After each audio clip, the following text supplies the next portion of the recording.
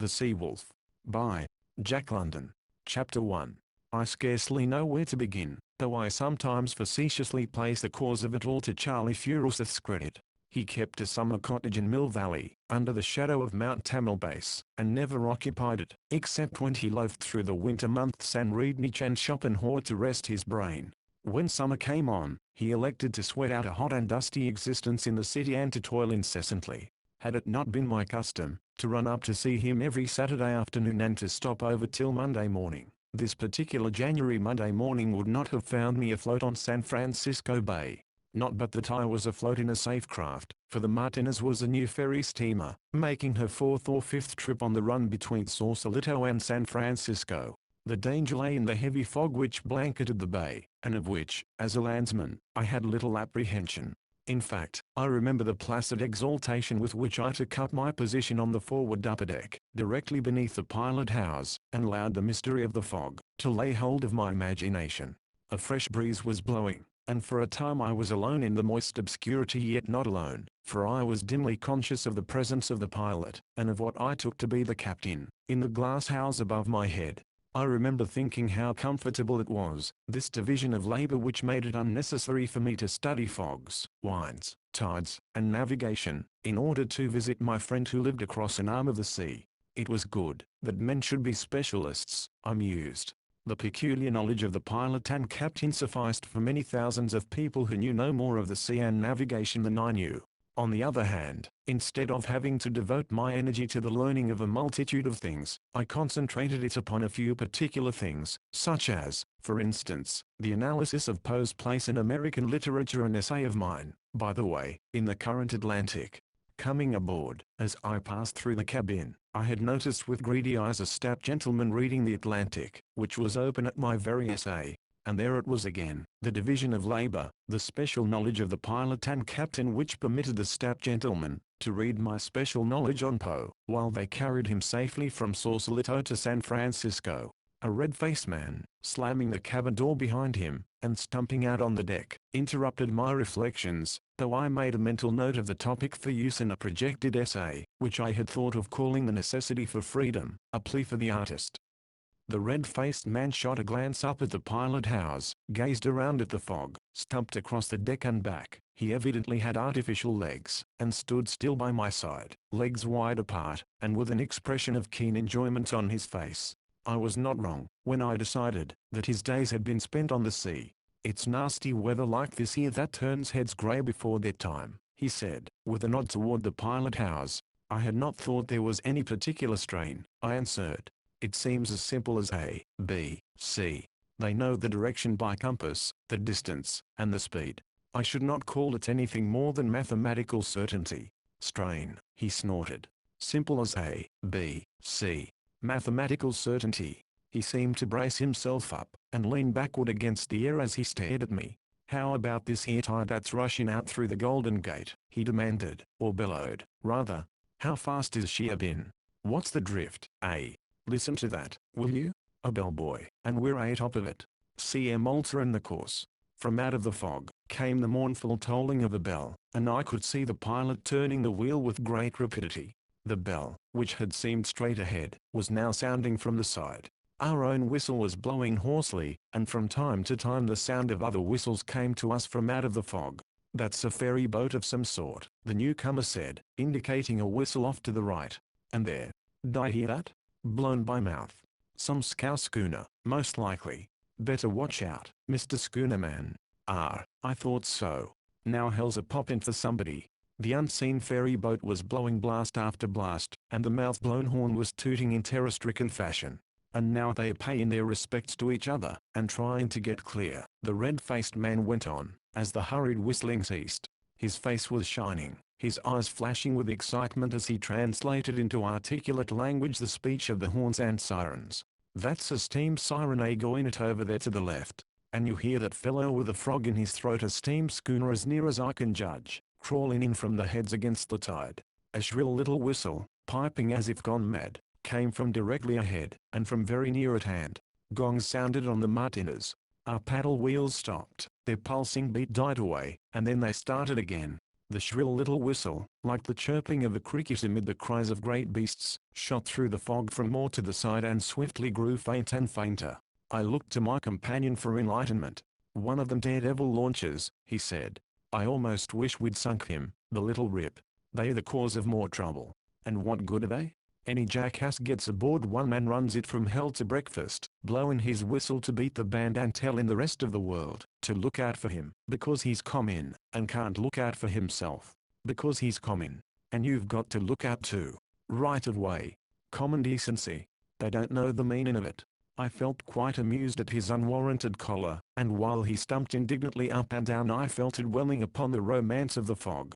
And romantic it certainly was, the fog, like the grey shadow of infinite mystery, brooding over the whirling speck of earth, and men, mere motes of light and sparkle, cursed with an insane relish for work, riding their steeds of wood and steel through the heart of the mystery, groping their way blindly through the unseen, and clamouring and clanging in confident speech the while their hearts are heavy with incertitude and fear.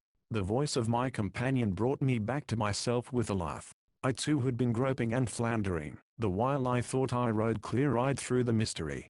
"Hello, somebody coming our way," he was saying. "And I hear that? He's coming fast. Walking right along. Guess he don't hear us yet. Wind's in wrong direction." The fresh breeze was blowing right down upon us, and I could hear the whistle plainly, off to one side and a little ahead. "Ferry boat?" I asked. He nodded, then added, "Or he wouldn't be keeping up such a clip." He gave a short chuckle. "They are jetting anxious up there." I glanced up. The captain had thrust his head and shoulders out of the pilot house, and was staring intently into the fog, as though by sheer force of will he could penetrate it. His face was anxious, as was the face of my companion, who had stumped over to the rail, and was gazing with a like intentness in the direction of the invisible danger. Then everything happened, and with inconceivable rapidity. The fog seemed to break away, as though split by a wedge, and the bow of a steamboat emerged, trailing fog wreaths on either side like seaweed on the snout of Leviathan. I could see the pilot house and a white-bearded man leaning partly out of it, on his elbows. He was clad in a blue uniform, and I remember noting how trim and quiet he was. His quietness, under the circumstances, was terrible. He accepted destiny, marched hand in hand with it, and coolly measured the stroke. As he leaned there, he ran a calm and speculative eye over us, as though to determine the precise point of the collision, and took no notice whatever when our pilot, white with rage, shouted, "Now you've done it." On looking back, I realized that the remark was too obvious to make rejoinder necessary. "Grab hold of something and hang on," the red-faced man said to me. All his bluster had gone, and he seemed to have caught the contagion of preternatural calm. "And listen to the women scream," he said grimly, almost bitterly, I thought, as though he had been through the experience before. The vessels came together, before I could follow his advice. We must have been struck squarely amidships, for I saw nothing, the strange steamboat having passed beyond my line of vision. The Martinez heeled over, sharply, and there was a crashing and rending of timber. I was thrown flat on the wet deck, and before I could scramble to my feet I heard the scream of the women. This it was, I am certain, the most indescribable of blood-curdling sounds that threw me into a panic. I remembered the life preservers stored in the cabin, but was met at the door, and swept backward by a wild rush of men and women. What happened in the next few minutes I do not recollect, though I have a clear remembrance of pulling down life preservers from the overhead racks, while the red-faced man fastened them about the bodies of an hysterical group of women. This memory is as distinct and sharp as that of any picture I have seen. It is a picture, and I can see it now, the jagged edges of the hole in the side of the cabin, through which the grey fog swirled and eddied, the empty upholstered seats, littered with all the evidences of sudden flight, such as packages, hand satchels, umbrellas, and wraps, the stout gentleman who had been reading my essay, encased in cork and canvas, the magazine still in his hand, and asking me with monotonous insistence, if I thought there was any danger, the red-faced man, stumping gallantly around on his artificial legs, and buckling life preservers on all comers, and finally, the screaming bedlam of women. This it was, the screaming of the women, that most tried my nerves. It must have tried too, the nerves of the red-faced man, for I have another picture which will never fade from my mind. The stout gentleman is stuffing the magazine into his overcoat pocket, and looking on curiously. A tangled mass of women, with drawn, white faces and open mouths, is shrieking like a chorus of lost souls, and the red-faced man, his face now purplish with wrath, and with arms extended overhead as in the act of hurling thunderbolts, is shouting, "Shut up. Oh, shut up." I remember the scene impelled me to sudden laughter, and in the next instant I realized I was becoming hysterical myself, for these were women of my own kind, like my mother and sisters, with the fear of death upon them, and unwilling to die. And I remember that the sounds they made reminded me of the squealing of pigs under the knife of the butcher, and I was struck with horror at the vividness of the analogy. These women, capable of the most sublime emotions, of the tenderest sympathies, were open-mouthed and screaming. They wanted to live, they were helpless, like rats in a trap, and they screamed. The horror of it drove me out on deck. I was feeling sick and squeamish, and sat down on a bench. In a hazy way I saw and heard men rushing and shouting as they strove to lower the boats. It was just as I had read descriptions of such scenes in books. The tackles jammed. Nothing worked. One boat lowered away with the plugs out, filled with women and children, and then with water, and capsized. Another boat had been lowered by one end, and still hung in the tackle by the other end, where it had been abandoned. Nothing was to be seen of the strange steamboat which had caused the disaster, though I heard men saying that she would undoubtedly send boats to our assistance. I descended to the lower deck. The Martinez was sinking fast, for the water was very near. Numbers of the passengers were leaping overboard. Others, in the water, were clamoring to be taken aboard again. No one heeded them. A cry arose that we were sinking. I was seized by the consequent panic, and went over the side in a surge of bodies. How I went over I do not know, though I did know, and instantly, why those in the water were so desirous of getting back on the steamer. The water was cold, so cold that it was painful. The pang, as I plunged into it, was as quick and sharp as that of fire. It bit to the marrow. It was like the grip of death. I gasped with the anguish and shock of it, filling my lungs before the life preserver popped me to the surface. The taste of the salt was strong in my mouth, and I was strangling with the acrid stuff in my throat and lungs. But it was the cold that was most distressing. I felt that I could survive but a few minutes. People were struggling and floundering in the water about me. I could hear them crying out to one another, and I heard, also, the sound of oars. Evidently the strange steamboat had lowered its boats. As the time went by I marveled that I was still alive. I had no sensation whatever in my lower limbs, while the chilling numbness was wrapping about my heart, and creeping into it. Small waves, with spiteful foaming crests, continually broke over me, and into my mouth, sending me off into more strangling paroxysms. The noises grew indistinct, though I heard a final and despairing chorus of screams in the distance, and knew that the Martinez had gone down. Later, how much later I have no knowledge, I came to myself with a start of fear. I was alone. I could hear no calls or cries, only the sound of the waves, made weirdly hollow and reverberant by the fog. A panic in a crowd, which partakes of a sort of community of interest, is not so terrible as a panic when one is by oneself, and such a panic I now suffered. Whither was I drifting? The red-faced man had said that the tide was ebbing through the Golden Gate. Was I, then, being carried out to sea? And the life preserver in which I floated? Was it not liable to go to pieces at any moment? I had heard of such things being made of paper and hollow rushes which quickly became saturated and lost all buoyancy. And I could not swim a stroke. And I was alone, floating, apparently, in the midst of a grey primordial vastness. I confess that a madness seized me, that I shrieked aloud as the women had shrieked, and beat the water with my numb hands. How long this lasted I have no conception, for a blankness intervened, of which I remember no more than one remembers of troubled and painful sleep. When I aroused, it was as after centuries of time, and I saw, almost above me, and emerging from the fog, the bow of a vessel, and 3 triangular sails, each shrewdly lapping the other, and filled with wind. Where the bow cut the water there was a great foaming and gurgling, and I seemed directly in its path. I tried to cry out, but was too exhausted. The bow plunged down, just missing me, and sending a swash of water clear over my head. Then the long, black side of the vessel began slipping past, so near that I could have touched it with my hands. I tried to reach it, in a mad resolve, to claw into the wood with my nails, but my arms were heavy and lifeless. Again I strove to call out, but made no sound. The stern of the vessel shot by, dropping, as it did so, into a hollow between the waves, and I caught a glimpse of a man standing at the wheel, and of another man who seemed to be doing little else than smoke a cigar. I saw the smoke issuing from his lips as he slowly turned his head and glanced out over the water in my direction. It was a careless, unpremeditated glance, one of those haphazard things men do, when they have no immediate call to do anything in particular, but act because they are alive, and must do something. But life and death were in that glance. I could see the vessel being swallowed up in the fog. I saw the back of the man at the wheel, and the head of the other man turning, slowly turning, as his gaze struck the water and casually lifted along it toward me. His face wore an absent expression, as of deep thought, and I became afraid that, if his eyes did light upon me, he would nevertheless not see me. But his eyes did light upon me, and looked squarely into mine, and he did see me, for he sprang to the wheel, thrusting the other man aside, and whirled it round and round, hand over hand, at the same time shouting orders of some sort. The vessel seemed to go off at a tangent to its former course, and leapt almost instantly from view into the fog.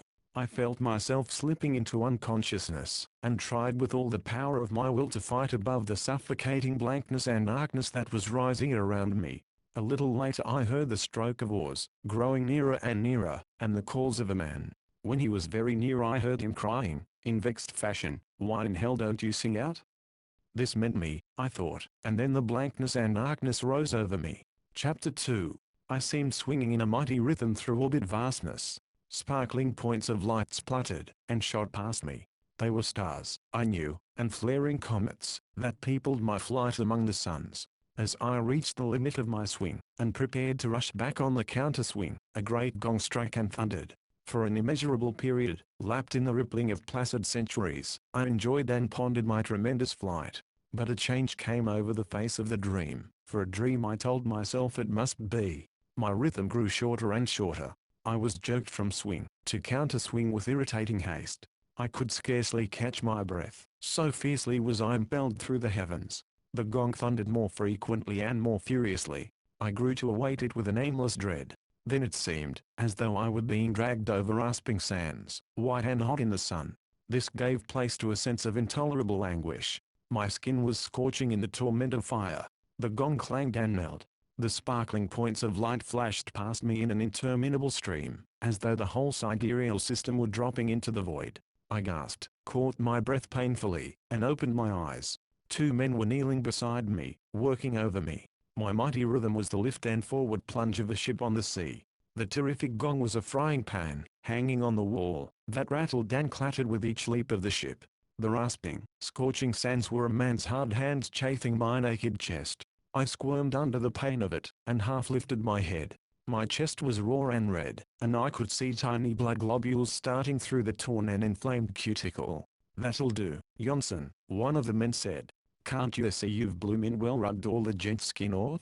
The man addressed as Johnson, a man of the heavy Scandinavian type, ceased chafing me, and arose awkwardly to his feet. The man who had spoken to him was clearly a Cockney, with the clean lines and weakly pretty, almost effeminate, face of the man who has absorbed the sound of Bow Bells with his mother's milk. A draggled muslin cap on his head and a dirty gunny sack about his slim hips, proclaimed him cook of the decidedly dirty ship's galley in which I found myself. "And how you feeling now, sir?" he asked, with a subservient smirk which comes only of generations of tip-seeking ancestors. For reply, I twisted weakly into a sitting posture, and was helped by Johnson to my feet. The rattle and bang of the frying pan was grating horribly on my nerves. I could not collect my thoughts. Clutching the woodwork of the galley for support and I confess the grease with which it was scummed put my teeth on edge, I reached across a hot cooking range to the offending utensil, unhooked it, and wedged it securely into the coal box. The cook grinned at my exhibition of nerves, and thrust into my hand a steaming mug with an air, "This'll do ye good." It was a nauseous mess ship's coffee, but the heat of it was revivifying. Between gulps of the molten stuff I glanced down at my raw and bleeding chest, and turned to the Scandinavian. "Thank you, Mr. Johnson," I said, "but don't you think your measures were rather heroic?" It was because he understood the reproof of my action, rather than of my words, that he held up his palm for inspection. It was remarkably calloused. I passed my hand over the horny projections, and my teeth went on edge once more from the horrible rasping sensation produced. "My name is Johnson, not Johnson," he said, in very good, though slow, English, with no more than a shade of accent to it. There was mild protest in his pale blue eyes, and with all a timid frankness and manliness, that quite won me to him. "Thank you, Mr. Johnson," I corrected, and reached out my hand for his. He hesitated, awkward and bashful, shifted his weight from one leg to the other, then blunderingly gripped my hand in a hearty shake. "Have you any dry clothes I may put on?" I asked the cook. "Yes, sir," he answered, with cheerful alacrity. "I'll run down and take a look over my kit, if you've no objections, sir, to wearing my things." He dived out of the galley door, or glided rather, with a swiftness and smoothness of gait that struck me as being not so much cat-like as oily. In fact, this oiliness, or greasiness, as I was later to learn, was probably the most salient expression of his personality. "And where am I?" I asked Johnson, whom I took, and rightly, to be one of the sailors. "What vessel is this, and where is she bound?" "Off the Farallones, heading about Sue-West," he answered, slowly and methodically, as though groping for his best English, and rigidly observing the order of my queries. "The schooner Ghost, bound seal hunting to Japan." "And who is the captain?" "I must see him, as soon as I am dressed." Johnson looked puzzled and embarrassed. He hesitated while he groped in his vocabulary, and framed a complete answer. "The captain is Wolf Larsen, also men call him. I never heard his other name. But you better speak soft with him. He is mad this morning." The mate. But he did not finish. The cook had glided in. "Better sling your hook out of air, Johnson," he said. "The old man'll be wanting you on deck, and this ain't no day to fall foul of him." Johnson turned obediently to the door, at the same time, over the cook's shoulder, favoring me with an amazingly solemn and portentous wink, as though to emphasize his interrupted remark and the need for me to be soft-spoken with the captain. Hanging over the cook's arm was a loose and crumpled array of evil-looking and sour-smelling garments. "They was put how we wet, sir," he vouchsafed explanation. "But you larvy to make them do till I dry yours out by the fire." Clinging to the woodwork, staggering with the roll of the ship, and aided by the cook, I managed to slip into a rough woolen undershirt.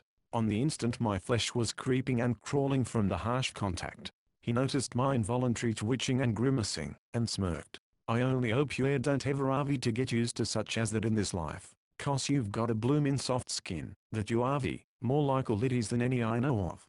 I was bloomin' well sure you was a gentleman, as soon as I set eyes on ye. I had taken a dislike to him at first, and as he helped address me this dislike increased. There was something repulsive about his touch. I shrank from his hand, my flesh revolted. And between this, and the smells arising from various pots boiling and bubbling on the galley fire, I was in haste to get out into the fresh air. Further, there was the need of seeing the captain about what arrangements could be made for getting me ashore. A cheap cotton shirt, with frayed collar and a bosom discolored with what I took to be ancient bloodstains, was put on me amid a running and apologetic fire of comment. A pair of workman's brogans encased my feet, and for trousers I was furnished with a pair of pale blue washed-out overalls, one leg of which was fully 10 inches shorter than the other. The abbreviated leg looked as though the devil had there clutched for the cockney's soul, and missed the shadow for the substance. "And whom have I to thank for this kindness?" I asked, when I stood completely arrayed, a tiny boy's cap on my head, and for coat a dirty, striped cotton jacket which ended at the small of my back, and the sleeves of which reached just below my elbows. The cook drew himself up in a smugly humble fashion, a deprecating smirk on his face. Out of my experience with stewards on the Atlantic liners at the end of the voyage, I could have sworn he was waiting for his tip. From my fuller knowledge of the creature I now know that the posture was unconscious. And hereditary servility, no doubt, was responsible. "Mugridge, sir," he fawned, his effeminate features running into a greasy smile. "Thomas Mugridge, sir, and at your service." "All right, Thomas," I said. "I shall not forget you when my clothes are dry." A soft light suffused his face and his eyes glistened, as though somewhere in the deeps of his being his ancestors had quickened and stirred with dim memories of tips received in former lives. "Thank you, sir," he said, very gratefully and very humbly indeed. Precisely in the way that the door slid back, he slid aside, and I stepped out on deck. I was still weak from my prolonged immersion. A puff of wind caught me and I staggered across the moving deck to a corner of the cabin, to which I clung for support. The schooner, heeled over far out from the perpendicular, was bowing and plunging into the long Pacific roll.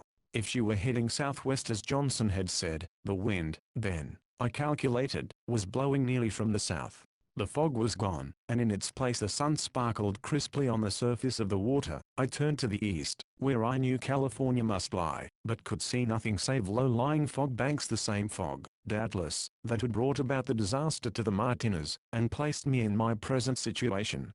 To the north, and not far away, a group of naked rocks thrust above the sea, on one of which I could distinguish a lighthouse. In the southwest, and almost in our course, I saw the pyramidal loom of some vessels' sails. Having completed my survey of the horizon, I turned to my more immediate surroundings. My first thought was, that a man who had come through a collision, and rubbed shoulders with death, merited more attention than I received. Beyond a sailor at the wheel who stared curiously across the top of the cabin, I attracted no notice whatever. Everybody seemed interested in what was going on amidships.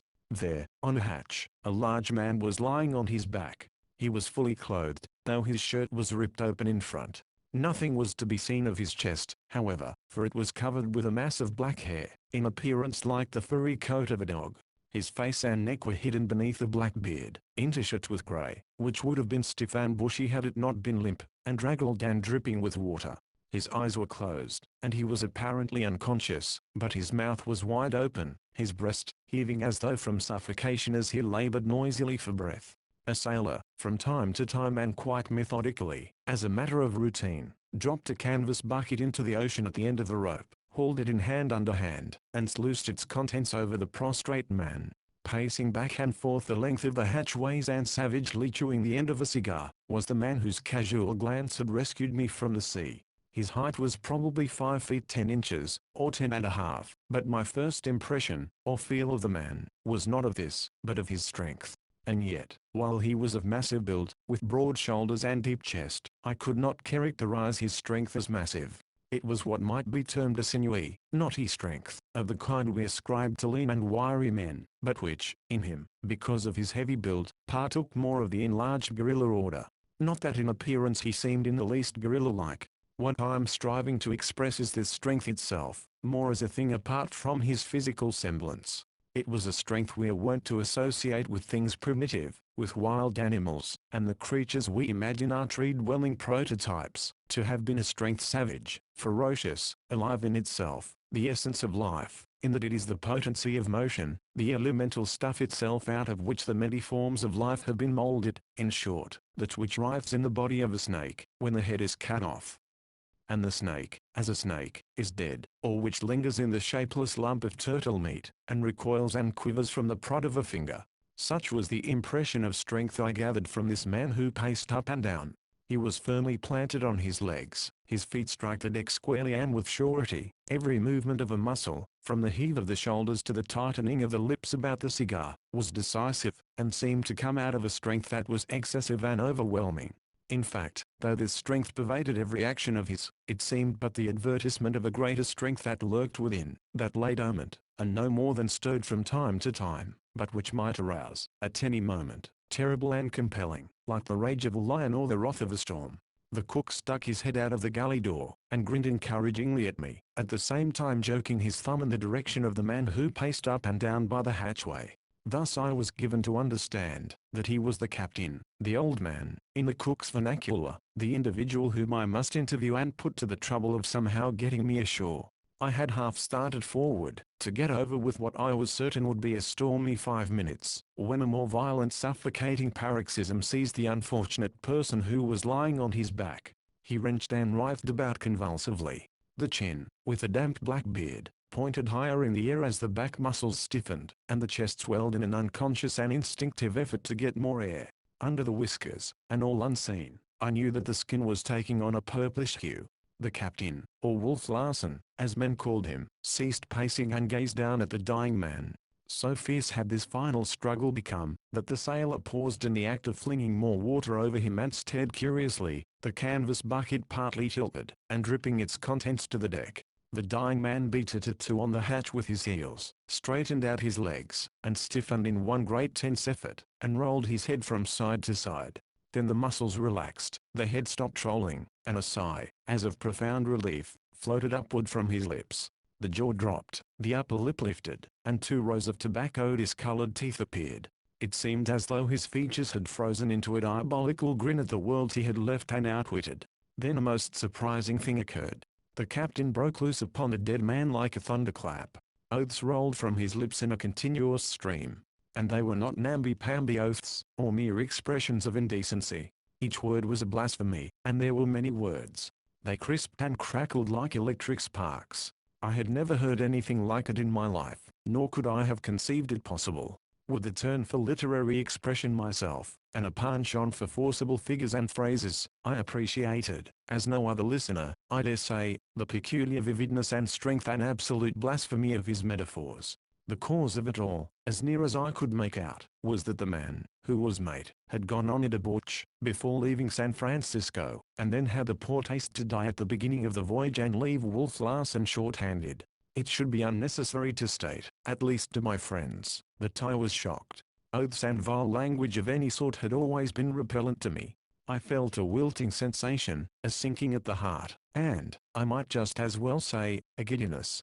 To me, death had always been invested with solemnity and dignity. It had been peaceful in its occurrence, sacred in its ceremonial. But death in its more sordid and terrible aspects was a thing with which I had been unacquainted till now. As I say, while I appreciated the power of the terrific denunciation that swept out of Wolf Larsen's mouth, I was inexpressibly shocked. The scorching torrent was enough to wither the face of the corpse. I should not have been surprised if the wet black beard had frizzled and curled and flared up in smoke and flame. But the dead man was unconcerned. He continued to grin with a sardonic humor, with a cynical mockery and defiance. He was master of the situation. Chapter 3. Wolf Larsen ceased swearing as suddenly as he had begun. He relighted his cigar and glanced around. His eyes chanced upon the cook. "Well, Cookie," he began, with a suaveness that was cold, and of the temper of steel. "Yes, sir," the cook eagerly interpolated, with appeasing and apologetic servility. "Don't you think you've stretched that neck of yours just about enough? It's unhealthy, you know. The mate's gone, so I can't afford to lose you too. You must be very, very careful of your health, Cookie. Understand?" His last word, in striking contrast with the smoothness of his previous utterance, snapped like the lash of a whip. The cook quailed under it. "Yes, sir," was the meek reply, as the offending head disappeared into the galley. At this sweeping rebuke, which the cook had only pointed, the rest of the crew became uninterested, and fell to work at one task or another. A number of men, however, who were lounging about a companionway between the galley and hatch, and who did not seem to be sailors, continued talking in low tones with one another. These, I afterward learned, were the hunters, the men who shot the seals, and a very superior breed to common sailor folk. "Johansen!" Wolf Larsen called out. A sailor stepped forward obediently. "Get your palm and needle, and sew the beggar up. You'll find some old canvas in the sail locker. Make it do." "What'll I put on his feet, sir?" the man asked, after the customary sir. "We'll see to that," Wolf Larsen answered, and elevated his voice in a call of Cookie. Thomas Mugridge popped out of his galley like a jack-in-the-box. "Go below and fill a sack with coal. Any of you fellows got a Bible or prayer book?" was the captain's next demand, this time of the hunters lounging about the companionway. They shook their heads, and someone made a jocular remark which I did not catch, but which raised a general laugh. Wolf Larsen made the same demand of the sailors. Bibles and prayer books seemed scarce articles, but one of the men volunteered to pursue the quest amongst the watch below, returning in a minute with the information that there was none. The captain shrugged his shoulders. "Then we'll drop him over without any palavering, unless our clerical-looking castaway has the burial service at sea by heart." By this time he had swung fully around, and was facing me. "You're a preacher, aren't you?" he asked. The hunters, there were 6 of them to a man, turned and regarded me.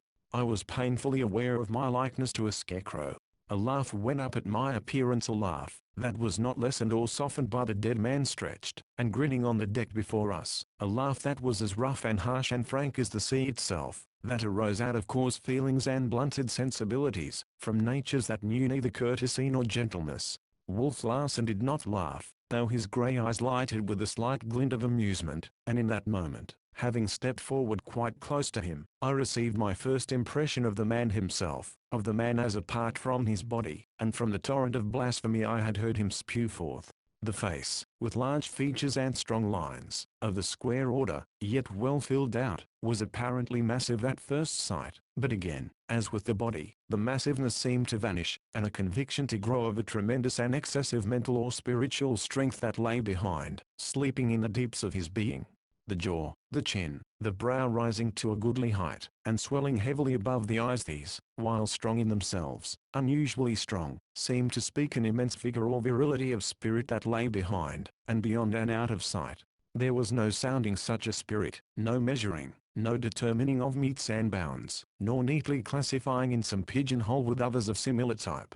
The eyes, and it was my destiny to know them well, were large and handsome, wide apart as the true artists are wide, sheltering under a heavy brow, and arched over by thick black eyebrows. The eyes themselves were of that baffling protean grey which is never twice the same, which runs through many shades and colorings like intricate silk and sunshine, which is grey, dark and light, and greenish grey, and sometimes of the clear azure of the deep sea.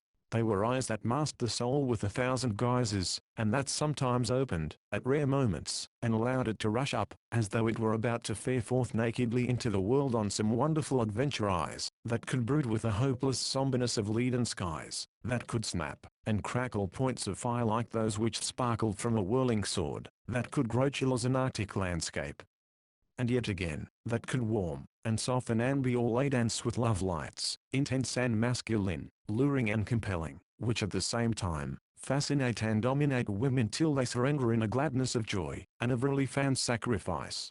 But to return. I told him that, unhappily for the burial service, I was not a preacher, when he sharply demanded, "What do you do for a living?" I confess I had never had such a question asked me before, nor had I ever canvassed it.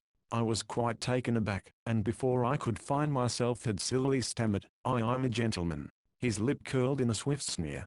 "I have worked, I do work," I cried impetuously, as though he were my judge and I required vindication, and at the same time very much aware of my arrant idiocy, in discussing the subject at all. "For your living?" There was something so imperative and masterful about him, that I was quite beside myself, rattled, as Furuseth would have termed it, like a quaking child before a stern schoolmaster. "Who feeds you?" was his next question. "I have an income," I answered stoutly, and could have bitten my tongue the next instant. "All of which, you will pardon my observing, has nothing whatsoever to do with what I wish to see you about." But he disregarded my protest. "Who earned it?" I thought so. "Your father. You stand on dead men's legs. You've never had any of your own. You couldn't walk alone between 2 sunrises and hustle the meat for your belly for 3 meals. Let me see your hand." His tremendous, dormant strength must have stirred, swiftly and accurately, or I must have slept a moment, for before I knew it, he had stepped 2 paces forward, gripped my right hand in his, and held it up for inspection.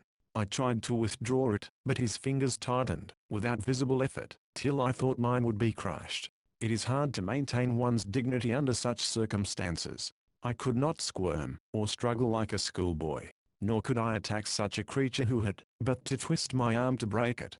Nothing remained but to stand still, and accept the indignity. I had time to notice that the pockets of the dead man had been emptied on the deck, and that his body and his grin had been wrapped from view in canvas, the folds of which the sailor, Johansen, was sewing together with coarse white twine, shoving the needle through with a leather contrivance, fitted on the palm of his hand. Wolf Larsen dropped my hand with a flirt of disdain. "Dead men's hands have kept it soft. Good for little else than dishwashing and scullion work."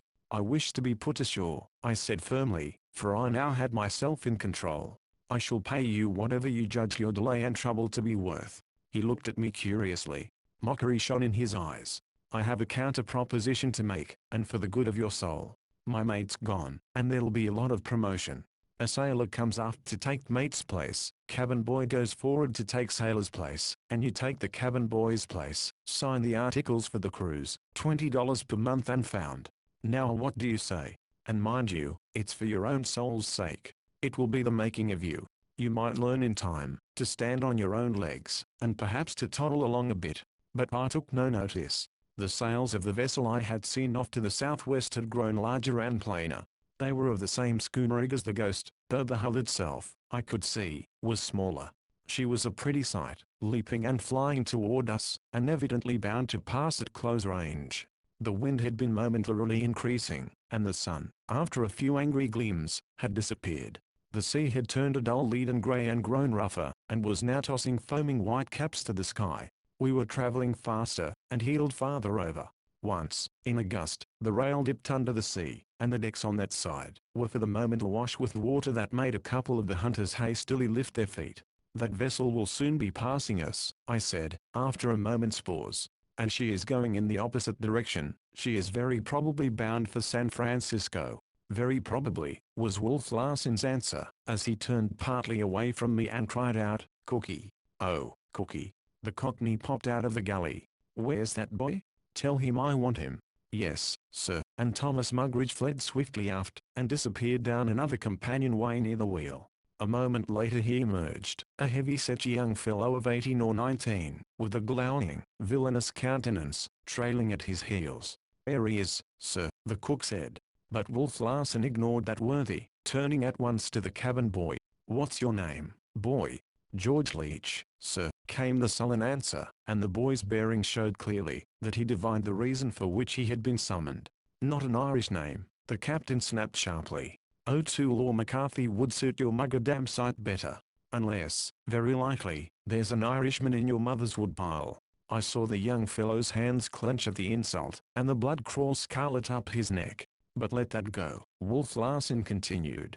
"You may have very good reasons for forgetting your name, and I'll like you none the worse for it, as long as you toe the mark. Telegraph Hill, of course, is your port of entry. It sticks out all over your mug. Tough as they make them, and twice as nasty. I know the kind. Well, you can make up your mind to have it taken out of you on this craft. Understand? Who shipped you, anyway?" "McCready and Swanson, sir." Wolf Larsen thundered. "McCready and Swanson, sir," the boy corrected, his eyes burning with a bitter light. "Who got the advance money?" "They did, sir." "I thought as much. And damned glad you were to let them have it. Couldn't make yourself scarce too quick, with several gentlemen you may have heard of looking for you." The boy metamorphosed into a savage on the instant. His body bunched together, as though for a spring, and his face became as an infuriated beast's as he snarled. "It's a what?" Wolf Larsen asked, a peculiar softness in his voice, as though he were overwhelmingly curious to hear the unspoken word. The boy hesitated, then mastered his temper. "Nothing, sir. I take it back. And you have shown me I was right." This with a gratified smile. "How old are you?" "Just turned 16, sir." "A lie. You'll never see 18 again. Big for your age at that, with muscles like a horse. Pack up your kit, and go forward into the forecastle. You're a boat puller now. You're promoted, see?" Without waiting for the boy's acceptance, the captain turned to the sailor who had just finished the gruesome task of sewing up the corpse. "Johansson, do you know anything about navigation?" "No, sir." "Well, never mind, your mate just the same. Get your traps aft into the mate's berth." Aye, sir," was the cheery response, as Johansson started forward. In the meantime the erstwhile cabin boy had not moved. "What are you waiting for?" Wolf Larsen demanded. "I didn't sign for boat puller, sir," was the reply. "I signed for cabin boy, and I don't want no boat pulling in mine. Pack up and go forward." This time Wolf Larsen's command was thrillingly imperative. The boy glowered sullenly, but refused to move. Then came another stirring of Wolf Larsen's tremendous strength. It was utterly unexpected, and it was over and done with between the ticks of 2 seconds. He had sprung fully 6 feet across the deck, and driven his fist into the other's stomach. At the same moment, as though I had been struck myself, I felt a sickening shock in the pit of my stomach. I instance this to show the sensitivity of my nervous organization at the time, and how unused I was to spectacles of brutality. The cabin boy, and he weighed 165 at the very least, crumpled up, his body wrapped limply about the fist like a wet rag about a stick. He lifted into the air, described a short curve, and struck the deck alongside the corpse on his head and shoulders, where he lay, and writhed about in agony. "Well?" Larsen asked of me. "Have you made up your mind?" I had glanced occasionally at the approaching schooner, and it was now almost abreast of us, and not more than a couple of 100 yards away. It was a very trim and neat little craft. I could see a large, black number on one of its sails, and I had seen pictures of pilot boats. "What vessel is that?" I asked. "The pilot boat, Lady Mine," Wolf Larsen answered grimly. "Got rid of her pilots, and running into San Francisco. She'll be there in 5 or 6 hours with this wind. Will you please signal it, then, so that I may be put ashore?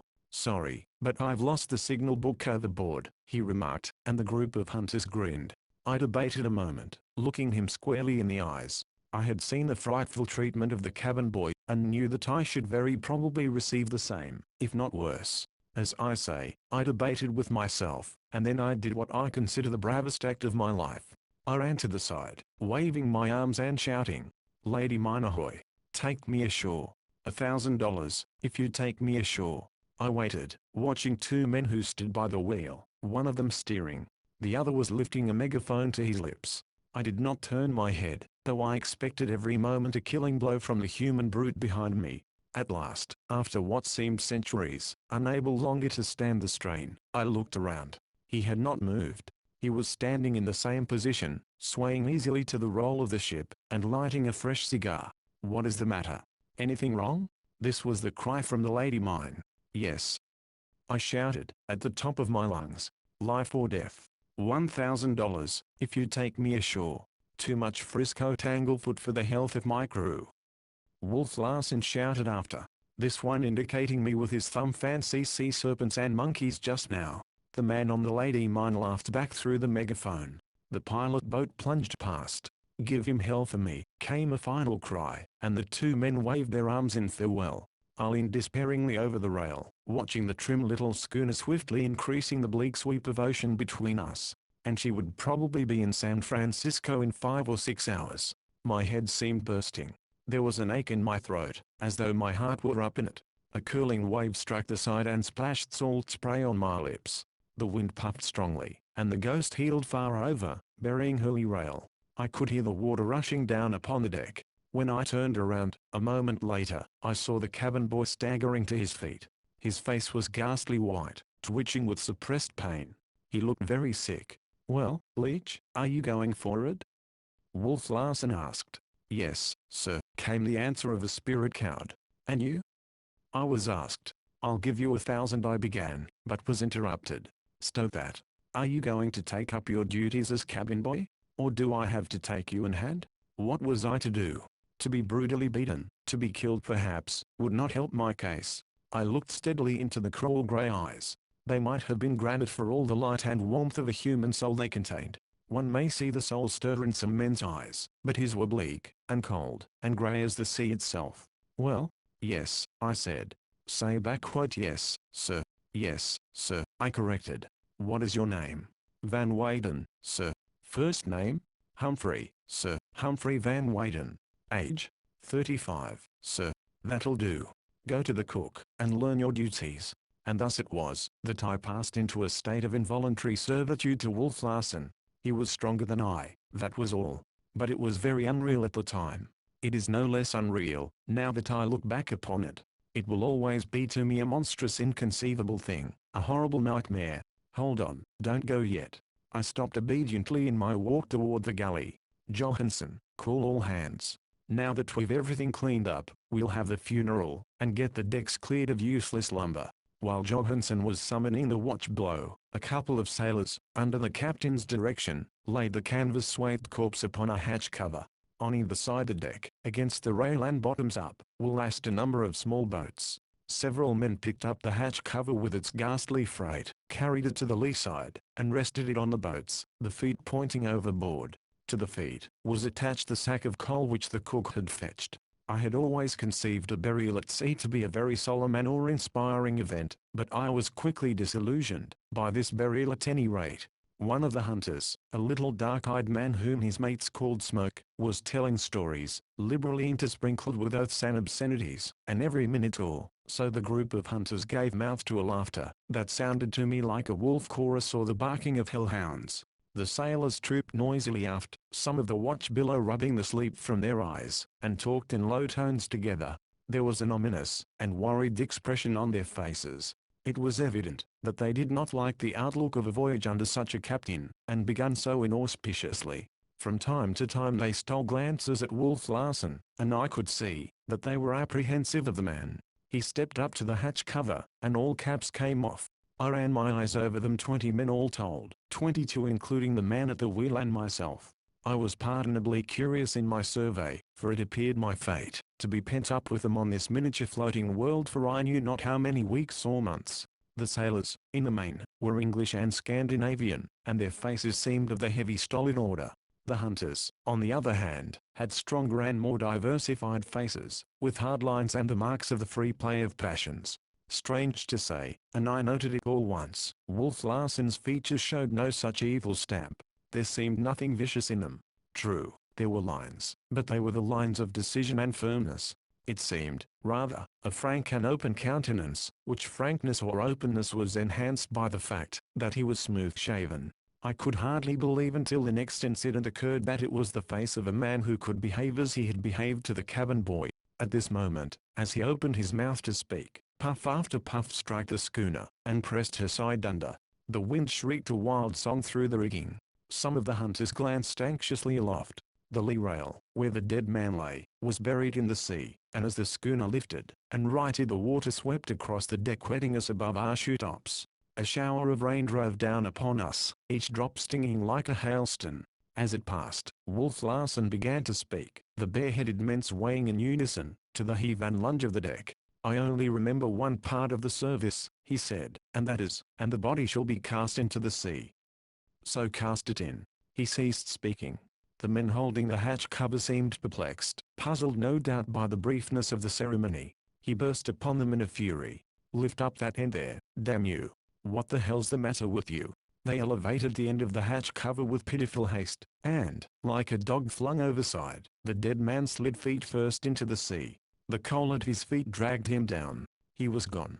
"Johansson," Wolf Larsen said briskly to the new mate, "keep all hands on deck now they are here. Get in the topsails and jibs and make a good job of it. We are in for a sou'easter. Better reef the jib and mainsail too, while you're about it." In a moment the decks were in commotion, Johansson bellowing orders and the men pulling or letting go ropes of various sorts, all naturally confusing to a landsman such as myself. But it was the heartlessness of it that especially struck me. The dead man was an episode that was past, an incident that was dropped, in a canvas covering with a sack of coal, while the ship sped along, and her work went on. Nobody had been affected. The hunters were laughing at a fresh story of smokes, the men pulling and hauling, and two of them climbing aloft. Wolf Larsen was studying the clouding sky to windward, and the dead man, dying obscenely, buried sordidly, and sinking down, down. Then it was that the cruelty of the sea, its relentlessness and awfulness, rushed upon me. Life had become cheap and tawdry, a beastly and inarticulate thing, a soulless stirring of the ooze and slime. I held on to the weather rail, close by the shrouds, and gazed out across the desolate foaming waves to the low-lying fog banks that hid San Francisco and the California coast. Rain squalls were driving in between, and I could scarcely see the fog. And this strange vessel, with its terrible men, pressed under by wind and sea and ever leaping up and out, was heading away into the southwest, into the great and lonely Pacific expanse. Chapter 4. What happened to me next on the sealing schooner Ghost, as I strove to fit into my new environment, are matters of humiliation and pain. The cook, who was called the Doctor by the crew, Tommy by the hunters, and Cookie by Wolf Larsen, was a changed person. The difference worked in my status brought about a corresponding difference in treatment from him. Servile and fawning as he had been before, he was now as domineering and bellicose. In truth, I was no longer the fine gentleman with the skin soft as a lady's, but only an ordinary and very worthless cabin boy. He absurdly insisted upon my addressing him as Mr. Mugridge, and his behavior and carriage were insufferable as he showed me my duties. Besides my work in the cabin, with its 4 small staterooms, I was supposed to be his assistant in the galley, and my colossal ignorance concerning such things as peeling potatoes, or washing greasy pots was a source of unending and sarcastic wonder to him. He refused to take into consideration what I was, or, rather, what my life and the things I was accustomed to had been. This was part of the attitude he chose to adopt toward me, and I confess, ere the day was done, that I hated him with more lively feelings than I had ever hated anyone in my life before. This first day was made more difficult for me from the fact that the Ghost, under close reefs, terms such as these I did not learn till later, was plunging through what Mr. Mugridge called an Allen sou'easter. At 5:30, under his directions, I set the table in the cabin, with rough weather trays in place, and then carried the tea and cooked food down from the galley. In this connection I cannot forbear relating my first experience with a boarding sea. "Look sharp or you'll get doused," was Mr. Mugridge's parting injunction, as I left the galley with a big teapot in one hand, and in the hollow of the other arm several loaves of fresh baked bread. One of the hunters, a tall, loose-jointed chap named Henderson, was going after the time from the steerage, the name the hunters facetiously gave their midships sleeping quarters, to the cabin. Wolf Larsen was on the poop, smoking his everlasting cigar. "Here she comes. Sling your hook," the cook cried. I stopped, for I did not know what was coming, and saw the galley door slide shut with a bang. Then I saw Henderson leaping like a madman for the main rigging, up which he shot, on the inside, till he was many feet higher than my head. Also I saw a great wave, curling and foaming, poised far above the rail. I was directly under it. My mind did not work quickly, everything was so new and strange. I grasped that I was in danger, but that was all. I stood still, in trepidation. Then Wolf Larsen shouted from the poop, "Grab hold something, you hump." But it was too late. I sprang toward the rigging, to which I might have clung, and was met by the descending wall of water. What happened after that was very confusing. I was beneath the water, suffocating and drowning. My feet were out from under me, and I was turning over and over, and being swept along I knew not where. Several times I collided against hard objects, once striking my right knee a terrible blow. Then the flood seemed suddenly to subside, and I was breathing the good air again. I had been swept against the galley, and around the steerage companionway from the weather side into the lee scuppers. The pain from my hurt knee was agonizing. I could not put my weight on it, or, at least, I thought I could not put my weight on it, and I felt sure the leg was broken. But the cook was after me, shouting through the lee galley door, you! Don't tyke all night about it. Where's the pot? Lost overboard? Serve you bloody well, right if your neck was broke." I managed to struggle to my feet. The great teapot was still in my hand. I limped to the galley, and handed it to him. But he was consumed with indignation, real or faint. "God blime me, if you ain't a slob. What were you good for anyway, I'd like to know? What were you good for anyway? Can't even carry a bit of tea aft without loz in it. Now I lave you to boil some more. And what were you sniffling about?" he burst out at me, with renewed rage. "'Cause you've hurt your poor little leg, poor little mamma's darlin'." I was not sniffling, though my face might well have been drawn, and twitching from the pain. But I called up all my resolution, set my teeth, and hobbled back and forth from galley to cabin, and cabin to galley without further mishap. Two things I had acquired by my accident, an injured kneecap that went undressed, and from which I suffered for weary months, and the name of Hump, which Wolf Larsen had called me from the poop. Thereafter, fore and aft, I was known by no other name, until the term became a part of my thought processes, and I identified it with myself, thought of myself as Hump, as though Hump were I, and had always been I. It was no easy task, waiting on the cabin table, where sat Wolf Larsen, Johansen, and the 6 hunters. The cabin was small, to begin with, and to move around, as I was compelled to, was not made easier by the schooner's violent pitching and wallowing. But what struck me most forcibly was the total lack of sympathy on the part of the men whom I served. I could feel my knee through my clothes, swelling, and I was sick and faint from the pain of it. I could catch glimpses of my face, white and ghastly, distorted with pain, in the cabin mirror. All the men must have seen my condition, but not one spoke, or took notice of me, till I was almost grateful to Wolf Larsen. Later on, I was washing the dishes, when he said, "Don't let a little thing like that bother you. You'll get used to such things in time. It may cripple you some, but all the same you'll be learning to walk.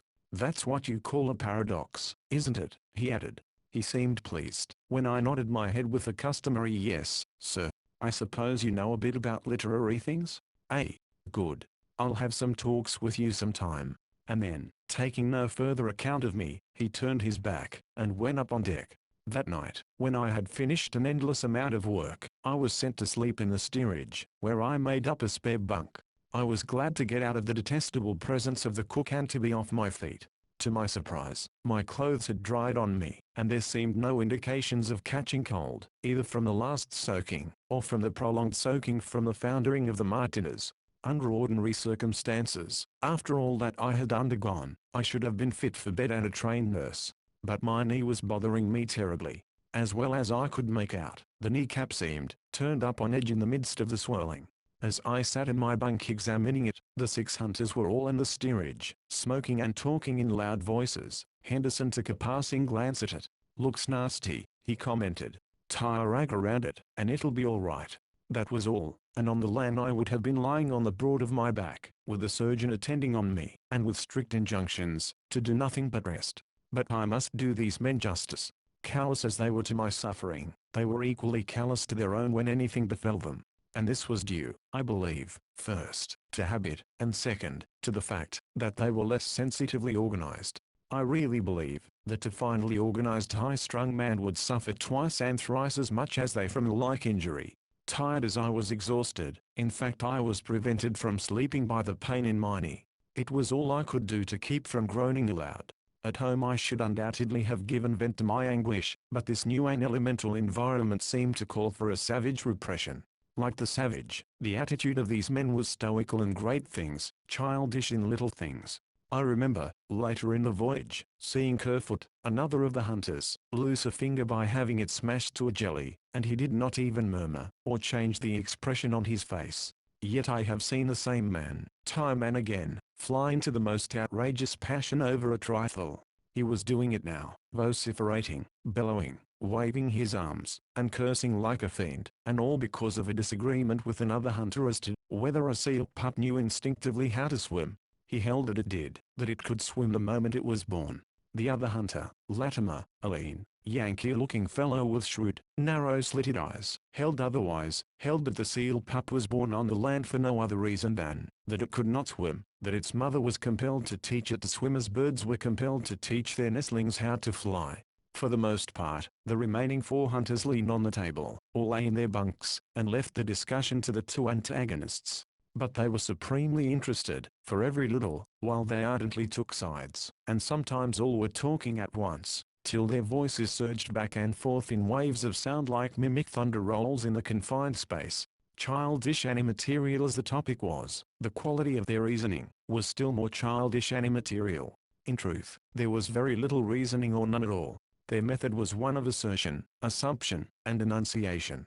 They proved that a seal pup could swim or not swim at birth, by stating the proposition very bellicosely, and then following it up with an attack on the opposing man's judgment, common sense, nationality, or past history. Rebuttal was precisely similar. I have related this, in order to show the mental caliber of the men with whom I was thrown in contact. Intellectually they were children, inhabiting the physical forms of men. And they smoked, incessantly smoked, using a coarse, cheap, and offensive-smelling tobacco. The air was thick and murky with the smoke of it, and this, combined with the violent movement of the ship as she struggled through the storm, would surely have made me seasick had I been a victim to that malady. As it was, it made me quite squeamish, though this nausea might have been due to the pain of my leg and exhaustion. As I lay there thinking, I naturally dwelt upon myself and my situation. It was unparalleled, undreamt of, that I, Humphrey Van Weyden, a scholar and a dilettante, if you please, in things artistic and literary, should be lying here on a Bering Sea seal hunting schooner. Cabin boy. I had never done any hard manual labor, or scullion labor, in my life. I had lived a placid, uneventful sedentary existence all my days, the life of a scholar and a recluse on an assured and comfortable income. Violent life and athletic sports had never appealed to me. I had always been a bookworm, so my sisters and father had called me during my childhood. I had gone camping, but once in my life, and then I left the party almost at its start, and returned to the comforts and conveniences of a roof. And here I was, with dreary and endless vistas before me of table setting, potato peeling, and dishwashing. And I was not strong. The doctors had always said that I had a remarkable constitution, but I had never developed it, or my body through exercise. My muscles were small and soft, like a woman's, or so the doctors had said time and again in the course of their attempts to persuade me to go in for physical culture fads. But I had preferred to use my head, rather than my body, and here I was, in no fit condition for the rough life in prospect. These are merely a few of the things that went through my mind, and are related for the sake of vindicating myself, in advance in the weak and helpless role I was destined to play. But I thought, also, of my mother and sisters, and pictured their grief. I was among the missing dead of the Martinez disaster, an unrecovered body. I could see the headlines in the papers, the fellows at the University Club and the Biblet shaking their heads and saying, Poor chap. And I could see Charlie Furuseth, as I had said goodbye to him that morning, lounging in a dressing gown on the bee-pillowed window couch, and delivering himself of oracular and pessimistic epigrams. And all the while, rolling, plunging, climbing the moving mountains, and falling and wallowing in the foaming valleys, the schooner Ghost was fighting her way farther and farther into the heart of the Pacific, and I was on her. I could hear the wind above. It came to my ears as a muffled roar. Now and again feet stamped overhead. An endless creaking was going on all about me, the woodwork and the fittings groaning and squeaking and complaining in 1,000 keys. The hunters were still arguing and roaring like some semi-human amphibious breed. The air was filled with oaths and indecent expressions. I could see their faces, flushed and angry, the brutality distorted and emphasized by the sickly yellow of the sea lamps which rocked back and forth with the ship. Through the dim smoke haze the bunks looked like the sleeping dens of animals in a menagerie. Oilskins and sea boots were hanging from the walls, and here and there rifles and shotguns rested securely in the racks. It was a sea fitting for the buccaneers and pirates of bygone years. My imagination ran riot, and still I could not sleep. And it was a long, long night, weary and dreary and long. Chapter 5. But my first night in the hunter steerage was also my last. Next day Johansen, the new mate, was routed from the cabin by Wolf Larsen, and sent into the steerage to sleep thereafter, while I took possession of the tiny cabin stateroom, which, on the first day of the voyage, had already had 2 occupants. The reason for this change was quickly learned by the hunters, and became the cause of a deal of grumbling on their part. It seemed that Johansen, in his sleep, lived over each night the events of the day. His incessant talking and shouting and bellowing of orders had been too much for Wolf Larsen, who had accordingly foisted the nuisance upon his hunters. After a sleepless night, I arose weak and in agony, to hobble through my second day on the Ghost. Thomas Mugridge routed me out at 5:30, much in the fashion that Bill Sykes must have routed out his dog, but Mr. Mugridge's brutality to me was paid back in kind and with interest. The unnecessary noise he made, I had lain wide-eyed the whole night, must have awakened one of the hunters, for a heavy shoe whizzed through the semi-darkness, and Mr. Mugridge, with a sharp howl of pain, humbly begged everybody's pardon.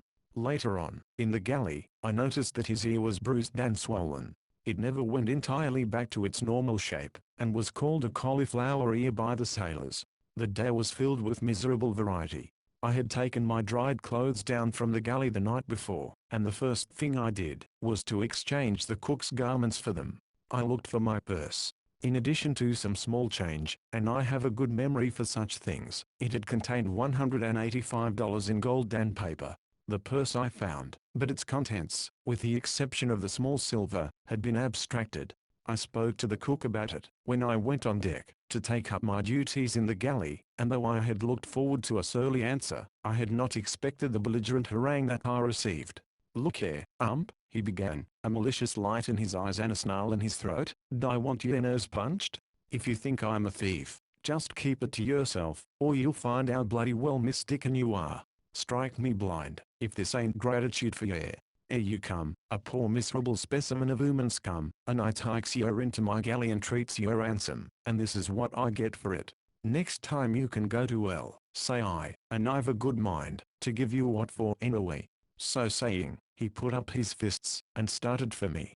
To my shame be it, I cowered away from the blow, and ran out the galley door. What else was I to do? Force, nothing but force, obtained on this brute ship. Moral suasion was a thing unknown. Picture it to yourself, a man of ordinary stature, slender of build, and with weak, undeveloped muscles, who has lived a peaceful, placid life, and is unused to violence of any sort. What could such a man possibly do? There was no more reason that I should stand and face these human beasts than that I should stand and face an infuriated bull. So I thought it out at the time, feeling the need for vindication, and desiring to be at peace with my conscience. But this vindication did not satisfy. Nor, to this day can I permit my manhood to look back upon those events, and feel entirely exonerated. The situation was something that really exceeded rational formulas for conduct, and demanded more than the cold conclusions of reason. When viewed in the light of formal logic, there is not one thing of which to be ashamed, but nevertheless a shame rises within me at the recollection, and in the pride of my manhood I feel that my manhood has in unaccountable ways been smirched and sullied. All of which is neither here nor there.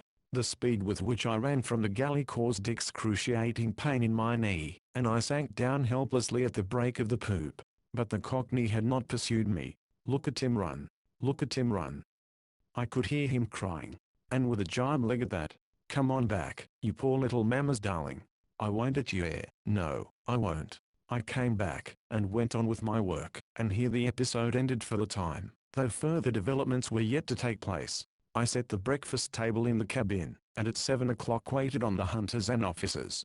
The storm had evidently broken during the night, though a huge sea was still running, and a stiff wind blowing. Sail had been made in the early watches, so that the Ghost was racing along under everything, except the two topsails and the flying jib. These 3 sails, I gathered from the conversation, were to be set immediately after breakfast. I learned, also, that Wolf Larsen was anxious to make the most of the storm, which was driving him to the southwest into that portion of the sea where he expected to pick up with the northeast trades. It was before this steady wind that he hoped to make the major portion of the run to Japan, curving south into the tropics and north again as he approached the coast of Asia. After breakfast I had another unenviable experience. When I had finished washing the dishes, I cleaned the cabin stove, and carried the ashes up on deck to empty them. Wolf Larsen and Henderson were standing near the wheel, deep in conversation. The sailor, Johnson, was steering. As I started toward the weather side I saw him make a sudden motion with his head, which I mistook for a token of recognition and good morning. In reality, he was attempting to warn me to throw my ashes over the lee side. Unconscious of my blunder, I passed by Wolf Larsen and the hunter, and flung the ashes over the side to windward. The wind drove them back, and not only over me, but over Henderson and Wolf Larsen. The next instant the latter kicked me, violently, as a cur is kicked. I had not realized there could be so much pain in a kick. I reeled away from him, and leaned against the cabin in a half-fainting condition.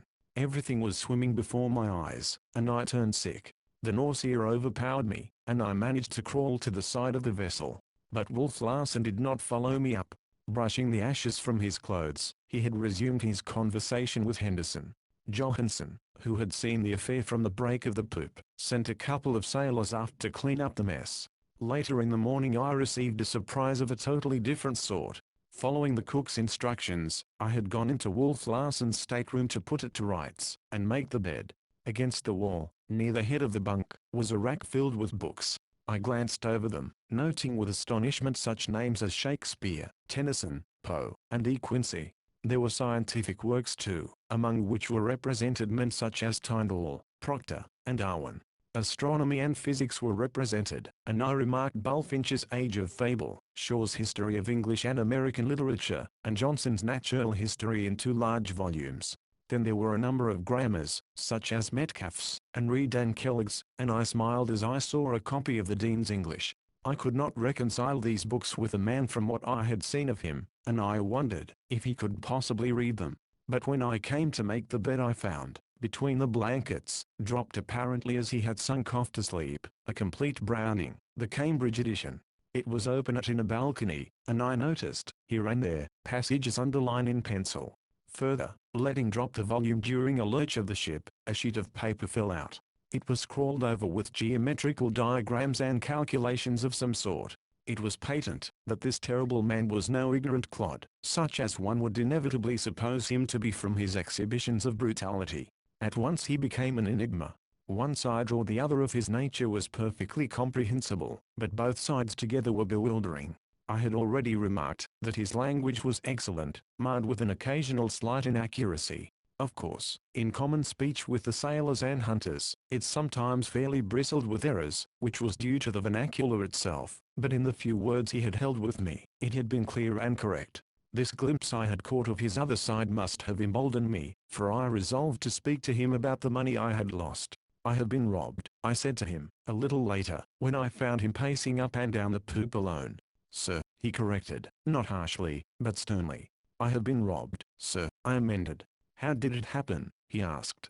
Then I told him the whole circumstance, how my clothes had been left to dry in the galley, and how, later, I was nearly beaten by the cook. When I mentioned the matter, he smiled at my recital. "Pickings," he concluded, "Crookie's pickings. And don't you think your miserable life worth the price? Besides, consider it a lesson. You'll learn in time how to take care of your money for yourself. I suppose, up to now, your lawyer has done it for you, or your business agent. I could feel the quiet sneer through his words, but demanded, how can I get it back again? That's your lookout. You haven't any lawyer or business agent now, so you'll have to depend on yourself. When you get $1, hang on to it. A man who leaves his money lying around, the way you did, deserves to lose it. Besides, you have sinned. You have no right to put temptation in the way of your fellow creatures. You tempted Cookie, and he fell. You have placed his immortal soul in jeopardy. By the way, do you believe in the immortal soul? His lids lifted lazily as he asked the question, and it seemed that the deeps were opening to me, and that I was gazing into his soul. But it was an illusion.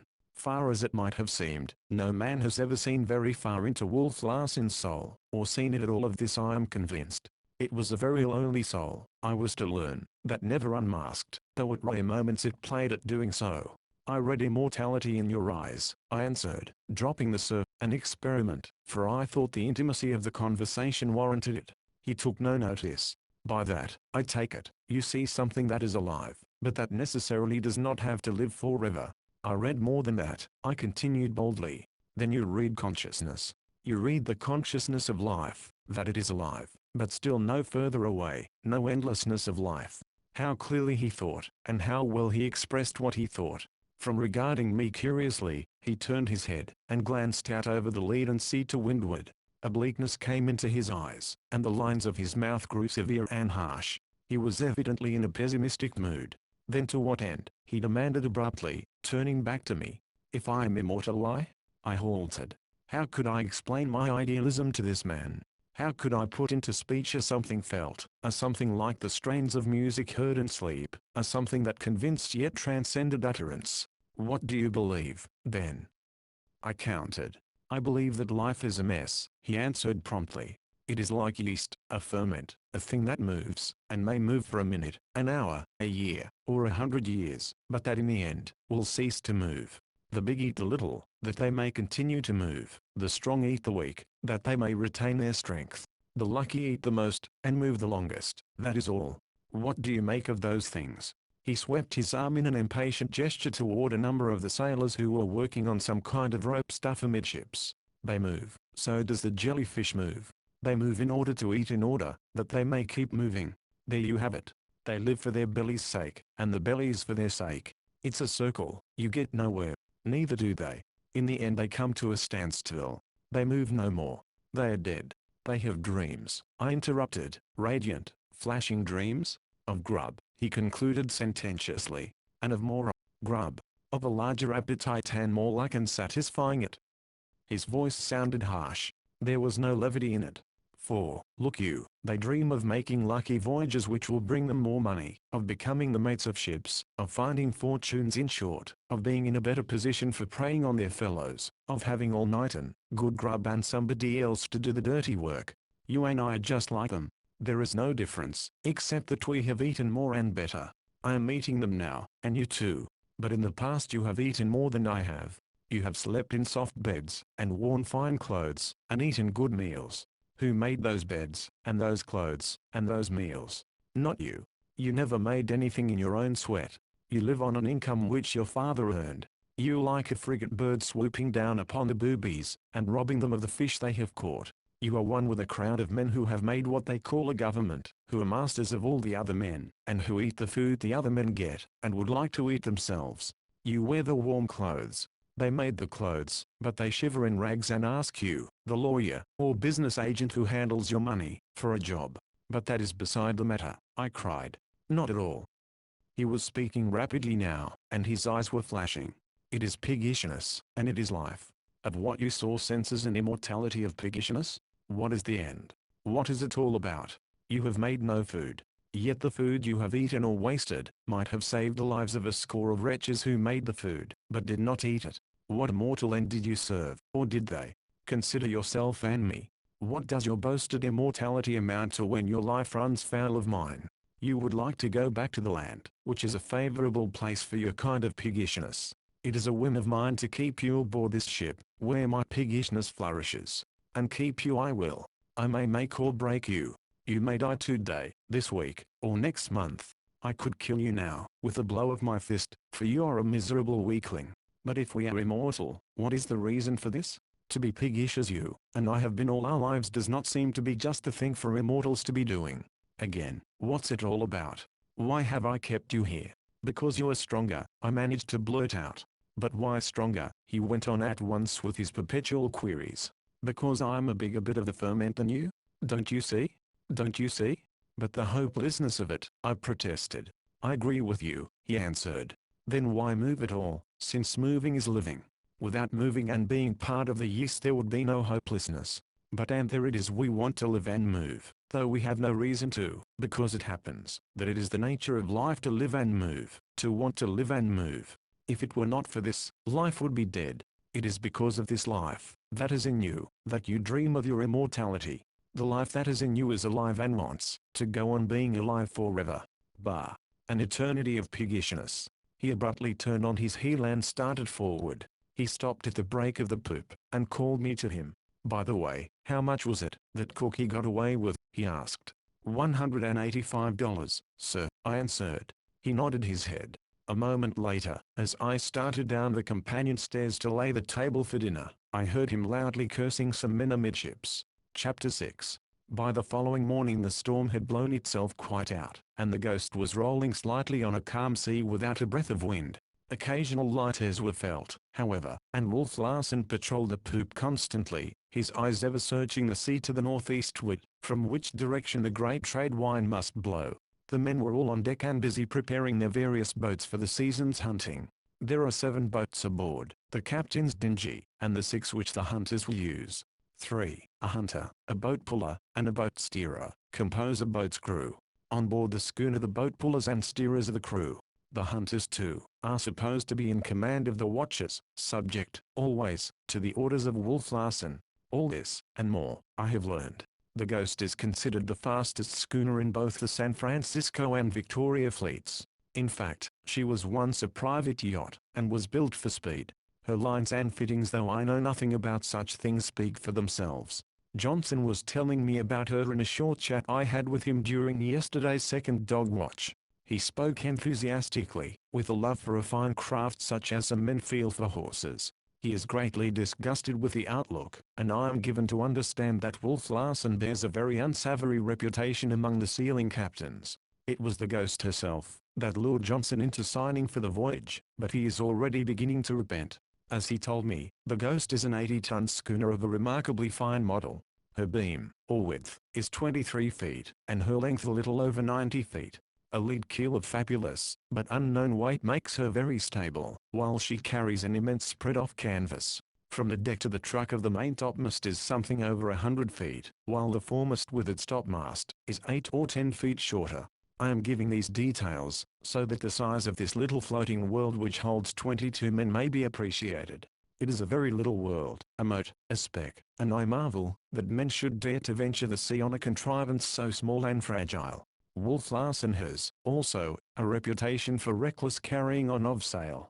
I overheard Henderson and another of the hunters, Standish, a Californian, talking about it. 2 years ago he dismasted the Ghost in a gale on Bering Sea, whereupon the present masts were put in, which are stronger and heavier in every way.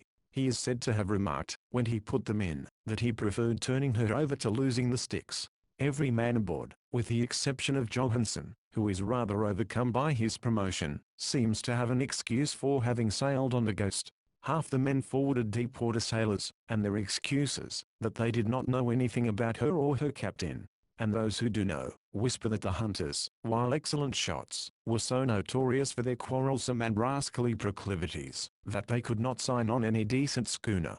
I have made the acquaintance of another one of the crew, Lewis he is called, a rotund and jovial-faced Nova Scotia Irishman, and a very sociable fellow, prone to talk, as long as he can find a listener.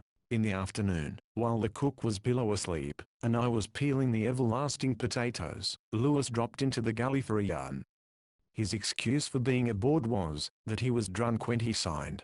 He assured me again and again, that it was the last thing in the world he would dream of doing in a sober moment. It seems that he has been seal hunting regularly each season for a dozen years, and is accounted one of the 2 or 3 very best boat steerers in both fleets. Ah, my boy, he shook his head ominously at me, 'tis the worst schooner ye could I've selected, nor were ye drunk at the time as was I. 'Tis sealing is the sailor's paradise on other ships than this. The mate was the first, but mark me words, there'll be more dead men before the trip is done with. Hist. Now, between you and myself and the stanchion there, this Wolf Larsen is a regular devil, and the ghost'll be a hell ship, like she's always been, since he had hold of her. Don't I know? Don't I know? Don't I remember him in Hackett 2 years gone, when he had a row and shot 4 of his men? Wasn't I laying on the ML, not 300 yards away? And there was a man the same year he killed with a blow of his fist. Yes, sir, killed him deado. His head must have smashed like an eggshell. And wasn't there the governor of Cure Island, and the chief of police, Japanese gentlemen, sir, and didn't they come aboard the Ghost as his guests, bring in their wives along with and pretty little bits of things, like you see 'em painted on fans. And as he was jetting underway, didn't the fond husbands get left astern like in their sampan, as it might be by accident? And wasn't it a week later, that the poor little ladies was put ashore on the other side of the island, with nothing before 'em, but to walk home across the mountains on their weeny teeny little straw sandals which wouldn't hang together a mile? Don't I know? 'Tis the beast he is, this Wolf Larsen, the great big beast mentioned I've in Revelation, and no good end will he ever come to. But I've said nothing to ye, mind ye. I've whispered never a word, for old fat Lewis'll live the voyage out, if the last mother's son of yes go to the fishes. Wolf Larsen, he snorted a moment later. Listen to the word, will ye? Wolf 'tis what he is. He's not black-hearted like some men. 'Tis no heart he has at all. Wolf, just wolf, 'tis what he is. I wonder he's well named? But if he is so well known for what he is, I queried, how is it that he can get men to ship with him? And how is it ye can get men to do anything on God's earth and sea? Lewis demanded with Celtic fire. How'd I find me aboard, if 'twasn't that I was drunk as a pig, when I put me name down? There's them that can't sail with better men, like the hunters, and them that don't know, like the poor devils of windjammers forward there. But they'll come to it, and be sorry the day they was born. I could weep for the poor creatures, did I but forget poor old fat Lewis and the troubles before him. But 'tis not a whisper I've dropped, mind ye, not a whisper. Them hunters is the wicked boys, he broke forth again, for he suffered from a constitutional plethora of speech. But wait till they get to cutting up hijinks and rowing round. He's the boy'll fix 'em. 'Tis him that'll put the fear of God in their rotten black hearts. Look at that hunter of mine, Horner. Backquote Jock Horner they call him, so quiet like an easy-going, soft-spoken as a girl, till Jed think butter wouldn't melt in the mouth of him. Didn't he kill his boat steerer last year? 'Twas called a sad accident, but I met the boat puller in Yokohama and the straight of it was given me. And there's Smoke, the black little devil. Didn't the Russians have him for 3 years in the salt mines of Siberia, for poaching on Copper Island, which is a Russian preserve? Shackled he was, hand and foot, with his mate.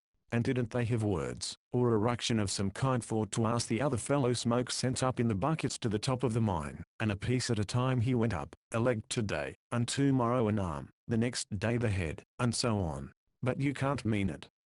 I cried out, overcome with the horror of it. Mean what? He demanded, quick as a flash. 'Tis nothing I've said. Defime, and dumb, as ye should be for the sake of your mother, and never once have I opened me lips, but to say fine things of them and him. God curse his soul, and may he rot in purgatory 10,000 years, and then go down to the last and deepest hell of all. Johnson, the man who had chafed me raw, when I first came aboard, seemed the least equivocal of the men forward or aft. In fact, there was nothing equivocal about him. One was struck at once by his straightforwardness and manliness, which, in turn, were tempered by a modesty which might be mistaken for timidity. But timid he was not. He seemed, rather, to have the courage of his convictions, the certainty of his manhood. It was this that made him protest, at the commencement of our acquaintance, against being called Johnson. And upon this, and him, Lewis passed judgment and prophecy. "'Tis a fine chap, that squarehead Johnson we've forwarded with us," he said. "The best sailorman in the forecastle. He's my boat puller. But it's to trouble he'll come with Wolf Larsen, as the sparks fly upward. It's myself that knows.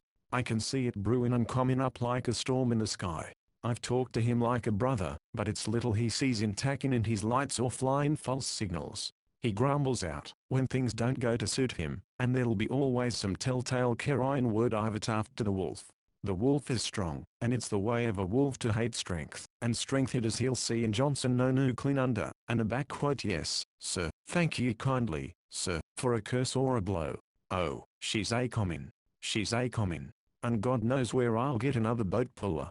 What does the fool up and say, when the old man calls him Johnson, but back quote me name is Johnson, sir, and then spells it out, letter for letter. You should have seen the old man's face. I thought he'd let drive at him on the spot. He didn't, but he will, and he'll break that squarehead's heart, or it's little I know I've the ways I've men on the ships I've the sea. Thomas Mugridge is becoming unendurable.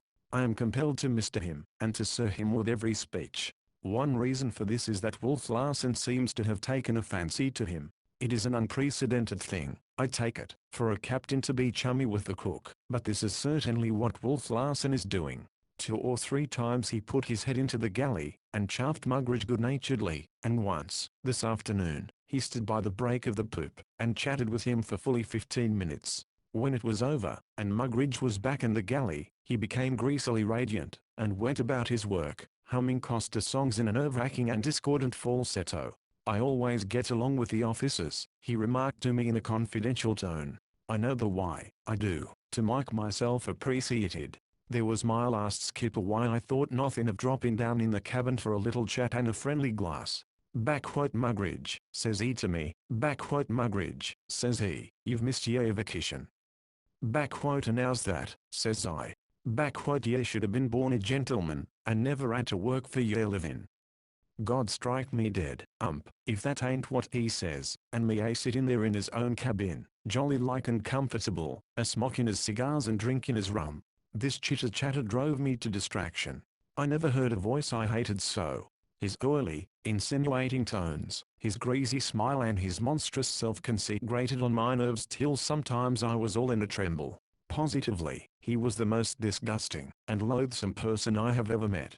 The filth of his cooking was indescribable, and, as he cooked everything that was eaten aboard, I was compelled to select what I ate with great circumspection, choosing from the least dirty of his concoctions. My hands bothered me a great deal, unused as they were to work.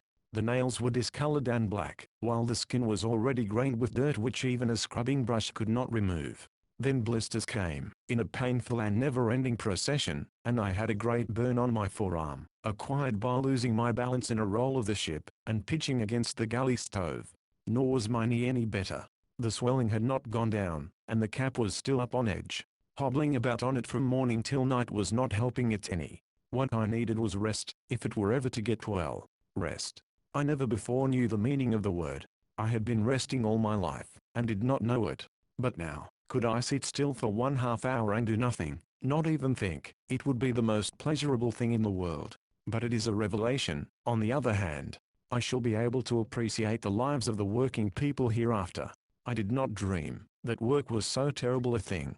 From 5:30 in the morning till 10 o'clock at night I am everybody's slave, with not one moment to myself, except such as I can steal near the end of the second dog watch. Let me pause for a minute, to look out over the sea sparkling in the sun, or to gaze at a sailor going aloft to the gaff topsails, or running out the bowsprit, and I am sure to hear the hateful voice, you, no sojourn. I've got my peepers on ye. There are signs of rampant bad temper in the steerage, and the gossip is going around that Smoke and Henderson have had a fight. Henderson seems the best of the hunters, a slow-going fellow, and hard to rouse, but roused he must have been, for Smoke had a bruised and discolored eye, and looked particularly vicious, when he came into the cabin for supper. A cruel thing happened just before supper, indicative of the callousness and brutishness of these men. There is one green hand in the crew, Harrison by name, a clumsy-looking country boy, mastered, I imagine, by the spirit of adventure, and making his first voyage. In the light baffling as the schooner had been tacking about a great deal, at which times the sails pass from one side to the other, and a man is sent aloft, to shift over the foregaff topsail. In some way, when Harrison was aloft, the sheet jammed in the block through which it runs at the end of the gaff. As I understood it, there were 2 ways of getting it cleared: first, by lowering the foresail, which was comparatively easy and without danger, and second, by climbing out the peak halyards to the end of the gaff itself, an exceedingly hazardous performance. Johansen called out to Harrison, to go out the halyards. It was patent to everybody, that the boy was afraid. And well he might be, 80 feet above the deck, to trust himself on those thin and jerking ropes. Had there been a steady breeze it would not have been so bad, but the Ghost was rolling emptily in the long sea, and with each roll the canvas flapped and boomed, and the halyards slacked and jerked taut. They were capable of snapping a man off like a fly from a whiplash. Harrison heard the order, and understood what was demanded of him, but hesitated. It was probably the first time he had been aloft in his life. Johansson, who had caught the contagion of Wolf Larsen's masterfulness, burst out with a volley of abuse and curses. "That'll do, Johansson," Wolf Larsen said brusquely. "I'll have you know, that I do the swearing on this ship. If I need your assistance, I'll call you in." "Yes, sir," the mate acknowledged submissively. In the meantime Harrison had started out on the halyards. I was looking up from the galley door, and I could see him trembling, as if with ague, in every limb. He proceeded very slowly and cautiously, an inch at a time. Outlined against the clear blue of the sky, he had the appearance of an enormous spider crawling along the tracery of its web. It was a slight uphill climb, for the foresail peaked high, and the halyards, running through various blocks on the gaff and mast, gave him separate holds for hands and feet. But the trouble lay in that the wind was not strong enough nor steady enough to keep the sail full. When he was halfway out, the Ghost took a long roll to windward and back again into the hollow between two seas. Harrison ceased his progress, and held on tightly. 80 feet beneath, I could see the agonized strain of his muscles as he gripped for very life. The sail emptied, and the gaff swung amidships. The halyards slackened, and, though it all happened very quickly, I could see them sag beneath the weight of his body. Then the gag swung to the side with an abrupt swiftness, the great sail boomed like a cannon, and the 3 rows of reef points slatted against the canvas like a volley of rifles. Harrison, clinging on, made the giddy rush through the air. This rush ceased abruptly.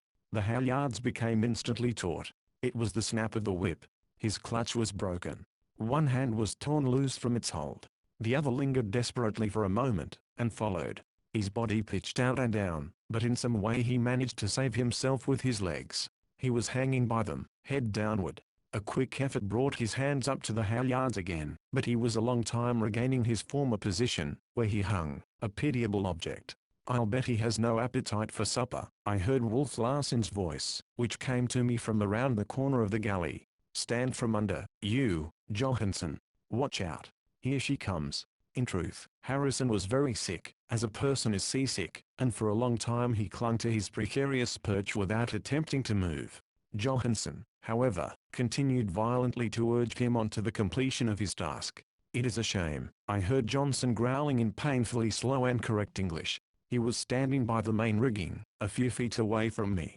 "The boy is willing enough. He will learn, if he has a chance." But this as he paused a while, for the word murder was his final judgment. "Hist, will ye?" Lewis whispered to him, "For the love of your mother hold your mouth." But Johnson, looking on, still continued his grumbling.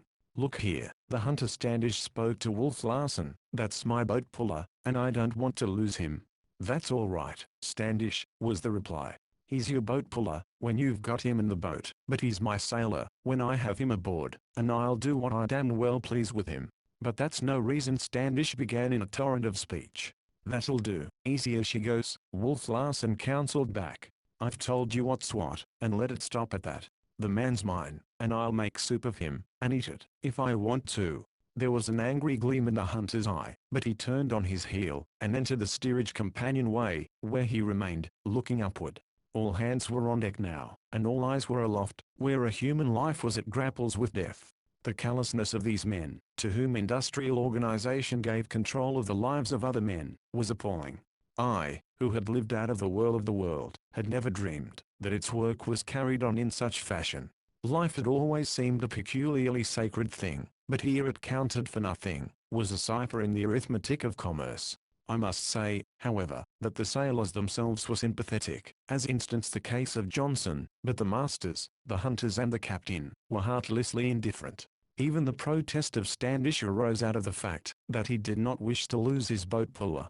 Had it been some other hunter's boat puller, he, like them, would have been no more than amused. But to return to Harrison. It took Johansson, insulting and reviling the poor wretch, fully 10 minutes to get him started again. A little later he made the end of the gaff, where, astride the spar itself, he had a better chance for holding on. He cleared the sheet, and was free to return, slightly downhill now, along the halyards to the mast. But he had lost his nerve. Unsafe as was his present position, he was loath to forsake it for the more unsafe position on the halyards. He looked along the airy path he must traverse, and then down to the deck. His eyes were wide and staring, and he was trembling violently. I had never seen fear so strongly stamped upon a human face. Johansen called vainly for him to come down.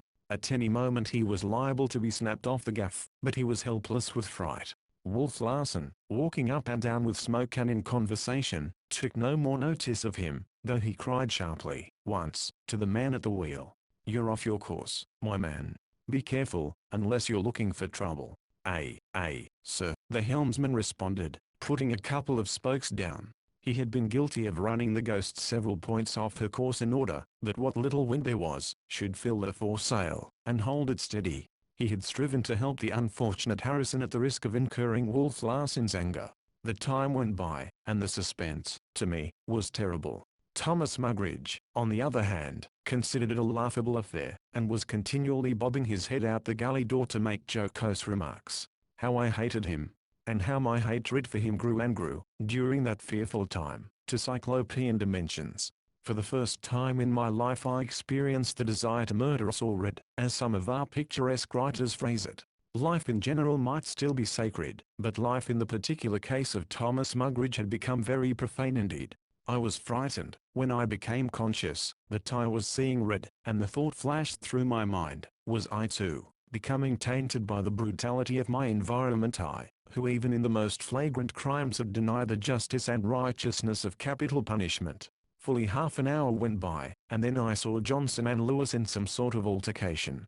It ended with Johnson flinging off Lewis's detaining arm and starting forward. He crossed the deck, sprang into the fore-rigging, and began to climb. But the quick-eyed Wolf Larsen caught him. "Here, you, what are you up to?" he cried. Johnson's ascent was arrested. He looked his captain in the eyes and replied slowly, "I am going to get that boy down. You'll get down out of that rigging, and damn lively about it. Die here? Get down." Johnson hesitated, but the long years of obedience to the masters of ships overpowered him, and he dropped sullenly to the deck, and went on forward. At 5:30 I went below, to set the cabin table, but I hardly knew what I did, for my eyes and my brain were filled with the vision of a man, white-faced and trembling, comically like a bug, clinging to the thrashing gaff. At 6 o'clock, when I served supper, going on deck to get the food from the galley, I saw Harrison, still in the same position. The conversation at the table was of other things. Nobody seemed interested in the wantonly imperiled life. But making an extra trip to the galley a little later, I was gladdened by the sight of Harrison staggering weakly from the rigging to the forecastle scuttle. He had finally summoned the courage to descend. Before closing this incident, I must give a scrap of conversation I had with Wolf Larsen in the cabin, while I was washing the dishes. "You were looking squeamish this afternoon," he began. What was the matter? I could see that he knew what had made me possibly as sick as Harrison, that he was trying to draw me, and I answered, it was because of the brutal treatment of that boy. He gave a short laugh. "Like seasickness, I suppose. Some men are subject to it, and others are not." "Not so," I objected. "Just so," he went on. "The earth is as full of brutality as the sea is full of motion. And some men are made sick by the one, and some by the other. That's the only reason. But you, who make a mock of human life, don't you place any value upon it whatever?" I demanded. "Value? What value?" He looked at me, and though his eyes were steady and motionless, there seemed a cynical smile in them. "What kind of value? How do you measure it? Who values it?" "I do," I made answer. "Then what is it worth to you? Another man's life, I mean. Come now, what is it worth? The value of life? How could I put a tangible value upon it? Somehow, I, who have always had expression, lacked expression when with Wolf Larsen. I have since determined that a part of it was due to the man's personality, but that the greater part was due to his totally different outlook. Unlike other materialists I had met, and with whom I had something in common to start on, I had nothing in common with him. Perhaps, also, it was the elemental simplicity of his mind that baffled me. He drove so directly to the core of the matter, divesting a question always of all superfluous details, and with such an air of finality, that I seemed to find myself struggling in deep water, with no footing under me. Value of life? How could I answer the question on the spur of the moment? The sacredness of life I had accepted as axiomatic. That it was intrinsically valuable was a truism I had never questioned. But when he challenged the truism I was speechless. "We were talking about this yesterday," he said. "I held that life was a ferment, a yeasty something which devoured life, that it might live, and that living was merely successful piggishness. Why, if there is anything in supply and demand, life is the cheapest thing in the world. There is only so much water, so much earth, so much air, but the life that is demanding to be born is limitless. Nature is a spendthrift. Look at the fish and their millions of eggs. For that matter, look at you and me. In our loins are the possibilities of millions of lives. Could we but find time and opportunity, and utilize the last bit, and every bit of the unborn life that is in us, we could become the fathers of nations and populate continents. Life? Bah! It has no value. Of cheap things it is the cheapest. Everywhere it goes begging. Nature spills it out with a lavish hand. Where there is room for one life, she sows 1,000 lives, and its life eats life till the strongest and most piggish life is left. You have read Darwin," I said. "But you read him misunderstandingly, when you conclude that the struggle for existence sanctions your wanton destruction of life." He shrugged his shoulders. "You know you only mean that in relation to human life, for of the flesh and the fowl and the fish you destroy as much as I or any other man. And human life is in no wise different, though you feel it is, and think that you reason why it is. Why should I be parsimonious with this life, which is cheap and without value? There are more sailors than there are ships on the sea for them, more workers than there are factories or machines for them. Why, you who live on the land know that you house your poor people in the slums of cities and loose famine and pestilence upon them, and that there still remain more poor people, dying for want of a crust of bread, and a bit of meat, which is life destroyed, than you know what to do with. Have you ever seen the London dockers fighting like wild beasts for a chance to work?" He started for the companion stairs, but turned his head for a final word. "Do you know the only value life has, is what life puts upon itself?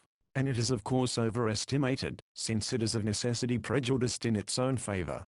Take that man I had aloft. He held on as if he were a precious thing, a treasure beyond diamonds or rubies. To you? No. To me? Not at all. To himself? Yes. But I do not accept his estimate. He sadly overrates himself. There is plenty more life demanding to be born. Had he fallen and dripped his brains upon the deck like honey from the comb, there would have been no loss to the world. He was worth nothing to the world. The supply is too large. To himself only was he of value, and to show how fictitious even this value was, being dead he is unconscious that he has lost himself. He alone rated himself beyond diamonds and rubies. Diamonds and rubies are gone, spread out on the deck, to be washed away by a bucket of sea water, and he does not even know that the diamonds and rubies are gone. He does not lose anything, for with the loss of himself he loses the knowledge of loss. Don't you see? And what have you to say? That you are at least consistent, was all I could say, and I went on washing the dishes. Chapter 7.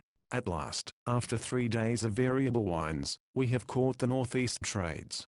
I came on deck, after a good night's rest in spite of my poor knee, to find the Ghost foaming along, wing and wing, and every sail drawing except the jibs, with a fresh breeze astern. Oh, the wonder of the great trade wind! All day we sailed, and all night, and the next day, and the next, day after day, the wind always astern, and blowing steadily and strong. The schooner sailed herself. There was no pulling and hauling on sheets and tackles, no shifting of topsails, no work at all for the sailors to do except to steer. At night when the sun went down, the sheets were slackened. In the morning, when they yielded up the damp of the dew and relaxed, they were pulled tight again, and that was all. 10 knots, 12 knots, 11 knots, varying from time to time, is the speed we are making. And ever out of the northeast the brave wind blows, driving us on our course 250 miles between the dawns. It saddens me and gladdens me, the gait with which we are leaving San Francisco behind, and with which we are foaming down upon the tropics. Each day grows perceptibly warmer. In the second dog watch the sailors come on deck, stripped, and heave buckets of water upon one another from overside. Flying fish are beginning to be seen, and during the night a watch above scrambles over the deck in pursuit of those that fall aboard. In the morning, Thomas Muggeridge being duly bribed, the galleys pleasantly reek with the odour of their frying, while dolphin meat is served fore and aft on such occasions as Johnson catches the blazing beauties from the bowsprit end. Johnson seems to spend all his spare time there or aloft at the crosstrees, watching the Ghost cleaving the water under press of sail. There is passion, adoration, in his eyes, and he goes about in a sort of trance, gazing in ecstasy at the swelling sails, the foaming wake, and the heave and the run of her over the liquid mountains, that are moving with us in stately procession. The days and nights are all a wonder and a wild delight, and though I have little time from my dreary work, I steal odd moments to gaze at the unending glory, of what I never dreamed the world possessed. Above, the sky is stainless blue as the sea itself, which under the forefoot, is of the color and sheen of azure satin. All around the horizon, are pale fleecy clouds, never changing, never moving, like a silver setting for the flawless turquoise sky. I do not forget one night, when I should have been asleep, of lying on the forecastle head, and gazing down at the spectral ripple of foam thrust aside by the ghost's forefoot. It sounded like the gurgling of a brook over mossy stones in some quiet dell, and the crooning song of it lured me away, and out of myself till I was no longer Hump the cabin boy, nor Van Weyden, the man who had dreamed away 35 years among books. But a voice behind me, the unmistakable voice of Wolf Larsen, strong with the invincible certitude of the man, and mellow with appreciation of the words he was quoting, aroused me. Back oh the blazing tropic night, when the wake's a welt of light, that holds the hot sky dame, and the steady forefoot snores through the planet-powdered floors, where the scared whale flukes in flame. Her plates are scarred by the sun, dear lass, and her ropes are taut with the dew. For we are booming down on the old trail, our own trail, the out trail. We are sagging south on the long trail, the trail that is always new. Hump? How's it strike you? He asked, after the due pause which words and setting demanded. I looked into his face. It was aglow with light, as the sea itself, and the eyes were flashing in the starsheen. It strikes me as remarkable, to say the least, that you should show enthusiasm, I answered coldly. Why, man, it's living, it's life, he cried, which is a cheap thing and without value. I flung his words at him. He laughed, and it was the first time I had heard honest mirth in his voice. I cannot get you to understand, cannot drive it into your head, what a thing this life is. Of course life is valueless, except to itself. And I can tell you, that my life is pretty valuable just now to myself. It is beyond price, which you will acknowledge, is a terrific overrating, but which I cannot help, for it is the life, that is in me, that makes the rating. He appeared waiting for the words with which to express the thought, that was in him, and finally went on. Do you know, I am filled with a strange uplift, I feel as if all time were echoing through me, as though all powers were mine.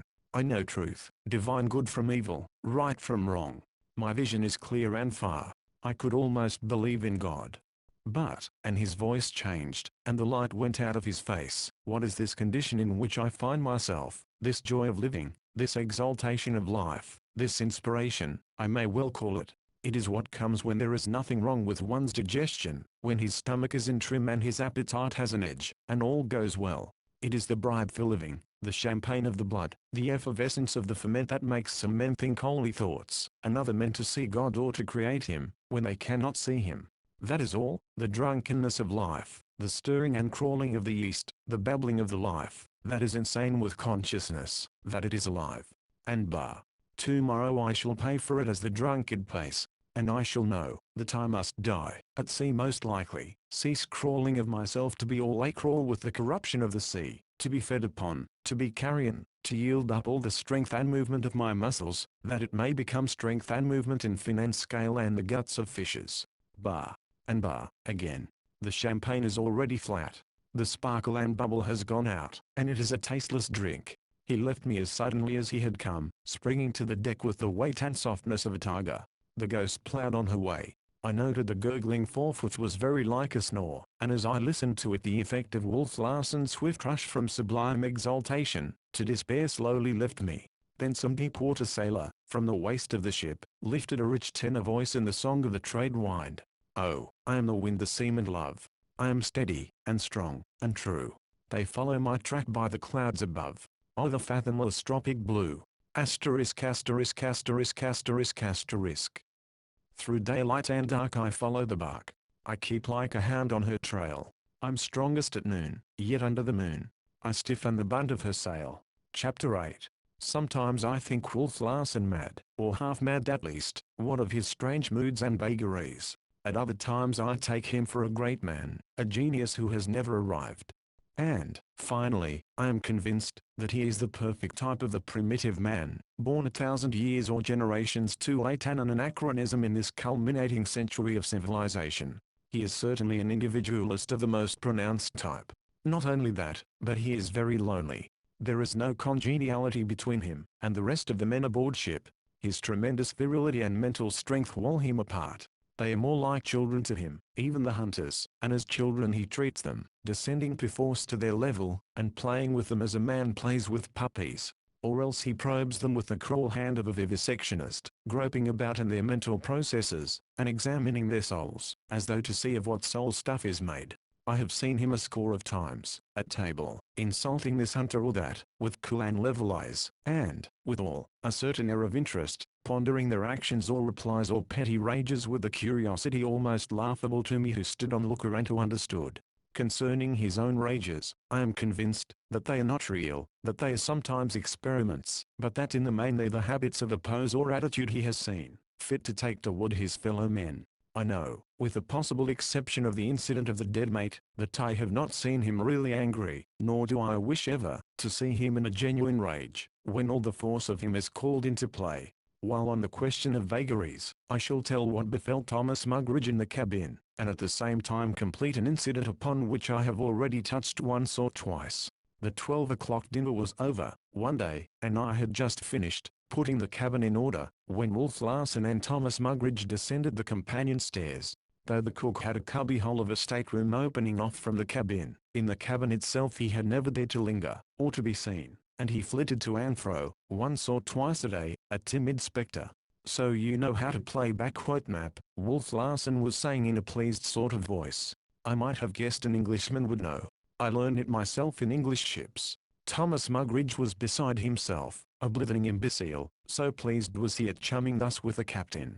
The little airs he put on and the painful striving to assume the easy carriage of a man born to a dignified place in life, would have been sickening had they not been ludicrous. He quite ignored my presence, though I credited him with being simply unable to see me.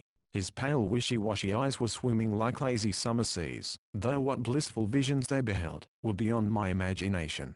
"Get the cards, Hump," Wolf Larsen ordered, as they took seats at the table. "And bring out the cigars and a whiskey you'll find in my berth."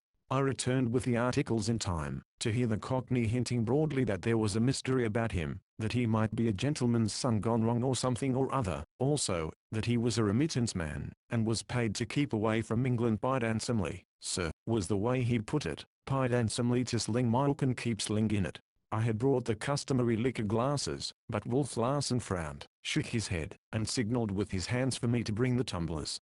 These he filled 2/3 full with undiluted whiskey, "a gentleman's drink," quoth Thomas Mugridge, and they clinked their glasses to the glorious game of nap, lighted cigars, and fell to shuffling and dealing the cards. They played for money. They increased the amounts of the bets. They drank whiskey, they drank it neat, and I fetched more. I do not know whether Wolf Larsen cheated or not, a thing he was thoroughly capable of doing, but he won steadily. The cook made repeated journeys to his bunk for money. Each time he performed a journey with greater swagger, but he never brought more than a few dollars at a time. He grew maudlin, familiar, could hardly see the cards or sit upright. As a preliminary to another journey to his bunk, he hooked Wolf Larsen's buttonhole with a greasy forefinger and vacuously proclaimed and reiterated, "I got money, I tell ye, and I'm a gentleman's son." Wolf Larsen was unaffected by the drink, yet he drank glass for glass, and if anything his glasses were fuller. There was no change in him. He did not appear even amused at the other's antics. In the end, with loud protestations that he could lose like a gentleman, the cook's last money was staked on the game and lost, whereupon he leaned his head on his hands and wept. Wolf Larsen looked curiously at him, as though about to probe and vivisect him, then changed his mind, as from the foregone conclusion, that there was nothing there to probe. "Hump," he said to me, elaborately polite, "kindly take Mr. Mugridge's arm, and help him up on deck. He is not feeling very well. And tell Johnson to douse him with a few buckets of salt water," he added, in a lower tone for my ear alone. I left Mr. Mugridge on deck, in the hands of a couple of grinning sailors who had been told off for the purpose. Mr. Mugridge was sleepily spluttering that he was a gentleman's son, but as I descended the companion stairs to clear the table I heard him shriek as the first bucket of water struck him. Wolf Larsen was counting his winnings. $185 even, he said aloud. Just as I thought. The beggar came aboard without a cent. And what you have won is mine, sir, I said boldly. He favored me with a quizzical smile. Hump, I have studied some grammar in my time, and I think your tenses are tangled. Backquote was mine, you should have said, not as mine. It is a question, not of grammar, but of ethics, I answered. It was possibly a minute before he spoke. Dino, Hump, he said, with a slow seriousness which had in it an indefinable strain of sadness, that this is the first time I have heard the word backquote ethics in the mouth of a man. You and I are the only men on this ship who know its meaning. At one time in my life, he continued, after another pause, I dreamed that I might someday talk with men who used such language, that I might lift myself out of the place in life in which I had been born, and hold conversation and mingle with men who talked about just such things as ethics. And this is the first time I have ever heard the word pronounced. Which is all by the way, for you are wrong. It is a question neither of grammar nor ethics, but of fact. I understand, I said. The fact is, that you have the money. His face brightened. He seemed pleased at my perspicacity. But it is avoiding the real question, I continued, which is one of right. Ah, he remarked, with a wry pucker of his mouth. I see you still believe in such things as right and wrong. But don't you at all? I demanded. Not the least bit. Might is right, and that is all there is to it. Weakness is wrong. Which is a very poor way of saying that it is good for oneself to be strong, and evil for oneself to be weak, or better yet, it is pleasurable to be strong, because of the profits, painful to be weak, because of the penalties. Just now the possession of this money is a pleasurable thing. It is good for one to possess it. Being able to possess it, I wrong myself, and the life that is in me, if I give it to you, and forego the pleasure of possessing it. But you wrong me by withholding it, I objected. Not at all. One man cannot wrong another man. He can only wrong himself. As I see it, I do wrong always, when I consider the interests of others. Don't you see? How can two particles of the yeast wrong each other, by striving to devour each other? It is their inborn heritage to strive to devour, and to strive not to be devoured. When they depart from this they sin. Then you don't believe in altruism? I asked. He received the word, as if it had a familiar ring, though he pondered it thoughtfully. Let me see, it means something about cooperation, doesn't it?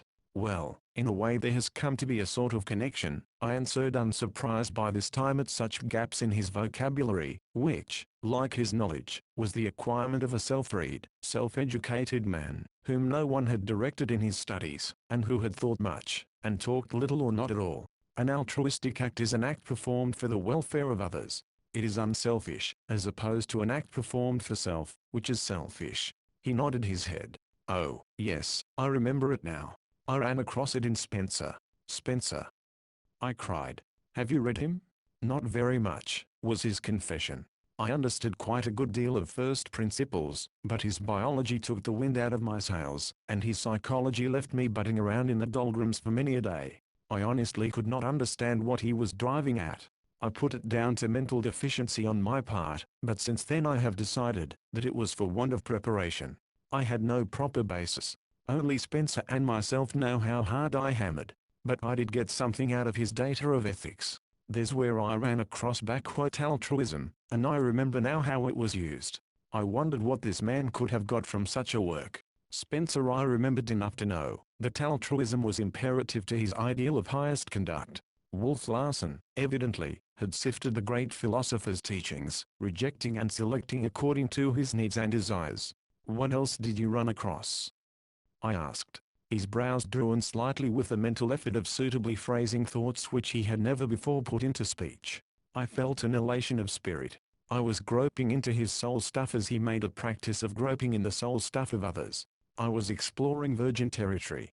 A strange, a terribly strange, region was unrolling itself before my eyes. In as few words as possible, he began. Spencer puts it something like this. First, a man must act for his own benefit. To do this is to be moral and good. Next, he must act for the benefit of his children.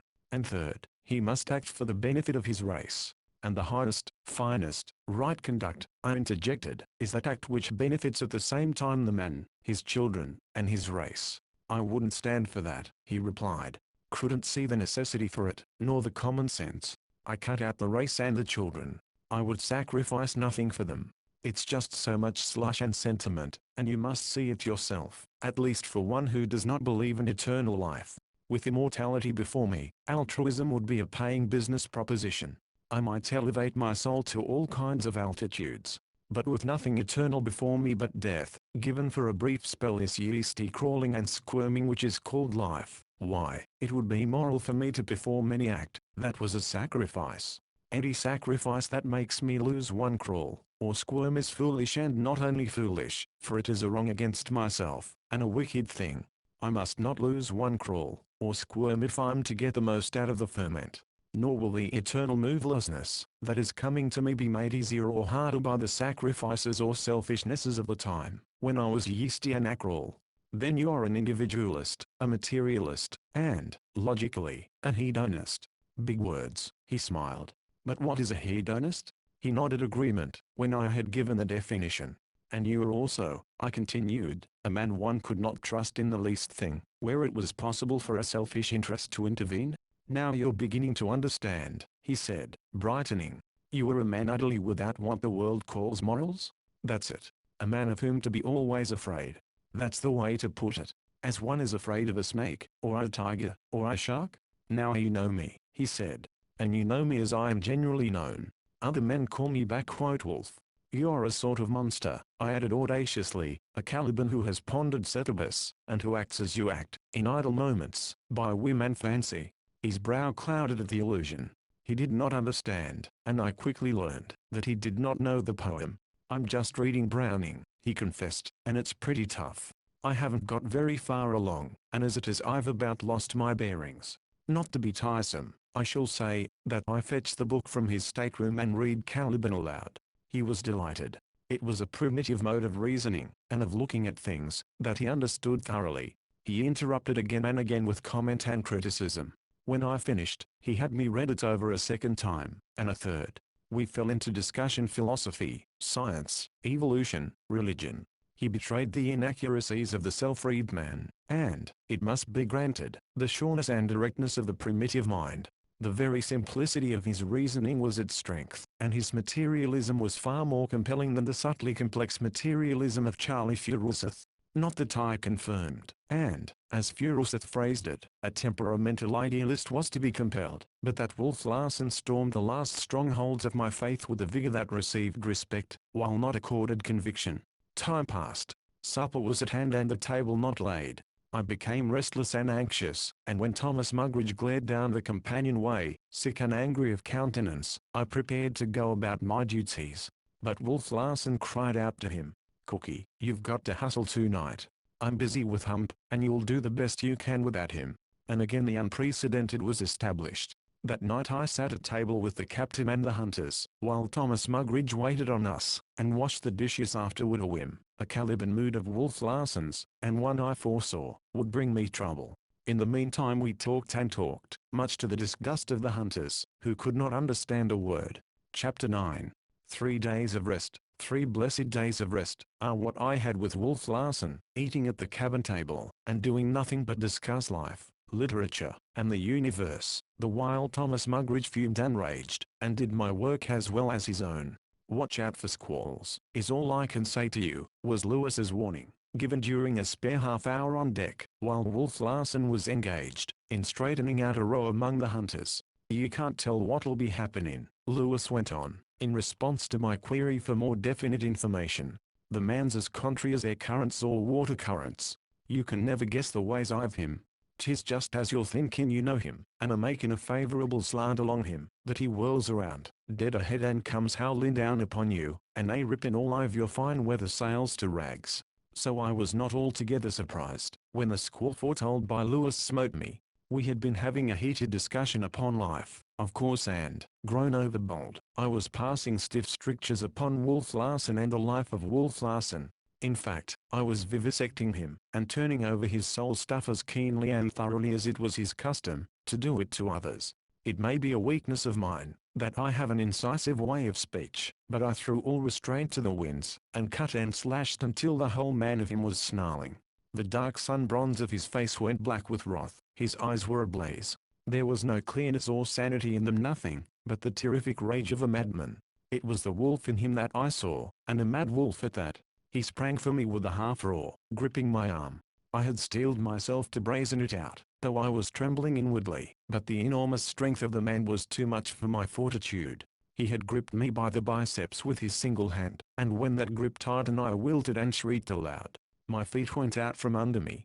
I simply could not stand upright, and endure the agony. The muscles refused their duty. The pain was too great. My biceps was being crushed to a pulp. He seemed to recover himself, for a lucid gleam came into his eyes, and he relaxed his hold with a short laugh, that was more like a growl. I fell to the floor, feeling very faint, while he sat down, lighted a cigar, and watched me as a cat watches a mouse. As I writhed about I could see in his eyes that curiosity I had so often noted, that wonder and perplexity, that questing, that everlasting query of his as to what it was all about. I finally crawled to my feet, and ascended the companion stairs. Fair weather was over, and there was nothing left, but to return to the galley. My left arm was numb, as though paralyzed, and days passed, before I could use it, while weeks went by before the last stiffness and pain went out of it. And he had done nothing but put his hand upon my arm and squeeze. There had been no wrenching or jerking. He had just closed his hand with a steady pressure.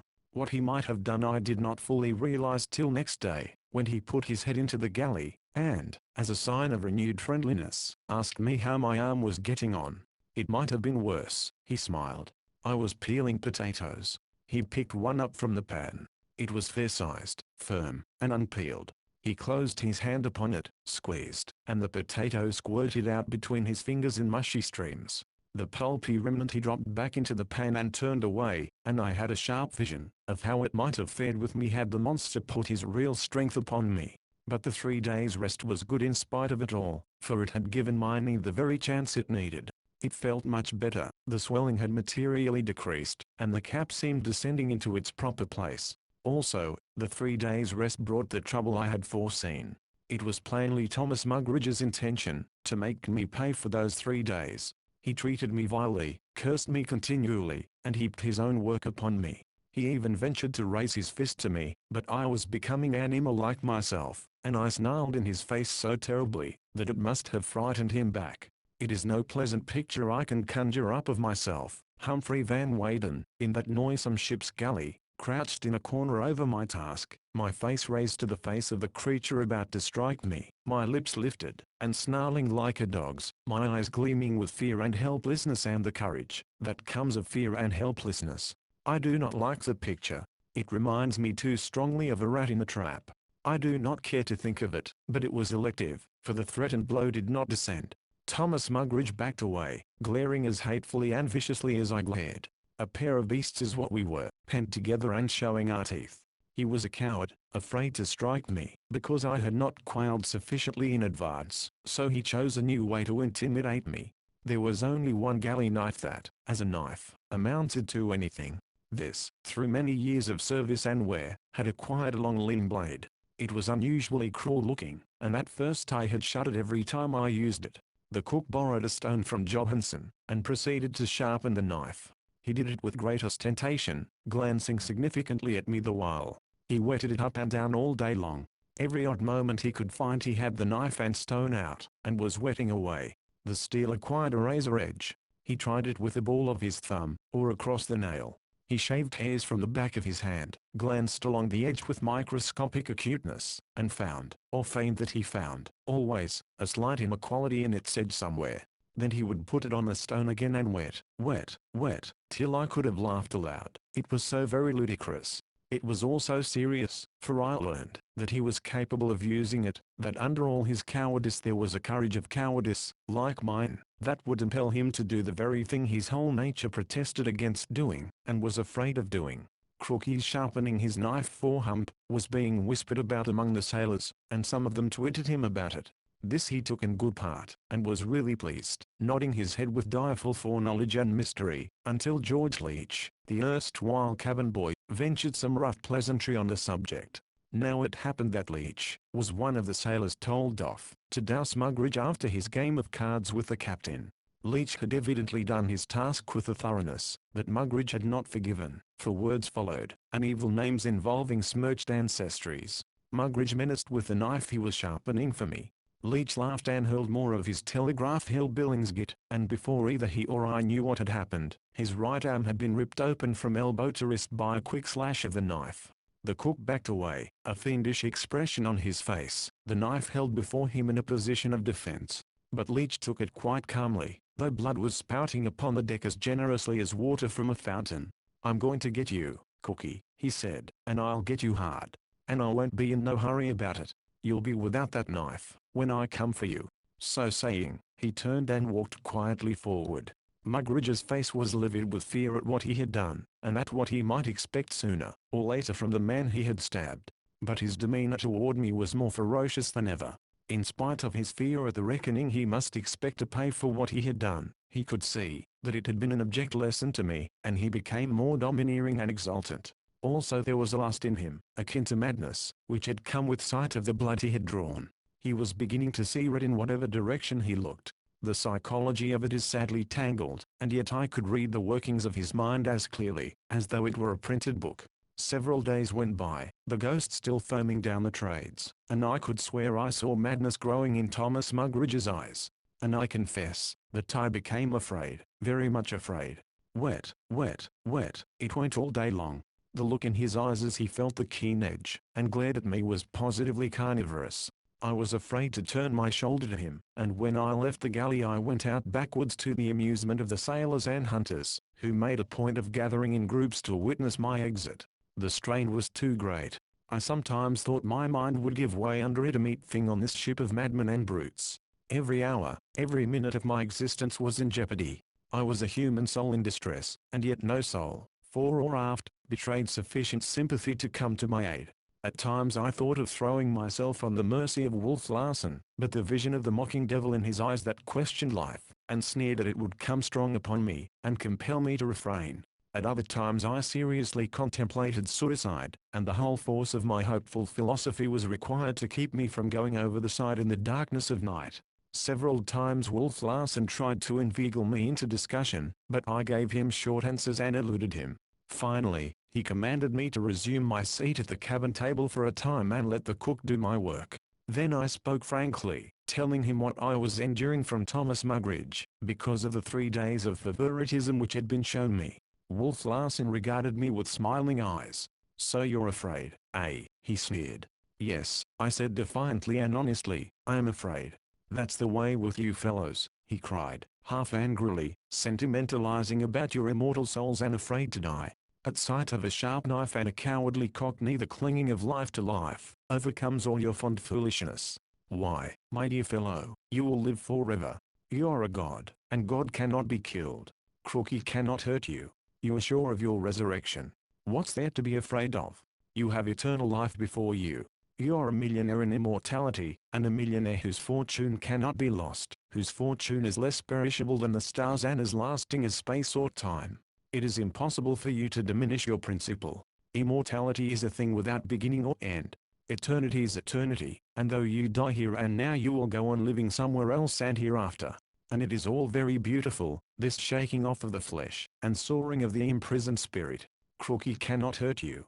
He can only give you a boost on the path you eternally must tread. Or, if you do not wish to be boosted just yet, why not boost Cookie? According to your ideas, he too must be an immortal millionaire. You cannot bankrupt him. His paper will always circulate at paragraph. You cannot diminish the length of his living by killing him, for he is without beginning or end.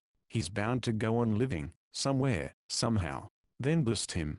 Stick a knife in him, and let his spirit free. As it is, it's in a nasty prison, and you'll do him only a kindness by breaking down the door. And who knows, it may be a very beautiful spirit that will go soaring up into the blue from that ugly carcass. Boost him along, and I'll promote you to his place, and he's getting $45 a month. It was plain that I could look for no help or mercy from Wolf Larsen. Whatever was to be done I must do for myself, and out of the courage of fear I evolved the plan of fighting Thomas Mugridge with his own weapons. I borrowed a whetstone from Johansen. Lewis, the boat steerer, had already begged me for condensed milk and sugar. The lazarette, where such delicacies were stored, was situated beneath the cabin floor. Watching my chance, I stole 5 cans of the milk, and that night, when it was Lewis's watch on deck, I traded them with him for a as lean and cruel looking as Thomas Mugridge's vegetable knife. It was rusty and dull, but I'd earned the grindstone, while Lewis gave it an edge. I slept more soundly than usual that night. Next morning, after breakfast, Thomas Mugridge began his wet. I glanced warily at him, for I was on my knees taking the ashes from the stove. When I returned from throwing them overside, he was talking to Harrison, whose honest yokel's face was filled with fascination and wonder. Yes, Mugridge was saying, and what does his worship do, but give me 2 years in Reading? But blimey if I cared. The other mug was fixed plenty. Should have seen him. Knife just like this. I stuck it in, like into soft butter, and the way he squealed was better than a 2-penny gaff. He shot a glance in my direction to see if I was taking it in, and went on. Backquote, I didn't mean it, Tommy, he was sniffling. Backquote, so help me God, I didn't mean it. Backquote, I'll fix yeah bloody well right, I says, and kept right after him. I cut him in ribbons, that's what I did, and he squealing all the time. Once he got his, and on the knife and tried to hold it.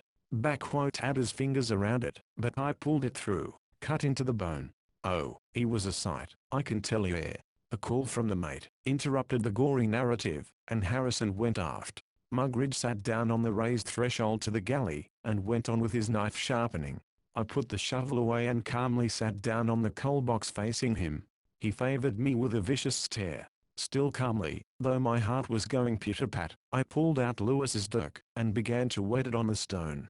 I had looked for almost any sort of explosion on the Cockney's part, but to my surprise he did not appear aware of what I was doing.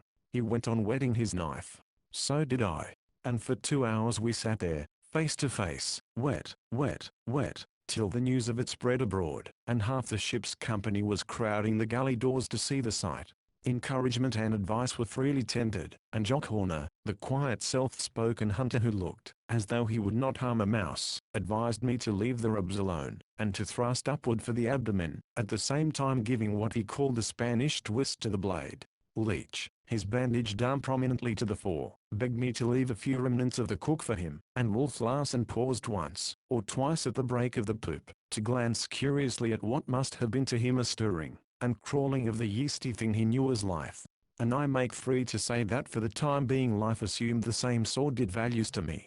There was nothing pretty about it, nothing divine, only 2 cowardly moving things, that sat wetting steel upon stone, and a group of other moving things, cowardly and otherwise, that looked on. Half of them, I am sure, were anxious to see us shedding each other's blood. It would have been entertainment. And I do not think there was one who would have interfered, had we closed in a death struggle. On the other hand, the whole thing was laughable and childish. Wet Humphrey Van Weyden sharpening his knife in a ship's galley, and trying its edge with his thumb. Of all situations this was the most inconceivable. I know that my own kind could not have believed it possible. I had not been called Sissy Van Weyden all my days without reason, and that Sissy Van Weyden should be capable of doing this thing was a revelation to Humphrey Van Weyden, who knew not whether to be exultant or ashamed. But nothing happened. At the end of 2 hours Thomas Mugridge put away knife and stone, and held out his hand. "What's the good of making a rolly show of ourselves for the mugs?" he demanded. "They don't love us, and bloody well glad they'd be seeing us cut in our throats. You're not half bad, ump. You've got spunk, as you Yanks say, and I like you in a way. So come on and shake." Coward that I might be, I was less a coward than he. It was a distinct victory I had gained, and I refused to forego any of it, by shaking his detestable hand. "All right," he said pridelessly, "take it or leave it, I'll like ye nonetheless for it." And to save his face he turned fiercely upon the onlookers. "Get out of my galley doors, you bloomin' swabs." This command was reinforced by a steaming kettle of water, and at sight of it the sailors scrambled out of the way. This was a sort of victory for Thomas Mugridge, and enabled him to accept more gracefully the defeat I had given him, though, of course, he was too discreet to attempt to drive the hunters away. "I see Cookie's finish," I heard Smoke say to Horner. "You bet," was the reply. "Hump runs the galley from now on, and Crookie pulls in his horns." Mugridge heard and shot a swift glance at me, but I gave no sign that the conversation had reached me. I had not thought my victory was so far-reaching and complete, but I resolved to let go nothing I had gained. As the days went by, Smoke's prophecy was verified. The Cockney became more humble and slavish to me than even to Wolf Larsen. I mistered him, and served him no longer, washed no more greasy pots, and peeled no more potatoes. I did my own work, and my own work only, and when and in what fashion I saw fit. Also I carried the dirk in a sheath at my hip, sailor fashion, and maintained toward Thomas Mugridge a constant attitude which was composed of equal parts of domineering, insult, and contempt. Chapter 10.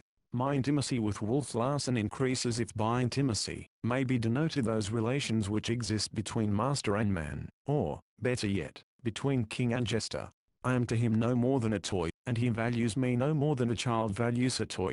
My function is to amuse, and so long as I amuse all goes well, but let him become bored, or let him have one of his black moods come upon him, and at once I am relegated from cabin table to galley, while, at the same time, I am fortunate to escape with my life and a whole body. The loneliness of the man is slowly being borne in upon me. There is not a man aboard, but hates or fears him, nor is there a man whom he does not despise. He seems consuming with the tremendous power that is in him, and that seems never to have found adequate expression in works.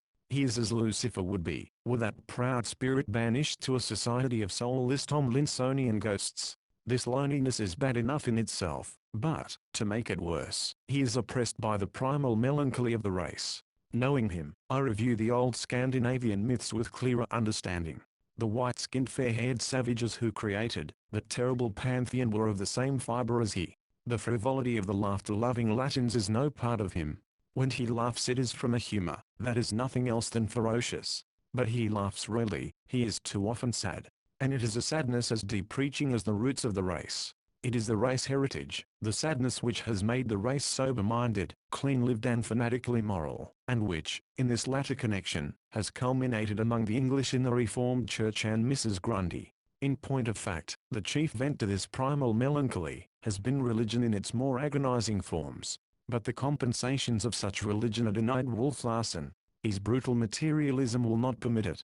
So, when his blue moods come on, nothing remains for him but to be devilish. Were he not so terrible a man, I could sometimes feel sorry for him, as instance 3 mornings ago, when I went into his stateroom to fill his water bottle, and came unexpectedly upon him. He did not see me. His head was buried in his hands, and his shoulders were heaving convulsively as with sobs. He seemed torn by some mighty grief.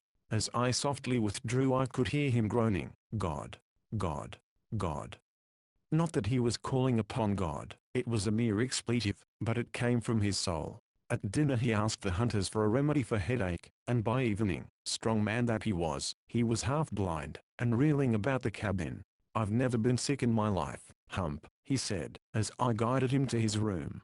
Nor did I ever have a headache except the time my head was healing, after having been laid open for 6 inches by a capstan bar. For 3 days this blinding headache lasted, and he suffered as wild animals suffer, as it seemed the way on ship to suffer, without plaint, without sympathy, utterly alone. This morning, however, on entering his stateroom to make the bed, and put things in order, I found him well, and hard at work. Table and bunk were littered with designs and calculations. On a large transparent sheet, compass and square in hand, he was copying what appeared to be a scale of some sort or other. "Hello, Hump," he greeted me genially. "I'm just finishing the finishing touches. Want to see it work?" "But what is it?" I asked. "A labor-saving device for mariners, navigation reduced to kindergarten simplicity," he answered gaily. "From today a child will be able to navigate a ship. No more long-winded calculations. All you need is one star in the sky on a dirty night to know instantly where you are.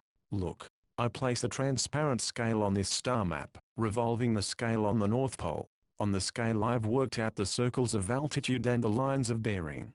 All I do is to put it on a star, revolve the scale till it is opposite those figures on the map underneath, and presto, there you are, the ship's precise location. There was a ring of triumph in his voice, and his eyes, clear blue this morning as the sea, were sparkling with light. "You must be well up in mathematics," I said. "Where did you go to school?" "Never saw the inside of one, worse luck," was the answer. I had to dig it out for myself. "And why do you think I have made this thing?" he demanded, abruptly. "Dreaming to leave footprints on the sands of time?" He laughed one of his horrible mocking laughs. "Not at all. To get it patented, to make money from it, to revel in piggishness with all night in, while other men do the work. That's my purpose. Also, I have enjoyed working it out." "The creative joy," I murmured. "I guess that's what it ought to be called." which is another way of expressing the joy of life, in that it is alive, the triumph of movement over matter, of the quick over the dead, the pride of the yeast, because it is yeast and crawls. I threw up my hands with helpless disapproval of his inveterate materialism, and went about making the bed. He continued copying lines and figures upon the transparent scale. It was a task requiring the utmost nicety and precision, and I could not but admire the way he tempered his strength to the fineness and delicacy of the need. When I had finished the bed, I caught myself looking at him in a fascinated sort of way. He was certainly a handsome man, beautiful in the masculine sense. And again, with never-failing wonder, I remarked the total lack of viciousness, or wickedness, or sinfulness in his face. It was the face, I am convinced, of a man who did no wrong. And by this, I do not wish to be misunderstood. What I mean, is that it was the face of a man who either did nothing contrary to the dictates of his conscience, or who had no conscience. I am inclined to the latter way of accounting for it. He was a magnificent atavism, a man so purely primitive, that he was of the type that came into the world before the development of the moral nature. He was not immoral, but merely unmoral.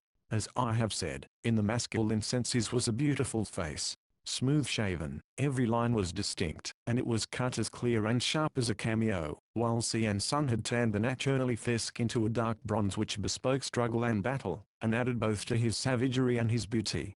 The lips were full, yet possessed of the firmness, almost harshness, which is characteristic of thin lips. The set of his mouth, his chin, his jaw, was likewise firm or harsh, with all the fierceness and indomitableness of the male. The nose also. It was the nose of a being born to conquer and command. It just hinted of the eagle beak. It might have been Grecian, it might have been Roman, only it was a shade too massive for the one, a shade too delicate for the other.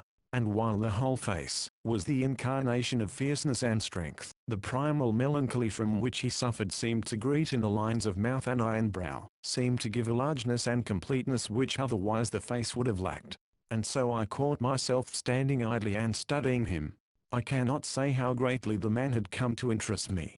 Who was he? What was he? How had he happened to be? All powers seemed his, all potentialities. Why, then, was he no more than the obscure master of a seal hunting schooner with a reputation for frightful brutality amongst the men who hunted seals?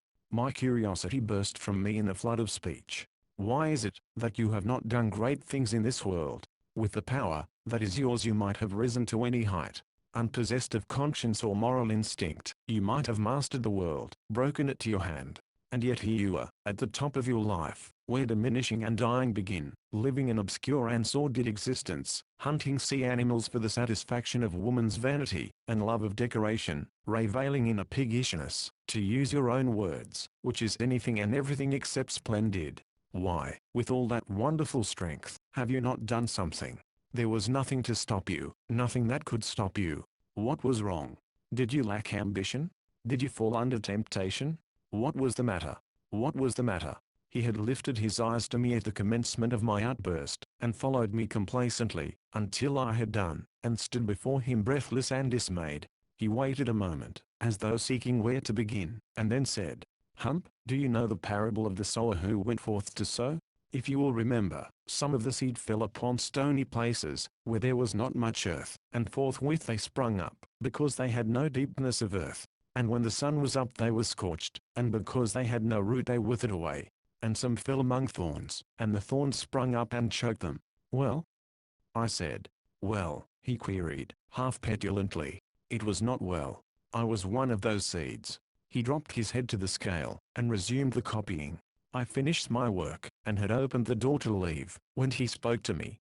"Hump, if you will look on the west coast of the map of Norway you will see an indentation called Romsdal Fjord. I was born within 100 miles of that stretch of water. But I was not born Norwegian. I am a Dane.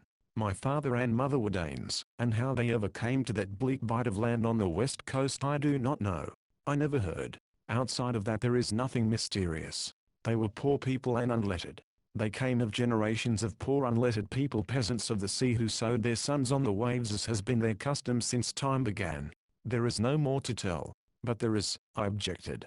"It is still obscure to me." "What can I tell you?" he demanded, with the recrudescence of fierceness. "Of the meagerness of a child's life, of fish diet and coarse living, of going out with the boats from the time I could crawl, of my brothers, who went away one by one to the deep sea farming, and never came back, of myself, unable to read or write, cabin boy at the mature age of 10 on the coast twice, old country ships, of the rough fare and rougher usage, where kicks and blows were bed and breakfast and took the place of speech, and fear and hatred and pain were my only soul experiences? I do not care to remember. A madness comes up in my brain even now as I think of it. But there were coastwise skippers I would have returned and killed. When a man's strength came to me, only the lines of my life were cast at the time in other places. I did return, not long ago, but unfortunately the skippers were dead, all but one, a mate in the old days, a skipper when I met him, and when I left him a cripple who would never walk again. But you who read Spencer and Darwin, and have never seen the inside of a school, how did you learn to read and write? I queried. In the English merchant service. Cabin boy at 12, ship's boy at 14, ordinary seaman at 16, able seaman at 17, and cock of the forecastle, infinite ambition and infinite loneliness, receiving neither help nor sympathy. I did it all for myself: navigation, mathematics, science, literature, and what not. And of what use has it been? Master and owner of a ship at the top of my life, as you say, when I'm beginning to diminish and die. Paltry, isn't it? And when the sun was up I was scorched, and because I had no root I withered away. But history tells of slaves who rose to the purple, I chided. And history tells of opportunities that came to the slaves who rose to the purple, he answered grimly. No man makes opportunity. All the great men ever did, was to know it, when it came to them. The Corsican knew. I have dreamed as greatly as the Corsican. I should have known the opportunity, but it never came. The thorns sprung up and choked me. And, Hump, I can tell you, that you know more about me than any living man, except my own brother. And what is he? And where is he? Master of the steamship Macedonia, seal hunter, was the answer. We will meet him most probably on the Japan coast. Men call him Death Larsen. Death Larsen. I involuntarily cried. Is he like you? Hardly. He is a lump of an animal without any head. He has all my brutishness, I suggested. Yes, thank you for the word, all my brutishness, but he can scarcely read or write. And he has never philosophized on life, I added. No, Wolf Larsen answered, with an indescribable air of sadness. And he is all the happier for leaving life alone. He is too busy living it to think about it. My mistake was in never opening the books. Chapter 11. The Ghost has attained the southernmost point of the arc she is describing across the Pacific, and is already beginning to edge away to the west and north towards some lone island, it is rumored, where she will fill her water casks, before proceeding to the season's hunt along the coast of Japan. The hunters have experimented, and practiced with their rifles and shotguns till they are satisfied, and the boat pullers and steerers have made their sprit sails, bound the oars and rowlocks in leather and sennit, so that they will make no noise when creeping on the seals, and put their boats in apple pie order, to use Leach's homely phrase. His arm, by the way, has healed nicely, though the scar will remain all his life. Thomas Mugridge lives in mortal fear of him, and is afraid to venture on deck after dark. There are 2 or 3 standing quarrels in the forecastle. Lewis tells me that the gossip of the sailors finds its way aft, and that 2 of the telltales have been badly beaten by their mates. He shakes his head dubiously over the outlook for the man Johnson, who is boat puller in the same boat with him. Johnson has been guilty of speaking his mind too freely, and has collided 2 or 3 times with Wolf Larsen over the pronunciation of his name. Johansen he thrashed on the amidships deck the other night, since which time the mate has called him by his proper name. But of course it is out of the question that Johnson should thrash Wolf Larsen. Lewis has also given me additional information about Death Larsen, which tallies with the captain's brief description. We may expect to meet Death Larsen on the Japan coast. And look out for squalls, is Lewis's prophecy, for they hate one another like the wolf whelps they are. Death Larsen is in command of the only seedling steamer in the fleet, the Macedonia, which carries 14 boats, whereas the rest of the schooners carry only 6. There is wild talk of cannon aboard, and of strange raids and expeditions she may make, ranging from opium smuggling into the States and arms smuggling into China, to blackbirding and open piracy. Yet I cannot but believe, for I have never yet caught him in lie, while he has a CYCLOPADIC knowledge of sealing, and the men of the sealing fleets. As it is forward, and in the galley, so it is in the steerage and aft, on this veritable hell ship. Men fight and struggle ferociously for one another's lives. The hunters are looking for a shooting scrape at any moment between Smoke and Henderson, whose old quarrel has not healed, while Wolf Larsen says positively that he will kill the survivor of the affair, if such affair comes off. He frankly states that the position he takes is based on no moral grounds, that all the hunters could kill and eat one another so far as he is concerned, were it not that he needs them alive for the hunting. If they will only hold their hands until the season is over, he promises them a royal carnival, when all grudges can be settled, and the survivors may toss the non-survivors overboard, and arrange a story as to how the missing men were lost at sea. I think even the hunters are appalled at his cold-bloodedness. Wicked men though they be, they are certainly very much afraid of him. Thomas Mugridge's cur-like and his subjection to me, while I go about in secret dread of him. His is the courage of fear, a strange thing I know well of myself, and at any moment it may master the fear, and impel him to the taking of my life. My knee is much better, though it often aches for long periods, and the stiffness is gradually leaving the arm which Wolf Larsen squeezed. Otherwise I am in splendid condition, feel that I'm in splendid condition. My muscles are growing harder, and increasing in size. My hands, however, are a spectacle for grief. They have a parboiled appearance, are afflicted with hangnails, while the nails are broken and discolored, and the edges of the quick seem to be assuming a fungoid sort of growth. Also, I am suffering from boils, due to the diet, most likely, for I was never afflicted in this manner before. I was amused, a couple of evenings back, by seeing Wolf Larsen reading the Bible, a copy of which, after the futile search for one at the beginning of the voyage, had been found in the dead mate's sea chest. I wondered what Wolf Larsen could get from it, and he read aloud to me from Ecclesiastes. I could imagine he was speaking the thoughts of his own mind as he read to me, and his voice, reverberating deeply and mournfully in the confined cabin, charmed and held me. He may be uneducated, but he certainly knows how to express the significance of the written word. I can hear him now, as I shall always hear him, the primal melancholy vibrant in his voice as he read. I gathered me also silver and gold, and the peculiar treasure of kings, and of the provinces. I gat me men singers and women singers, and the delights of the sons of men, as musical instruments, and that of all sorts. So I was great, and increased more than all that were before me in Jerusalem. Also my wisdom returned with me. Then I looked on all the works that my hands had wrought, and on the labor that I had labored to do, and behold, all was vanity and vexation of spirit, and there was no profit under the sun. All things come alike to all. There is one event to the righteous, and to the wicked, to the good, and to the clean, and to the unclean, to him that sacrificeth, and to him that sacrificeth not. As is the good, so is the sinner, and he that sweareth, as he that feareth an oath. This is an evil among all things that are done under the sun, that there is one event unto all. Yea, also the heart of the sons of men is full of evil, and madnesses in their heart while they live, and after that they go to the dead. For to him that is joined to all the living there is hope, for a living dog is better than a dead lion. For the living know that they shall die, but the dead know not anything, neither have they any more a reward, for the memory of them is forgotten.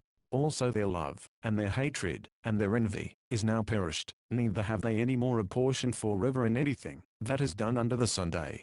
There you have it, Hump, he said, closing the book upon his finger, and looking up at me.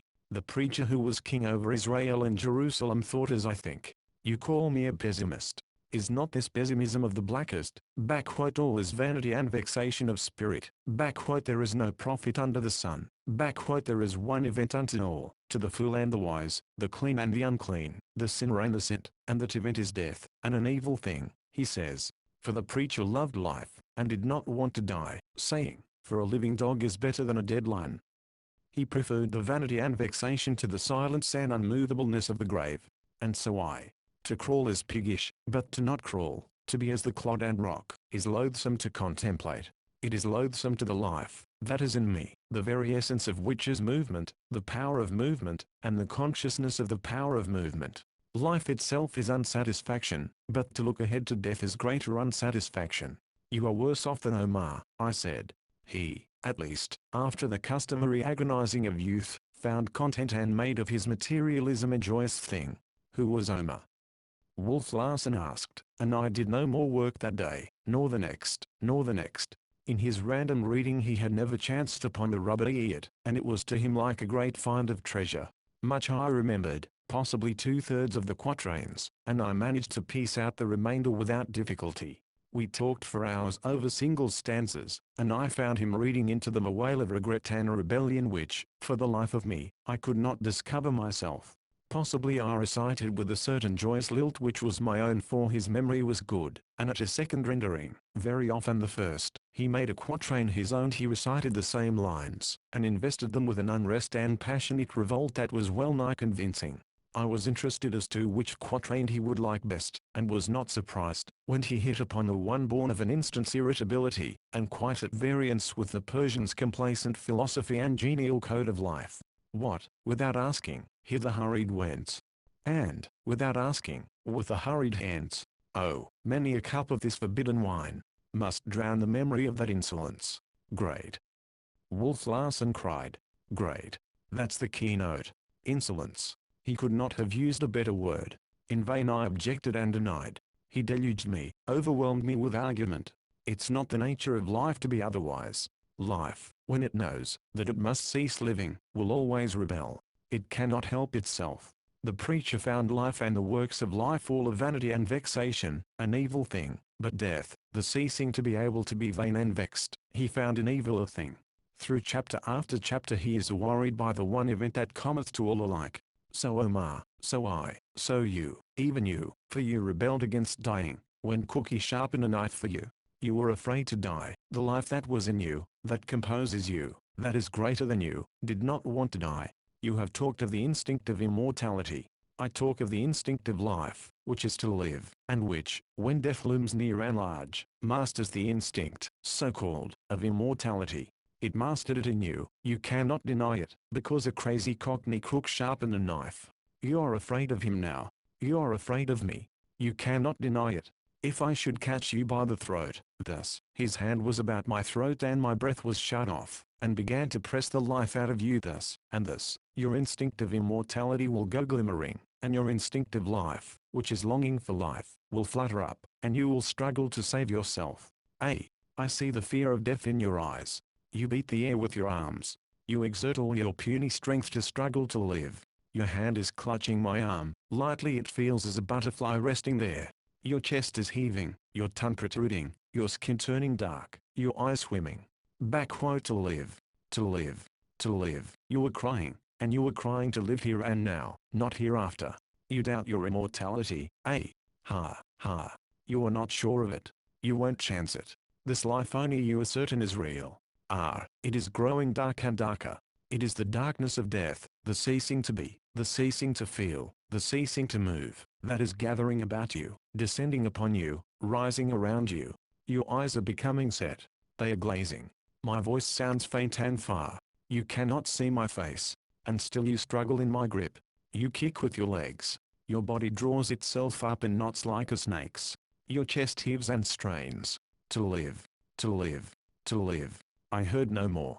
Consciousness was blotted out by the darkness he had so graphically described, and when I came to myself I was lying on the floor, and he was smoking a cigar, and regarding me thoughtfully with that old familiar light of curiosity in his eyes. Well, have I convinced you? He demanded. Here, take a drink of this. I want to ask you some questions. I rolled my head negatively on the floor. Your arguments are too forcible, I managed to articulate, at cost of great pain to my aching throat. You'll be all right in half an hour, he assured me. And I promise I won't use any more physical demonstrations. Get up now. You can sit on a chair. And, toy that I was of this monster, the discussion of Omar and the preacher was resumed. And half the night we sat up over it. Chapter 12. The last 24 hours have witnessed a carnival of brutality. From cabin to forecastle it seems to have broken out like a contagion. I scarcely know where to begin. Wolf Larsen was really the cause of it. The relations among the men, strained and made tense by feuds, quarrels and grudges, were in a state of unstable equilibrium, and evil passions flared up in flame like prairie grass. Thomas Mugridge is a sneak, a spy, an informer. He has been attempting to curry favor, and reinstate himself in the good graces of the captain, by carrying tales of the men forward. He it was, I know, that carried some of Johnson's hasty talk to Wolf Larsen. Johnson, it seems, bought a suit of oilskins from the slop chest, and found them to be of greatly inferior quality. Nor was he slow in advertising the fact. The slop chest is a sort of miniature dry goods store which is carried by all sealing schooners, and which is stocked with articles peculiar to the needs of the sailors.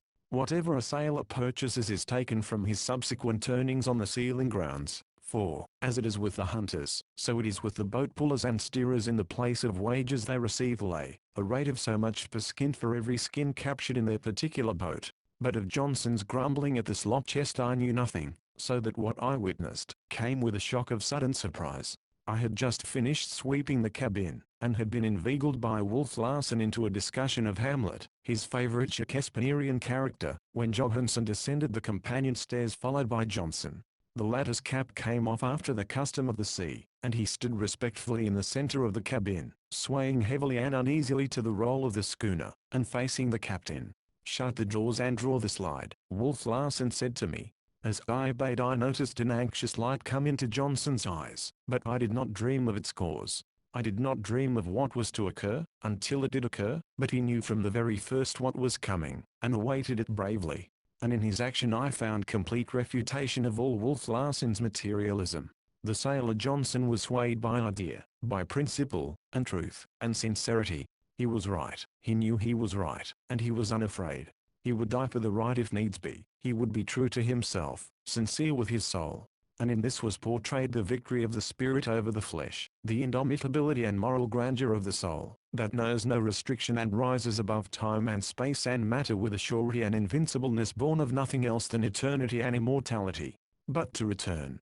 I noticed the anxious light in Johnson's eyes, but mistook it for the native shyness and embarrassment of the man.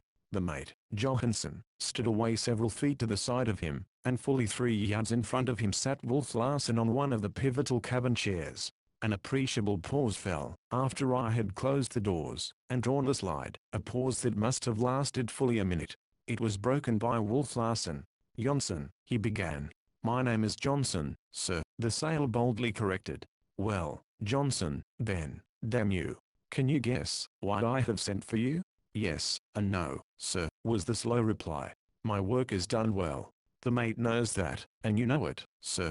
So there cannot be any complaint. And is that all?" Wolf Larsen queried, his voice soft, and low, and purring. "I know you have it in for me," Johnson continued with his unalterable and ponderous slowness. "You do not like me. You. Go on," Wolf Larsen prompted. "Don't be afraid of my feelings." "I am not afraid," the sailor retorted, a slight angry flush rising through his sunburn. "If I speak not fast, it is because I have not been from the old country, as long as you. You do not like me, because I am too much of a man, that is why, sir. You are too much of a man for ship discipline, if that is what you mean." "And if you know what I mean," was Wolf Larsen's retort. "I know English, and I know what you mean, sir," Johnson answered, his flush deepening at the slur on his knowledge of the English language. "Johnson," Wolf Larsen said, with an air of dismissing all that had gone before as introductory to the main business in hand, "I understand you're not quite satisfied with those oilskins?" "No, I am not. They are no good, sir, and you've been shooting off your mouth about them." "I say what I think, sir," the sailor answered courageously, not failing at the same time in ship courtesy, which demanded that sir be appended to each speech he made. It was at this moment that I chanced to glance at Johansen. His big fists were clenching and unclenching, and his face was positively fiendish, so malignantly did he look at Johnson. I noticed a black discoloration, still faintly visible, under Johansen's eye, a mark of the thrashing he had received a few nights before from the sailor. For the first time I began to divine that something terrible was about to be enacted. What, I could not imagine. "Do you know what happens to men who say what you've said about my slop chest and me?" Wolf Larsen was demanding. "I know, sir," was the answer. "What?" Wolf Larsen demanded, sharply and imperatively. "What you and the mate there are going to do to me, sir." "Look at him, Hump," Wolf Larsen said to me. "Look at this bit of animated dust, this aggregation of matter that moves, and breathes and defies me, and thoroughly believes itself to be compounded of something good, that is impressed with certain human fictions such as righteousness and honesty, and that will live up to them in spite of all personal discomforts and menaces. What do you think of him, Hump? What do you think of him?"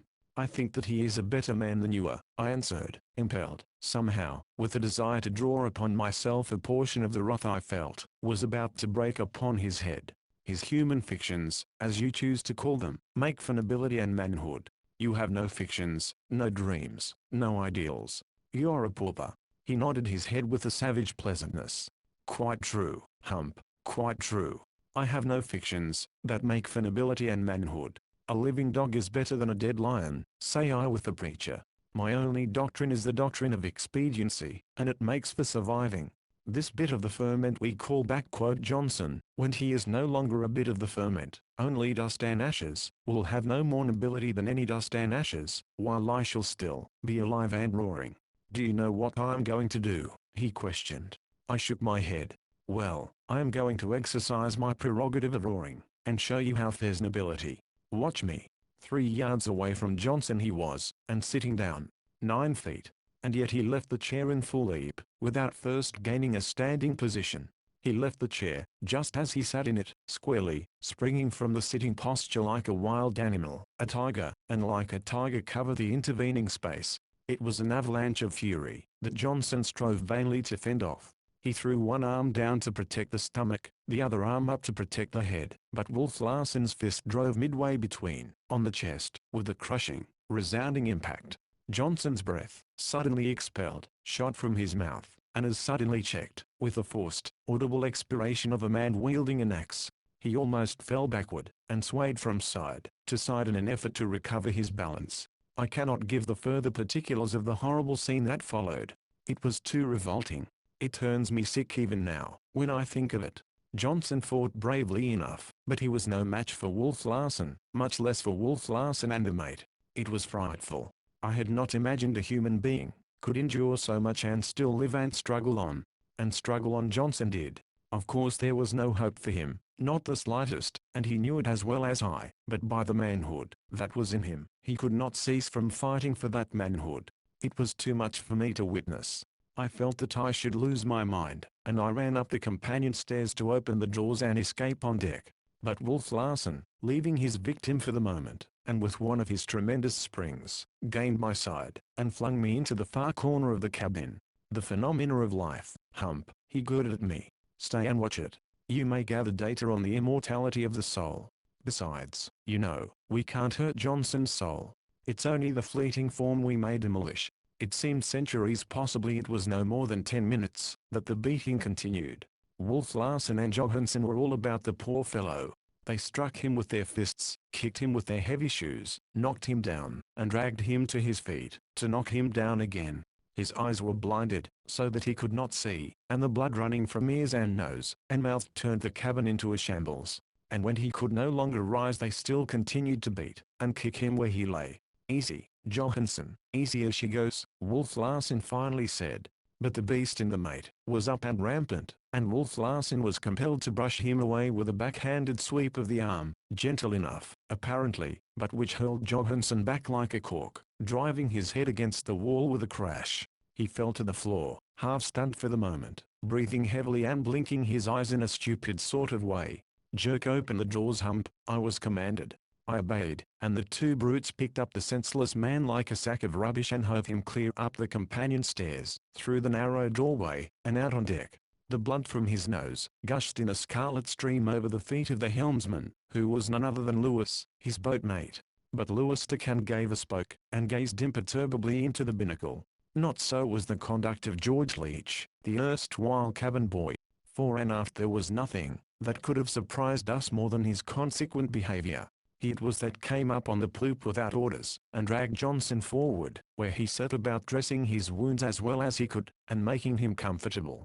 Johnson, as Johnson, was unrecognizable, and not only that, for his features, as human features at all, were unrecognizable, so discolored and swollen had they become in the few minutes which had elapsed between the beginning of the beating and the dragging forward of the body. But of Leach's behavior by the time I had finished cleansing the cabin he had taken care of Johnson. I had come up on deck for a breath of fresh air and to try to get some repose for my overwrought nerves. Wolf Larsen was smoking a cigar, and examining the patent log which the ghost usually towed astern, but which had been hauled in for some purpose. Suddenly Leach's voice came to my ears. It was tense and hoarse with an overmastering rage. I turned and saw him standing just beneath the break of the poop on the port side of the galley. His face was convulsed and white, his eyes were flashing, his clenched fists raised overhead.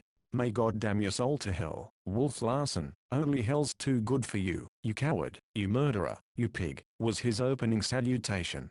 I was thunderstruck. I looked for his instant annihilation. But it was not Wolf Larsen's whim to annihilate him. He sauntered slowly forward to the break of the poop, and, leaning his elbow on the corner of the cabin, gazed down thoughtfully and curiously at the excited boy. And the boy indicted Wolf Larsen as he had never been indicted before. The sailors assembled in a fearful group just outside the forecastle scuttle, and watched and listened. The hunters piled pell-mell out of the steerage, but as Leach's tirade continued I saw that there was no levity in their faces. Even they were frightened, not at the boy's terrible words, but at his terrible audacity. It did not seem possible that any living creature could thus beard Wolf Larsen in his teeth. I know for myself that I was shocked into admiration of the boy, and I saw in him the splendid invincibleness of immortality rising above the flesh and the fears of the flesh, as in the prophets of old, to condemn unrighteousness. And such condemnation. He haled forth Wolf Larsen's soul naked to the scorn of men. He rained upon it curses from God and high heaven, and withered it with a heat of invective that savored of remedial excommunication of the Catholic Church. He ran the gamut of denunciation, rising to heights of wrath that were sublime and almost godlike, and from sheer exhaustion sinking to the vilest and most indecent abuse. His rage was a madness. His lips were flecked with a soapy froth, and sometimes he choked and gurgled and became inarticulate. And through it all, calm and impassive, leaning on his elbow and gazing down, Wolf Larsen seemed lost in a great curiosity. This wild stirring of yeasty life, this terrific revolt and defiance of matter that moved, perplexed and interested him. Each moment I looked, and everybody looked, for him to leap upon the boy and destroy him. But it was not his whim. His cigar went out, and he continued to gaze silently and curiously. Leach had worked himself into an ecstasy of impotent rage. "Pig, pig, pig," he was reiterating at the top of his lungs. "Why don't you come down and kill me, you murderer? You can do it. I ain't afraid. There's no one to stop you. Damn sight better dead and out of your reach than alive, and in your clutches. Come on, you coward. Kill me, kill me, kill me." It was at this stage that Thomas Mugridge's erratic soul brought him into the scene. He had been listening at the galley door, but he now came out, ostensibly to fling some scraps over the side, but obviously to see the killing he was certain would take place. He smirked greasily up into the face of Wolf Larsen, who seemed not to see him. But the Cockney was unabashed, though mad, stark mad. He turned to Leach, saying, "Such language! Shocking." Leach's rage was no longer impotent.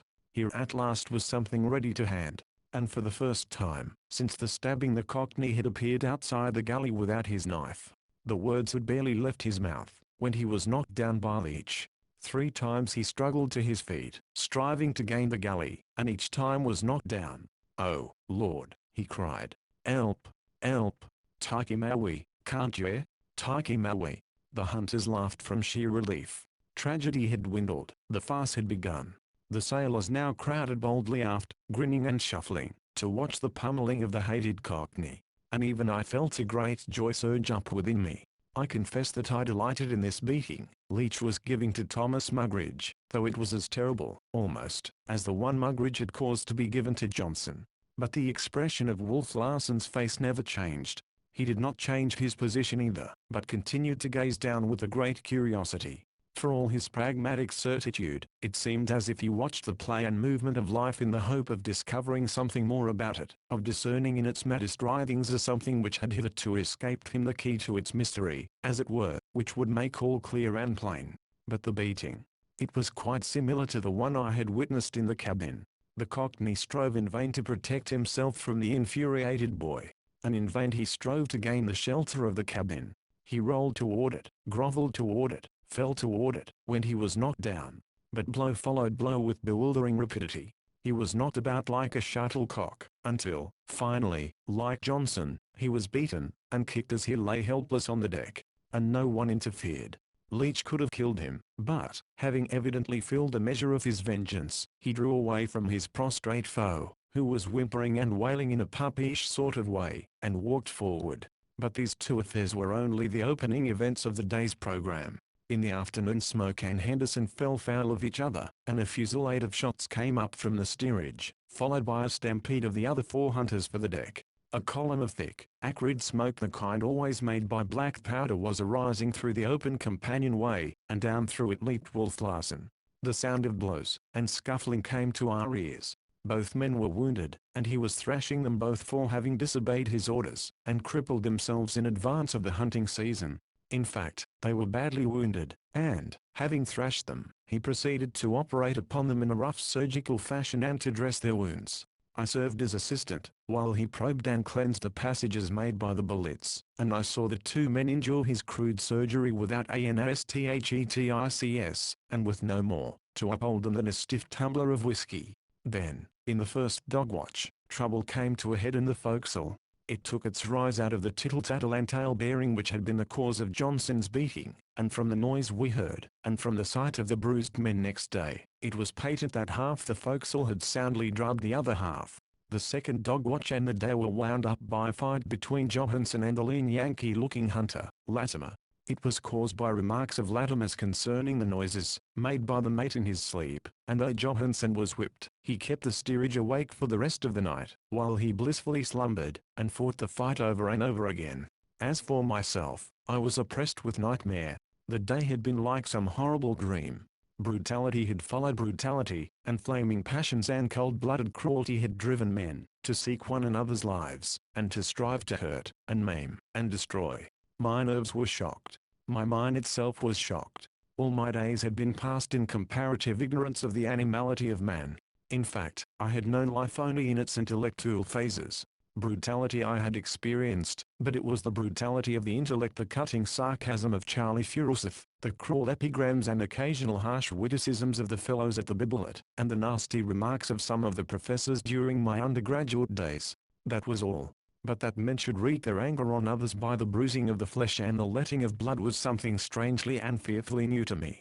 Not for nothing had I been called Sissy Van Weyden, I thought, as I tossed restlessly on my bunk between one nightmare and another.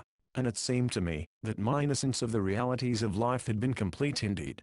I laughed bitterly to myself, and seemed to find in Wolf Larsen's forbidding philosophy a more adequate explanation of life than I found in my own. And I was frightened when I became conscious of the trend of my thought. The continual brutality around me was degenerative in its effect. It bid fair to destroy for me all that was best and brightest in life.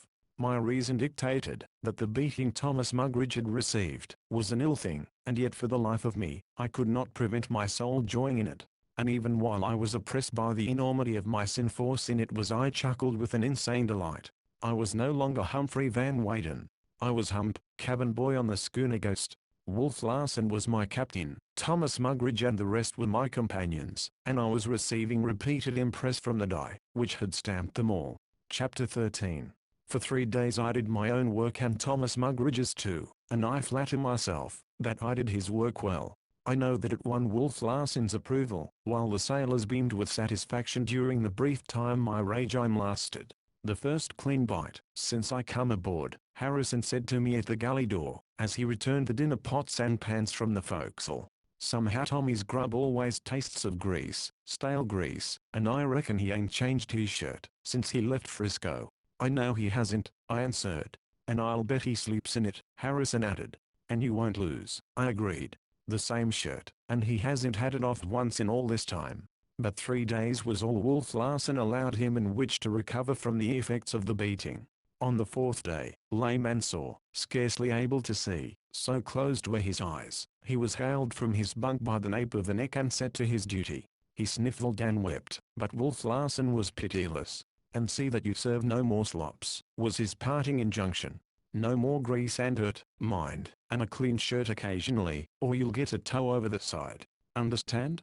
Thomas Mugridge crawled weakly across the galley floor, and a short lurch of the Ghost sent him staggering.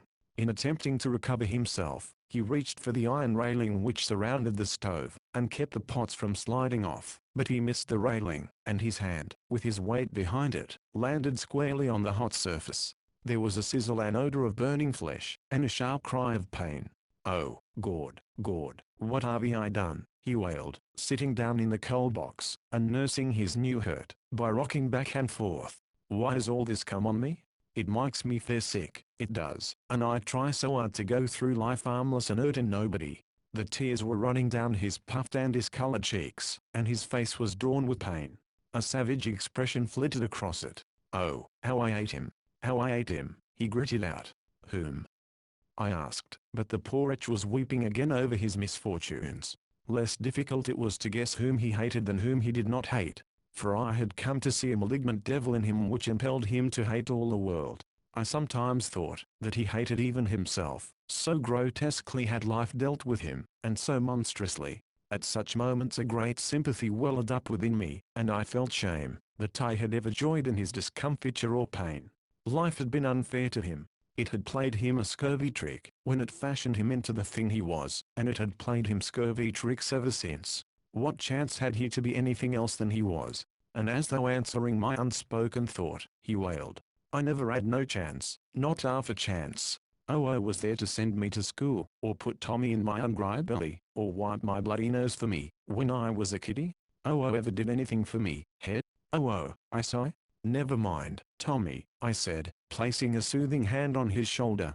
"Cheer up. It'll all come right in the end. You've long years before you, and you can make anything you please of yourself." "It's a lie, a bloody lie," he shouted in my face, flinging off the hand. "It's a lie, and you know it. I'm already mired, and mired out of livings and scraps. It's all right for you, You was born a gentleman. You never knew what it was to go hungry, to cry yourself asleep with your little belly gnawing and gnawing, like a rat inside you. It can't come right. If I was President of the United States tomorrow, how would it fill my belly for one time when I was a kiddie, and it went empty? How could it?" I sigh. "I was born to suffer in Ansora. I've had more cruel suffering than any 10 men, I haven't you. I've been in hospital half my bleeding life. I've had the fever in a spin wall, in Havana, in New Orleans. I near died of the scurvy, and was rotten with it 6 months in Barbados. Smallpox in Honolulu, 2 broken legs in Shanghai, pneumonia in Unalaska, 3 busted ribs and my insides all twisted in Frisco. And here I am now. Look at me. Look at me.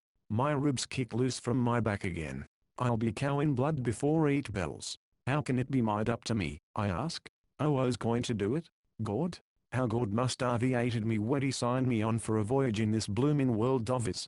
This tirade against destiny went on for an hour or more, and then he buckled to his work, limping and groaning, and in his eyes a great hatred for all created things. His diagnosis was correct, however, for he was seized with occasional sicknesses, during which he vomited blood, and suffered great pain. And as he said, it seemed God hated him too much to let him die, for he ultimately grew better, and waxed more malignant than ever. Several days more passed before Johnson crawled on deck, and went about his work in a half-hearted way. He was still a sick man, and I more than once observed him creeping painfully aloft to a topsail, or drooping wearily as he stood at the wheel. But, still worse, it seemed that his spirit was broken. He was abject before Wolf Larsen and almost grovelled to Johansen. Not so was the conduct of Leach. He went about the deck like a tiger cub, glaring his hatred openly at Wolf Larsen and Johansen. "I'll do for you yet, you slap-footed Swede," I heard him say to Johansen one night on deck. The mate cursed him in the darkness, and the next moment some missile struck the galley a sharp rap. There was more cursing, and a mocking laugh, and when all was quiet I stole outside, and found a heavy knife embedded over an inch in the solid wood. A few minutes later the mate came fumbling about in search of it, but I returned it privily to Leach next day. He grinned when I handed it over, yet it was a grin that contained more sincere thanks than a multitude of the verbosities of speech common to the members of my own class. Unlike anyone else in the ship's company, I now found myself with no quarrels on my hands, and in the good graces of all. The hunters possibly no more than tolerated me, though none of them disliked me, while Smoke and Henderson, convalescent under a deck awning and swinging day and night in their hammocks, assured me that I was better than any hospital nurse, and that they would not forget me at the end of the voyage, when they were paid off. As though I stood in need of their money.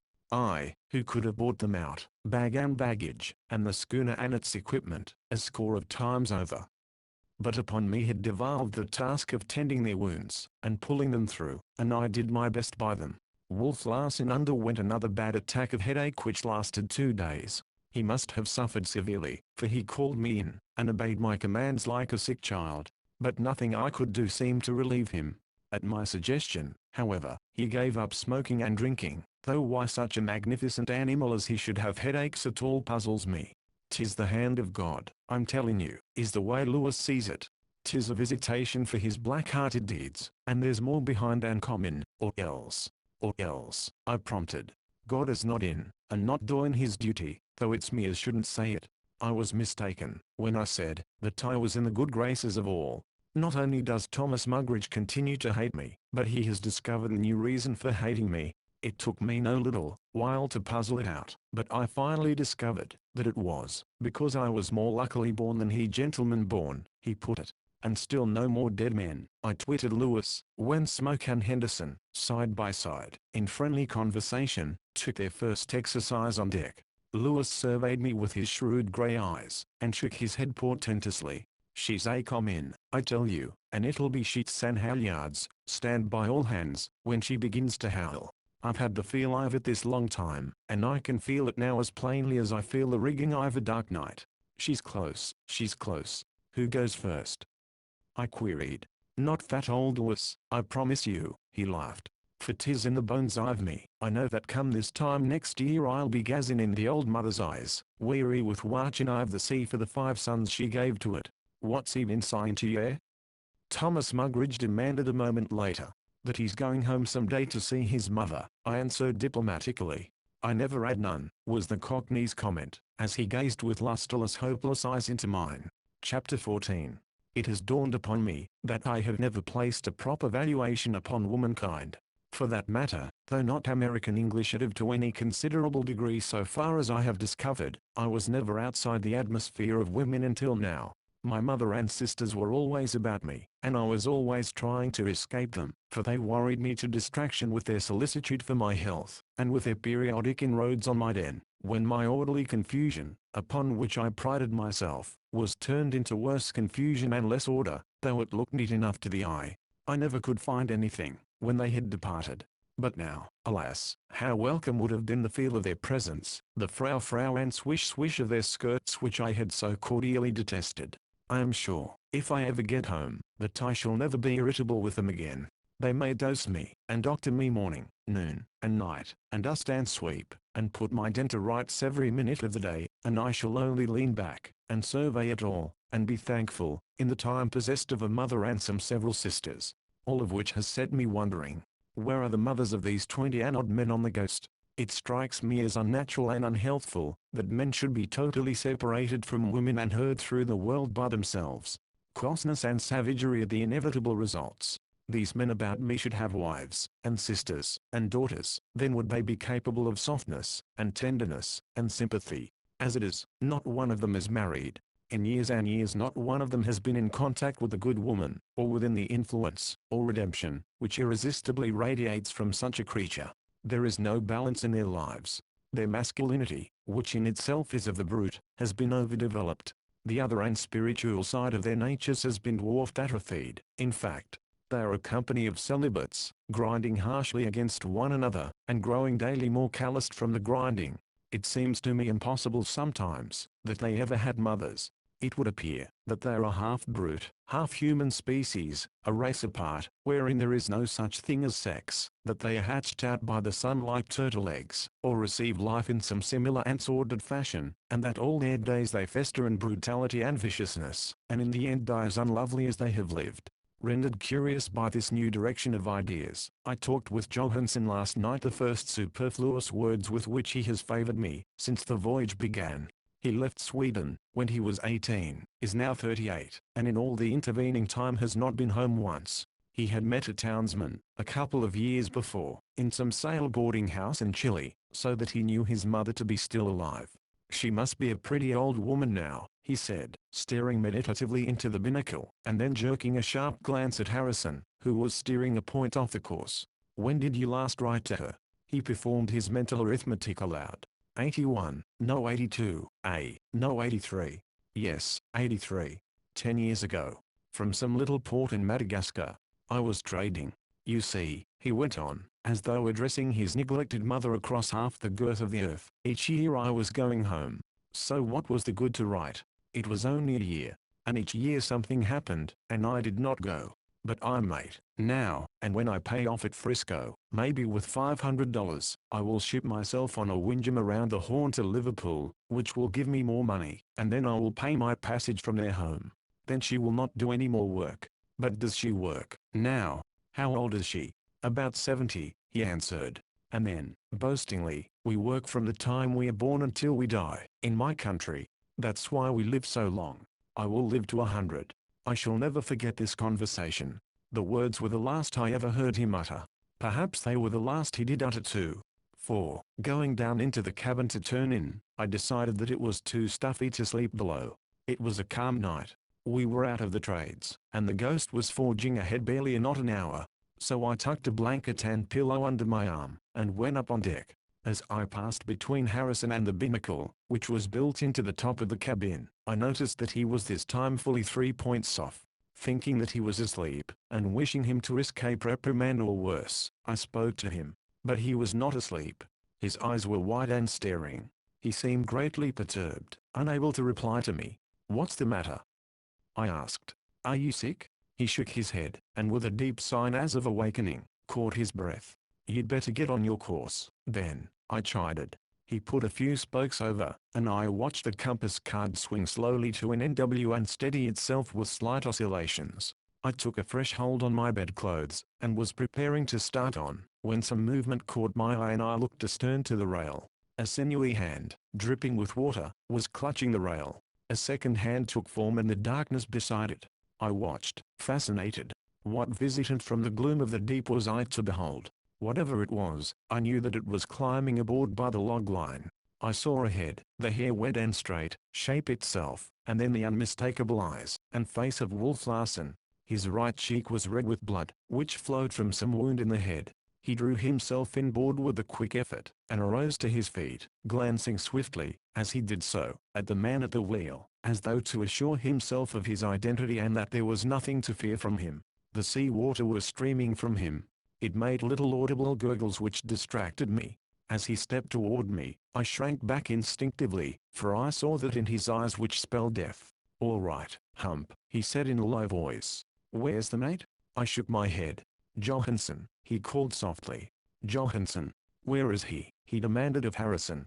The young fellow seemed to have recovered his composure, for he answered steadily enough, "I don't know, sir. I saw him go for it a little while ago." "So did I go for it. But you'll observe, the tide didn't come back the way I went. Can you explain it? You must have been overboard, sir." "Shall I look for him in the steerage, sir?" I asked. Wolf Larsen shook his head. "You wouldn't find him, Hump. But you'll do. Come on. Never mind your betting. Leave it where it is."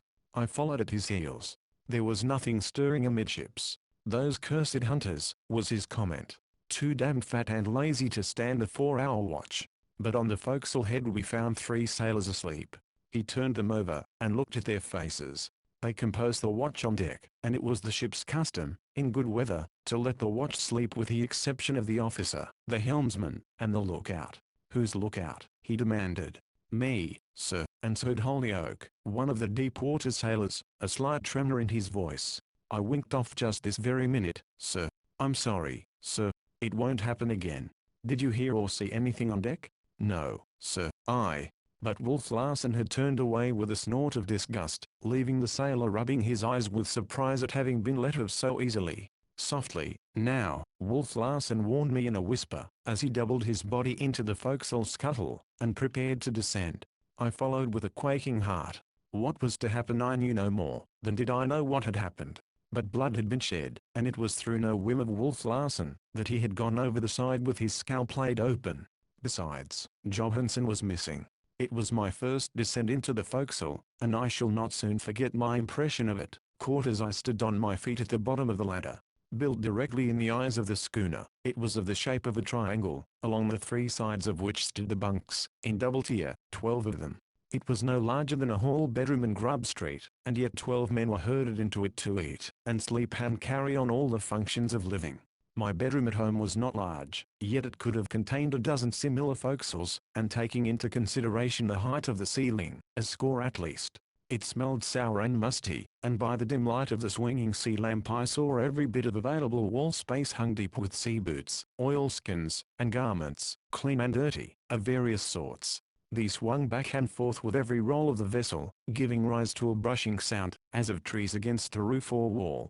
Somewhere a boot thumped loudly, and at irregular intervals against the wall, and, though it was a mild night on the sea, there was a continual chorus of the creaking timbers and bulkheads, and of abysmal noises beneath the flooring. The sleepers did not mind. There were 8 of them, the 2 watches below, and the air was thick with the warmth and odor of their breathing, and the ear was filled with the noise of their snoring, and of their sighs and half-groans, tokens plain of the rest of the animal man. But were they sleeping, all of them? Or had they been sleeping? This was evidently Wolf Larsen's quest to find the men who appeared to be asleep, and who were not asleep, or who had not been asleep very recently. And he went about it in a way that reminded me of a story out of Boccaccio. He took the sea lamp from its swinging frame, and handed it to me. He began at the first bunks forward on the starboard side. In the top one lay Oofty, a Kanaka and splendid seaman, so named by his mates. He was asleep on his back, and breathing as placidly as a woman. One arm was under his head, the other lay on top of the blankets. Wolf Larsen put thumb and forefinger to the wrist, and counted the pulse. In the midst of it the Kanaka roused. He awoke as gently as he slept. There was no movement of the body whatever. The eyes, only, moved. They flashed wide open, big, and black, and stared, unblinking, into our faces. Wolf Larsen put his finger to his lips as a sign for silence, and the eyes closed again. In the lower bunk lay Lewis, grossly fat and warm and sweaty, asleep unfeignedly and sleeping laboriously. While Wolf Larsen held his wrist he stirred uneasily, bowing his body, so that for a moment it rested on shoulders and heels. His lips moved, and he gave voice to this enigmatic utterance. "A shilling's worth a quarter, but keep your lamps out for threepenny bits, or the publican's lines shove 'em on you for sixpence." Then he rolled over on his side with a heavy, sobbing sigh, saying, "A sixpence is a tanner, and a shilling a bob, but what a pony is I don't know." Satisfied with the honesty of his, and the Kanaka's sleep, Wolf Larsen passed on to the next 2 bunks on the starboard side, occupied top and bottom, as we saw in the light of the sea lamp, by Leach and Johnson. As Wolf Larsen bent down to the lower bunk to take Johnson's pulse, I, standing erect and holding the lamp, saw Leach's head rise stealthily as he peered over the side of his bunk, to see what was going on. He must have divined Wolf Larsen's trick and the sureness of detection, for the light was at once dashed from my hand and the forecastle was left in darkness. He must have leaped, also, at the same instant, straight down on Wolf Larsen. The first sounds were those of a conflict between a bull and a wolf. I heard a great infuriated bellow go up from Wolf Larsen, and from Leach a snarling, that was desperate and blood-curdling. Johnson must have joined him immediately, so that his abject and grovelling conduct on deck for the past few days had been no more than planned deception. I was so terror-stricken by this fight in the dark, that I leaned against the ladder, trembling and unable to ascend. And upon me was that old sickness at the pit of the stomach, caused always by the spectacle of physical violence. In this instance I could not see, but I could hear the impact of the blows, the soft crushing sound made by flesh striking forcibly against flesh. Then there was the crashing about of the entwined bodies, the labored breathing, the short quick gasps of sudden pain.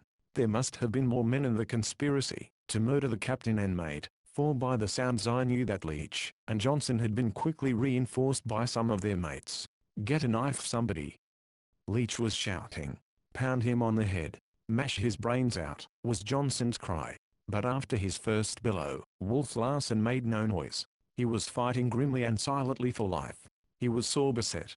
Down at the very first, he had been unable to gain his feet, and for all of his tremendous strength I felt that there was no hope for him. The force with which they struggled was vividly impressed on me, for I was knocked down by their surging bodies and badly bruised. But in the confusion I managed to crawl into an empty lower bunk out of the way. "All hands! We've got him!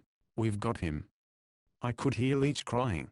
"Who?" demanded those who had been really asleep, and who had wakened to they knew not what. "It's the bloody mate," was Leach's crafty answer, strained from him in a smothered sort of way. This was greeted with whoops of joy, and from then on Wolf Larsen had 7 strong men on top of him, Lewis, I believe, taking no part in it. The forecastle was like an angry hive of bees aroused by some marauder. "What ho, below there!" I heard Latimer shout down the scuttle, too cautious to descend into the inferno of passion he could hear raging beneath him in the darkness. "Won't somebody get a knife? Oh, won't somebody get a knife?" Leach pleaded in the first interval of comparative silence. The number of the assailants was a cause of confusion. They blocked their own efforts, while Wolf Larsen, with but a single purpose, achieved his. This was to fight his way across the floor to the ladder. Though in total darkness, I followed his progress by its sound. No man less than a giant could have done what he did, once he had gained the foot of the ladder. Step by step, by the might of his arms, the whole pack of men striving to drag him back and down, he drew his body up from the floor till he stood erect. And then, step by step, hand and foot, he slowly struggled up the ladder. The very last of all, I saw. For Latimer, having finally gone for a lantern, held it so that its light shone down the scuttle. Wolf Larsen was nearly to the top, though I could not see him. All that was visible was the mass of men fastened upon him. It squirmed about, like some huge many-legged spider, and swayed back and forth to the regular roll of the vessel. And still, step by step with long intervals between, the mass ascended. Once it tottered, about to fall back, but the broken hold was regained and it still went up. "Who is it?" Latimer cried. In the rays of the lantern I could see his perplexed face peering down. "Larsen," I heard a muffled voice from within the mass. Latimer reached down with his free hand. I saw a hand shoot up to clasp his. Latimer pulled, and the next couple of steps were made with a rush. Then Wolf Larsen's other hand reached up, and clutched the edge of the scuttle. The mass swung clear of the ladder, the men still clinging to their escaping foe. They began to drop off, to be brushed off against the sharp edge of the scuttle, to be knocked off by the legs, which were now kicking powerfully. Leach was the last to go, falling sheer back from the top of the scuttle, and striking on head and shoulders upon his sprawling mates beneath. Wolf Larsen and the lantern disappeared, and we were left in darkness. Chapter 15. There was a deal of cursing and groaning as the men at the bottom of the ladder crawled to their feet. "Somebody strike a light, my thumb's out of joint," said one of the men. Parsons, a swarthy saturnine man, boat steerer in Standish's boat, in which Harrison was puller. "You'll find it knocking about by the bits," Leach said, sitting down on the edge of the bunk in which I was concealed. There was a fumbling and a scratching of matches, and the sea lamp flared up, dim and smoky, and in its weird light bare-legged men moved about nursing their bruises, and caring for their hurts. Oofty laid hold of Parsons's thumb, pulling it out stoutly, and snapping it back into place. I noticed at the same time, that the Kanaker's knuckles were laid open clear across, and to the bone. He exhibited them, exposing beautiful white teeth in a grin as he did so, and explaining that the wounds had come from striking Wolf Larsen in the mouth. "So it was you, was it, you black beggar?" belligerently demanded one Kelly, an Irish-American and a longshoreman, making his first trip to sea, and boat puller for Kerfoot. As he made the demand he spat out a mouthful of blood and teeth, and shoved his pugnacious face close to Oofty. The Kanaker leaped backward to his bunk, to return with a second leap, flourishing a long knife. "Go lay down, you make me tired," Leach interfered. He was evidently, for all of his youth and inexperience, cock of the forecastle. "Gwan, you Kelly. You leave Oofty alone." "How in hell did he know it was you in the dark?" Kelly subsided with some muttering, and the Kanaker flashed his white teeth in a grateful smile. He was a beautiful creature, almost feminine in the pleasing lines of his figure, and there was a softness and dreaminess in his large eyes which seemed to contradict his well-earned reputation for strife and action. "How did he get away?" Johnson asked. He was sitting on the side of his bunk, the whole pose of his figure indicating utter dejection and hopelessness. He was still breathing heavily from the exertion he had made. His shirt had been ripped entirely from him in the struggle, and blood from a gash in the cheek was flowing down his naked chest, marking a red path across his white thigh, and dripping to the floor. "Because he is the devil, as I told you before," was Leach's answer, and thereat he was on his feet, and raging his disappointment with tears in his eyes. "And not one of you to get a knife," was his unceasing lament. But the rest of the hands had a lively fear of consequences to come and gave no heed to him. "How'll he know which was which?" Kelly asked, and as he went on he looked murderously about him. "Unless one of us peaches, he'll know as soon as ever he claps eyes on us," Parsons replied. "One look at you'd be enough. Tell him the deck flopped up, and gouged your teeth out of your jaw." Lewis grinned. He was the only man who was not out of his bunk, and he was jubilant, in that he possessed no bruises to advertise, that he had had a hand in the night's work. "Just wait till he gets a glimpse of your mugs tomorrow, the gang of ye," he chuckled. "We'll say we thought it was the mate," said one. And another, "I know what I'll say, that I he Redero, jumped out of my bunk, got a jolly good crack on the jaw for my pains, and sailed in myself." Couldn't tell who or what it was in the dark and just hid out. And to ask me you hit, of course, Kelly seconded, his face brightening for the moment. Leach and Johnson took no part in the discussion, and it was plain to see that their mates looked upon them as men for whom the worst was inevitable, who were beyond hope and already dead. Leach stood their fears and reproaches for some time. Then he broke out. "You make me tired. A nice lot of gazabus you are. If you talked less with your mouth, and did something with your hands, he'd been done with by now. Why couldn't one of you, just one of you, get me a knife, when I sung out? You make me sick. A.B. Finn and bellowing round, as though he'd kill you, when he gets you. You know damn well he won't. Can't afford to. No shipping masters or beachcombers over here, and he wants you in his business, and he wants you bad. Who's to pull, or steer or sail ship, if he loses you? It's me and Johnson have to face the music. Get into your bunks, now, and shut your faces. I want to get some sleep." "That's all right," Parsons spoke up. "Meb he won't do for us, but mark my words, hell lines be an ice box to this ship from now on." All the while I had been apprehensive concerning my own predicament. What would happen to me, when these men discovered my presence? I could never fight my way out as Wolf Larsen had done. And at this moment Latimer called down the scuttles. "Hump. The old man wants you. He ain't down here." Parsons called back. "Yes, he is," I said, sliding out of the bunk, and striving my hardest to keep my voice steady and bold. The sailors looked at me in consternation. Fear was strong in their faces, and the devilishness which comes of fear. "I'm coming," I shouted up to Latimer. "No you don't," Kelly cried, stepping between me and the ladder, his right hand shaped into a veritable strangler's clutch. "You damn little sneak. I'll shut your mouth." "Let him go," Leach commanded. "Not on your life," was the angry retort. Leach never changed his position on the edge of the bunk. "Let him go, I say," he repeated, but this time his voice was gritty and metallic. The Irishman wavered. I made to step by him, and he stood aside. When I had gained the ladder, I turned to the circle of brutal and malignant faces peering at me through the semi-darkness. A sudden and deep sympathy welled up in me. I remembered the Cockney's way of putting it. How God must have hated them, that they should be tortured so. "I have seen and heard nothing, believe me," I said quietly. "I tell you, he's all right," I could hear Leach saying as I went up the ladder. "He don't like the old man no more nor you or me."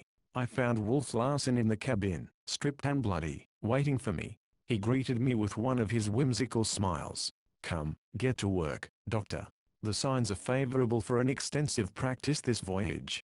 I don't know what the ghost would have been without you, and if I could only cherish such noble sentiments I would tell you her master is deeply grateful." I knew the run of the simple medicine chest the ghost carried, and while I was heating water on the cabin stove, and getting the things ready for dressing his wounds, he moved about, laughing and chatting, and examining his hurts with a calculating eye.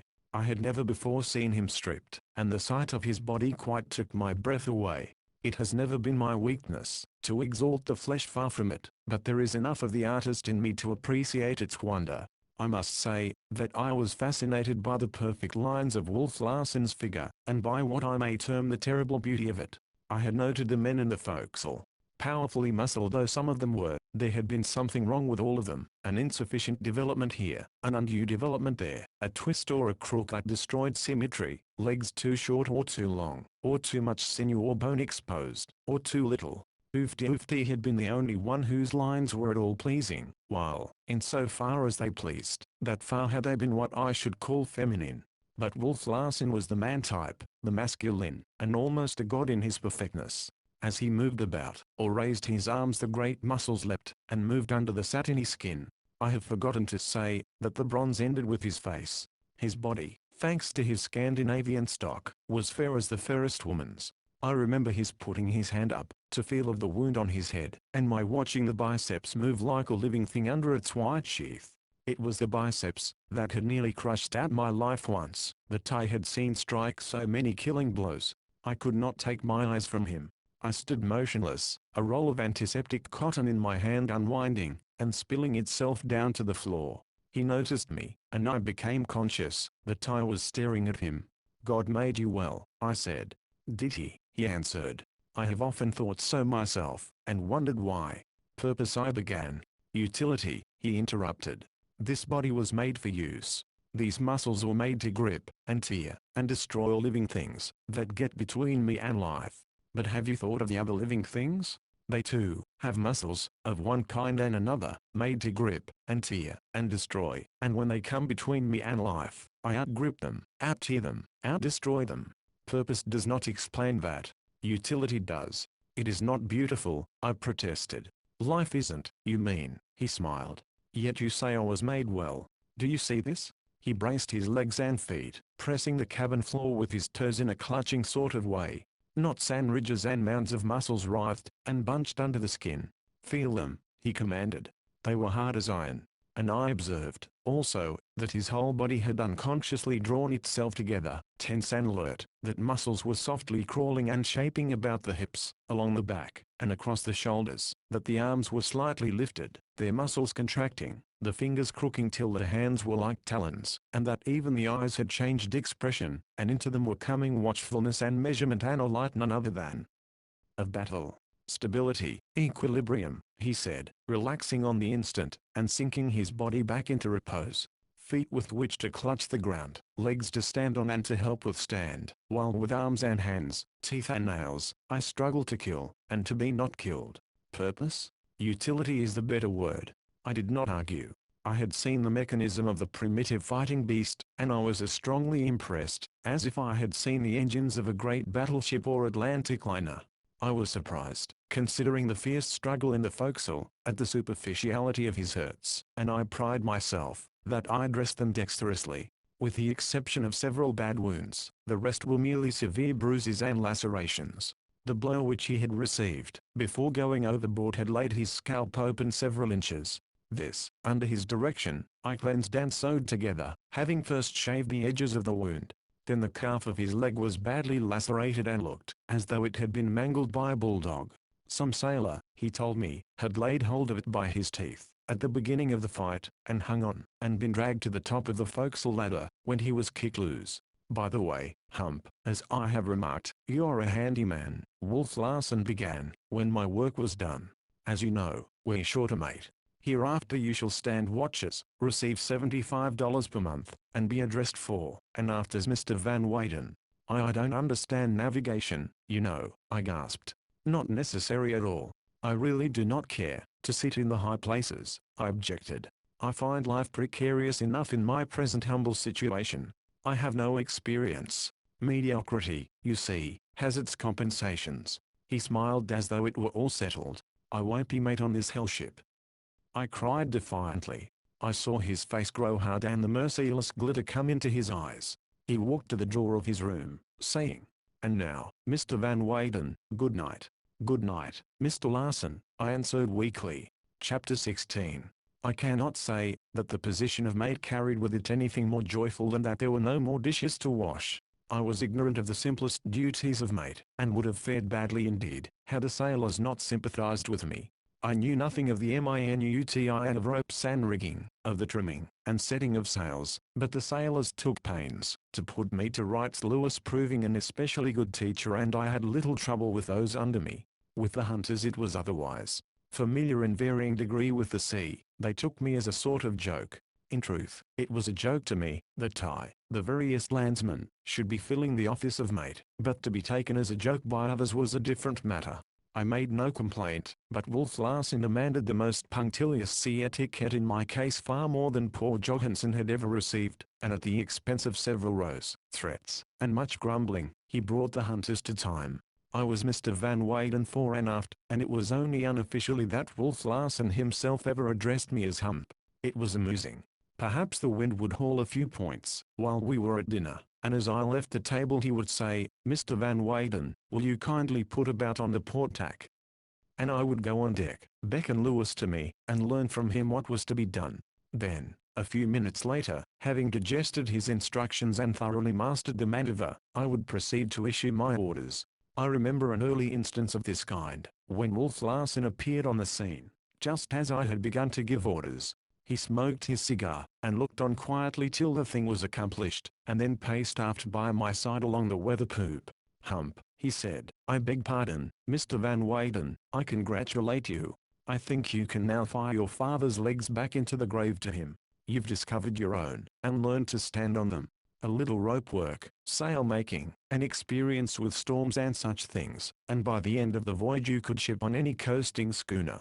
It was during this period, between the death of Johansen and the arrival on the sealing grounds, that I passed my police and test hours on the Ghost.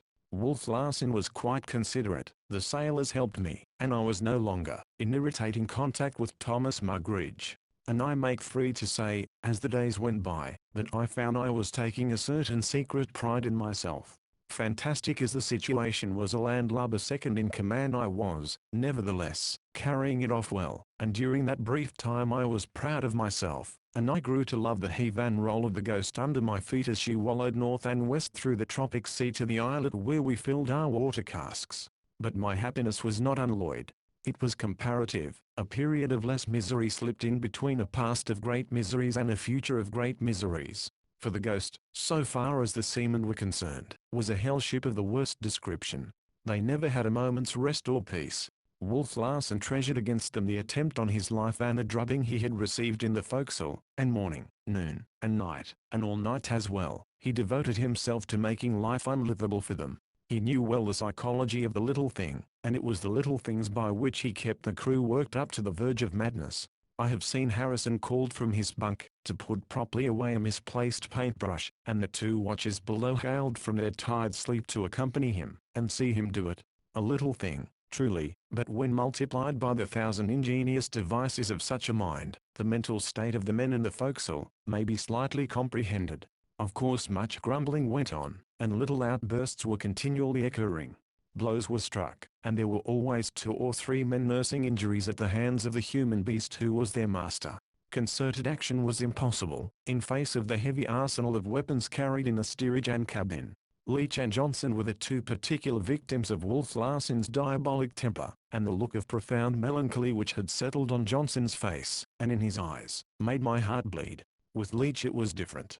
There was too much of the fighting beast in him. He seemed possessed by an insatiable fury which gave no time for grief. His lips had become distorted into a permanent snarl, which at mere sight of Wolf Larsen broke out in sound, horrible and menacing, and, I do believe, unconsciously. I have seen him follow Wolf Larsen about with his eyes, like an animal its keeper, the while the animal-like snarl sounded deep in his throat, and vibrated forth between his teeth. I remember once, on deck, in bright day, touching him on the shoulder as preliminary to giving an order. His back was toward me, and at the first feel of my hand he leaped upright in the air, and away from me, snarling and turning his head as he leaped. He had for the moment mistaken me for the man he hated. Both he and Johnson would have killed Wolf Larsen at the slightest opportunity, but the opportunity never came. Wolf Larsen was too wise for that, and, besides, they had no adequate weapons. With their fists alone they had no chance whatever. Time and again he fought it out with Leach, who fought back always, like a wildcat, tooth and nail and fist, until stretched, exhausted or unconscious, on the deck. And he was never averse to another encounter. All the devil that was in him challenged the devil in Wolf Larsen. They had but to appear on deck at the same time, when they would be at it, cursing, snarling, striking, and I have seen Leach fling himself upon Wolf Larsen without warning or provocation. Once he threw his heavy sheath knife, missing Wolf Larsen's throat by an inch. Another time he dropped a steel marline spike from the mizzen crosstree. It was a difficult cast to make on a rolling ship, but the sharp point of the spike, whistling 75 feet through the air, barely missed Wolf Larsen's head as he emerged from the cabin companionway and drove its length 2 inches, and over into the solid deck planking. Still another time, he stole into the steerage, possessed himself of a loaded shotgun, and was making a rush for the deck with it when caught by Kerfoot and disarmed. I often wondered why Wolf Larsen did not kill him, and make an end of it. But he only laughed and seemed to enjoy it. There seemed a certain spice about it, such as men must feel who take delight in making pets of ferocious animals. It gives a thrill to life, he explained to me, when life is carried in one's hand. Man is a natural gambler, and life is the biggest stake he can lay. The greater the odds, the greater the thrill. Why should I deny myself the joy of exciting Leach's soul to fever pitch? For that matter, I do him a kindness. The greatness of sensation is mutual. He is living more royally than any man for it, though he does not know it.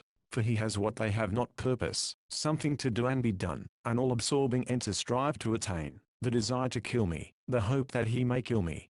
Really, Hump, he is living deep and high. I doubt that he has ever lived so swiftly and keenly before, and I honestly envy him, sometimes, when I see him raging at the summit of passion and sensibility. Ah, but it is cowardly, cowardly. I cried. You have all the advantage. Of the two of us, you and I, who is the greater coward? He asked seriously. If the situation is unpleasing, you compromise with your conscience, when you make yourself a party to it. If you were really great, really true to yourself, you would join forces with Leach and Johnson. But you're afraid, you're afraid.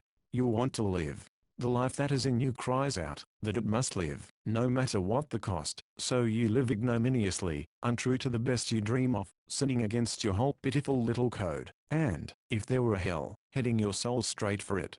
Bah! I play the braver part. I do no sin, for I am true to the promptings of the life that is in me. I am sincere with my soul at least, and that is what you are not. There was a sting in what he said. Perhaps, after all, I was playing a cowardly part. And the more I thought about it, the more it appeared that my duty to myself lay in doing what he had advised, lay in joining forces with Johnson and Leach and working for his death. Right here, I think, entered the austere conscience of my Puritan ancestry, impelling me toward lurid deeds, and sanctioning even murderous right conduct. I dwelt upon the idea. It would be a most moral act to rid the world of such a monster. Humanity would be better and happier for it, life fairer and sweeter. I pondered it long, lying sleepless in my bunk, and reviewing in endless procession the facts of the situation. I talked with Johnson and Leach, during the night watches when Wolf Larsen was below. Both men had lost hope. Johnson, because of temperamental despondency, Leach, because he had beaten himself out in the vain struggle and was exhausted. But he caught my hand in a passionate grip one night, saying, I think you're square, Mr. Van Weyden. But stay where you are, and keep your mouth shut. Say nothing but saw wood. We're dead men, I know it, but all the same you might be able to do us a favor sometime, when we need it damn bad. It was only next day, when Wainwright Island loomed to windward, close abeam, that Wolf Larsen opened his mouth in prophecy. He had attacked Johnson, been attacked by Leach, and had just finished whipping the pair of them. Leach, he said, you know I'm going to kill you some time or other, don't you? A snarl was the answer. And as for you, Johnson, you'll get so tired of life, before I'm through with you, that you'll fling yourself over the side. See if you don't. That's a suggestion, he added, in an aside to me. I'll bet you a month's pay he acts upon it. I had cherished a hope that his victims would find an opportunity to escape, while filling our water barrels, but Wolf Larsen had selected his spot well. The ghost lay half a mile beyond the surf line of Lonely Beach. He had debauched a deep gorge, with precipitous, volcanic walls which no man could scale. And here, under his direct supervision, for he went ashore himself, Leach and Johnson filled the small casks, and rolled them down to the beach. They had no chance to make a break for liberty in one of the boats. Harrison and Kelly, however, made such an attempt. They composed one of the boat's crews, and their task was to ply between the schooner and the shore, carrying a single cask each trip. Just before dinner, starting for the beach with an empty barrel, they altered their course and bore away to the left, to round the promontory which jutted into the sea between them and Liberty. Beyond its foaming base lay the pretty villages of the Japanese colonists, and smiling valleys which penetrated deep into the interior. Once in the fastness as they promised, and the two men could defy Wolf Larsen. I had observed Henderson and Smoke loitering about the deck all morning, and I now learned why they were there. Procuring their rifles, they opened fire in a leisurely manner upon the deserters. It was a cold-blooded exhibition of marksmanship. At first their bullets zipped harmlessly along the surface of the water on either side the boat, but, as the men continued to pull lustily, they struck closer and closer. Now, watch me take Kelly's right oar, Smoke said, drawing a more careful aim. I was looking through the glasses, and I saw the oar blade shatter as he shot. Henderson duplicated it, selecting Harrison's right oar. The boat slewed around. The two remaining oars were quickly broken. The men tried to row with the splinters, and had them shot out of their hands. Kelly ripped up a bottom board and began paddling, but dropped it with a cry of pain as its splinters drove into his hands. Then they gave up, letting the boat drift till a second boat, sent from the shore by Wolf Larsen, took them in tow, and brought them aboard. Late that afternoon we hove up anchor and got away. Nothing was before us, but the 3 or 4 months hunting on the sealing grounds. The outlook was black indeed, and I went about my work with a heavy heart. An almost funereal gloom seemed to have descended upon the ghost. Wolf Larsen had taken to his bunk with one of his strange, splitting headaches. Harrison stood listlessly at the wheel, half supporting himself by it, as though wearied by the weight of his flesh. The rest of the men were morose and silent. I came upon Kelly crouching to the lee of the forecastle scuttle, his head on his knees, his arms about his head, in an attitude of unutterable despondency. Johnson I found lying full length on the forecastle head, staring at the troubled churn of the forefoot, and I remembered with horror the suggestion Wolf Larsen had made. It seemed likely to bear fruit. I tried to break in on the man's morbid thoughts by calling him away, but he smiled sadly at me, and refused to obey. Leach approached me as I returned aft. "I want to ask a favor, Mr. Van Weyden," he said.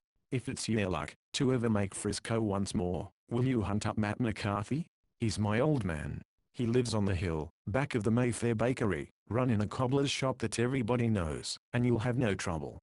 Tell him I live to be sorry for the trouble I brought him, and the things I done, and just tell him back God bless him, for me." I nodded my head, but said, "We'll all win back to San Francisco, Leach, and you'll be with me when I go to see Matt McCarthy." "I'd like to believe you," he answered, shaking my hand, "but I can't. Wolf Larsen lines do for me, I know it, and all I can hope is, he'll do it quick." And as he left me, I was aware of the same desire at my heart. Since it was to be done, let it be done with dispatch. The general gloom had gathered me into its folds. The worst appeared inevitable, and as I paced the deck, hour after hour, I found myself afflicted with Wolf Larsen's repulsive ideas. What was it all about? Where was the grandeur of life, that it should permit such wanton destruction of human souls? It was a cheap and sordid thing after all, this life, and the sooner over the better. Over and done with. I too, leaned upon the rail, and gazed longingly into the sea, with the certainty, that sooner or later I should be sinking down, through the cool green depths of its oblivion. Chapter 17. Strange to say, in spite of the general foreboding, nothing of especial moment happened on the Ghost. We ran on to the north and west till we raised the coast of Japan, and picked up with a great seal herd. Coming from no man knew where in the illimitable Pacific, it was traveling north on its annual migration to the rookeries of Bering Sea.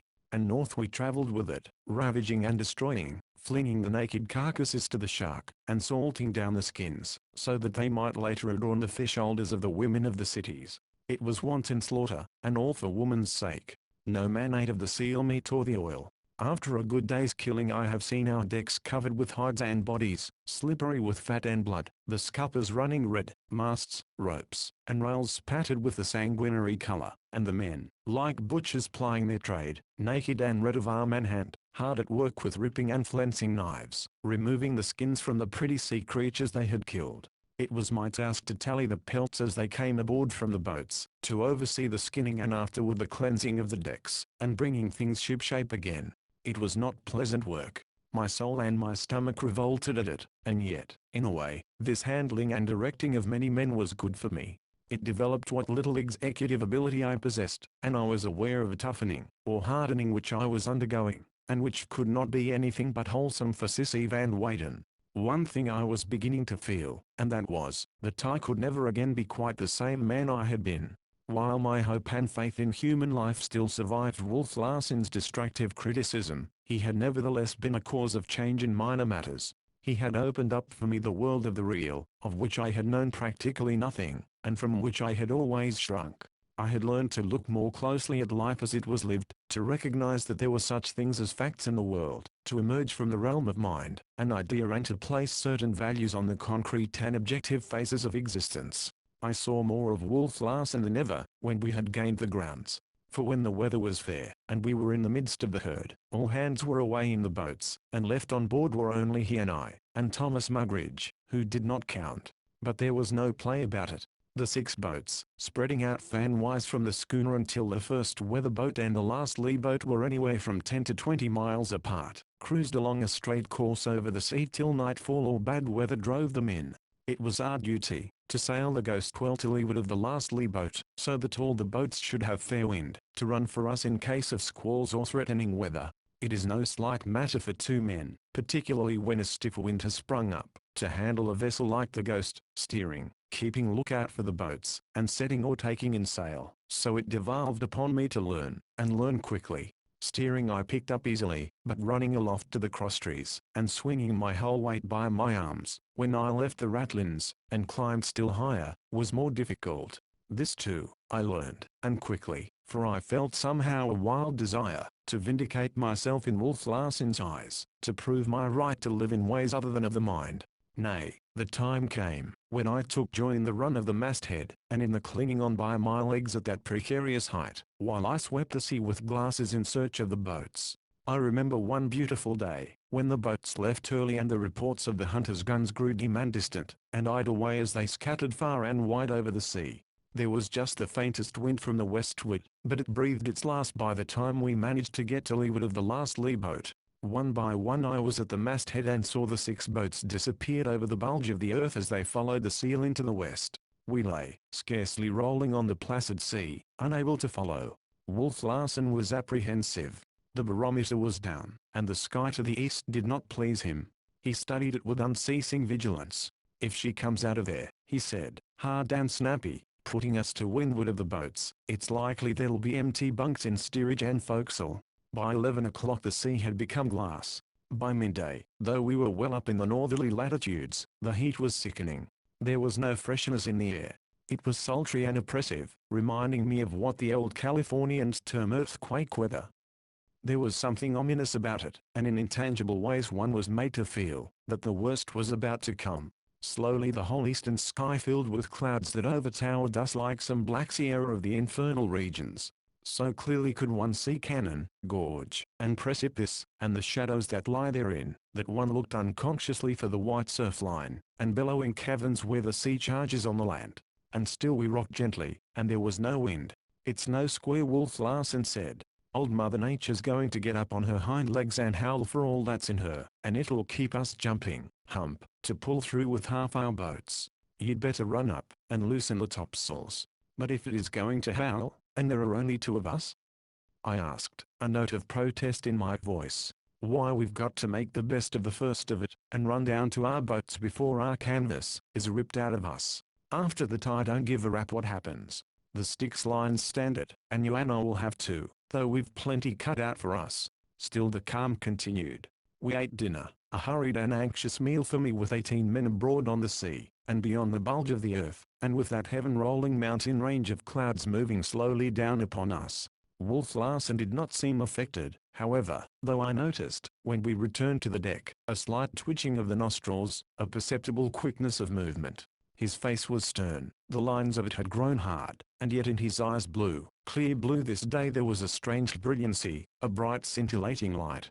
It struck me that he was joyous, in a ferocious sort of way, that he was glad there was an impending struggle, that he was thrilled, and upborne with knowledge, that one of the great moments of living, when the tide of life surges up in flood, was upon him. Once, and unwitting that he did so, or that I saw, he laughed aloud, mockingly and defiantly, at the advancing storm. I see him yet standing there like a pygmy out of the Arabian Nights before the huge front of some malignant genie. He was daring destiny, and he was unafraid. He walked to the galley. "Cookie, by the time you've finished pots and pans you'll be wanted on deck. Stand ready for a call." "Hump," he said, becoming cognizant of the fascinated gaze I bent upon him. "This beats whiskey, and as we're your Omar missus, I think he only half lived after all." The western half of the sky had by now grown murky. The sun had dimmed and faded out of sight. It was 2 in the afternoon, and a ghostly twilight, shot through by wandering purplish lights, had descended upon us. In this purplish light Wolf Larsen's face glowed and glowed, and to my excited fancy he appeared encircled by a halo. We lay in the midst of an unearthly quiet, while all about us were signs and omens of oncoming sound and movement. The sultry heat had become unendurable. The sweat was standing on my forehead, and I could feel it trickling down my nose. I felt as though I should faint, and reached out to the rail for support. And then, just then, the faintest possible whisper of air passed by. It was from the east, and like a whisper it came and went. The drooping canvas was not stirred, and yet my face had felt the air and been cooled. "Cookie," Wolf Larsen called in a low voice. Thomas Mugridge turned a pitiable scared face. "Let go that foreboom tackle, and pass it across, and when she's willing let go the sheet, and come in snug with the tackle." And if you make a mess of it, it will be the last you ever make. Understand? Mr. Van Weyden, stand by to pass the head sails over. Then jump for the topsails and spread them quick as God'll let you. The quicker you do it, the easier you'll find it. As for Cookie, if he isn't lively, bat him between the eyes. I was aware of the compliment and pleased, in that no threat had accompanied my instructions. We were lying head to northwest, and it was his intention to jibe over all with the first puff. We'll have the breeze on our quarter, he explained to me. By the last guns the boats were bearing away slightly to the southward. He turned and walked aft to the wheel. I went forward, and took my station at the jibs. Another whisper of wind, and another, passed by. The canvas flapped lazily. "Thank God she's not common all of a bunch, Mr. Van Weyden," was the Cockney's fervent ejaculation. And I was indeed thankful, for I had by this time learned enough to know, with all our canvas spread, what disaster in such event awaited us. The whispers of wind became puffs, the sails filled, the Ghost moved. Wolf Larsen put the wheel hard up, to port, and we began to pay off. The wind was now dead astern, muttering and puffing stronger and stronger, and my head sails were pounding lustily. I did not see what went on elsewhere, though I felt the sudden surge and heel of the schooner as the wind pressures changed to the jibing of the fore and mainsails. My hands were full with the flying jib, and staysail, and by the time this part of my task was accomplished the Ghost was leaping into the southwest, the wind on her quarter and all her sheets to starboard. Without pausing for breath, though my heart was beating like a trip hammer from my exertions, I sprang to the topsails, and before the wind had become too strong we had them fairly set, and were coiling down. Then I went aft for orders. Wolf Larsen nodded approval, and relinquished the wheel to me. The wind was strengthening steadily, and the sea rising. For an hour I steered, each moment becoming more difficult. I had not the experience to steer at the gait. We were going on a quartering course. Now take a run up with the glasses and raise some of the boats. We've made at least 10 knots, and we're going 12 or 13 now. The old girl knows how to walk. I contested myself with the four crosstrees, some 70 feet above the deck. As I searched the vacant stretch of water before me, I comprehended thoroughly the need for haste, if we were to recover any of our men. Indeed, as I gazed at the heavy sea through which we were running, I doubted that there was a boat afloat. It did not seem possible that such frail craft could survive such stress of wind and water. I could not feel the full force of the wind, for we were running with it, but from my lofty perch I looked down, as though outside the Ghost and apart from her, and saw the shape of her outlined sharply against the foaming sea as she tore along instinct with life. Sometimes she would lift, and send across some great wave, burying her starboard rail from view, and covering her deck to the hatches with the boiling ocean. At such moments, starting from a windward roll, I would go flying through the air with dizzying swiftness, as though I clung to the end of a huge, inverted pendulum, the arc of which, between the greater rolls, must have been 70 feet or more. Once, the terror of this giddy sweep overpowered me, and for a while I clung on, hand and foot, weak and trembling, unable to search the sea for the missing boats or to behold aught of the sea, but that which roared beneath, and strove to overwhelm the Ghost. But the thought of the men in the midst of it steadied me, and in my quest for them I forgot myself. For an hour I saw nothing but the naked desolate sea, and then, where a vagrant shaft of sunlight struck the ocean, and turned its surface to wrathful silver, I caught a small black speck thrust skyward for an instant and swallowed up. I waited patiently. Again the tidy point of black projected itself through the wrathful blaze a couple of points off our port bow. I did not attempt to shout, but communicated the news to Wolf Larsen by waving my arm. He changed the course, and I signaled affirmation, when the speck showed dead ahead. It grew larger, and so swiftly that for the first time I fully appreciated the speed of our flight. Wolf Larsen motioned for me to come down, and when I stood beside him at the wheel, gave me instructions for heaving to. "Expect all hell to break loose," he cautioned me, "but don't mind it. Yours is to do your own work and to have Cookie stand by the foresheet." I managed to make my way forward, but there was little choice of sides, for the weather rail seemed buried as often as the lee. Having instructed Thomas Mugridge as to what he was to do, I clambered into the fore-rigging a few feet.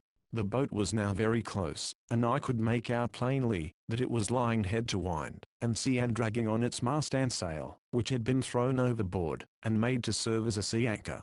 The 3 men were bowing. Each rolling mountain whelmed them from view, and I would wait with sickening anxiety, fearing that they would never appear again. Then, and with black suddenness, the boat would shoot clear through the foaming crest, bow pointed to the sky, and the whole length of her bottom showing, wet and dark, till she seemed on end. There would be a fleeting glimpse of the three men flinging water in frantic haste, when she would topple over, and fall into the yawning valley, bow down, and showing her full inside length to the stern appeared almost directly above the bow. Each time that she reappeared was a miracle. The ghost suddenly changed her course, keeping away, and it came to me with a shock that Wolf Larsen was giving up the rescue as impossible. Then I realized that he was preparing to heave to, and drop to the deck to be in readiness. We were now dead before the wind, the boat far away and abreast of us. I felt an abrupt easing of the schooner, a loss for the moment of all strain and pressure, coupled with a swift acceleration of speed. She was rushing around on her heel into the wind. As she arrived at right angles to the sea, the full force of the wind, from which we had hitherto run away, caught us. I was unfortunately and ignorantly facing it.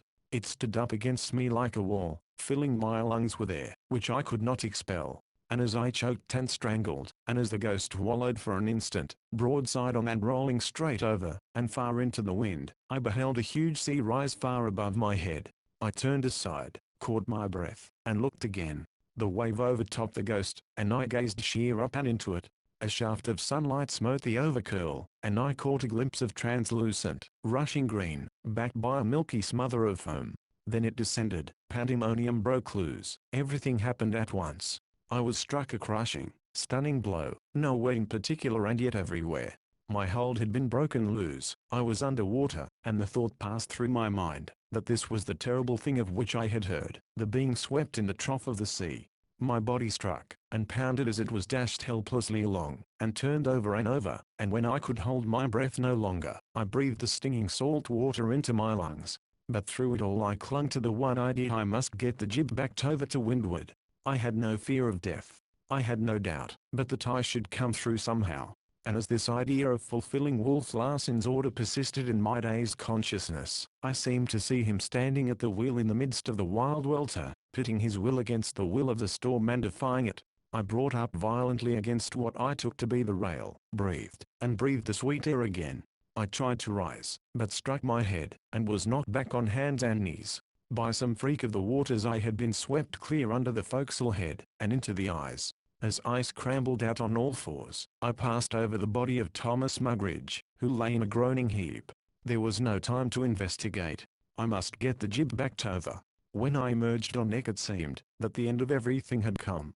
On all sides there was a rending, and crashing of wood and steel and canvas.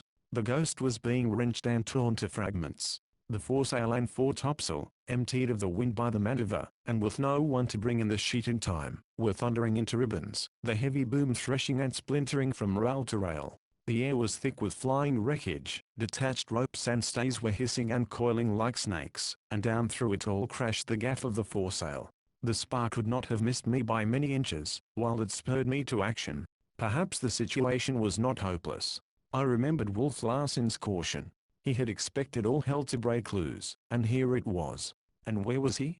I caught sight of him toiling at the main sheet, heaving it in, and flat with his tremendous muscles, the stern of the schooner lifted high in the air and his body outlined against a white surge of sea sweeping past. All this, and more, a whole world of chaos and wreck in possibly 15 seconds I had seen, and heard and grasped. I did not stop to see what had become of the small boat, but sprang to the jib sheet. The jib itself was beginning to slap, partially filling and emptying with sharp reports, but with the turn of the sheet and the application of my whole strength each time it slapped, I slowly backed it. This I know, I did my best. I pulled till I burst open the ends of all my fingers, and while I pulled, the flying jib and staysail split their cloths apart, and thundered into nothingness. Still I pulled, holding what I gained each time with a double turn until the next slap gave me more. Then the sheet gave with greater ease, and Wolf Larsen was beside me, heaving in alone, while I was busy taking up the slack. "Make fast," he shouted. "And come on." As I followed him, I noted that in spite of rack and ruin a rough order obtained. The ghost was hove to. She was still in working order, and she was still working. Though the rest of her sails were gone, the jib, back to windward, and the mainsail hauled down flat, were themselves holding, and holding her boat to the furious sea as well. I looked for the boat, and, while Wolf Larsen cleared the boat tackles, saw it lift to leeward on a big sea and not a score of feet away. And, So nicely had he made his calculation, we drifted fairly down upon it, so that nothing remained to do but hook the tackles to either end and hoist it aboard. But this was not done so easily as it is written.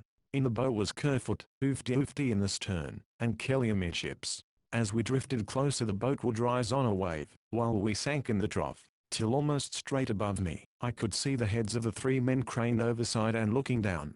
Then, the next moment, we would lift and soar upward, while they sank far down beneath us.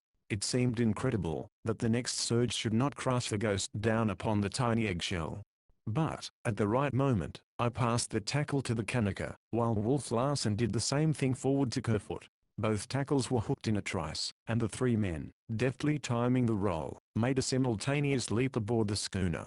As the Ghost rolled her side out of water, the boat was lifted snugly against her, and before the return roll came, we had heaved it in over the side, and turned it bottom up on the deck. I noticed blood spouting from Kerfoot's left hand.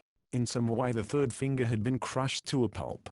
But he gave no sign of pain, and with his single right hand helped us lash the boat in its place. "Stand by to let that jib over, Oofty," Wolf Larsen commanded, the very second we had finished with the boat. "Kelly, come aft and slack off the main sheet. You, Kerfoot, go forward and see what's become of Cookie. Mr. Van Weyden, run aloft again, and cut away any stray stuff on your way." And having commanded, he went aft with his peculiar tigerish leaps to the wheel. While I toiled up the 4 shrouds, the Ghost slowly paid off. This time, as we went into the trough of the sea and were swept, there were no sails to carry away. And, halfway to the crosstrees, and flattened against the rigging by the full force of the wind, so that it would have been impossible for me to have fallen, the Ghost almost on her beam ends and the masts parallel with the water, I looked, not down, but at almost right angles from the perpendicular, to the deck of the Ghost. But I saw, not the deck, but where the deck should have been, for it was buried beneath a wild tumbling of water. Out of this water I could see the 2 masts rising, and that was all. The Ghost, for the moment, was buried beneath the sea. As she squared off more and more, escaping from the side pressure, she righted herself, and broke her deck, like a whale's back, through the ocean surface. Then we raced, and wildly, across the wild sea, the while I hung like a fly in the crosstrees, and searched for the other boats. In half an hour I sighted the second one, swamp and bottom up, to which were desperately clinging Jock Horner, Fat Lewis, and Johnson. This time I remained aloft, and Wolf Larsen succeeded in heaving to without being swept. As before, we drifted down upon it. Tackles were made fast and lines flung to the men, who scrambled aboard like monkeys. The boat itself was crushed and splintered against the schooner's side as it came inboard, but the wreck was securely lashed, for it could be patched, and made whole again. Once more the Ghost bore away before the storm, this time so submerging herself that for some seconds I thought she would never reappear. Even the wheel, quite a deal higher than the waist, was covered and swept again and again. At such moments I felt strangely alone with God, alone with him, and watching the chaos of his wrath. And then the wheel would reappear, and Wolf Larsen's broad shoulders, his hands gripping the spokes, and holding the schooner to the course of his will, himself an earth god, dominating the storm, flinging its descending waters from him, and riding it to his own ends. And oh, the marvel of it, the marvel of it! The tiny men should live and breathe and work, and drive so frail a contrivance of wood and cloth through so tremendous an elemental strife. As before, the Ghost swung out of the trough, lifting her deck again out of the sea, and dashed before the howling blast. It was now 5:30, and half an hour later, when the last of the day lost itself in a dim and furious twilight, I sighted a 3rd boat. It was bottom up, and there was no sign of its crew. Wolf Larsen repeated his maneuver, holding off and then rounding up to windward, and drifting down upon it. But this time he missed by 40 feet, the boat passing astern. "Number 4 boat." Oofty cried, his keen eyes reading its number in the 1 second, when it lifted clear of the foam, and upside down. It was Henderson's boat, and with him had been lost Holyoake and Williams, another of the deep-water crowd. Lost they indubitably were, but the boat remained, and Wolf Larsen made one more reckless effort to recover it. I had come down to the deck, and I saw Horner and Kerfoot vainly protest against the attempt. "By God, I'll not be robbed of my boat by any storm that ever blew out of hell," he shouted, and though we forced it with our heads together, that we might hear, his voice seemed faint and far, as though removed from us an immense distance. "Mr. Van Weyden," he cried, and I heard through the tumult as one might hear a whisper, Stand by that jib with Johnson and Oofty. The rest of you tail aft to the main sheet. Lively now, or I'll sail you all into Kingdom Come. Understand?" And when he put the wheel hard over, and the Ghost's bow swung off, there was nothing for the hunters to do, but obey and make the best of a risky chance. How great the risk I realized, when I was once more buried beneath the pounding seas, and clinging for life to the pinrail at the foot of the foremast. My fingers were torn loose, and I swept across to the side, and over the side into the sea. I could not swim, but before I could sink I was swept back again. A strong hand gripped me, and when the Ghost finally emerged, I found that I owed my life to Johnson. I saw him looking anxiously about him, and noted that Kelly, who had come forward at the last moment, was missing. This time, having missed the boat, and not being in the same position as in the previous instances, Wolf Larsen was compelled to resort to a different maneuver. Running off before the wind with everything to starboard, he came about, and returned close-hauled on the port tack. "Grand!" Johnson shouted in my ear, as we successfully came through the attendant deluge, and I knew he referred, not to Wolf Larsen's seamanship, but to the performance of the Ghost herself. It was now so dark that there was no sign of the boat, but Wolf Larsen held back through the frightful turmoil, as if guided by unerring instinct. This time, though we were continually half buried, there was no trough in which to be swept, and we drifted squarely down upon the upturned boat, badly smashing it as it was heaved inboard. 2 hours of terrible work followed, in which all hands of us 2 hunters, 3 sailors, Wolf Larsen and I reefed, first one and then the other, the jib and mainsail. Hove to under this short canvas, our decks were comparatively free of water, while the Ghost bobbed and ducked amongst the combers like a cork. I had burst open the ends of my fingers at the very first, and during the reefing I had worked with tears of pain running down my cheeks. And when all was done, I gave up like a woman, and rolled upon the deck in the agony of exhaustion. In the meantime Thomas Mugridge, like a drowned rat, was being dragged out from under the forecastle head where he had cravenly ensconced himself. I saw him pulled aft to the cabin, and noted with a shock of surprise, that the galley had disappeared. A clean space of deck showed where it had stood. In the cabin I found all hands assembled, sailors as well, and while coffee was being cooked over the small stove we drank whiskey and crunched hardtack. Never in my life had food been so welcome, and never had hot coffee tasted so good. So violently did the Ghost pitch and toss and tumble, that it was impossible for even the sailors to move about without holding on, and several times, after a cry of "Now she takes it," we were heaped upon the wall of the port cabins, as though it had been the deck. "To hell with the lookout," I heard Wolf Larsen say, when we had eaten and drunk our fill. "There's nothing can be done on deck. If anything's going to run us down we couldn't get out of its way. Turn in, all hands, and get some sleep." The sailors slipped forward, setting the side lights as they went, while the 2 hunters remained to sleep in the cabin, it not being deemed advisable to open the slide to the steerage companionway. Wolf Larsen and I, between us, cut off Kerfoot's crushed finger, and sewed up the stump. Mugridge, who, during all the time he had been compelled to cook and serve coffee, and keep the fire going, had complained of internal pains, now swore that he had a broken rib or 2. On examination we found that he had 3, but his case was deferred to next day, principally for the reason that I did not know anything about broken ribs, and would first have to read it up. "I don't think it was worth it," I said to Wolf Larsen. "A broken boat for Kelly's life." "But Kelly didn't amount to much," was the reply. Good night. After all that had passed, suffering intolerable anguish in my finger ends, and with 3 boats missing, to say nothing of the wild capers the Ghost was cutting, I should have thought it impossible to sleep. But my eyes must have closed the instant my head touched the pillow, and in utter exhaustion I slept throughout the night, the while the Ghost, lonely and undirected, fought her way through the storm. Chapter 18. The next day, while the storm was blowing itself out, Wolf Larsen and I crammed anatomy and surgery and set Mugridge's ribs. Then, when the storm broke, Wolf Larsen cruised back and forth over that portion of the ocean where we had encountered it, and somewhat more to the westward, while the boats were being repaired, and new sails made and bent. Sealing schooner after sealing schooner we sighted and boarded, most of which were in search of lost boats, and most of which were carrying boats and crews they had picked up, and which did not belong to them. For the thick of the fleet had been to the westward of us, and the boats, scattered far and wide, had headed in mad flight for the nearest refuge.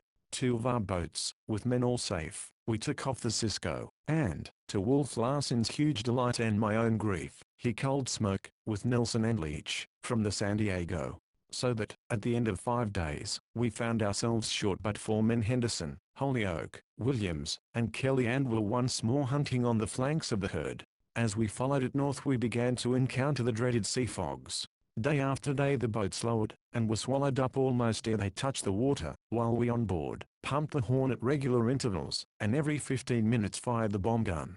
Boats were continually being lost and found, it being the custom for a boat to hunt, on lay, with whatever schooner picked it up, until such time it was recovered by its own schooner. But Wolf Larsen, as was to be expected, being a boat short, took possession of the first stray one, and compelled its men to hunt with the ghost, not permitting them to return to their own schooner, when we sighted it. I remember how he forced the hunter and his 2 men below, a rifle at their breasts, when their captain passed by at biscuit toss, and hailed us for information. Thomas Mugridge, so strangely and pertinaciously clinging to life, was soon limping about again, and performing his double duties of cook and cabin boy. Johnson and Leach were bullied and beaten as much as ever, and they looked for their lives, to end with the end of the hunting season, while the rest of the crew lived the lives of dogs, and were worked like dogs by their pitiless master. As for Wolf Larsen and myself, we got along fairly well, though I could not quite rid myself of the idea that right conduct, for me, lay in killing him. He fascinated me immeasurably, and I feared him immeasurably. And yet, I could not imagine him lying prone in death.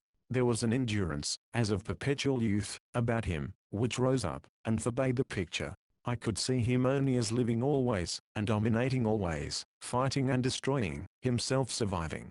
One diversion of his, when we were in the midst of the herd and the sea was too rough to lower the boats, was to lower with 2 boat pullers and a steerer, and go out himself. He was a good shot too, and brought many a skin aboard under what the hunters termed impossible hunting conditions. It seemed the breath of his nostrils, this carrying his life in his hands, and struggling for it against tremendous odds. I was learning more and more seamanship, and one clear day, a thing we rarely encountered now, I had the satisfaction of running and handling the ghost, and picking up the boats myself. Wolf Larsen had been smitten with one of his headaches, and I stood at the wheel from morning until evening, sailing across the ocean after the last lee boat, and heaving to, and picking it, and the other 5 up without command or suggestion from him. Gales we encountered now and again, for it was a raw and stormy region, and, in the middle of June, a typhoon most memorable to me, and most important, because of the changes wrought through it upon my future. We must have been caught nearly at the center of this circular storm, and Wolf Larsen ran out of it, and to the southward, first under a double-reefed jib, and finally under bare poles. Never had I imagined so great a sea. The seas previously encountered were as ripples compared with these, which ran a half-mile from crest to crest and which appeared, I am confident, above our masthead. So great was it that Wolf Larsen himself did not dare heave to, though he was being driven far to the southward, and out of the seal herd. We must have been well in the path of the Trans-Pacific steamships, when the typhoon moderated, and here, to the surprise of the hunters, we found ourselves in the midst of seals, a second herd, or sort of rearguard, they declared, and a most unusual thing. But it was boats over, the boom of guns, and the pitiful slaughter through the long day. It was at this time that I was approached by Leach. I had just finished tallying the skins of the last boat aboard, when he came to my side, in the darkness, and said in a low tone, "Can you tell me, Mr. Van Weyden, how far we're off the coast, and what the bearings of Yokohama are?" My heart leaped with gladness, for I knew what he had in mind, and I gave him the bearings west-northwest, and 500 miles away. "Thank you, sir," was all he said as he slipped back into the darkness. Next morning No. 3 boat and Johnson and Leach were missing. The water breakers and grub boxes from all the other boats were likewise missing, as were the beds and sea bags of the 2 men. Wolf Larsen was furious. He set sail and bore away into the west-northwest, 2 hunters constantly at the mastheads, and sweeping the sea with glasses, himself pacing the deck like an angry lion. He knew too well my sympathy for the runaways, to send me aloft as lookout. The wind was fair but fitful, and it was like looking for a needle in a haystack, to raise that tiny boat out of the blue immensity. But he put the ghost through her best paces so as to get between the deserters and the land. This accomplished, he cruised back and forth across what he knew must be their course. On the morning of the 3rd day, shortly after 8 bells, a cry that the boat was sighted came down from Smoke at the masthead. All hands lined the rail. A snappy breeze was blowing from the west with the promise of more wind behind it, and there, to leeward, in the troubled silver of the rising sun, appeared and disappeared a black speck. We squared away, and ran for it. My heart was as lead. I felt myself turning sick in anticipation, and as I looked at the gleam of triumph in Wolf Larsen's eyes, his form swam before me, and I felt almost irresistibly impelled to fling myself upon him. So unnerved was I by the thought of impending violence to Leach and Johnson that my reason must have left me. I know that I slipped down into the steerage in a daze, and that I was just beginning the ascent to the deck, a loaded shotgun in my hands, when I heard the startled cry, "There's 5 men in that boat." I supported myself in the companionway, weak and trembling, while the observation was being verified by the remarks of the rest of the men. Then my knees gave from under me, and I sank down, myself again, but overcome by shock at knowledge of what I had so nearly done. Also, I was very thankful as I put the gun away, and slipped back on deck. No one had remarked my absence. The boat was near enough for us to make out that it was larger than any sealing boat, and built on different lines. As we drew closer, the sail was taken in, and the mast unstepped. Oars were shipped, and its occupants waited for us to heave to, and take them aboard. Smoke, who had descended to the deck, and was now standing by my side, began to chuckle in a significant way. I looked at him inquiringly. "Talk of a mess," he giggled. "What's wrong?" I demanded. Again he chuckled. "Don't you see there, in the stern sheets, on the bottom? May I never shoot a seal again, if that ain't a woman." I looked closely, but was not sure until exclamations broke out on all sides. The boat contained 4 men, and its 5th occupant was certainly a woman. We were agog with excitement, all except Wolf Larsen, who was too evidently disappointed, in that it was not his own boat with the 2 victims of his malice. We ran down the flying jib, hauled the jib sheets to windward down the main sheet flat, and came up into the wind. The oars struck the water, and with a few strokes the boat was alongside. I now caught my first fair glimpse of the woman. She was wrapped in a long ulster, for the morning was raw, and I could see nothing but her face and a mass of light brown hair escaping from under the seaman's cap on her head. The eyes were large and brown and lustrous, the mouth sweet and sensitive, and the face itself a delicate oval, though sun and exposure to brighty wind had burnt the face scarlet. She seemed to me like a being from another world. I was aware of a hungry outreaching for her, as of a starving man for bread. But then, I had not seen a woman for a very long time. I know that I was lost in a great wonder, almost as stupid. This, then, was a woman, so that I forgot myself, and my mate's duties, and took no part in helping the newcomers aboard. For when one of the sailors lifted her into Wolf Larsen's downstretched arms, she looked up into our curious faces, and smiled amusedly and sweetly, as only a woman can smile, and as I had seen no one smile for so long, that I had forgotten such smiles existed. "Mr. Van Weyden." Wolf Larsen's voice brought me sharply back to myself. "Will you take the lady below, and see to her comfort? Make up that spare port cabin. Put Cookie to work on it, and see what you can do for that face. It's burned badly." He turned brusquely away from us, and began to question the new men. The boat was cast adrift, though one of them called it a bloody shame with Yokohama. I found myself strangely afraid of this woman I was escorting aft. Also I was awkward. It seemed to me that I was realizing for the first time what a delicate, fragile creature a woman is, and as I caught her arm to help her down the companion stairs, I was startled by its smallness and softness. Indeed, she was a slender, delicate woman as women go, but to me, she was so ethereally slender and delicate that I was quite prepared for her arm to crumble in my grasp. All this, in frankness, to show my first impression, after long denial of women in general, and of Maud Brewster in particular. "No need to go to any great trouble for me," she protested, when I had seated her in Wolf Larsen's armchair, which I had dragged hastily from his cabin. "The men were looking for land at any moment this morning, and the vessel should be in by night, don't you think so?" Her simple faith in the immediate future took me aback. How could I explain to her the situation, the strange man who stalked the sea like destiny, all that it had taken me months to learn? But I answered honestly, "If it were any other captain except ours, I should say you would be ashore in Yokohama tomorrow. But our captain is a strange man, and I beg of you to be prepared for anything. Understand, for anything." I confess I hardly do understand." She hesitated, a perturbed but not frightened expression in her eyes. "Or is it a misconception of mine, that shipwrecked people are always shown every consideration? This is such a little thing, you know. We're so close to land. Candidly, I do not know. I strove to reassure her. I wish merely to prepare you for the worst, if the worst is to come. This man, this captain, is a brute, a demon, and one can never tell what will be his next fantastic act. I was growing excited, but she interrupted me with an "Oh, I see," and her voice sounded weary. To think was patently an effort. She was clearly on the verge of physical collapse. She asked no further questions, and I vouchsafed no remark, devoting myself to Wolf Larsen's command, which was to make her comfortable. I bustled about in quite housewifely fashion, procuring soothing lotions for her sunburn, raiding Wolf Larsen's private stores for a bottle of port I knew to be there, and directing Thomas Mugridge in the preparation of the spare stateroom. The wind was freshening rapidly, the ghost heeling over more and more, and by the time the stateroom was ready she was dashing through the water at a lively clip.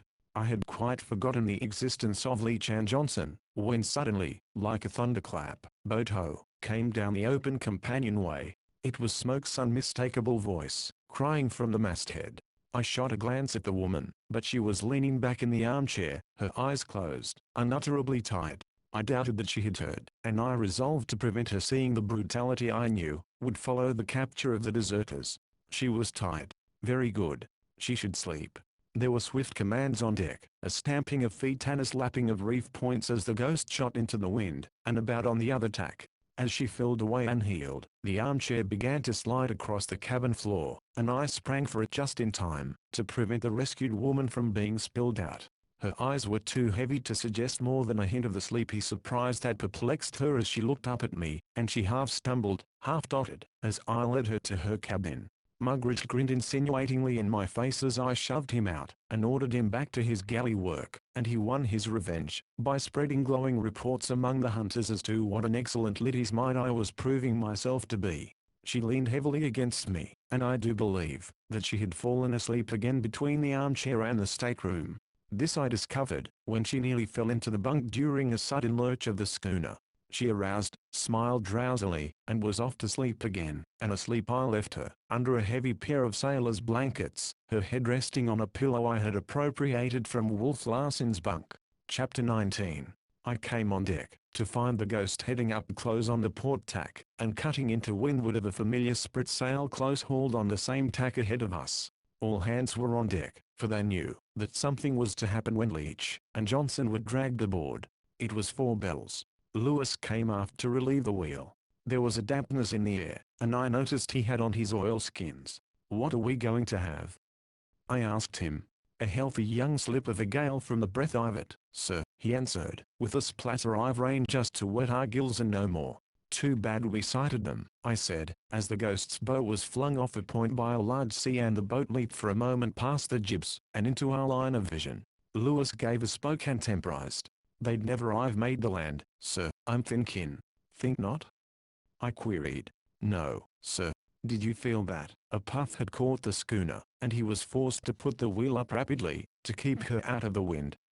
"'Tis no eggshell'll float on this sea an hour come, and it's a stroke I've luck for them. We're here to pick him up." Wolf Larsen strode aft from amidships, where he had been talking with the rescued men. The cat-like springiness in his tread was a little more pronounced than usual, and his eyes were bright and snappy. "3 oilers and a 4th engineer," was his greeting. "But we'll make sailors out of them, or boat pullers at any rate. Now, what of the lady?" I know not why, but I was aware of a twinge or pang like the cut of a knife, when he mentioned her.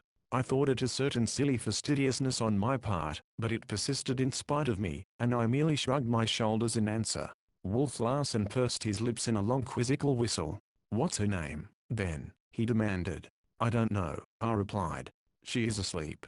She was very tired. "In fact, I am waiting to hear the news from you." "What vessel was it?" "Mail steamer," he answered shortly. "The city of Tokyo, from Frisco, bound for Yokohama. Disabled in that typhoon. Old tub. Opened up top and bottom like a sieve. They were adrift 4 days. And you don't know who or what she is, a maid, wife, or widow. Well, well." He shook his head in a bantering way, and regarded me with laughing eyes. "Are you?" I began. It was on the verge of my tongue to ask if he were going to take the castaways into Yokohama. "Am I what?" he asked. "What do you intend doing with Leach and Johnson?" He shook his head. "Really, Hump, I don't know. You see, with these additions I've about all the crew I want. And they've about all the escaping they want, I said. Why not give them a change of treatment? Take them aboard, and deal gently with them. Whatever they have done they have been hounded into doing. By me? By you, I answered steadily. And I give you warning, Wolf Larsen, that I may forget love of my own life in the desire to kill you, if you go too far in maltreating those poor wretches. Bravo, he cried. You do me proud, Hump. You've found your legs with a vengeance. You're quite an individual. You were unfortunate in having your life cast in easy places, but you're developing, and I like you the better for it. His voice and expression changed. His face was serious. Do you believe in promises? He asked. Are they sacred things? Of course, I answered. Then here's a compact, he went on. Consummate actor. If I promise not to lay my hands upon Leech, will you promise, in turn, not to attempt to kill me? Oh, not that I'm afraid of you, not that I'm afraid of you, he hastened to add. I could hardly believe my ears. What was coming over the man? Is it a go? He asked impatiently. A go, I answered. His hand went out to mine, and as I shook it heartily I could have sworn I saw the mocking devil shine up for a moment in his eyes. We strolled across the poop to the lee side. The boat was close at hand now, and in desperate plight. Johnson was steering, Leech bailing. We overhauled them about 2 feet to their one. Wolf Larsen motioned Lewis to keep off slightly, and we dashed abreast of the boat, not a score of feet to windward. The Ghost blanketed it. The spritsail flapped emptily, and the boat righted to an even keel, causing the 2 men swiftly to change position. The boat lost headway, and, as we lifted on a huge surge, toppled and fell into the trough. It was at this moment that Leech and Johnson looked up into the faces of their shipmates, who lined the rail amidships. There was no greeting. They were as dead men in their comrades' eyes, and between them was the gulf that parts the living and the dead. The next instant they were opposite the poop, where stood Wolf Larsen and I. We were falling in the trough, they were rising on the surge. Johnson looked at me, and I could see that his face was worn and haggard. I waved my hand to him, and he answered the greeting, but with a wave that was hopeless and despairing. It was as if he were saying farewell. I did not see into the eyes of Leech, for he was looking at Wolf Larsen, the old and implacable snarl of hatred strong as ever on his face. Then they were gone astern. The spritsail filled with the wind, suddenly, careening the frail open craft till it seemed it would surely capsize. A white cap foamed above it, and broke across in a snow-white smother. Then the boat emerged, half swamped, Leech flinging the water out, and Johnson clinging to the steering oar, his face white and anxious. Wolf Larsen barked a short laugh in my ear, and strode away to the weather side of the poop. I expected him to give orders for the Ghost to heave to, but she kept on her course, and he made no sign. Lewis stood imperturbably at the wheel, but I noticed the group's sailors forward turning troubled faces in our direction. Still the Ghost tore along, till the boat dwindled to a speck, when Wolf Larsen's voice rang out in command and he went about on the starboard tack. Back we held, 2 miles and more to windward of the struggling cockleshell, when the flying jib was run down, and the schooner hove to. The sealing boats are not made for windward work. Their hope lies in keeping a weather position, so that they may run before the wind for the schooner when it breezes up. But in all that wild waste there was no refuge for Leech and Johnson save on the Ghost, and they resolutely began the windward beat. It was slow work and the heavy sea that was running. At any moment they were liable to be overwhelmed by the hissing combers. Time and again, and countless times we watched the boat luff into the big white caps, lose headway, and be flung back like a cork. Johnson was a splendid seaman, and he knew as much about small boats as he did about ships. At the end of an hour and a half he was nearly alongside, standing past our stern on the last leg out, aiming to fetch us on the next leg back. So you've changed your mind? I heard Wolf Larsen mutter, half to himself, half to them, as though they could hear. You want to come aboard, eh? Well, then, just keep coming. Hard up with that helm, he commanded Oofty, the Kanaka, who had in the meantime relieved Lewis at the wheel. Command followed command. As the schooner paid off, the fore and main sheets were slacked away for fair wind, and before the wind we were, and leaping, when Johnson, easing his sheet at imminent peril, cut across our wake 100 feet away. Again Wolf Larsen laughed, at the same time beckoning them with his arm to follow. It was evidently his intention to play with them a lesson. I took it, in lieu of a beating, though a dangerous lesson, for the frail craft stood in momentary danger of being overwhelmed. Johnson squared away promptly, and ran after us. There was nothing else for him to do. Death stalked everywhere, and it was only a matter of time when some one of those many huge seas would fall upon the boat, roll over it, and pass on. "'Tis the fear I've death at the hearts of them," Lewis muttered in my ear, as I passed forward, to see to taking in the flying jib and staysail. "Oh, he'll heave to in a little while, and pick them up," I answered cheerfully. "He's bent upon giving them a lesson, that's all." Lewis looked at me shrewdly. "Think so?" he asked. "Surely," I answered. "Don't you?" "I think nothing but I've my own skin, these days," was his answer. "And 'tis with wonder I'm filled as to the working out of things. A pretty mess that Frisco whiskey got me into, and a prettier mess that woman's got you into out there. Ah, it's myself that knows ye for a blithering fool." "What do you mean?" I demanded, for, having sped his shaft, he was turning away. "What do I mean?" he cried. "And it's you that asks me. 'Tis not what I mean, but what the wolf lines mean." "The wolf," I said, "the wolf. If trouble comes, will you stand by?" I asked impulsively, for he had voiced my own fear. "Stand by? 'Tis old fat Lewis the first stand by, and trouble enough it'll be. We're at the beginning of things, I'm telling ye, the bare beginning of things." "I had not thought you so great a coward," I sneered. He favored me with a contemptuous stare. "If I raised never a hand for that poor fool," pointing astern to the tiny sail, "d'ye think I'm hungering for a broken head for a woman I never laid me eyes upon before this day?" I turned scornfully away and went aft. "Better get in those topsails, Mr. Van Weyden," Wolf Larsen said, as I came on the poop. I felt relief, at least as far as the two men were concerned.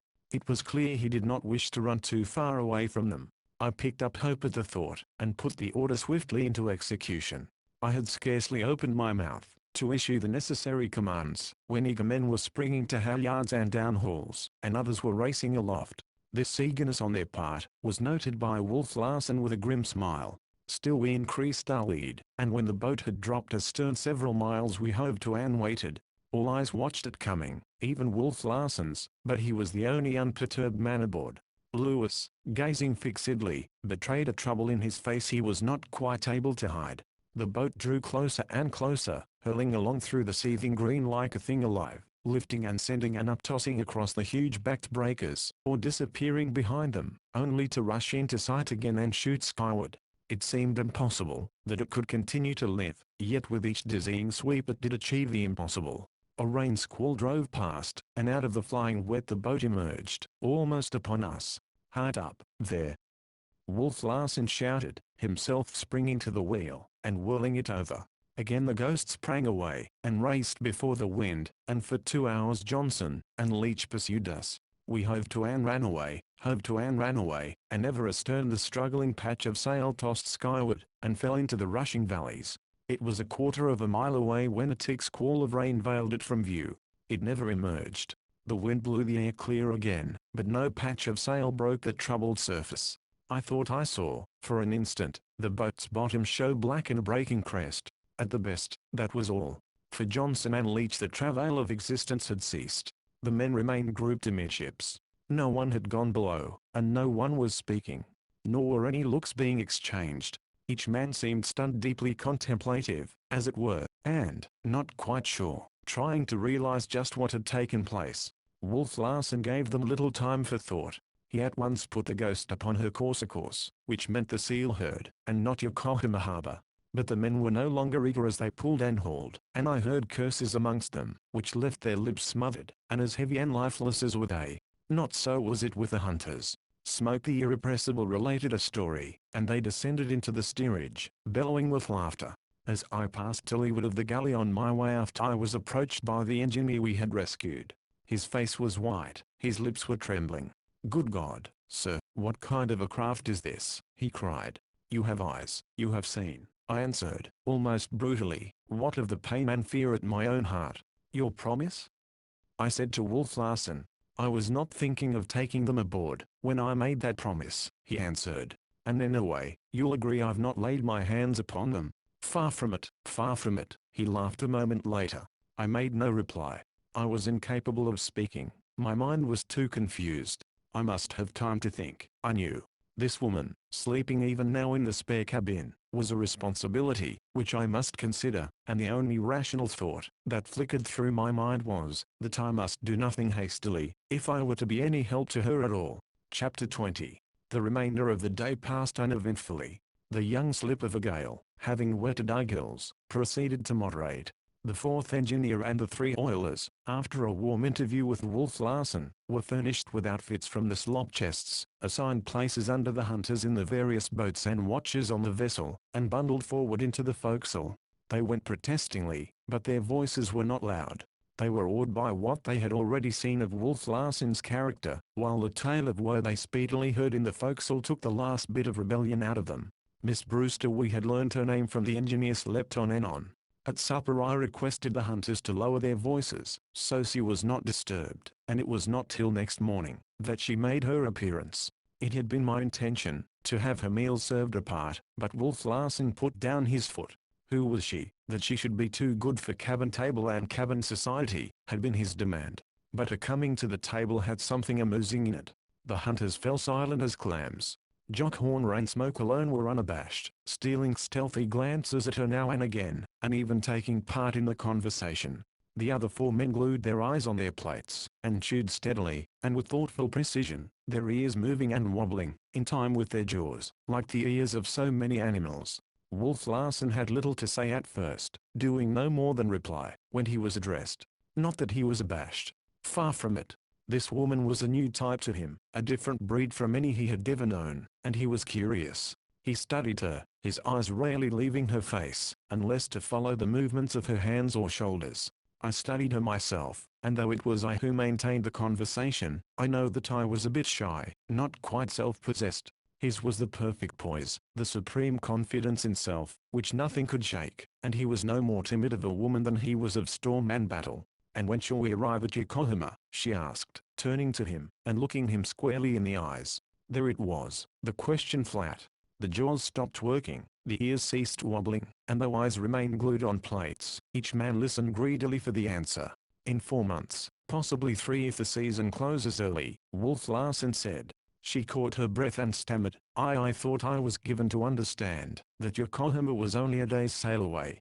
Here she paused and looked about the table at the circle of unsympathetic faces staring hard at the plates. "It is not right," she concluded. "That is a question you must settle with Mr. Van Weyden there," he replied, nodding to me with a mischievous twinkle. "Mr. Van Weyden is what you may call an authority on such things as rights. Now I, who am only a sailor, would look upon the situation somewhat differently. It may possibly be your misfortune that you have to remain with us, but it is certainly our good fortune." He regarded her smilingly. Her eyes fell before his gaze, but she lifted them again, and defiantly, to mine. I read the unspoken question there. Was it right? But I had decided that the part one was to play must be a neutral one, so I did not answer. "What do you think?" she demanded. "That it is unfortunate, especially if you have any engagements falling due in the course of the next several months. But, since you say that you were voyaging to Japan for your health, I can assure you that it will improve no better anywhere than aboard the Ghost." I saw her eyes flash with indignation, and this time it was I who dropped mine, while I felt my face flushing under her gaze. It was cowardly, but what else could I do? "Mr. Van Weyden speaks with the voice of authority," Wolf Larsen laughed. I nodded my head, and she, having recovered herself, waited expectantly. "Not that he is much to speak of now," Wolf Larsen went on, "but he has improved wonderfully. You should have seen him when he came on board. A more scrawny, pitiful specimen of humanity one could hardly conceive. Isn't that so, Kerfoot?" Kerfoot, thus directly addressed, was startled into dropping his knife on the floor, though he managed to grunt affirmation. "Developed himself by peeling potatoes and washing dishes." "Eh, Kerfoot?" Again that worthy grunted. "Look at him now. True, he is not what you would term muscular, but still he has muscles, which is more than he had when he came aboard. Also, he has legs to stand on. You would not think so to look at him, but he was quite unable to stand alone at first." The hunters were snickering, but she looked at me with a sympathy in her eyes which more than compensated for Wolf Larsen's nastiness. In truth, it had been so long since I had received sympathy, that I was softened, and I became then, and gladly, her willing slave. But I was angry with Wolf Larsen. He was challenging my manhood with his slurs, challenging the very legs he claimed to be instrumental in getting for me. I may have learned to stand on my own legs, I retorted, but I have yet to stamp upon others with them. He looked at me insolently. Your education is only half completed, then, he said dryly, and turned to her. We are very hospitable upon the ghost. Mr. Van Weyden has discovered that. We do everything to make our guests feel at home. Mr. Van Weyden?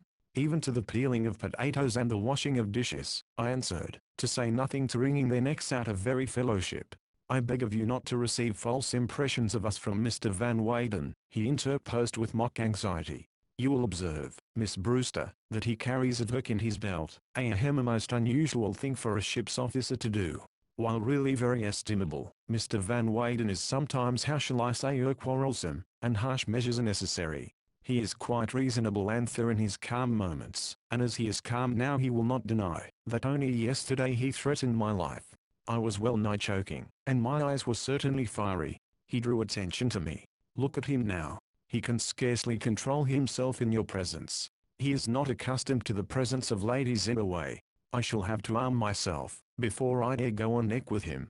He shook his head sadly, murmuring, too bad, while the hunters burst into guffaws of laughter. The deep-sea voices of these men, rumbling and bellowing in the confined space, produced a wild effect. The whole setting was wild, and for the first time, regarding this strange woman, and realizing how incongruous she was in it, I was aware of how much a part of it I was myself.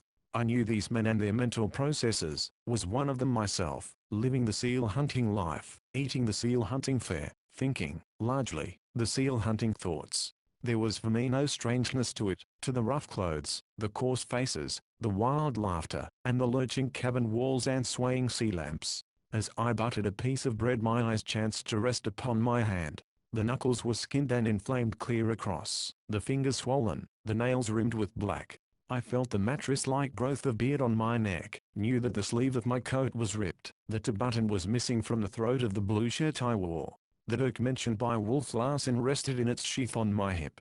It was very natural, that it should be there. How natural I had not imagined until now, when I looked upon it with her eyes, and knew how strange it and all that went with it must appear to her.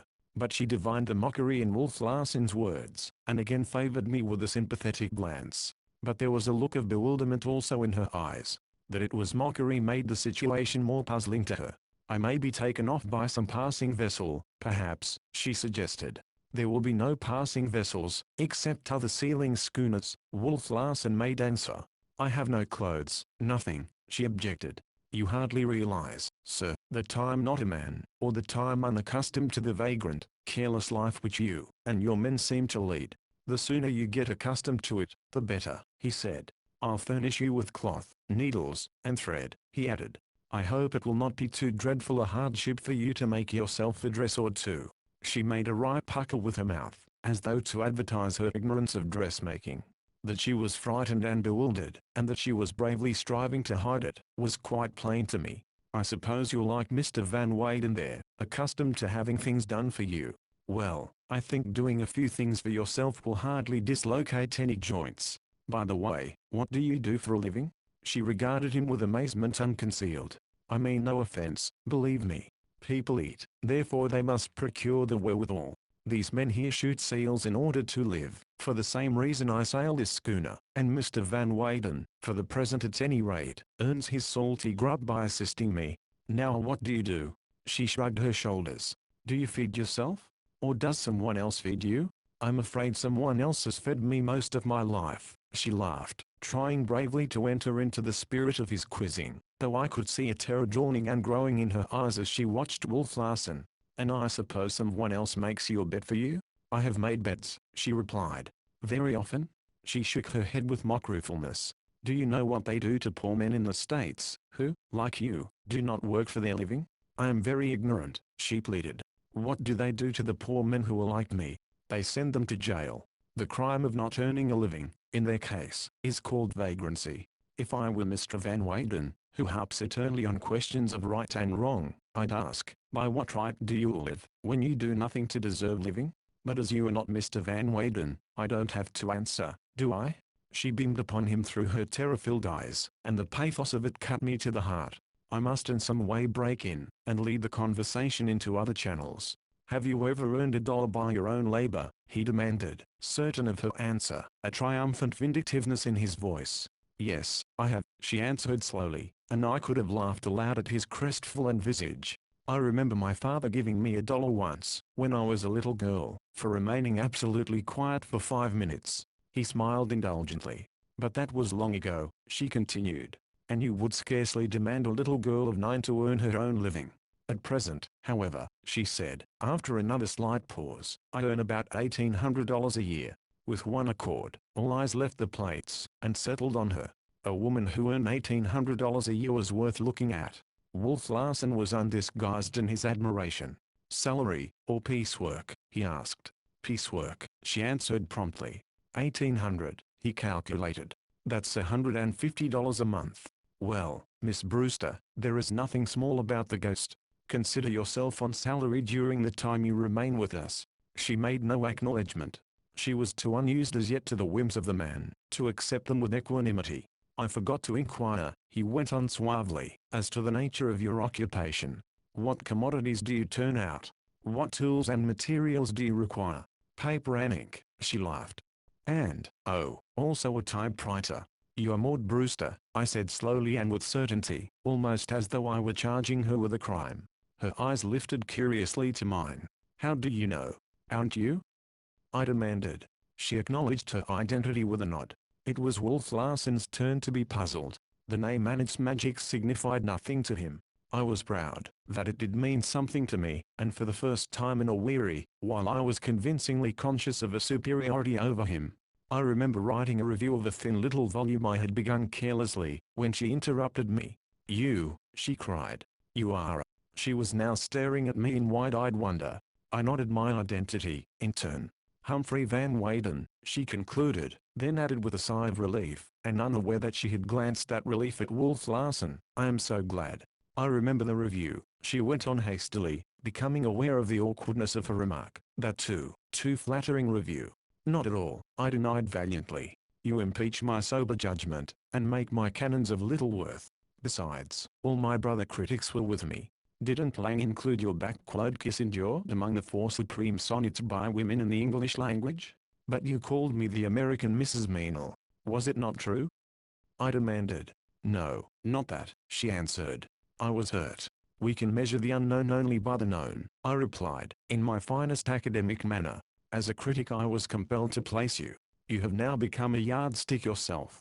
7 of your thin little volumes are on my shelves, and there are 2 thicker volumes, the essays, which, you will pardon my saying, and I know not which is flattered more, fully equal your verse. The time is not far distant when some unknown will arise in England and the critics will name her the English Maud Brewster. You are very kind, I am sure, she murmured, and the very conventionality of her tones and words, with a host of associations it aroused of the old life on the other side of the world, gave me a quick thrill rich with remembrance, but stinging sharp with homesickness. And you are Maud Brewster, I said solemnly, gazing across at her. And you are Humphrey Van Weyden, she said, gazing back at me with equal solemnity and awe. How unusual. I don't understand. We surely are not to expect some wildly romantic sea story from your sober pen. No, I am not gathering material, I assure you, was my answer. I have neither aptitude nor inclination for fiction. Tell me, why have you always buried yourself in California? She next asked. It has not been kind of you. We of the East have seen too very little of you, too little, indeed, of the Dean of American Letters, the second. I bowed to, and disclaimed, the compliment. I nearly met you, once, in Philadelphia, some Browning affair or other you were to lecture, you know. My train was 4 hours late. And then we quite forgot where we were, leaving Wolf Larsen stranded, and silent in the midst of our flood of gossip. The hunters left the table, and went on deck, and still we talked. Wolf Larsen alone remained. Suddenly I became aware of him, leaning back from the table, and listening curiously to our alien speech of a world he did not know. I broke short off in the middle of a sentence. The present, with all its perils and anxieties, rushed upon me with stunning force. It smote Miss Brewster likewise, a vague and nameless terror rushing into her eyes as she regarded Wolf Larsen. He rose to his feet and laughed awkwardly. The sound of it was metallic. Oh, don't mind me, he said, with a self-depreciatory wave of his hand. I don't count. Go on, I pray you. But the gates of speech were closed, and we too rose from the table and laughed awkwardly. Chapter 21. The chagrin Wolf Larsen felt from being ignored by Maud Brewster and me in the conversation at table had to express itself in some fashion, and it fell to Thomas Mugridge to be the victim. He had not mended his ways nor his shirt, though the latter he contended he had changed. The garment itself did not bear out the assertion, nor did the accumulations of grease on stove and pot and pan attest to general cleanliness. I've given you warning, Cookie, Wolf Larsen said, and now you've got to take your medicine. Mugridge's face turned white under its sooty veneer, and when Wolf Larsen called for a rope and a couple of men, the miserable Cockney fled wildly out of the galley, and dodged and ducked about the deck with the grinning crew in pursuit. Few things could have been more to their liking than to give him a tow over the side, for to the forecastle he had sent messes and concoctions of the vilest order. Conditions favoured the undertaking. The Ghost was slipping through the water at no more than 3 miles an hour, and the sea was fairly calm. But Mugridge had little stomach for a dip in it. Possibly he had seen Mentoad before. Besides, the water was frightfully cold, and his was anything but a rugged constitution. As usual, the watches blow, and the hunters turned out for what promised sport. Mugridge seemed to be in rabid fear of the water, and he exhibited a nimbleness and speed we did not dream he possessed. Cornered in the right angle of the poop and galley, he sprang like a cat to the top of the cabin and ran aft. But his pursuers forestalling him, he doubled back across the cabin, passed over the galley, and gained the deck by means of the steerage scuttle. Straight forward he raced, the boat puller Harrison at his heels, and gaining on him. But Mugridge, leaping suddenly, caught the jib boom lift. It happened in an instant. Holding his weight by his arms, and in mid-air doubling his body at the hips, he let fly with both feet. The oncoming Harrison caught the kick squarely in the pit of the stomach, groaned involuntarily, and doubled up, and sank backward to the deck. Hand-clapping and roars of laughter from the hunters greeted the exploit, while Mugridge, eluding half of his pursuers at the foremost, ran aft and through the remainder like a runner on the football field. Straight aft he held, to the poop, and along the poop to the stern. So great was his speed, that as he curved past the corner of the cabin he slipped and fell. Nilsson was standing at the wheel, and the Cockney's hurtling body struck his legs. Both went down together, but Mugridge alone arose. By some freak of pressures, his frail body had snapped the strong man's leg like a pipe stem. Parsons took the wheel, and the pursuit continued. Round and round the decks they went, Mugridge sick with fear, the sailors hallooing and shouting directions to one another, and the hunters bellowing encouragement and laughter. Mugridge went down on the forehatch under 3 men, but he emerged from the mast like an eel, bleeding at the mouth. The offending shirt ripped into tatters, and sprang for the main rigging. Up he went, clear up, beyond the ratlins, to the very masthead. Half a dozen sailors swarmed to the crosstrees after him, where they clustered and waited, while 2 of their number, Oofty and Black, who was Latimer's boat steerer, continued up the thin steel stays, lifting their bodies higher and higher by means of their arms. It was a perilous undertaking, for, at a height of over 100 feet from the deck, holding on by their hands, they were not in the best of positions to protect themselves from Mugridge's feet. And Mugridge kicked savagely, till the Kanaka, hanging on with one hand, seized the Cockney's foot with the other. Black duplicated the performance a moment later with the other foot. Then the 3 writhed together in a swaying tangle, struggling, sliding, and falling into the arms of their mates on the crosstrees. The aerial battle was over, and Thomas Mugridge, whining and gibbering, his mouth flecked with bloody foam, was brought down to deck. Wolf Larsen rove a bowline in a piece of rope, and slipped it under his shoulders. Then he was carried aft, and flung into the sea. 40, 50, 60 feet of line ran out, when Wolf Larsen cried belay. Oofty took a turn on a bit, the rope tautened, and the Ghost, lunging onward, jerked the cook to the surface. It was a pitiful spectacle. Though he could not drown, and was 9-lived in addition, he was suffering all the agonies of half-drowning. The Ghost was going very slowly, and when her stern lifted on a wave and she slipped forward she pulled the wretch to the surface, and gave him a moment in which to breathe. But between each lift the stern fell, and while the bowl easily climbed the next wave the line slacked, and he sank beneath. I had forgotten the existence of Maud Brewster, and I remembered her with a start as she stepped lightly beside me. It was her first time on deck, since she had come aboard. A dead silence greeted her appearance. "What is the cause of the merriment?" she asked. asked Captain Larson. I answered composedly and coldly, though inwardly my blood was boiling at the thought that she should be witness to such brutality. She took my advice, and was turning to put it into execution, when her eyes lighted on Oofty. Immediately before her, his body instinct with alertness and grace as he held the turn of the rope. "Are you fishing?" she asked him. He made no reply. His eyes, fixed intently on the sea astern, suddenly flashed. "Shark ho, sir," he cried. "Heave in. Lively. All hands tail on." Wolf Larsen shouted, springing himself to the rope, in advance of the quickest. Mugridge had heard the Kanaka's warning cry, and was screaming madly. I could see a black fin cutting the water, and making for him with greater swiftness than he was being pulled aboard. It was an even toss whether the shark, or we would get him, and it was a matter of moments.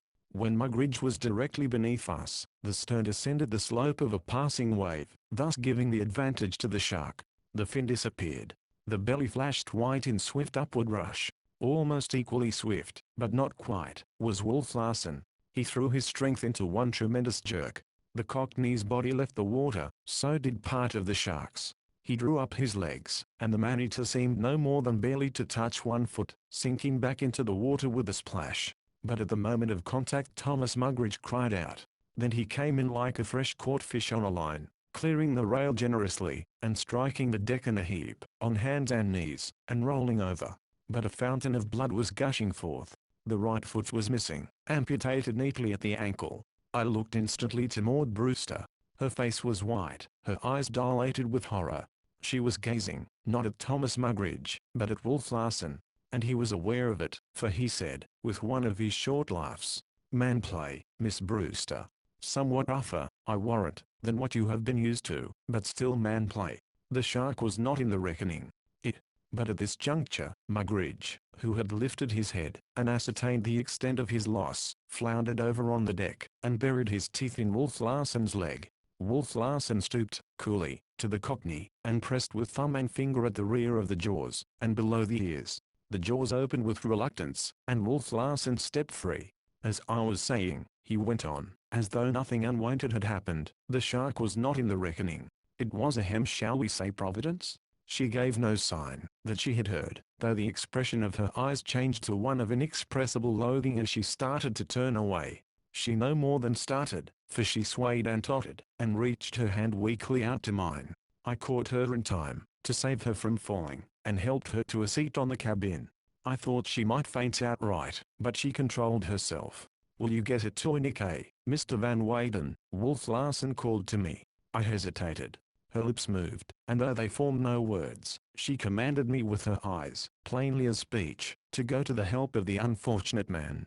"Please," she managed to whisper, and I could but obey. By now I had developed such skill at surgery that Wolf Larsen, with a few words of advice, left me to my task with a couple of sailors for assistance. For his task he elected a vengeance on the shark. A heavy swivel hook, baited with fat salt pork, was dropped overside, and by the time I had compressed the severed veins and arteries, the sailors were singing and heaving in the offending monster. I did not see it myself, but my assistants, first one and then the other, deserted me for a few moments to run amidships, and look at what was going on. The shark, a 16-footer, was hoisted up against the main rigging. Its jaws were pried apart to their greatest extension, and a stout stake, sharpened at both ends, was so inserted, that when the pries were removed the spread jaws were fixed upon it. This accomplished, the hook was cut out. The shark dropped back into the sea, helpless, yet with its full strength, doomed to lingering starvation or living death, less meat for it than for the man who devised the punishment. Chapter 22. I knew what it was as she came toward me. For 10 minutes I had watched her talking earnestly with the engineer, and now, with a sign for silence, I drew her out of earshot of the helmsman. Her face was white and set, her large eyes, larger than usual what of the purpose in them, looked penetratingly into mine.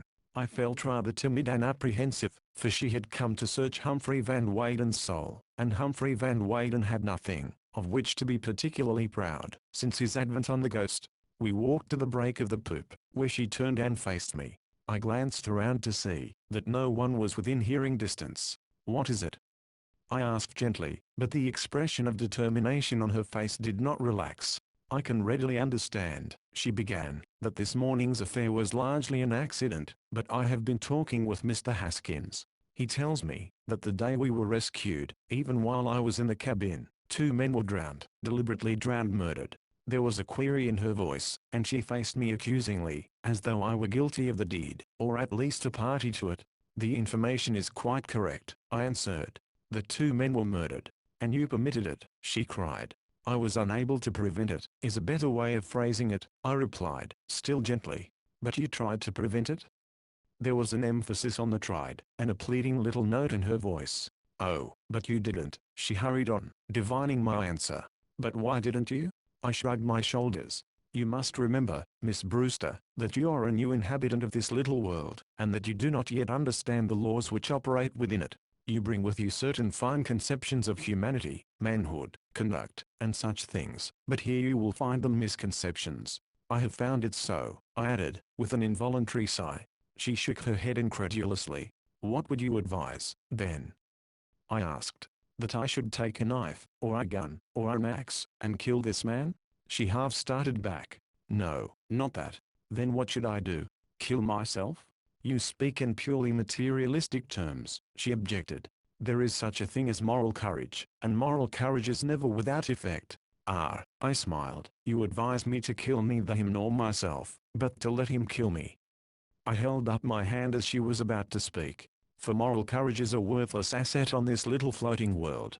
Leach, one of the men who were murdered, had moral courage to an unusual degree. So had the other man, Johnson. Not only did it not stand them in good stead, but it destroyed them. And so with me, if I should exercise what little moral courage I may possess. You must understand, Miss Brewster, and understand clearly, that this man is a monster. He is without conscience. Nothing is sacred to him, nothing is too terrible for him to do. It was due to his whim, that I was detained aboard in the first place. It is due to his whim, that I am still alive. I do nothing, can do nothing, because I am a slave to this monster, as you are now a slave to him, because I desire to live, as you will desire to live, because I cannot fight and overcome him, just as you will not be able to fight and overcome him. She waited for me to go on. What remains? Mine is the role of the weak. I remain silent and suffer ignominy, as you will remain silent and suffer ignominy. And it is well. It is the best we can do, if we wish to live. The battle is not always to the strong. We have not the strength with which to fight this man. We must dissimulate, and win, if win we can, by craft. If you will be advised by me, this is what you will do. I know my position is perilous, and I may say frankly, that yours is even more perilous. We must stand together, without appearing to do so, in secret alliance. I shall not be able to side with you openly, and, no matter what indignities may be put upon me, you are to remain likewise silent. We must provoke no scenes with this man, nor cross his will. And we must keep smiling faces, and be friendly with him, no matter how repulsive it may be. She brushed her hand across her forehead in a puzzled way, saying, Still I do not understand. You must do as I say, I interrupted authoritatively, for I saw Wolf Larsen's gaze wandering toward us from where he paced up and down with Latimer amidships. Do as I say, and ere long you will find I'm right. What shall I do, then? She asked, detecting the anxious glance I had shot at the object of our conversation, and impressed, I flatter myself, with the earnestness of my manner. Dispense with all the moral courage you can, I said briskly. Don't arouse this man's animosity. Be quite friendly with him, talk with him, discuss literature and art with him. He is fond of such things. You will find him an interested listener and no fool. And for your own sake try to avoid witnessing, as much as you can, the brutalities of the ship. It will make it easier for you to act your part. I am to lie, she said in steady rebellious tones, by speech and action to lie. Wolf Larsen had separated from Latimer, and was coming toward us. I was desperate. Please understand me, I said hurriedly, lowering my voice. All your experience of men and things is worthless here. You must begin over again. I know I can see it. You have, among other ways, been used to managing people with your eyes, letting your moral courage speak out through them, as it were. You have already managed me with your eyes, commanded me with them. But don't try it on Wolf Larsen. You could as easily control a lion, while he would make a mock of you. He would. I have always been proud of the fact that I discovered him, I said, turning the conversation as Wolf Larsen stepped on the poop and joined us. The editors were afraid of him, and the publishers would have none of him. But I knew, and his genius and my judgment were vindicated, when he made that magnificent hit with his backquote forge. And it was a newspaper poem, she said glibly.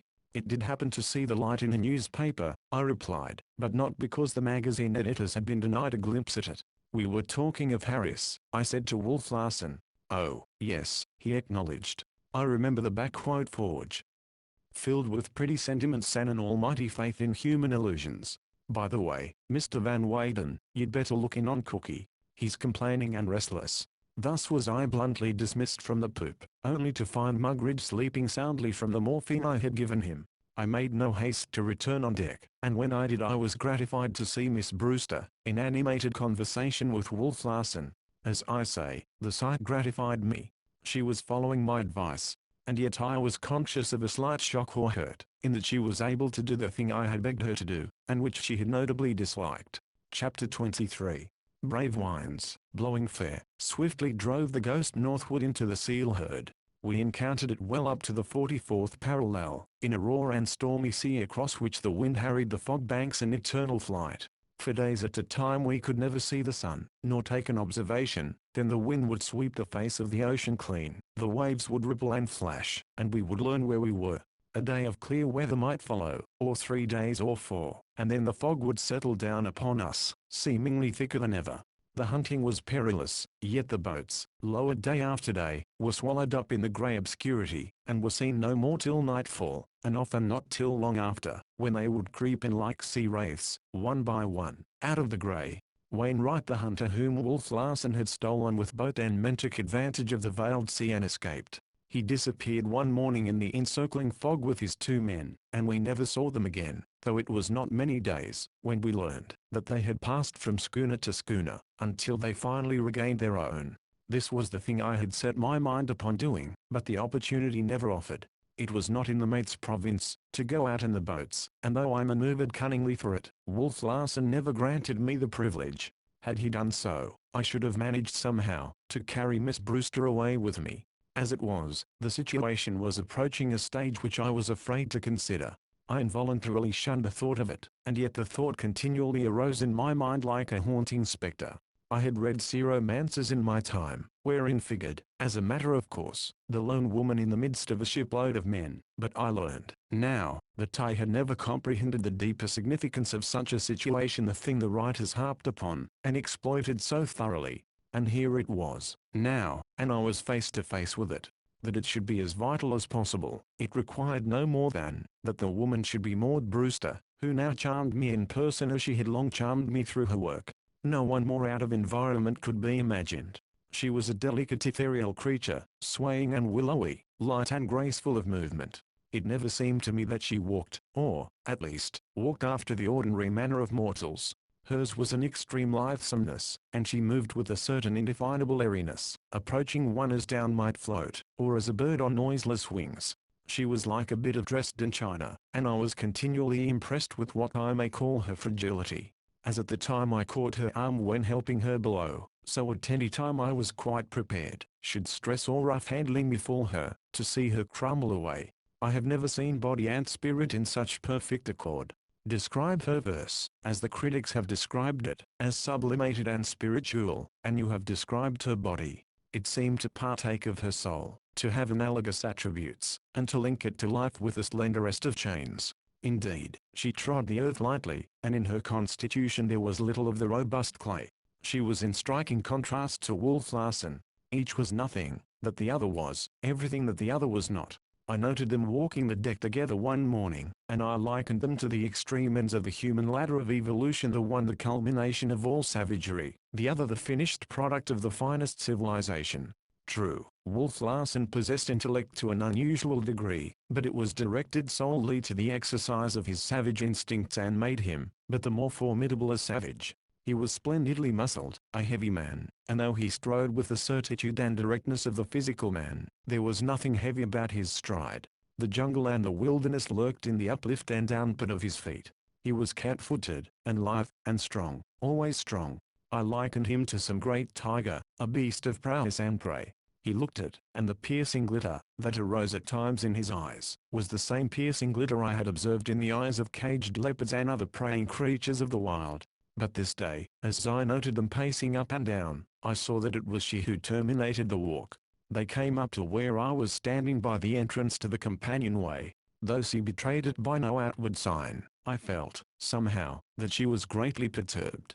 She made some idle remark, looking at me, and laughed lightly enough, but I saw her eyes return to his, involuntarily, as though fascinated. Then they fell, but not swiftly enough to veil the rush of terror that filled them. It was in his eyes that I saw the cause of her perturbation. Ordinarily grey and cold and harsh, they were now warm and soft and golden, and all they danced with tiny lights that dimmed and faded, or welled up till the full orbs were flooded with a glowing radiance. Perhaps it was to this that the golden color was due, but golden his eyes were, enticing and masterful, at the same time luring and compelling, and speaking a demand and clamor of the blood which no woman, much less Maud Brewster, could misunderstand. Her own terror rushed upon me, and in that moment of fear, the most terrible fear a man can experience, I knew that in inexpressible ways she was dear to me. The knowledge that I loved her rushed upon me with a terror, and with both emotions gripping at my heart, and causing my blood at the same time to chill antilepitously. I felt myself drawn by a power without me and beyond me, and found my eyes returning against my will to gaze into the eyes of Wolf Larsen. But he had recovered himself. The golden color and the dancing lights were gone. Cold and grey, and glittering they were as he bowed brusquely and turned away. "I am afraid," she whispered, with a shiver. "I am so afraid." I too, was afraid, and what of my discovery of how much she meant to me? My mind was in a turmoil, but I succeeded in answering quite calmly. "All will come right, Miss Brewster.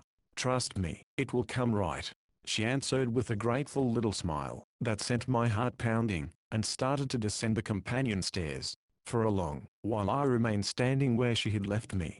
There was imperative need to adjust myself, to consider the significance of the changed aspect of things. It had come, at last. Love had come, when I least expected it, and under the most forbidding conditions. Of course, my philosophy had always recognized the inevitableness of the love call sooner or later, but long years of bookish silence had made me inattentive and unprepared. And now it had come. Maud Brewster. My memory flashed back to that first thin little volume on my desk, and I saw before me, as though in the concrete, the row of thin little volumes on my library shelf. How I had welcomed each of them. Each year one had come from the press, and to me each was the advent of the year. They had voiced a kindred intellect and spirit, and as such I had received them into a camaraderie of the mind. But now their place was in my heart. My heart? A revulsion of feeling came over me. I seemed to stand outside myself, and to look at myself incredulously. Maud Brewster. Humphrey Van Weyden, the cold-blooded fish, the emotionless monster, the analytical demon, of Charlie Furuseth's christening, in love. And then, without rhyme or reason, all skeptical, my mind flew back to a small biographical note in the red-bound Who's Who, and I said to myself, she was born in Cambridge, and she is 27 years old. And then I said, 27 years old and still free and fancy-free? But how did I know she was fancy-free? And the pang of newborn jealousy put all incredulity to flight. There was no doubt about it. I was jealous, therefore I loved. And the woman I loved was Maud Brewster. I, Humphrey Van Weyden, was in love. And again the doubt assailed me. Not that I was afraid of it, however, or reluctant to meet it. On the contrary, idealist that I was to the most pronounced degree, my philosophy had always recognized, and Gudon love as the greatest thing in the world, the aim and the summit of being, the most exquisite pitch of joy and happiness to which life could thrill, the thing of all things, to be hailed and welcomed and taken into the heart. But now that it had come I could not believe. I could not be so fortunate. It was too good to be true. Simons's lines came into my head. I wandered all these years among a world of women, seeking you. And then I had ceased seeking. It was not for me, this greatest thing in the world, I had decided. Furuseth was right. I was abnormal, an emotionless monster, a strange bookish creature, capable of pleasuring in sensations only of the mind. And though I had been surrounded by women all my days, my appreciation of them had been aesthetic and nothing more. I had actually, at times, considered myself outside the pale, a monkish fellow denied the eternal or the passing passions I saw, and understood so well in others. And now it had come. Undreamed of and unheralded, it had come. In what could have been no less than an ecstasy, I left my post at the head of the companionway, and started along the deck, murmuring to myself those beautiful lines of Mrs. Browning. I lived with visions for my company, instead of men and women years ago, and found them gentle mates, nor thought to know a sweeter music than they played to me. But the sweeter music was playing in my ears, and I was blind and oblivious to all about me. The sharp voice of Wolf Larsen aroused me. "What the hell are you up to?" he was demanding. I had strayed forward where the sailors were painting, and I came to myself to find my advancing foot on the verge of overturning a paint pot. "Sleepwalking, sunstroke what?" he barked. "No, indigestion," I retorted, and continued my walk, as if nothing untoward had occurred. Chapter 24. Among the most vivid memories of my life are those of the events on the Ghost which occurred during the 40 hours succeeding the discovery of my love for Maud Brewster. I, who had lived my life in quiet places, only to enter at the age of 35 upon a course of the most irrational adventure I could have imagined, never had more incident and excitement crammed into any 40 hours of my experience. Nor can I quite close my ears to a small voice of pride which tells me I did not do so badly, all things considered. To begin with, at the midday dinner, Wolf Larsen informed the hunters that they were to eat thenceforth in the steerage. It was an unprecedented thing on sealing schooners, where it is the custom for the hunters to rank, unofficially as officers. He gave no reason, but his motive was obvious enough. Horner and Smoke had been displaying a gallantry toward Maud Brewster, ludicrous in itself, and inoffensive to her, but to him evidently distasteful. The announcement was received with black silence, though the other 4 hunters glanced significantly at the 2 who had been the cause of their banishment. Jock Horner, quiet as was his way, gave no sign, but the blood surged darkly across Smoke's forehead, and he half opened his mouth to speak. Wolf Larsen was watching him, waiting for him, the steely glitter in his eyes, but Smoke closed his mouth again without having said anything. "Anything to say?" the other demanded aggressively. It was a challenge, but Smoke refused to accept it. "About what?" he asked, so innocently that Wolf Larsen was disconcerted, while the others smiled. "Oh, nothing," Wolf Larsen said lamely. "I just thought you might want to register a kick." "About what?" asked the imperturbable Smoke. Smoke's mates were now smiling broadly. His captain could have killed him, and I doubt not that blood would have flowed, had not Maud Brewster been present.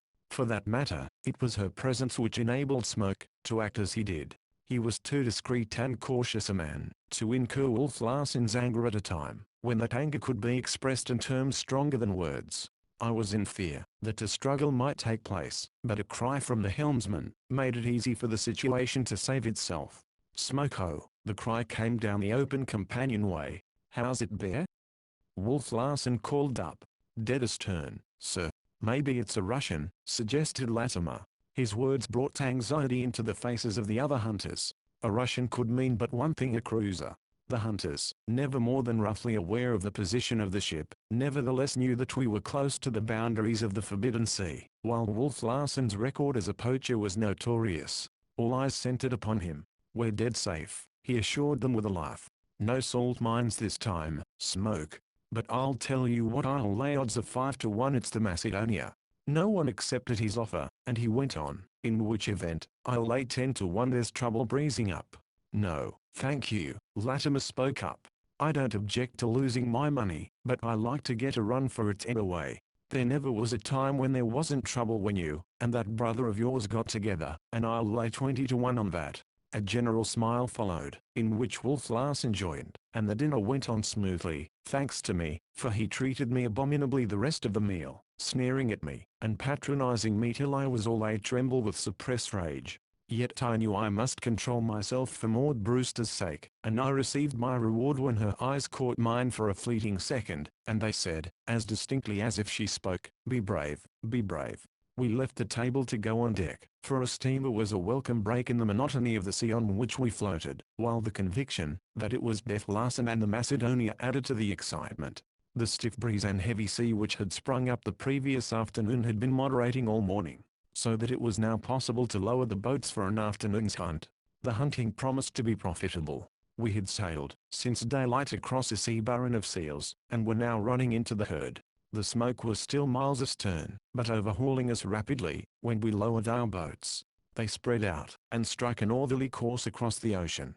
Now and again we saw a sail lower, heard the reports of the shotguns, and saw the sail go up again. The seals were thick, the wind was dying away, everything favored a big catch. As we ran off, to get our leeward position of the last lee boat, we found the ocean fairly carpeted with sleeping seals.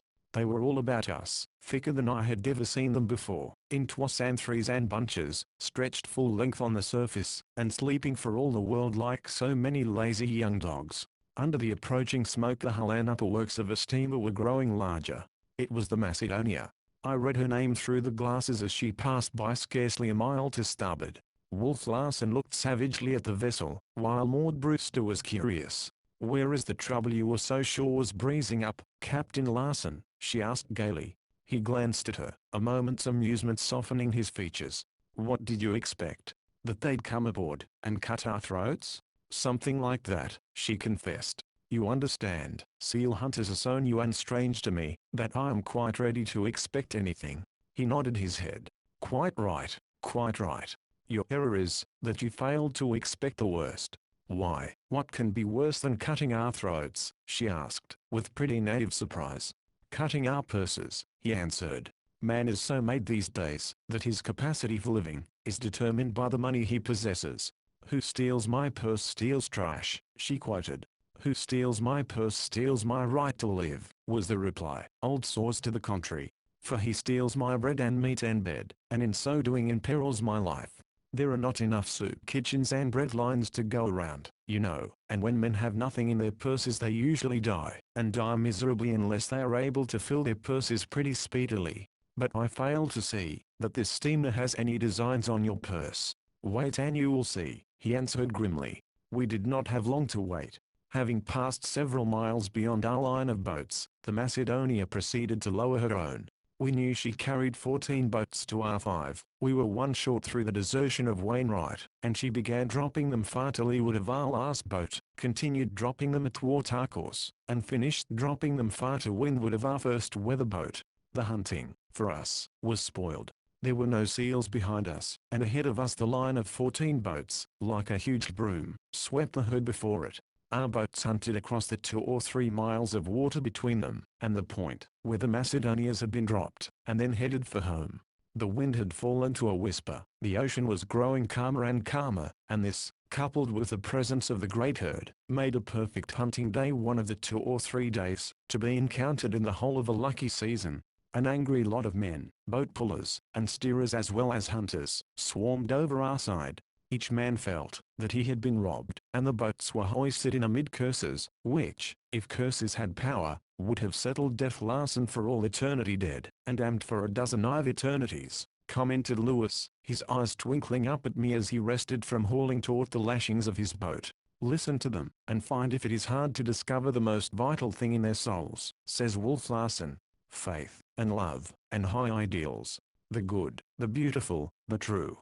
Their innate sense of right has been violated," Maud Brewster said, joining the conversation. She was standing a dozen feet away, one hand resting on the main shrouds and her body swaying gently to the slight roll of the ship. She had not raised her voice, and yet I was struck by its clear and bell-like tone. It was sweet in my ears. I scarcely dared look at her just then, for the fear of betraying myself. A boy's cap was perched on her head, and her hair, light brown and arranged in a loose and fluffy order that caught the sun, seemed an aureole about the delicate oval of her face. She was positively bewitching, and, withal, sweetly spirituelle, if not simply. All my old-time marvel at life returned to me at sight of this splendid incarnation of it, and Wolf Larsen's cold explanation of life and its meaning was truly ridiculous and laughable. "A sentimentalist," he sneered, "like Mr. Van Weyden. Those men are cursing, because their desires have been outraged.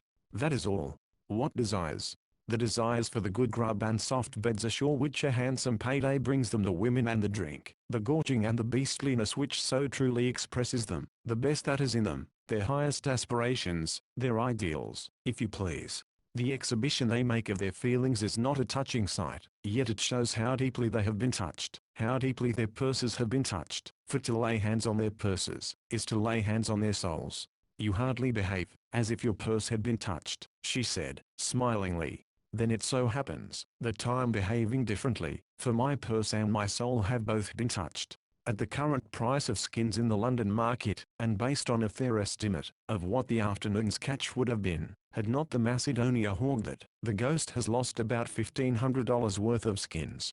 You speak so calmly, she began. But I do not feel calm. I could kill the man who robbed me, he interrupted.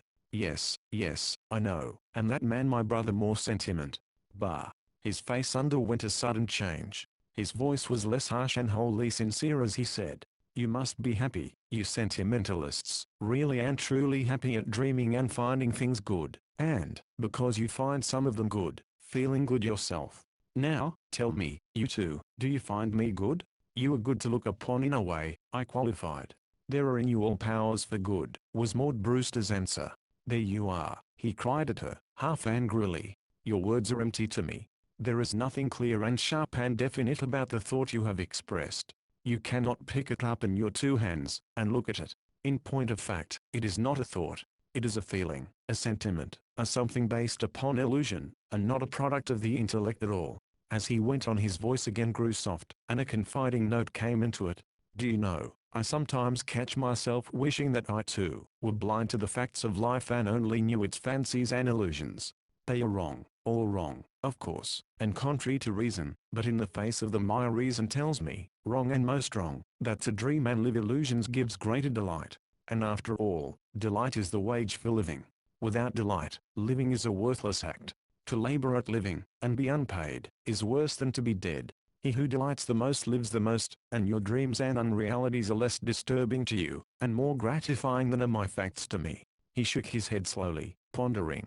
I often doubt the worthwhileness of reason. Dreams must be more substantial and satisfying.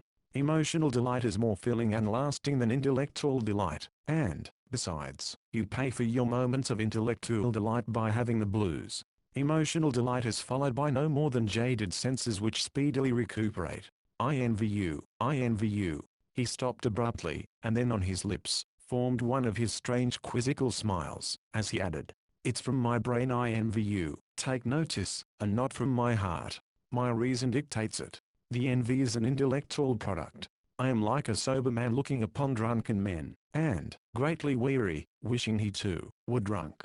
Or like a wise man looking upon fools, and wishing he too were a fool. I laughed. Quite so, he said. You're a blessed bankrupt pair of fools. You have no facts in your pocketbook. Yet we spend as freely as you, was Maud Brewster's contribution. More freely, because it costs you nothing. And because we draw upon eternity, she retorted. Whether you do, or think you do, it's the same thing. You spend what you haven't got, and in return you get greater value from spending what you haven't got than I get from spending what I have got, and what I have sweated to get. Why don't you change the basis of your coinage, then? She queried teasingly. He looked at her quickly, half hopefully, and then said, all regretfully, too late. I'd like to, perhaps, but I can't. My pocketbook is stuffed with the old coinage, and it's a stubborn thing. I can never bring myself to recognize anything else as valid. He ceased speaking, and his gaze wandered absently past her, and became lost in the placid sea. The old primal melancholy was strong upon him. He was quivering to it. He had reasoned himself into a spell of the blues, and within few hours one could look for the devil within him to be up and stirring. I remembered Charlie Furuseth, and knew this man's sadness as the penalty, which the materialist ever pays for his materialism. Chapter 25. You've been on deck, Mr. Van Weyden, Wolf Larsen said, the following morning at the breakfast table. How do things look? Clear enough, I answered, glancing at the sunshine which streamed down the open companionway. Fair westerly breeze, with a promise of stiffening, if Lewis predicts correctly. He nodded his head in a pleased way. Any signs of fog? Thick banks in the north and northwest. He nodded his head again, evincing even greater satisfaction than before. What of the Macedonia? Not sighted, I answered. I could have sworn his face fell at the intelligence, but why he should be disappointed I could not conceive. I was soon to learn. Smoke-ho, came the hail from on deck, and his face brightened. Good, he exclaimed, and left the table at once to go on deck, and into the steerage, where the hunters were taking the first breakfast of their exile. Maud Brewster and I scarcely touched the food before us, gazing, instead, in silent anxiety at each other, and listening to Wolf Larsen's voice, which easily penetrated the cabin through the intervening bulkhead. He spoke at length, and his conclusion was greeted with a wild roar of cheers. The bulkhead was too thick for us to hear what he said, but whatever it was it affected the hunters strongly. for the cheering was followed by loud exclamations and shouts of joy. From the sounds on deck I knew that the sailors had been routed out and were preparing to lower the boats. Maud Brewster accompanied me on deck, but I left her at the break of the poop, where she might watch the scene, and not be in it. The sailors must have learned whatever project was on hand, and the vim and snap they put into their work attested their enthusiasm. The hunters came trooping on deck with shotguns and ammunition boxes, and, most unusual, their rifles. The latter were rarely taken in the boats, for a seal shot at long range with a rifle invariably sank before a boat could reach it. But each hunter this day had his rifle and large supply of cartridges. I noticed they grinned with satisfaction whenever they looked at the Macedonia's smoke, which was rising higher and higher as she approached from the west. The 5 boats went over the side with a rush, spread out like the ribs of a fan, and set an orderly course, as on the preceding afternoon, for us to follow. I watched for some time, curiously, but there seemed nothing extraordinary about their behavior. They lowered sails, shot seals, and hoisted sails again, and continued on their way as I had always seen them do. The Macedonia repeated her performance of yesterday, hogging the sea by dropping her line of boats in advance of ours, and across our course. 14 boats require a considerable spread of ocean for comfortable hunting, and when she had completely lapped our line she continued steaming into the northeast, dropping more boats as she went. "What's up?" I asked Wolf Larsen, unable longer to keep my curiosity in check. "Never mind what's up," he answered gruffly. "You won't be 1,000 years in finding out, and in the meantime just pray for plenty of wind." "Oh, well, I don't mind telling you," he said the next moment.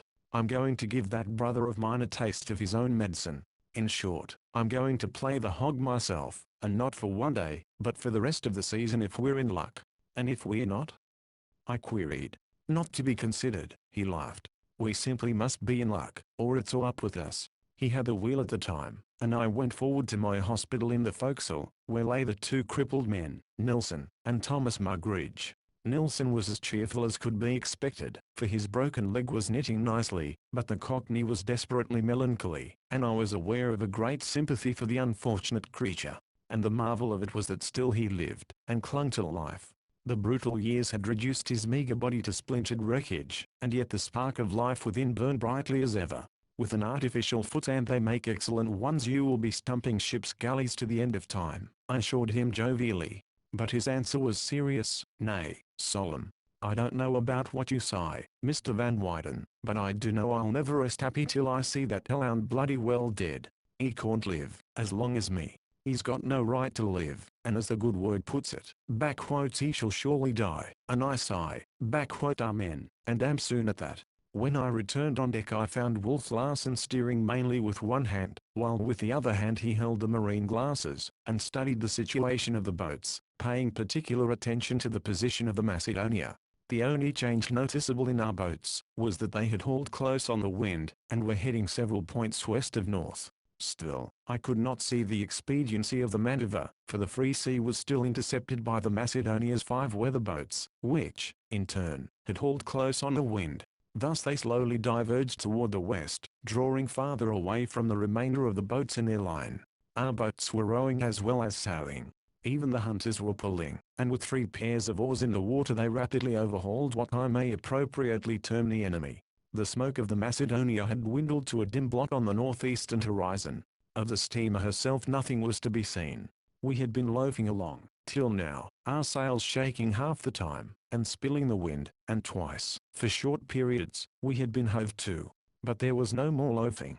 Sheets were trimmed, and Wolf Larsen proceeded to put the Ghost through her paces. We ran past our line of boats and bore down upon the first weather boat of the other line. "Down that flying jib, Mr. Van Weyden," Wolf Larsen commanded, "and stand by to back over the jibs." I ran forward, and had a downhaul of the flying jib all in, and fast as we slipped by the boat 100 feet to leeward. The 3 men in it gazed at us suspiciously. They had been hogging the sea, and they knew Wolf Larsen, by reputation at any rate. I noted that the hunter, a huge Scandinavian sitting in the bow, held his rifle, ready to hand, across his knees. It should have been in its proper place in the rack. When they came opposite our stern, Wolf Larsen greeted them with a wave of the hand, and cried, "Come on board, and have a gam." To gam, among the sealing schooners, is a substitute for the verbs to visit, to gossip. It expresses the garrulity of the sea, and is a pleasant break in the monotony of the life. The ghost swung around into the wind, and I finished my work forward in time to run aft, and lend a hand with the main sheet. "You will please stay on deck, Miss Brewster," Wolf Larsen said, as he started forward to meet his guest. "And you too, Mr. Van Weyden." The boat had lowered its sail and run alongside. The hunter, golden-bearded like a sea king, came over the rail, and dropped on deck. But his hugeness could not quite overcome his apprehensiveness. Doubt and distrust showed strongly in his face. It was a transparent face, for all of its hairy shield, and advertised instant relief. When he glanced from Wolf Larsen to me, noted that there was only the pair of us, and then glanced over his own 2 men who had joined him.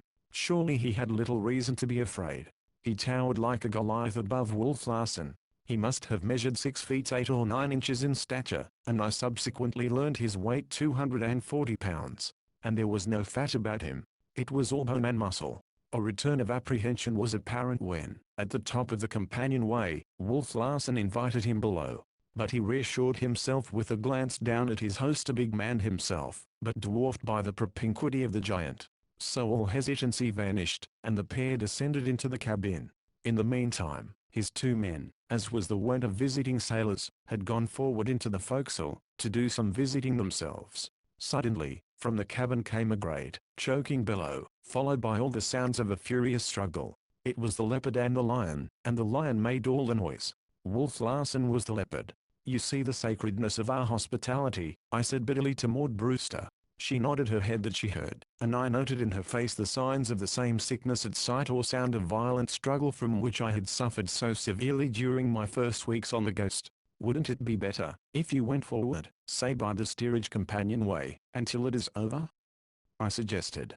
She shook her head, and gazed at me pitifully. She was not frightened, but appalled, rather, at the human animality of it. "You will understand," I took advantage of the opportunity to say, "whatever part one take in what is going on, and what is to come, that I am compelled to take each of you, and I are ever, to get out of this scrape with our lives. It is not nice for me," I added. "I understand," she said, in a weak, far-away voice, and her eyes showed me that she did understand.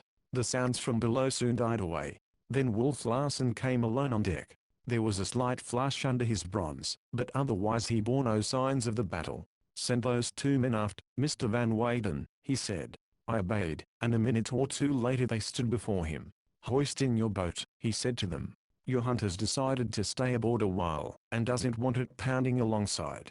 "Hoist in your boat," I said, he repeated, this time in sharper tones as they hesitated to do his bidding. "Who knows, you may have to sail with me for a time," he said, quite softly, with a silken threat that belied the softness, as they moved slowly to comply, "and we might as well start with a friendly understanding. Lively now. Death Larsen makes you jump better than that, and you know it." Their movements perceptibly quickened under his coaching, and as the boat swung inboard I was sent forward, to let go the jibs. Wolf Larsen, at the wheel, directed the Ghost after the Macedonia's second weather boat. Underway, and with nothing for the time being to do, I turned my attention to the situation of the boats. The Macedonia's third weather boat was being attacked by 2 of ours, the 4th by our remaining 3, and the 5th, turnabout, was taking a hand in the defense of its nearest mate. The fight had opened at long distance, and the rifles were cracking steadily.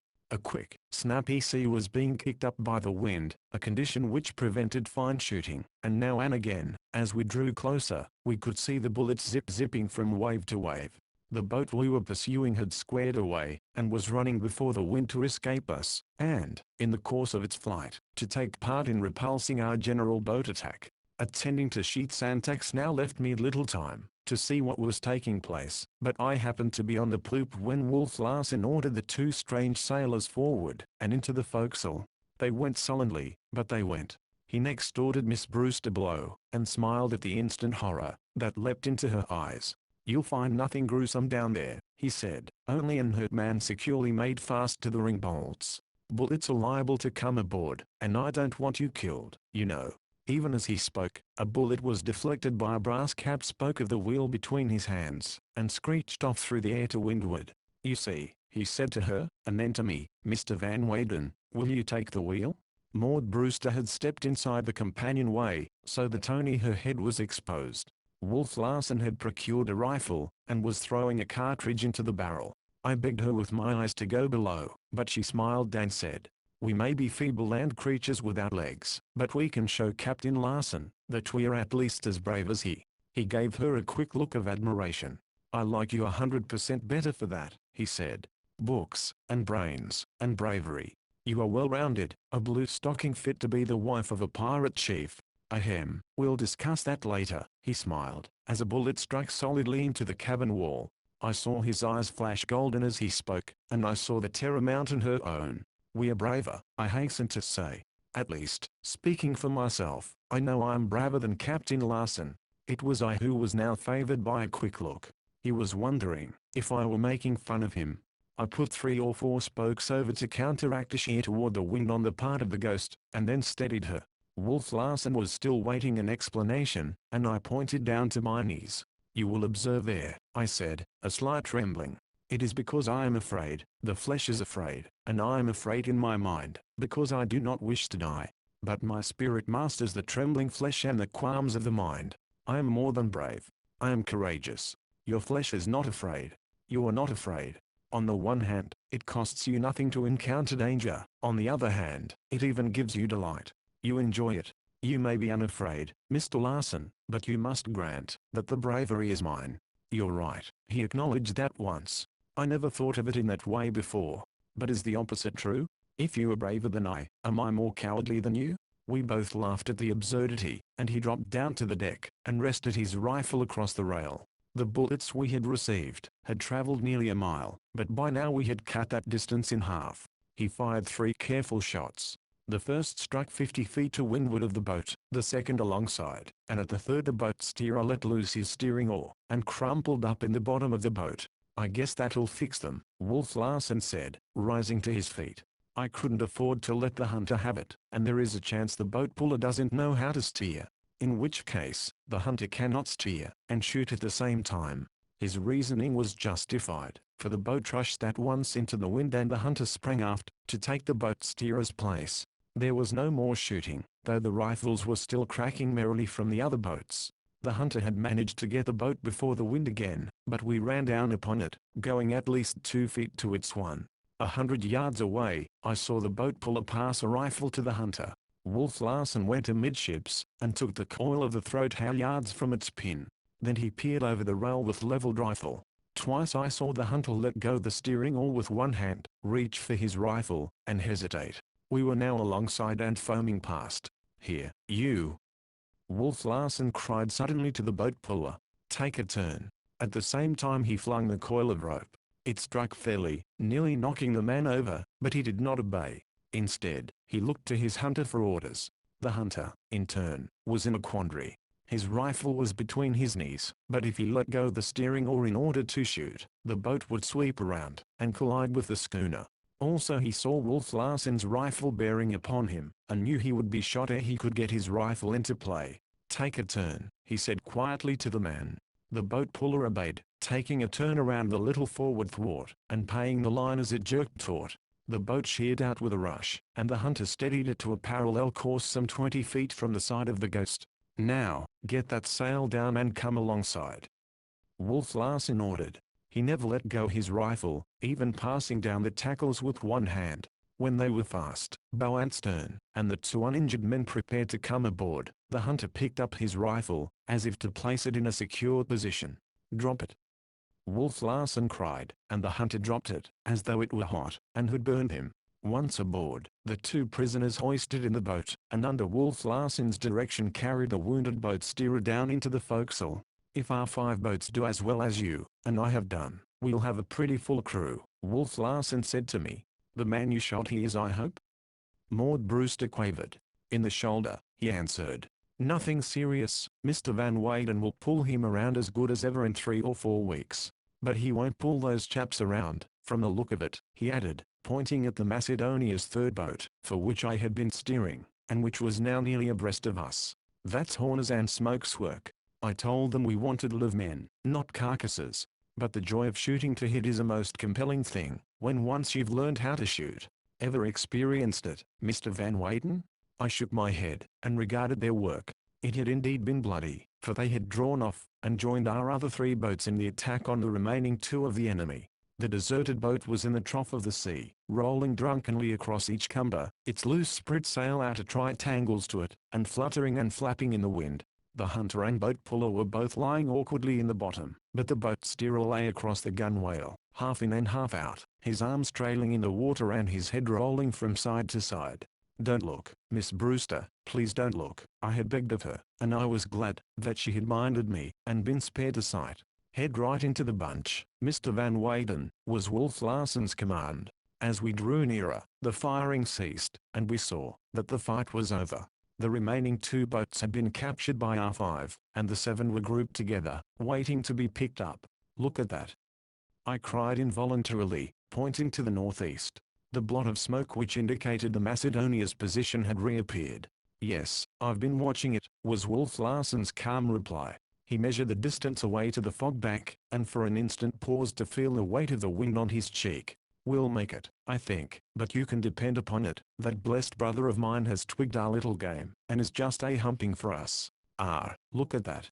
The blot of smoke had suddenly grown larger, and it was very black. "I'll beat you out, though, brother mine," he chuckled. "I'll beat you out, and I hope you know worse than that you rag your old engines into scrap."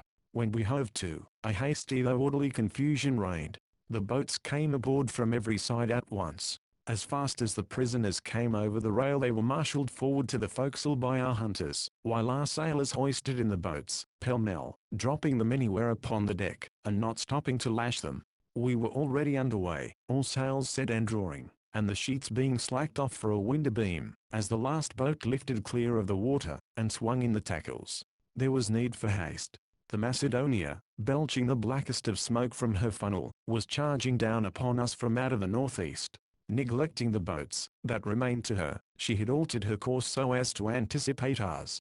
She was not running straight for us, but ahead of us. Our courses were converging like the sides of an angle, the vertex of which was at the edge of the fog bank. It was there, or not at all, that the Macedonia could hope to catch us. The hope for the Ghost lay in that she should pass that point before the Macedonia arrived at it. Wolf Larsen was steering, his eyes glistening and snapping as they dwelt upon, and leaped from detail to detail of the chase. Now he studied the sea to windward for signs of the wind slackening or freshening. Now the Macedonia, and again, his eyes roved over every sail, and he gave commands to slack a sheet here a trifle, to come in on one there a trifle, till he was drawing out of the Ghost the last bit of speed she possessed. All feuds and grudges were forgotten, and I was surprised at the alacrity with which the men who had so long endured his brutality sprang to execute his orders. Strange to say, the unfortunate Johnson came into my mind as we lifted and surged and heeled along, and I was aware of a regret that he was not alive and present. He had so loved the Ghost, and delighted in her sailing powers.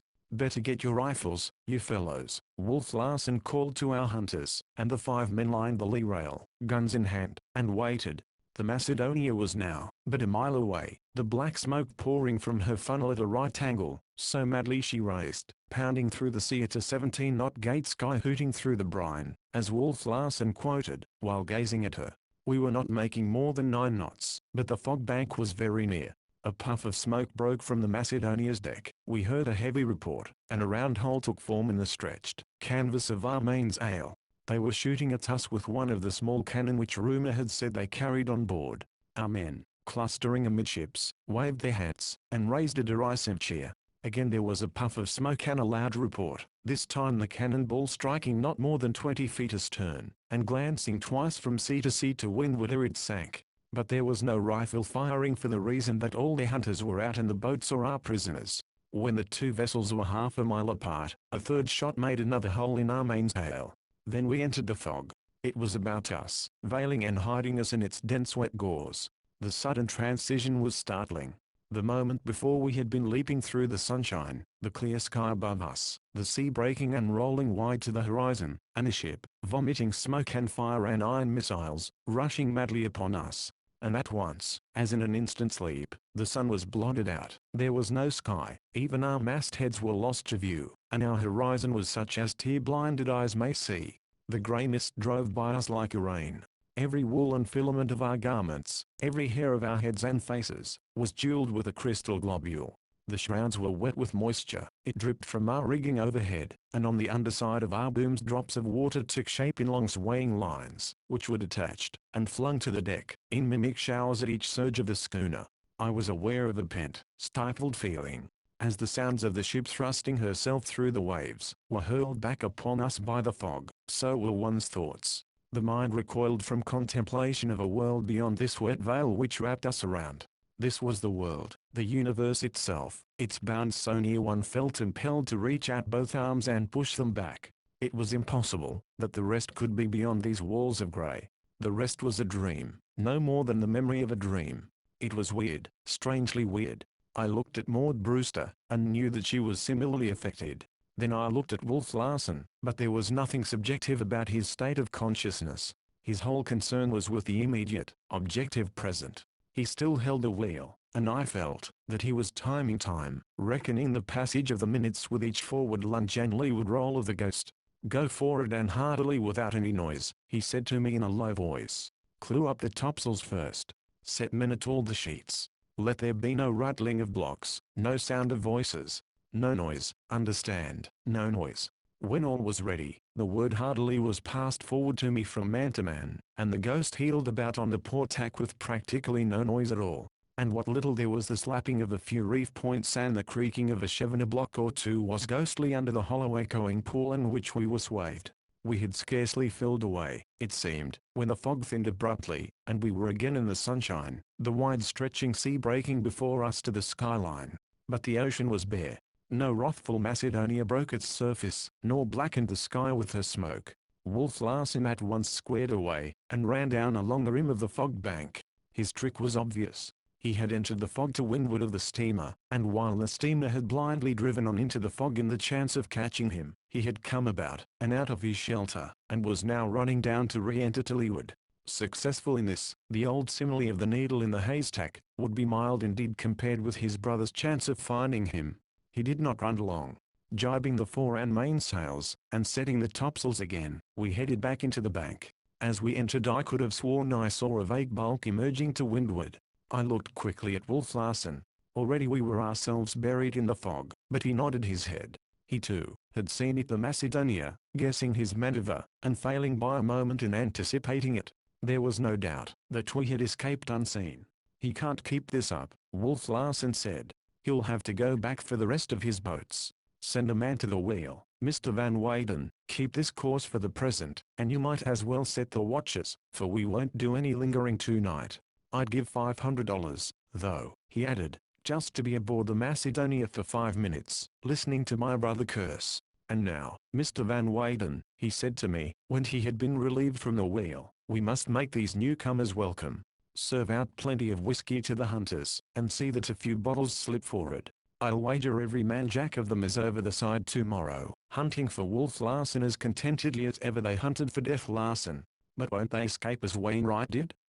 I asked. He laughed shrewdly. "Not as long as our old hunters have anything to say about it. I'm dividing amongst them $1 a skin for all the skins shot by our new hunters. At least half of their enthusiasm today was due to that. Oh, no, there won't be any escaping, if they have anything to say about it. And now you'd better get forward to your hospital duties. There must be a full ward waiting for you." Chapter 26. Wolf Larsen took the distribution of the whiskey off my hands, and the bottles began to make their appearance, while I worked over the fresh batch of wounded men in the forecastle. I had seen whiskey drunk, such as whiskey and soda, by the men of the clubs, but never as these men drank it, from pannikins and mugs, and from the bottles great brimming drinks, each one of which was in itself a debauch. But they did not stop at one or two. They drank, and never the bottles slipped forward, and they drank more. Everybody drank. The wounded drank. Oofty, who helped me, drank. Only Lewis refrained, no more than cautiously wetting his lips with the liquor, though he joined in the revels with an abandon equal to that of most of them. It was a Saturnalia. In loud voices they shouted over the day's fighting, wrangled about details, or waxed affectionate, and made friends with the men whom they had fought. Prisoners and captors hiccuped on one another's shoulders, and swore mighty oaths of respect and esteem. They wept over the miseries of the past, and over the miseries yet to come under the iron rule of Wolf Larsen. And all cursed him, and told terrible tales of his brutality. It was a strange and frightful spectacle, the small bunk-lined space, the floor and walls leaping and lurching, the dim light, the swaying shadows lengthening and foreshortening monstrously, the thick air heavy with smoke and the smell of bodies and iodoform, and the inflamed faces of the men, half men, I should call them. I noted Oofty, holding the end of a bandage, and looking upon the scene, his velvety and luminous eyes glistening in the light like a deer's eyes, and yet I knew the barbaric devil that lurked in his breast, and belied all the softness and tenderness, almost womanly, of his face and form. And I noticed the boyish face of Harrison, a good face once, but now demons convulsed with passion as he told the newcomers of the hell ship they were in, and shrieked curses upon the head of Wolf Larsen. Wolf Larsen it was, always Wolf Larsen, enslaver, and tormentor of men, a male Circe and these his swine, suffering brutes that grovelled before him, and revolted only in drunkenness and in secrecy. And was I too, one of his swine? I thought. And Maud Brewster? No. I ground my teeth in my anger and determination till the man I was attending winced under my hand and Oofty looked at me with curiosity. I felt endowed with a sudden strength. What of my newfound love? I was a giant. I feared nothing. I would work my will through it all, in spite of Wolf Larsen, and of my own 35 bookish years. All would be well. I would make it well. And so, exalted, upborne by a sense of power, I turned my back on the howling inferno, and climbed to the deck, where the fog drifted ghostly through the night and the air was sweet and pure and quiet. The steerage, where were 2 wounded hunters, was a repetition of the forecastle, except that Wolf Larsen was not being cursed, and it was with a great relief that I again emerged on deck, and went aft to the cabin. Supper was ready, and Wolf Larsen and Maud were waiting for me. While all his ship was getting drunk as fast as it could, he remained sober. Not a drop of liquor passed his lips. He did not dare it under the circumstances, for he had only Lewis and me to depend upon, and Lewis was even now at the wheel. We were sailing on through the fog without a lookout and without lights. That Wolf Larsen had turned the liquor loose among his men surprised me, but he evidently knew their psychology and the best method of cementing in cordiality what had begun in bloodshed. His victory over Death Larsen seemed to have had a remarkable effect upon him. The previous evening he had reasoned himself into the blues, and I had been waiting momentarily for one of his characteristic outbursts. Yet nothing had occurred, and he was now in splendid trim. Possibly his success in capturing so many hunters and boats had counteracted the customary reaction. At any rate, the blues were gone, and the Blue Devils had not put in an appearance. So I thought at the time. But, little I knew him, or knew that even then, perhaps, he was meditating an outbreak more terrible than any I had seen.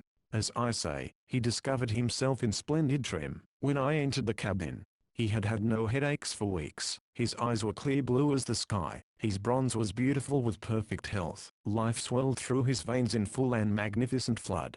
While waiting for me, he had engaged Maud in animated discussion.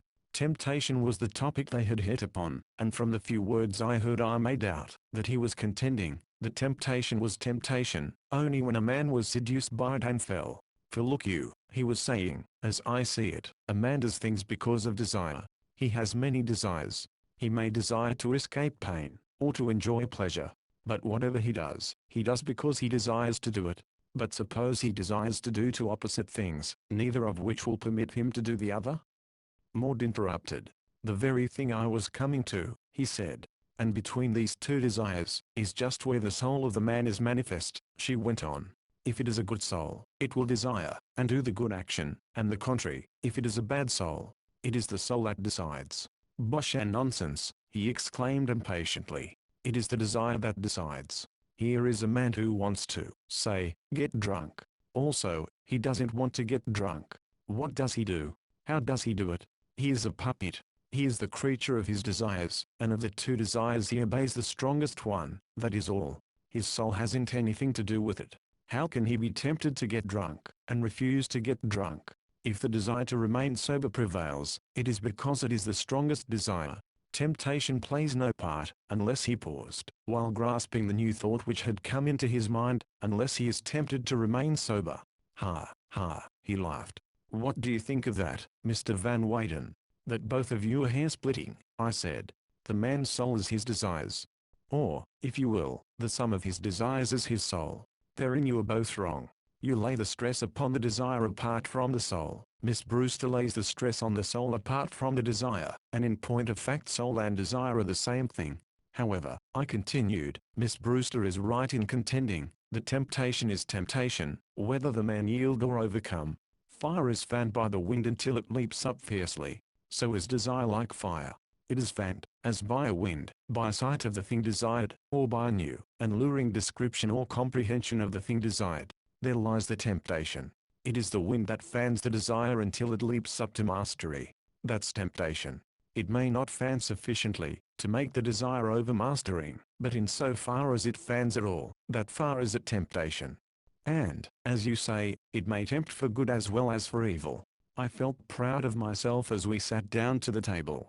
My words had been decisive. At least they had put an end to the discussion. But Wolf Larsen seemed voluble, prone to speech as I had never seen him before. It was as though he were bursting with pent energy which must find an outlet somehow. Almost immediately he launched into a discussion on love. As usual, his was the sheer materialistic side, and Maud's was the idealistic. For myself, beyond a word or so of suggestion or correction now and again, I took no part. He was brilliant, but so was Maud, and for some time I lost the thread of the conversation through studying her face as she talked. It was a face that rarely displayed color, but tonight it was flushed and vivacious. Her wit was playing keenly, and she was enjoying the tilt as much as Wolf Larsen, and he was enjoying it hugely.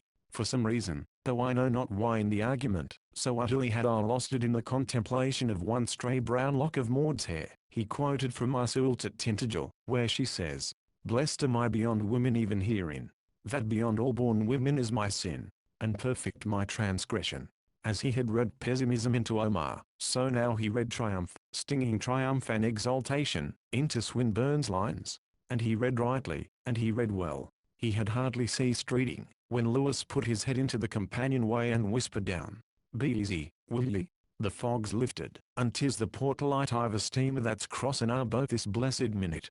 Wolf Larsen sprang on deck, and so swiftly that by the time we followed him, he had pulled the steerage slide over the drunken clamor, and was on his way forward to close the forecastle scuttle. The fog, though it remained, had lifted high, where it obscured the stars, and made the night quite black. Directly ahead of us, I could see a bright red light and a white light, and I could hear the pulsing of a steamer's engines. Beyond a doubt it was the Macedonia.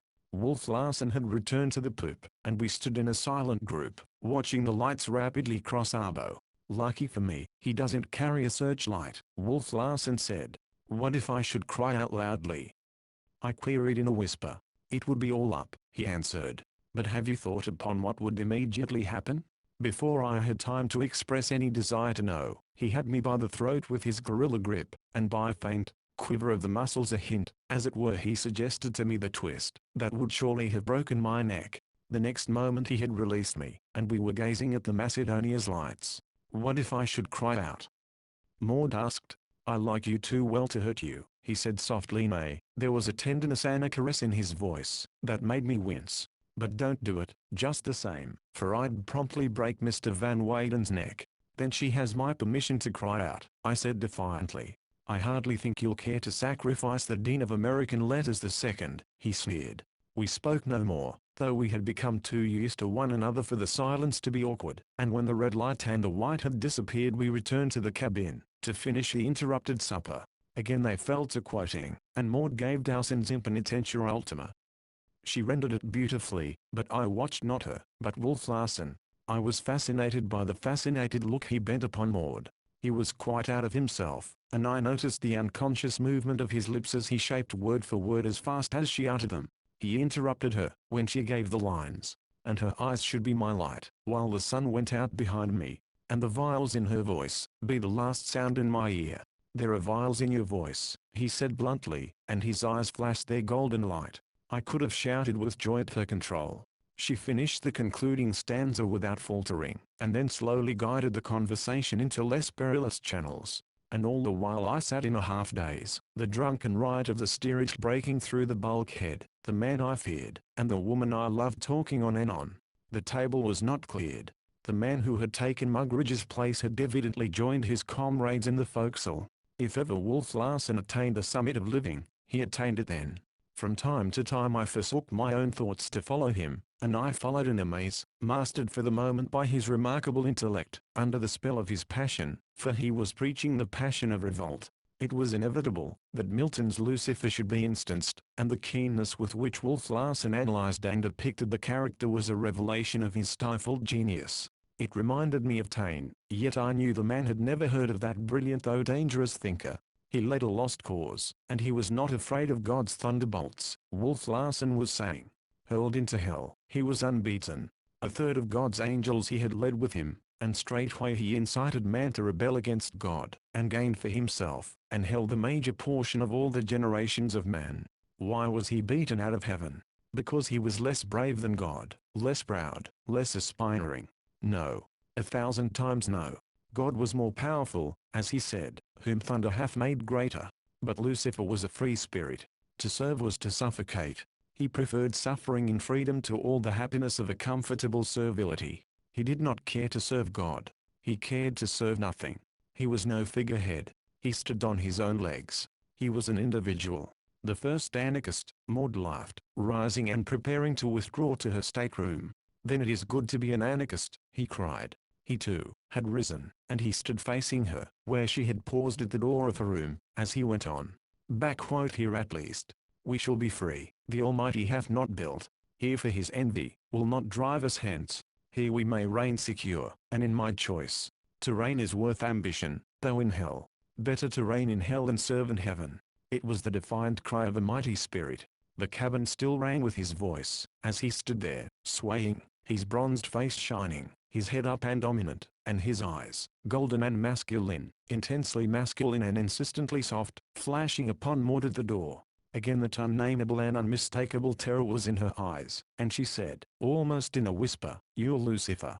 The door closed, and she was gone. He stood staring after her for a minute, then returned to himself and to me. "I'll relieve Lewis at the wheel," he said shortly, "and call upon you to relieve at midnight. Better turn in now, and get some sleep." He pulled on a pair of mittens, put on his cap, and ascended the companion stairs, while I followed his suggestion by going to bed. For some unknown reason, prompted mysteriously, I did not undress, but lay down fully clothed. For a time I listened to the clamor in the steerage, and marveled upon the love which had come to me, but my sleep on the Ghost had become most healthful and natural, and soon the songs and cries died away, my eyes closed, and my consciousness sank down into the half-death of slumber. I knew not what had aroused me, but I found myself out of my bunk, on my feet, wide awake, my soul vibrating to the warning of danger as it might have thrilled to a trumpet call. I threw open the door. The cabin light was burning low. I saw Maud, my Maud, straining and struggling, and crushed in the embrace of Wolf Larsen's arms. I could see the vain beat and flutter of her as she strove, pressing her face against his breast, to escape from him. All this I saw on the very instant of seeing, and as I sprang forward, I struck him with my fist, on the face, as he raised his head, but it was a puny blow. He roared in a ferocious animal-like way, and gave me a shove with his hand. It was only a shove, a flirt of the wrist, yet so tremendous was his strength, that I was hurled backward as from a catapult. I struck the door of the stateroom which had formerly been Mugridge's, splintering and smashing the panels with the impact of my body. I struggled to my feet, with difficulty dragging myself clear of the wrecked door, unaware of any hurt whatever. I was conscious only of an overmastering rage. I think I too, cried aloud, as I drew the knife at my hip, and sprang forward a second time. But something had happened. They were reeling apart. I was close upon him, my knife uplifted, but I withheld the blow. I was puzzled by the strangeness of it. Maud was leaning against the wall, one hand out for support, but he was staggering, his left hand pressed against his forehead, and covering his eyes, and with the right he was groping about him in a dazed sort of way. It struck against the wall, and his body seemed to express a muscular and physical relief at the contact, as though he had found his bearings, his location in space as well as something against which to lean. Then I saw red again. All my wrongs and humiliations flashed upon me with a dazzling brightness, all that I had suffered, and others had suffered at his hands, all the enormity of the man's very existence. I sprang upon him, blindly, insanely, and drove the knife into his shoulder. I knew, then, that it was no more than a flesh wound. I had felt the steel grate on his shoulder blade, and I raised the knife, to strike at a more vital part. But Maud had seen my first blow, and she cried, "Don't. Please don't." I dropped my arm for a moment, and a moment only. Again the knife was raised, and Wolf Larsen would have surely died, had she not stepped between. Her arms were around me, her hair was brushing my face. My pulse rushed up in an unwonted manner, yet my rage mounted with it. She looked me bravely in the eyes. For my sake, she begged. I would kill him for your sake. I cried, trying to free my arm without hurting her. Hush, she said, and laid her fingers lightly on my lips. I could have kissed them, had I dared. Even then, in my rage, the touch of them was so sweet, so very sweet. Please, please, she pleaded, and she disarmed me by the words, as I was to discover they would never disarm me. I stepped back, separating from her, and replaced the knife in its sheath. I looked at Wolf Larsen. He still pressed his left hand against his forehead. It covered his eyes. His head was bowed. He seemed to have grown limp. His body was sagging at the hips. His great shoulders were drooping and shrinking forward. Van Weyden, he called hoarsely, and with a note of fright in his voice. "Oh, Van Weyden, where are you?" I looked at Maud. She did not speak, but nodded her head. "Here I am," I answered, stepping to his side. "What is the matter?" "Help me to a seat," he said, in the same hoarse, frightened voice. "I am a sick man, a very sick man, Hump," he said, as he left my sustaining grip, and sank into a chair. His head dropped forward on the table, and was buried in his hands. From time to time it rocked back and forward as with pain. Once, when he half raised it, I saw the sweat standing in heavy drops on his forehead about the roots of his hair. "I am a sick man, a very sick man," he repeated again, and yet once again. "What is the matter?" I asked, resting my hand on his shoulder. "What can I do for you?" But he shook my hand off with an irritated movement, and for a long time I stood by his side in silence. Maud was looking on, her face awed and frightened. What had happened to him, we could not imagine. "Hump," he said at last, "I must get into my bunk. Lend me a hand. I'll be all right in a little while. It's those damn headaches, I believe." I was afraid of them. I had a feeling I don't know what I'm talking about. "Help me into my bunk." But when I got him into his bunk he again buried his face in his hands, covering his eyes, and as I turned to go I could hear him murmuring, "I am a sick man, a very sick man." Maud looked at me inquiringly as I emerged. I shook my head, saying, "Something has happened to him." "What?" "I don't know. He is helpless, and frightened, I imagine, for the first time in his life. It must have occurred before he received the knife thrust, which made only a superficial wound. You must have seen what happened." She shook her head. "I saw nothing. It is just as mysterious to me." He suddenly released me and staggered away. "But what shall we do?" "What shall I do?" "If you will wait please, until I come back," I answered. I went on deck. Lewis was at the wheel. "You may go forward and turn in," I said, taking it from him. He was quick to obey, and I found myself alone on the deck of the Ghost. As quietly as was possible, I clewed up the topsails, lowered the flying jib and staysail, backed the jib over, and flattened the mainsail. Then I went below to Maud. I placed my finger on my lips for silence, and entered Wolf Larsen's room. He was in the same position in which I had left him, and his head was rocking, almost writhing from side to side. "Anything I can do for you?" I asked. He made no reply at first, but on my repeating the question he answered, "No, I'm all right. Leave me alone till morning." But as I turned to go I noted that his head had resumed its rocking motion. Maud was waiting patiently for me, and I took notice, with a thrill of joy, of the queenly poise of her head and her glorious calm eyes. Calm and sure they were as her spirit itself. "Will you trust yourself to me for a journey of 600 miles or so?" I asked. "You mean?" she asked, and I knew she had guessed aright. "Yes, I mean just that," I replied. "There is nothing left for us but the open boat." "For me, you mean," she said. "You are certainly as safe here as you have been." "No, there is nothing left for us but the open boat," I iterated stoutly. "Will you please dress as warmly as you can, at once, and make into a bundle whatever you wish to bring with you. And make all haste," I added, and she turned toward her stateroom.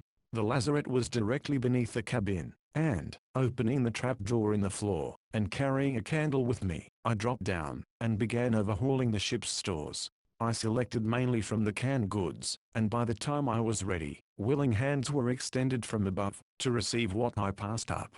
We worked in silence. I helped myself also to blankets, mittens, oilskins, caps, and such things, from the slop chest. It was no light adventure, this trusting ourselves in a small boat to so raw and stormy a sea, and it was imperative that we should guard ourselves against the cold and wet. We worked feverishly at carrying our plunder on deck, and depositing it amidships, so feverishly that Maud, whose strength was hardly a positive quantity, had to give over, exhausted, and sit on the steps at the break of the poop. This did not serve to recover her, and she lay on her back, on the hard deck, arms stretched out, and whole body relaxed. It was a trick I remembered of my sister, and I knew she would soon be herself again. I knew, also, that weapons would not come in amiss, and I re-entered Wolf Larson's stateroom to get his rifle and shotgun. I spoke to him, but he made no answer, though his head was still rocking from side to side, and he was not asleep. "Goodbye, Lucifer," I whispered to myself as I softly closed the door.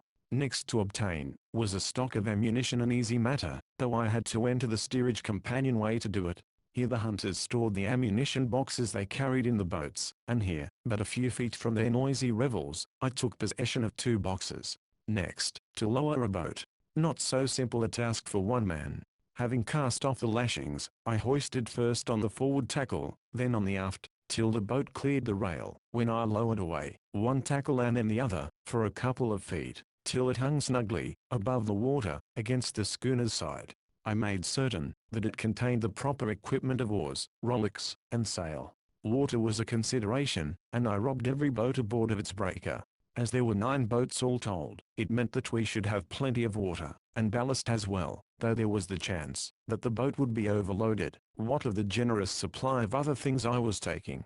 While Maud was passing me the provisions, and I was storing them in the boat, a sailor came on deck from the forecastle. He stood by the weather rail for a time. We were lowering over the lee rail, and then sauntered slowly amidships, where he again paused, and stood facing the wind, with his back toward us. I could hear my heart beating as I crouched low in the boat. Maud had sunk down upon the deck and was, I knew, lying motionless, her body in the shadow of the bulwark.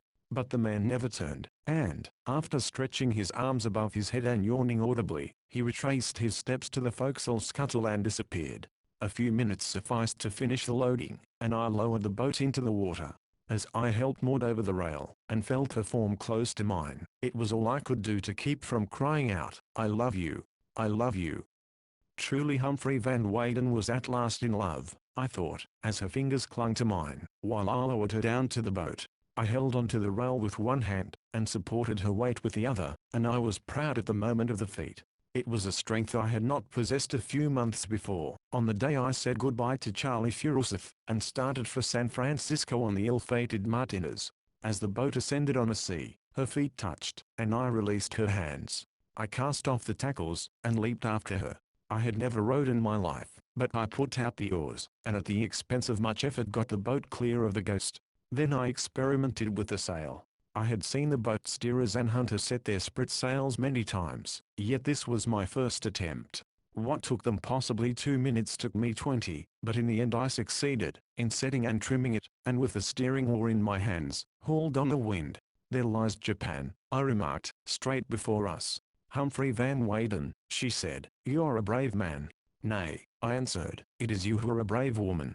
We turned our heads, swayed by a common impulse, to see the last of the Ghost. Her low hull lifted and rolled to windward on a sea. The canvas loomed darkly in the night. Her lashed wheel creaked as the rudder kicked. Then sight and sound of her faded away, and we were alone on the dark sea. Chapter 27.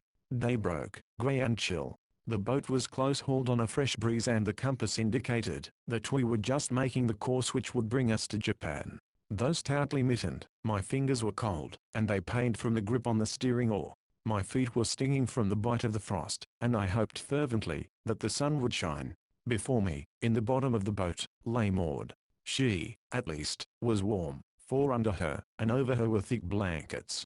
The top one I had drawn over her face, to shelter it from the night, so I could see nothing but the vague shape of her, and her light brown hair, escaped from the covering and jeweled with moisture from the air. Long I looked at her, dwelling upon that one visible bit of her as only a man would who deemed it the most precious thing in the world. So insistent was my gaze that at last she stirred under the blankets, the top fold was thrown back, and she smiled out on me, her eyes yet heavy with sleep. "Good morning, Mr. Van Weyden," she said. "Have you sighted land yet?" No, I answered, but we're approaching it at a rate of 6 miles an hour. She made a mower of disappointment. But that is equivalent to 144 miles in 24 hours, I added reassuringly. Her face brightened. And how far have we to go? Siberia lies off there, I said, pointing to the west. But to the southwest, some 600 miles, is Japan. If this wind should hold, we'll make it in 5 days. And if it storms? The boat could not live? She had a way of looking one in the eyes, and demanding the truth, and thus she looked at me as she asked the question. It would have to storm very hard, I temporized. And if it storms very hard? I nodded my head. But we may be picked up any moment by a sealing schooner. They are plentifully distributed over this part of the ocean. Why, you're chilled through, she cried. Look. You are shivering. Don't deny it, you are. And here I have been lying warm as toast. I don't see that it would help matters if you too sat up and were chilled, I laughed. It will, though, when I learn to steer, which I certainly shall. She sat up, and began making her simple toilet. She shook down her hair, and it fell about her in a brown cloud, hiding her face and shoulders. Dear damp brown hair. I wanted to kiss it, to ripple it through my fingers, to bury my face in it. I gazed entranced, till the boat ran into the wind and the flapping sail warned me I was not attending to my duties. Idealist and romanticist that I was, and always had been in spite of my analytical nature, yet I had failed till now, in grasping much of the physical characteristics of love. The love of man and woman, I had always held, was a sublimated something related to spirit, a spiritual bond that linked, and drew their souls together. The bonds of the flesh had little part in my cosmos of love. But I was learning the sweet lesson for myself, that the soul transmuted itself, expressed itself, through the flesh, that the sight and sense and touch of the loved one's hair was as much breath and voice and essence of the spirit as the light, that shone from the eyes and the thoughts, that fell from the lips. After all, pure spirit was unknowable, a thing to be sensed and divined only, nor could it express itself in terms of itself.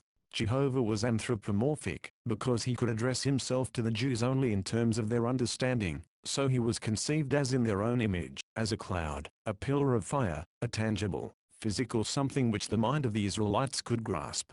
And so I gazed upon Maud's light brown hair, and loved it, and learned more of love than all the poets and singers have taught me with all their songs and sonnets.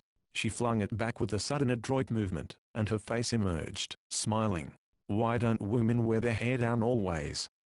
I asked. It is so much more beautiful.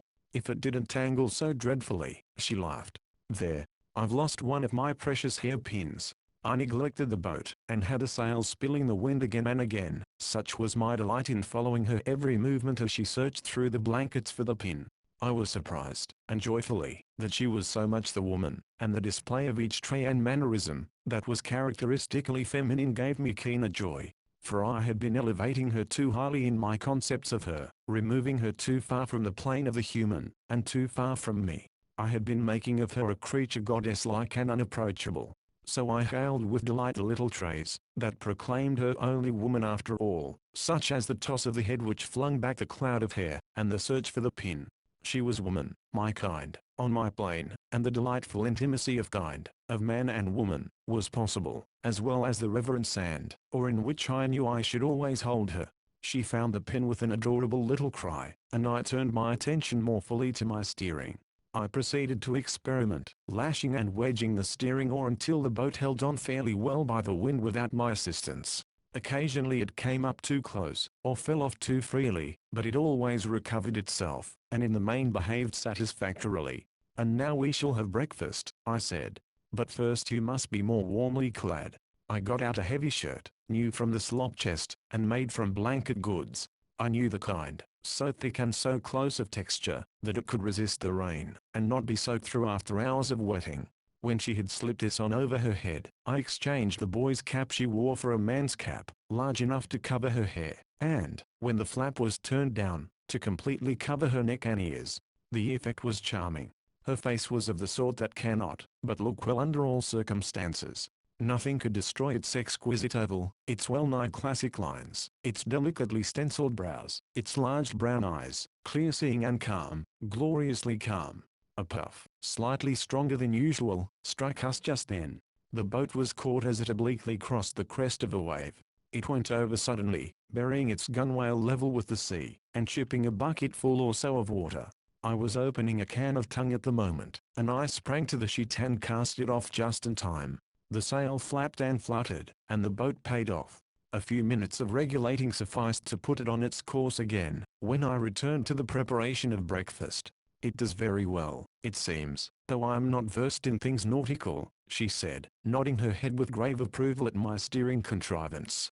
But it will serve. Only when we are sailing by the wind, I explained. When running more freely, with the wind astern abeam, or on the quarter, it will be necessary for me to steer. I must say I don't understand your technicalities, she said, but I do your conclusion, and I don't like it. You cannot steer night and day and forever. So I shall expect, after breakfast, to receive my first lesson, and then you shall lie down and sleep. We'll stand watches, just as they do on ships. I don't see how I am to teach you, I made protest. I am just learning for myself. You little thought, when you trusted yourself to me, that I had had no experience whatever with small boats. This is the first time I have ever been in one. Then we'll learn together, sir. And since you've had a night's start you shall teach me what you have learned. And now, breakfast. My, this air does give one an appetite. No coffee, I said regretfully, passing her buttered sea biscuits and a slice off canned tongue. And there will be no tea, no soups, nothing hot, till we have made land somewhere, somehow. After the simple breakfast, capped with a cup of cold water, Maud took her lesson in steering. In teaching her I learned quite a deal myself, though I was applying the knowledge already acquired by sailing the Ghost, and by watching the boat steerers sail the small boats. She was an apt pupil, and soon learned to keep the course, to laugh in the puffs, and to cast off the sheet in an emergency. Having grown tired, apparently, of the task, she relinquished the oar to me. I had folded up the blankets, but she now proceeded to spread them out on the bottom. When all was arranged snugly, she said, "Now, sir, to bed. And you shall sleep until luncheon." "Till dinner time," she corrected, remembering the arrangement on the Ghost. What could I do? She insisted, and said, "Please, please," whereupon I turned her, or over to her and obeyed. I experienced a positive sensuous delight as I crawled into the bed she had made with her hands. The calm and control which were so much a part of her seemed to have been communicated to the blankets, so that I was aware of a soft dreaminess and content, and of an oval face and brown eyes framed in a fisherman's cap, and tossing against a background now of grey cloud, now of grey sea, and then I was aware that I had been asleep. I looked at my watch. It was 1 o'clock. I had slept 7 hours, and she had been steering 7 hours. When I took the steering oar I had first to unbend her cramped fingers. Her modicum of strength had been exhausted, and she was unable even to move from her position. I was compelled to let go the sheet, while I helped her to the nest of blankets, and chafed her hands and arms. "I am so tired," she said, with a quick intake of the breath and a sigh, drooping her head wearily. But she straightened it the next moment. "Now don't scold, don't you dare scold," she cried with mock defiance. "I hope my face does not appear angry," I answered seriously, "for I assure you I am not in the least angry." "And no," she considered, "it looks only reproachful. Then it is an honest face, for it looks what I feel. You were not fair to yourself, nor to me. How can I ever trust you again?" She looked penitent. "I'll be good," she said, as a naughty child might say it. "I promise." "To obey as a sailor would obey his captain?" "Yes," she answered. "It was stupid of me, I know." "Then you must promise something else," I ventured. "Readily." "That you will not say, backquote please, please, too often, for when you do you are sure to override my authority." She laughed with amused appreciation. She too had noticed the power of the repeated please. "It is a good word," I began. "But I must not overwork it," she broke in. But she laughed weakly, and her head drooped again. I left the oar long enough to tuck the blankets about her feet and to pull a single fold across her face. Alas, she was not strong. I looked with misgiving toward the southwest and thought of the 600 miles of hardship before us, if it were no worse than hardship. On this sea a storm might blow up at any moment and destroy us. And yet I was unafraid. I was without confidence in the future, extremely doubtful, and yet I felt no underlying fear. "It must come right, it must come right," I repeated to myself, over and over again. The wind freshened in the afternoon, raising a stiffer sea, and trying the boat and me severely. But the supply of food and the 9 breakers of water enabled the boat to stand up to the sea and wind, and I held on, as long as I dared. Then I removed the sprit, tightly hauling down the peak of the sail, and we raced along under what sailors call a leg of mutton. Late in the afternoon I sighted a steamer's smoke on the horizon to leeward, and I knew it either for a Russian cruiser, or, more likely, the Macedonia still seeking the ghost. The sun had not shone all day, and it had been bitter cold.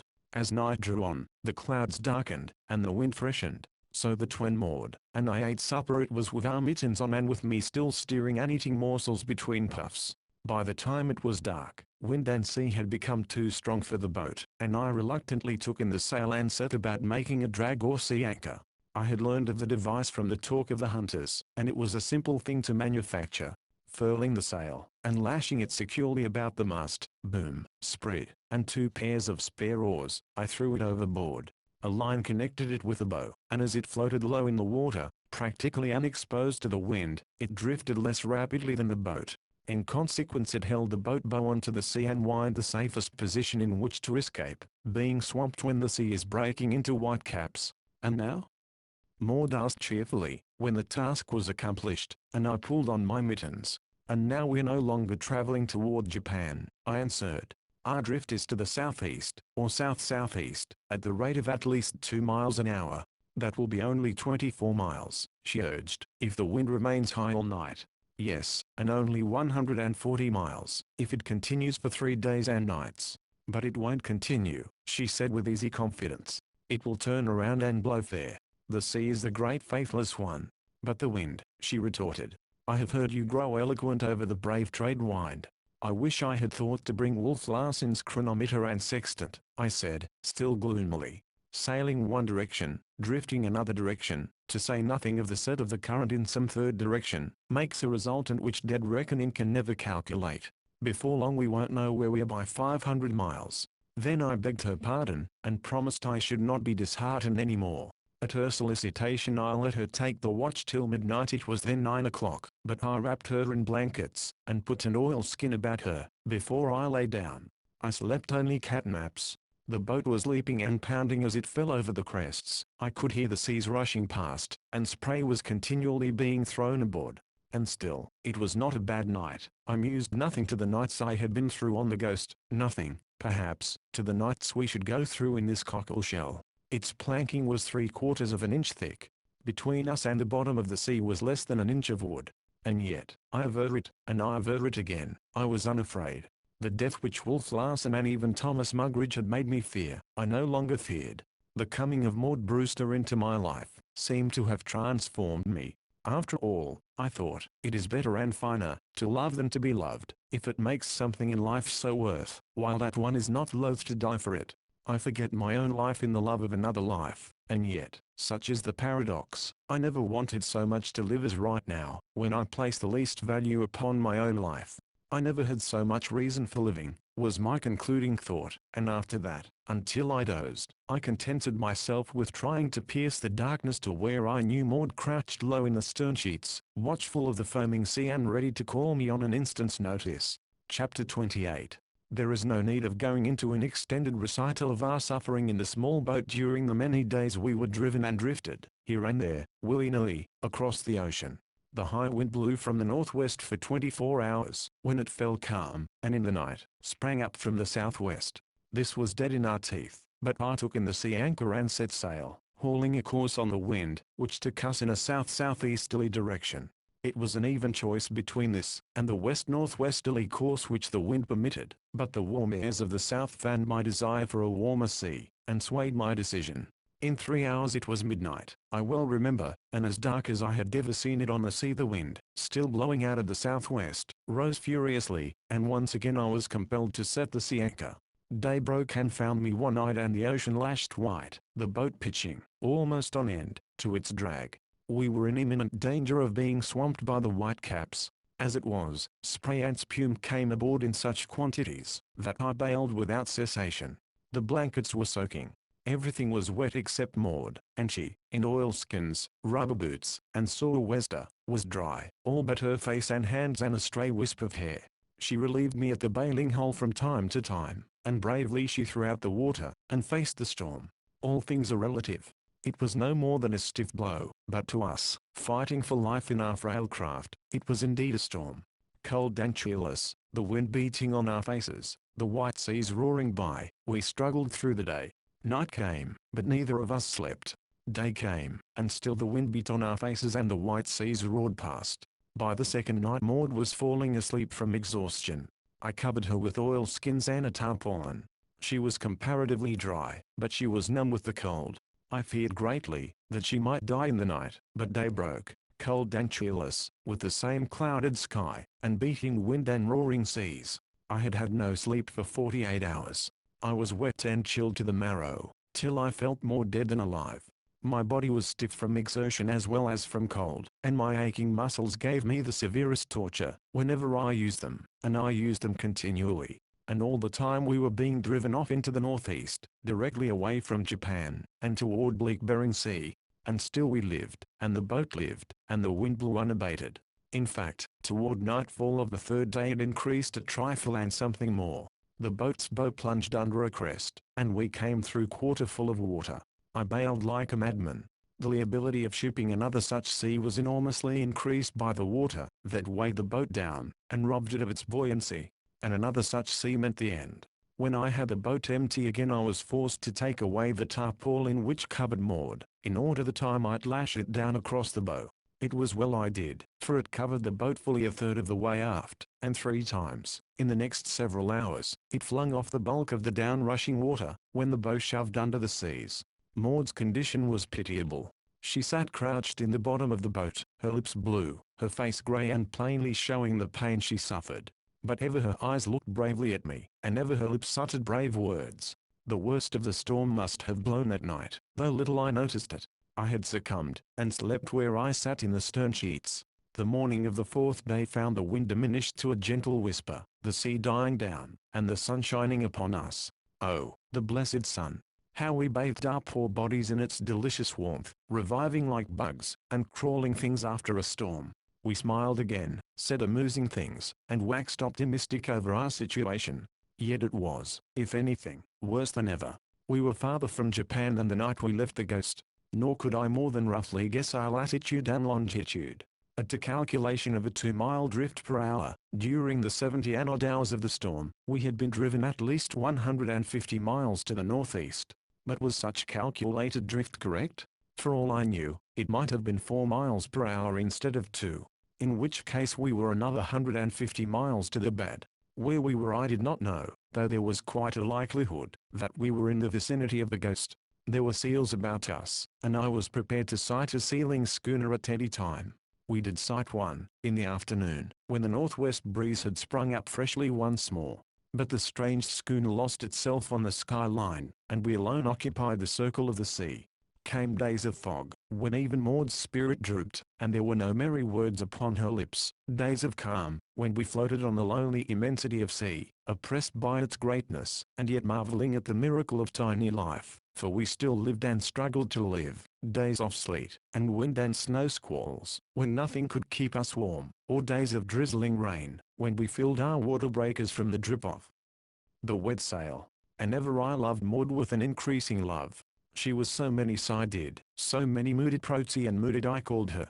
But I called her this, and other and dearer things, in my thoughts only. Though the declaration of my love urged and trembled on my tongue 1,000 times, I knew that it was no time for such a declaration. If for no other reason, it was no time, when one was protecting and trying to save a woman, to ask that woman for her love. Delicatous was the situation, not alone in this, but in other ways. I flattered myself that I was able to deal delicately with it, and also I flattered myself that by look or sign I gave no advertisement of the love I felt for her.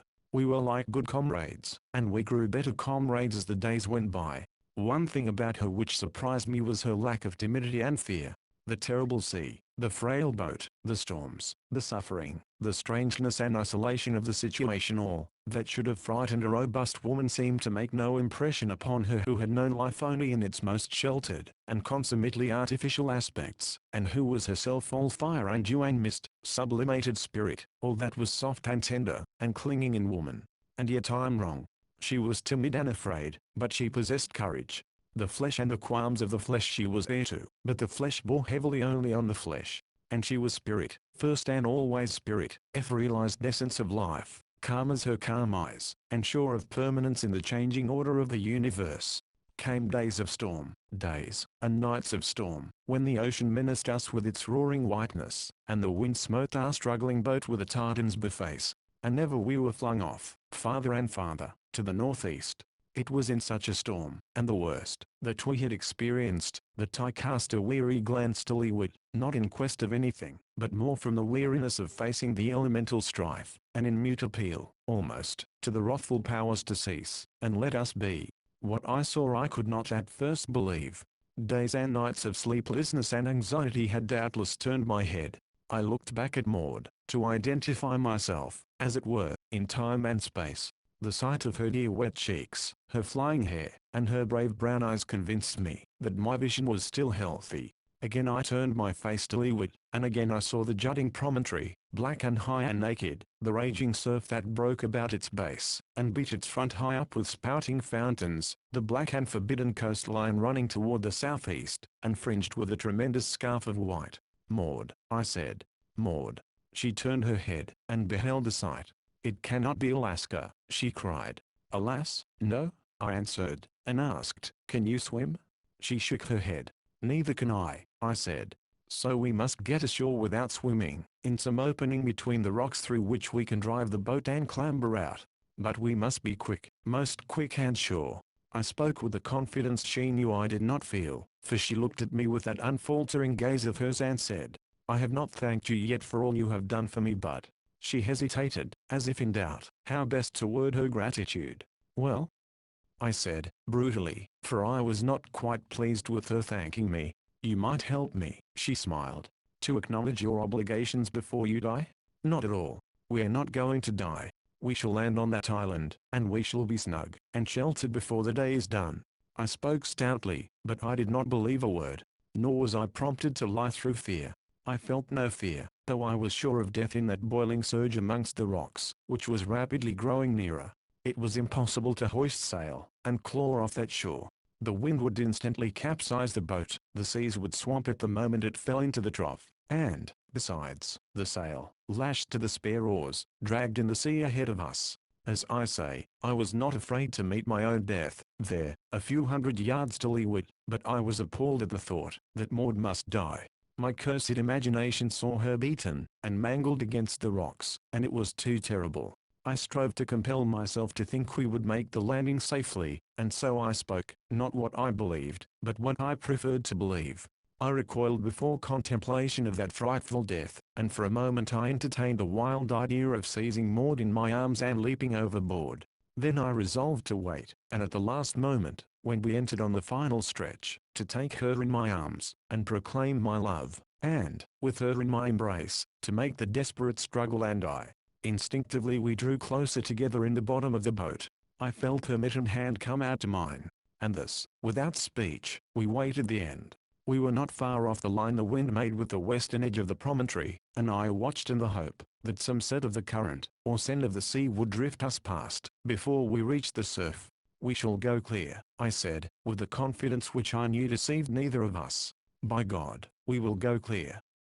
I cried. 5 minutes later, the oath left my lips in my excitement, the first, I do believe, in my life, unless trouble it, an expletive of my youth, be accounted an oath.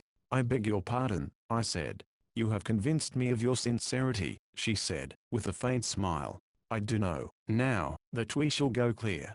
I had seen a distant headland past the extreme edge of the promontory, and as we looked we could see grow the intervening coastline, of what was evidently a deep cove. At the same time there broke upon our ears a continuous and mighty bellowing. It partook of the magnitude and volume of distant thunder, and it came to us directly from leeward, rising above the crash of the surf and traveling directly in the teeth of the storm. As we passed the point the whole cove burst upon our view, a half-moon of white sandy beach upon which broke a huge surf, and which was covered with myriads of seals. It was from them that the great bellowing went up. "A rookery!" I cried. "Now are we indeed saved. There must be men and cruisers, to protect them from the seal hunters. Possibly there is a station ashore." But as I studied the surf which beat upon the beach, I said, "Still bad, but not so bad." And now, if the gods be truly kind, we shall drift by that next headland, and come upon a perfectly sheltered beach, where we may land without wetting our feet. And the gods were kind. The first and second headlands were directly in line with the southwest wind, but once around the second and we went perilously nearer, we picked up the third headland, still in line with the wind, and with the other two. But the cove that intervened, it penetrated deep into the land, and the tide, setting in, drifted us under the shelter of the point. Here the sea was calm, save for a heavy but smooth ground swell, and I took in the sea anchor, and began to row. From the point the shore curved away, more and more to the south and west, until at last it disclosed a cove within the cove, a little landlocked harbor, the water level as a pond, broken only by tiny ripples where vagrant breaths and wisps of the storm hurtled down from over the frowning wall of rock that backed the beach 100 feet inshore. Here were no seals whatever. The boat's stern touched the hard shingle. I sprang out, extending my hand to Maud. The next moment she was beside me. As my fingers released hers, she clutched for my arm hastily. At the same moment I swayed, as about to fall to the sand. This was the startling effect of the cessation of motion. We had been so long upon the moving, rocking sea that the stable land was a shock to us. We expected the beach to lift up this way and that, and the rocky walls to swing back and forth like the sides of a ship, and when we braced ourselves, automatically, for these various expected movements, their non-occurrence quite overcame our equilibrium. "I really must sit down," Maud said, with a nervous laugh and a dizzy gesture, and forthwith she sat down on the sand. I attended to making the boat secure and joined her. Thus we landed on Endeavour Island, as we came to it, landsick from a long custom of the sea. Chapter 29. Fool! I cried aloud in my vexation. I had unloaded the boat, and carried its contents high up on the beach, where I had set about making a camp. There was driftwood, though not much, on the beach, and the sight of a coffee tin I had taken from the ghost's larder had given me the idea of a fire. Blithering idiot! I was continuing, but Maud said, "Tut, tut," in gentle reproval, and then asked, why I was a blithering idiot. "No matches," I groaned. Not a match did I bring. "And now we shall have no hot coffee, soup, tea, or anything. Wasn't it Crusoe who rubbed sticks together?" she drawled. "But I have read the personal narratives of a score of shipwrecked men who tried, and tried in vain," I answered.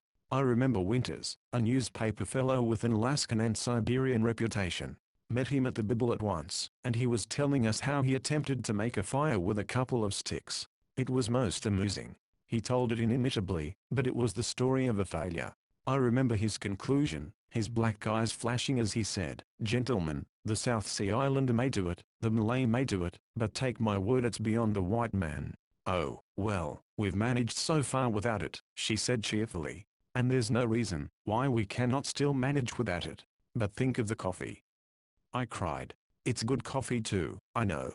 I took it from Larson's private stores. And look at that good wood.' I confess, I wanted the coffee badly, and I learned, not long afterward, that the berry was likewise a little weakness of Maud's. Besides, we had been so long on a cold diet, that we were numb inside as well as out. Anything warm would have been most gratifying. But I complained no more, and set about making a tent of the sail for Maud. I had looked upon it as a simple task. What of the oars, mast, boom, and sprit, to say nothing of plenty of lines. But as I was without experience, and as every detail was an experiment, and every successful detail an invention, the day was well gone before her shelter was an accomplished fact. And then, that night, it rained, and she was flooded out, and driven back into the boat. The next morning I dug a shallow ditch around the tent, and, an hour later, a sudden gust of wind, whipping over the rocky wall behind us, picked up the tent and smashed it down on the sand 30 yards away. Maud laughed at my crestfallen expression, and I said, as soon as the wind abates I intend going in the boat to explore the island. There must be a station somewhere, and men and ships must visit the station. Some government must protect all these seals. But I wish to have you comfortable before I start. I should like to go with you," was all she said. "It would be better if you remained. You have had enough of hardship. It is a miracle that you have survived. And it won't be comfortable in the boat rowing and sailing in this rainy weather. What you need is rest, and I should like you to remain and get it." Something suspiciously akin to moistness dimmed her beautiful eyes, before she dropped them, and partly turned away her head. "I should prefer going with you," she said in a low voice, in which there was just a hint of appeal. I might be able to help you." Her voice broke a little. "And if anything should happen to you, think of me left here alone." "Oh, I intend being very careful," I answered. "And I shall not go so far, but what I can get back before night." "Yes, all said and done, I think it vastly better for you to remain, and sleep, and rest and do nothing." She turned and looked me in the eyes. Her gaze was unfaltering, but soft. "Please, please," she said, oh, so softly. I stiffened myself to refuse, and shook my head. Still she waited and looked at me. I tried to word my refusal, but wavered. I saw the glad light spring into her eyes, and knew that I had lost. It was impossible to say no after that. The wind died down in the afternoon, and we were prepared to start the following morning. There was no way of penetrating the island from our cove, for the walls rose perpendicularly from the beach, and, on either side of the cove, rose from the deep water. Morning broke dull and grey, but calm, and I was awake early, and had the boat in readiness. "Fool! Imbecile! Yahoo!" I shouted, when I thought it was me to arouse Maud, but this time I shouted in merriment as I danced about the beach, bareheaded, in mock despair. Her head appeared under the flap of the sail. "What now?" she asked sleepily, and, withal, curiously. "Coffee," I cried. "What do you say to a cup of coffee, hot coffee, piping hot?" "My," she murmured, "you startled me, and you were cruel. Here I have been composing my soul to do without it, and here you are vexing me with your vain suggestions." "Watch me," I said. From under clefts among the rocks I gathered a few dry sticks and chips. These I whittled into shavings or split into kindling. From my notebook I tore out a page, and from the ammunition box took a shotgun shell. Removing the wads from the latter with my knife, I emptied the powder on a flat rock. Next I pried the primer, or cap, from the shell, and laid it on the rock, in the midst of the scattered powder. All was ready. Maud still watched from the tent. Holding the paper in my left hand, I smashed down upon the cap with a rock, held in my right. There was a puff of white smoke, a burst of flame, and the rough edge of the paper was alight. Maud clapped her hands gleefully. "Prometheus," she cried. But I was too occupied to acknowledge her delight. The feeble flame must be cherished tenderly, if it were to gather strength and live. I fed it, shaving by shaving, and sliver by sliver, till at last it was snapping and crackling as it laid hold of the smaller chips and sticks. To be cast away on an island had not entered into my calculations, so we were without a kettle, or cooking utensils of any sort. But I made shift with the tin, used for bailing the boat, and later, as we consumed our supply of canned goods, we accumulated quite an imposing array of cooking vessels. I boiled the water, but it was Maud who made the coffee. And how good it was! My contribution was canned beef fried with crumbled sea biscuit and water. The breakfast was a success, and we sat about the fire much longer than enterprising explorers should have done, sipping the hot black coffee, and talking over our situation. I was confident that we should find a station in some one of the coves, for I knew that the rookeries of Bering Sea were thus guarded, but Maud advanced the theory to prepare me for disappointment. I do believe, if disappointment were to come, that we had discovered an unknown rookery. She was in very good spirits, however, and made quite merry, in accepting our plight as a grave one. "If you are right," I said, "then we must prepare to winter here. Our food will not last, but there are the seals. They go away in the fall, so I must soon begin to lay in a supply of meat. Then there will be huts to build, and driftwood to gather. Also we shall try out seal fat for lighting purposes. Altogether, we'll have our hands full, if we find the island uninhabited. Which we shall not, I know." But she was right.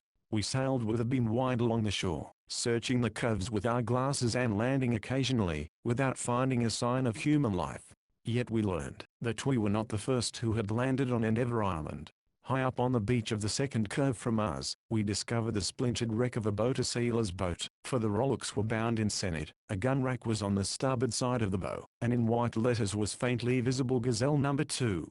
The boat had lain there for a long time, for it was half filled with sand, and the splintered wood had that weather-worn appearance due to long exposure to the element. In the stern sheets I found a rusty 10-gauge shotgun and a sailor's sheath knife broken short across and so rusted as to be almost unrecognizable. "They got away," I said cheerfully, but I felt a sinking at the heart, and seemed to divine the presence of bleached bones somewhere on that beach. I did not wish Maud's spirits to be dampened by such a find, so I turned seaward again with our boat, and skirted the northeastern point of the island.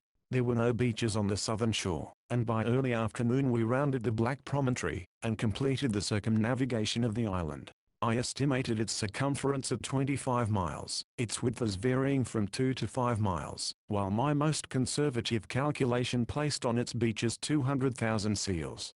The island was highest at its extreme southwestern point, the headlands and backbone diminishing regularly until the northeastern portion was only a few feet above the sea. With the exception of our little cove, the other beaches sloped gently back for a distance of half a mile or so, into what I might call rocky meadows, with here and there patches of moss and tundra grass. Here the seals hauled out, and the old bulls guarded their harems, while the young bulls hauled out by themselves. This brief description is all that Endeavour Island merits. Damp and soggy where it was not, sharp and rocky, buffeted by storm winds, and lashed by the sea, with the air continually a-tremble with the bellowing of 200,000 amphibians, it was a melancholy and miserable sojourning place. Maud, who had prepared me for disappointment, and who had been sprightly and vivacious all day, broke down as we landed in our own little cove.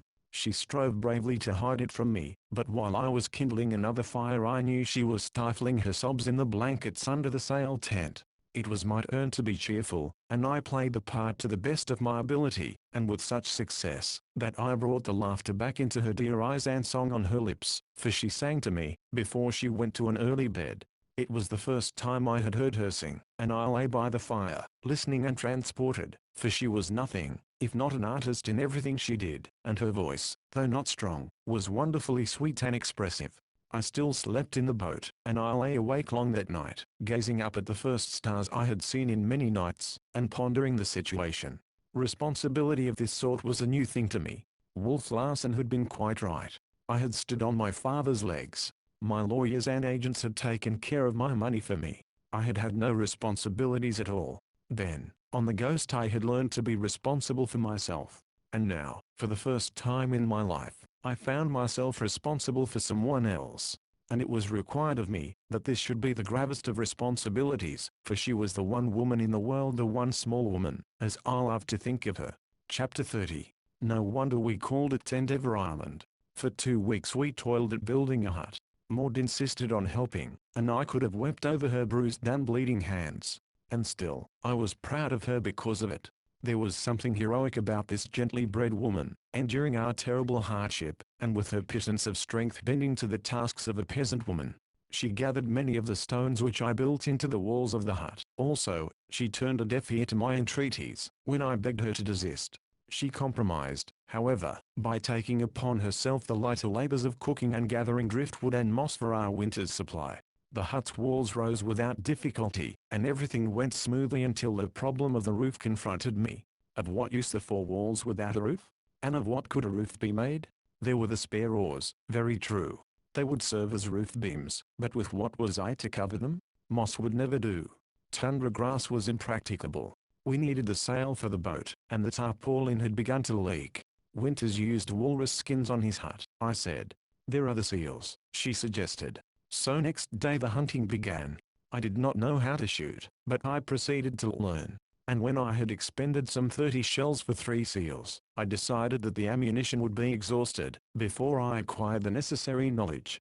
I had used 8 shells for lighting fires, before I hit upon the device of banking the embers with wet moss, and there remained not over 100 shells in the box. We must club the seals, I announced, when convinced of my poor marksmanship. I have heard the sealers talk about clubbing them. They are so pretty, she objected. I cannot bear to think of it being done. It is so directly brutal, you know, so different from shooting them. That roof must go on, I answered grimly. Winter is almost here. It is our lives against these. It is unfortunate we haven't plenty of ammunition, but I think, anyway, that they suffer less from being clubbed than from being all shot up. Besides, I shall do the clubbing. That's just it, she began eagerly, and broke off in sudden confusion. Of course, I began, if you prefer. But what shall I be doing? She interrupted, with that softness I knew full well to be insistence. Gathering firewood and cooking dinner, I answered lightly. She shook her head. It is too dangerous for you to attempt alone.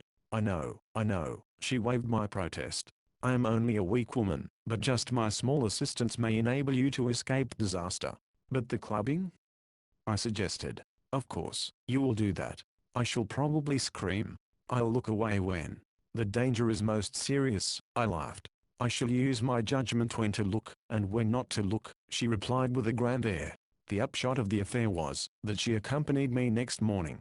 I rode into the adjoining cove, and up to the edge of the beach. There were seals all about us in the water, and the bellowing thousands on the beach compelled us to shout at each other to make ourselves heard. I know men club them, I said, trying to reassure myself, and gazing doubtfully at a large bull, not 30 feet away, appeared on his four flippers, and regarding me intently. But the question is, how do they club them? Let us gather tundra grass, and thatch the roof, Maud said. She was as frightened as I at the prospect, and we had reason to be gazing at close range at the gleaming teeth and dog-like mouths. I always thought they were afraid of men, I said. How do I know they are not afraid? I queried a moment later, after having rowed a few more strokes along the beach. Perhaps, if I were to step boldly ashore, they would cut for it, and I could not catch up with one. And still I hesitated. I heard of a man, once, who invaded the nesting grounds of wild geese, Maud said. They killed him. The geese? Yes, the geese. My brother told me about it, when I was a little girl. But I know men club them, I persisted. I think the tundra grass will make just as good a roof, she said. Far from her intention, her words were maddening me, driving me on.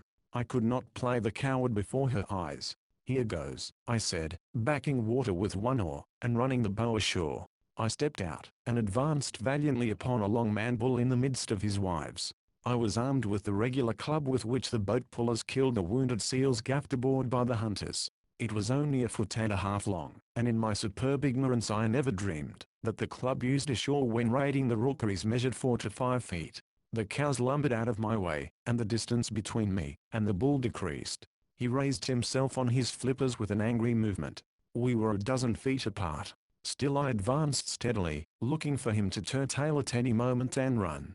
At 6 feet the panicky thought rushed into my mind, what if he will not run? Why, then I shall club him, came the answer. In my fear I had forgotten that I was there to get the bull instead of to make him run. And just then he gave a snort and a snarl, and rushed at me. His eyes were blazing, his mouth was wide open, the teeth gleamed cruelly white. Without shame, I confess that it was I who turned and footed it. He ran awkwardly, but he ran well. He was but 2 paces behind, when I tumbled into the boat, and as I shoved off with an oar his teeth crunched down upon the blade. The stout wood was crushed like an eggshell. Maud and I were astounded. A moment later he had dived under the boat, seized the keel in his mouth, and was shaking the boat violently. My, said Maud. Let's go back. I shook my head. I can do what other men have done, and I know that other men have clubbed seals. But I think I'll leave the bulls alone next time. I wish you wouldn't, she said. Now don't say, backward please, please, I cried, half angrily. I do believe. She made no reply, and I knew my tone must have hurt her. I beg your pardon, I said, or shouted, rather, in order to make myself heard above the roar of the rookery. If you say so, I'll turn and go back, but honestly, I'd rather stay. Now don't say that this is what you get for bringing a woman along, she said. She smiled at me whimsically, gloriously, and I knew there was no need for forgiveness. I rowed a couple of 100 feet along the beach so as to recover my nerves, and then stepped ashore again. Do be cautious, she called after me. I nodded my head, and proceeded to make a flank attack on the nearest harem. All went well, until I aimed a blow at an outlying cow's head and fell short. She snorted and tried to scramble away. I ran in close and struck another blow, hitting the shoulder instead of the head. Watch out! I heard Maud scream. In my excitement I had not been taking notice of other things, and I looked up, to see the lord of the harem charging down upon me. Again I fled to the boat, hotly pursued, but this time Maud made no suggestion of turning back.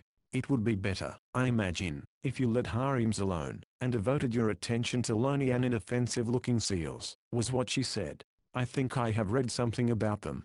Dr. Jordan's book, I believe. They are the young bulls, not old enough to have harems of their own. He called them the halushiki, or something like that. It seems to me, if we find where they haul out, it seems to me that your fighting instinct is aroused, I laughed. She flushed quickly and prettily. I'll admit I don't like defeat any more than you do, or any more than I like the idea of killing such pretty inoffensive creatures. Pretty? I sniffed. I failed to mark anything preeminently pretty about those foamy-mouthed beasts that raced me. Your point of view, she laughed. You lack perspective. Now if you did not have to get so close to the subject. The very thing. I cried. What I need is a longer club. And there's that broken, all ready to hand. It just comes to me, she said, that Captain Larson was telling me how the men raided the rookeries. They drive the seals, in small herds, a short distance inland, before they kill them. I don't care to undertake the herding of one of those harems, I objected. But there are the Halushiki, she said. The Halushiki haul out by themselves, and Dr. Jordan says that paths are left between the harems, and that as long as the Halushiki keep strictly to the path they are unmolested by the masters of the harem. This one now, I said, pointing to a young bull in the water. Let's watch him, and follow him, if he hauls out. He swam directly to the beach, and clambered out into a small opening between two harems, the masters of which made warning noises, but did not attack him. We watched him travel slowly inward, threading about among the harems along what must have been the path. Here goes, I said, stepping out, but I confess my heart was in my mouth as I thought of going through the heart of that monstrous herd. It would be wise to make the boat fast, Maud said. She had stepped out beside me, and I regarded her with wonderment. She nodded her head determinedly. Yes, I'm going with you, so you may as well secure the boat and arm me with a club. Let's go back, I said dejectedly. I think tundra grass will do, after all. You know it won't, was her reply. Shall I lead? With a shrug of the shoulders, but with the warmest admiration and pride at heart for this woman, I equipped her with the broken oar, and took another for myself. It was with nervous trepidation that we made the first few rods of the journey. Once Maud screamed in terror as a cow thrust an inquisitive nose toward her foot, and several times I quickened my pace for the same reason. But, beyond warning coughs from either side, there were no signs of hostility. It was a rookery which had never been raided by the hunters, and in consequence the seals were mild-tempered, and at the same time unafraid. In the very heart of the herd the din was terrific. It was almost dizzying in its effect. I paused and smiled reassuringly at Maud, for I had recovered my equanimity sooner than she. I could see that she was still badly frightened. She came close to me and shouted, "I'm dreadfully afraid." And I was not. Though the novelty had not yet worn off, the peaceful comportment of the seals had quieted my alarm. Maud was trembling. "I'm afraid, and I'm not afraid," she chattered with shaking jaws. "It's my miserable body, not I. It's all right, it's all right," I reassured her, my arm passing instinctively and protectingly around her. I shall never forget, in that moment, how instantly conscious I became of my manhood. The primitive deeps of my nature stirred. I felt myself masculine, the protector of the weak, the fighting male. And, best of all, I felt myself the protector of my loved one. She leaned against me, so light and lily frail, and as her trembling eased away it seemed as though I became aware of prodigious strength. I felt myself a match for the most ferocious bull in the herd, and I know, had such a bull charged upon me, that I should have met it unflinchingly and quite coolly, and I know that I should have killed it. "I am all right now," she said, looking up at me gratefully. "Let us go on." And that the strength in me had quieted her, and given her confidence, filled me with an exultant joy. The youth of the race seemed burgeoning in me, over-civilized man that I was, and I lived for myself the old hunting days and forest nights of my remote and forgotten ancestry. I had much for which to thank Wolf Larsen, was my thought as we went along the path between the jostling harems. A quarter of a mile inland we came upon the Halushiki sleek young bulls, living out the loneliness of their bachelorhood, and gathering strength against the day, when they would fight their way into the ranks of the Benedicts. Everything now went smoothly. I seemed to know just what to do, and how to do it. Shouting, making threatening gestures with my club, and even prodding the lazy ones, I quickly cut out a score of the young bachelors from their companions. Whenever one made an attempt to break back toward the water, I headed it off. Maud took an active part in the drive, and with her cries and flourishings of the broken oar was of considerable assistance. I noticed, though, that whenever one looked tired and lagged, she let it slip past. But I noticed, also, whenever one, with a show of fight, tried to break past, that her eyes glinted and showed bright, and she rapped it smartly with her club. "My, it's exciting," she cried, pausing from sheer weakness. "I think I'll sit down." I drove the little herd, a dozen strong, now, What of the escapes she had permitted, 100 yards farther on, and by the time she joined me, I had finished the slaughter, and was beginning to skin. An hour later we went proudly back along the path between the harems, and twice again we came down the path burdened with skins, till I thought we had enough to roof the hut. I set the sail, laid one tack out of the cove, and on the other tack made our own little inner cove. "It's just like homecoming," Maud said, as I ran the boat ashore. I heard her words with a responsive thrill. It was all so dearly intimate and natural, and I said, "It seems as though I have lived this life always." The world of books and bookish folk is very vague, more like a dream memory than an actuality. I surely have hunted and forayed, and fought all the days of my life. And you too, seem a part of it. You are, I was on the verge of saying, my woman, my mate, but glibly changed it to standing the hardship well. But her ear had caught the flaw. She recognized a flight that midmost broke. She gave me a quick look. "Not that. You were saying?" "That the American Mrs. Mina was living the life of a savage, and living it quite successfully," I said easily. "Oh," was all she replied, but I could have sworn there was a note of disappointment in her voice. But my woman, my mate kept ringing in my head for the rest of the day, and for many days. Yet never did it ring more loudly than that night, as I watched her draw back the blanket of moss from the coals, blow up the fire, and cook the evening meal. It must have been latent savagery stirring in me, for the old words, so bound up with the roots of the race, to grip me and thrill me. And grip and thrill they did, till I fell asleep, murmuring them to myself over and over again. Chapter 31. "It will smell," I said, "but it will keep in the heat, and keep out the rain and snow." We were surveying the completed sealskin roof. "It is clumsy, but it will serve the purpose, and that is the main thing," I went on, yearning for her praise. And she clapped her hands, and declared that she was hugely pleased. "But it is dark in here," she said the next moment, her shoulders shrinking with a little involuntary shiver. "You might have suggested a window, when the walls were going up," I said. "It was for you, and you should have seen the need of a window. But I never do see the obvious, you know," she laughed back. "And besides, you can knock a hole in the wall at any time." "Quite true, I had not thought of it," I replied, wagging my head sagely. "But have you thought of ordering the window glass? Just call up the firm Red 4451, I think it is, and tell them what size and kind of glass you wish." "That means," she began, "no window." It was a dark and evil-appearing thing, that hut, not fit for aught better than swine in a civilized land, but for us, who had known the misery of the open boat, it was a snug little habitation. Following the housewarming, which was accomplished by means of seal oil and a wick made from cotton caulking, came the hunting for our winter's meat and the building of the second hut. It was a simple affair, now, to go forth in the morning and return by noon with a boatload of seals. And then, while I worked at building the hut, Maud tried out the oil from the blubber, and kept a slow fire under the frames of meat. I had heard of jerking beef on the plains, and our seal meat, cut in thin strips, and hung in the smoke, cured excellently. The second hut was easier to erect, for I built it against the first, and only 3 walls were required. But it was work, hard work, all of it. Maud and I worked from dawn till dark, to the limit of our strength, so that when night came we crawled stiffly to bed, and slept the animal-like sleep of exhaustion. And yet Maud declared that she had never felt better or stronger in her life. I knew this was true of myself, but hers was such a lily strength, that I feared she would break down. Often and often, her last reserve force gone, I have seen her stretched flat on her back on the sand in the way she had of resting and recuperating. And then she would be up on her feet, and toiling hard as ever. Where she obtained this strength was the marvel to me.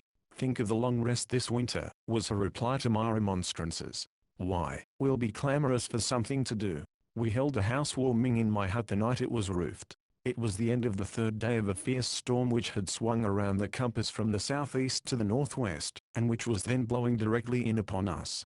The beaches of the outer cove were thundering with the surf, and even in our land locked in a cove a respectable sea was breaking.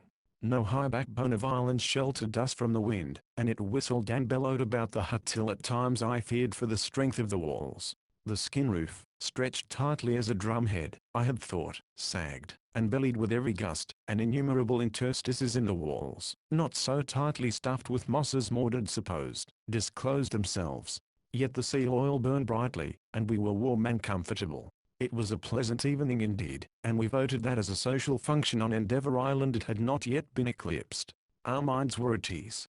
Not only had we resigned ourselves to the bitter winter, but we were prepared for it. The seals could depart on their mysterious journey into the south at any time, now, for all we cared, and the storms held no terror for us. Not only were we sure of being dry and warm, and sheltered from the wind, but we had the softest and most luxurious mattresses that could be made from moss.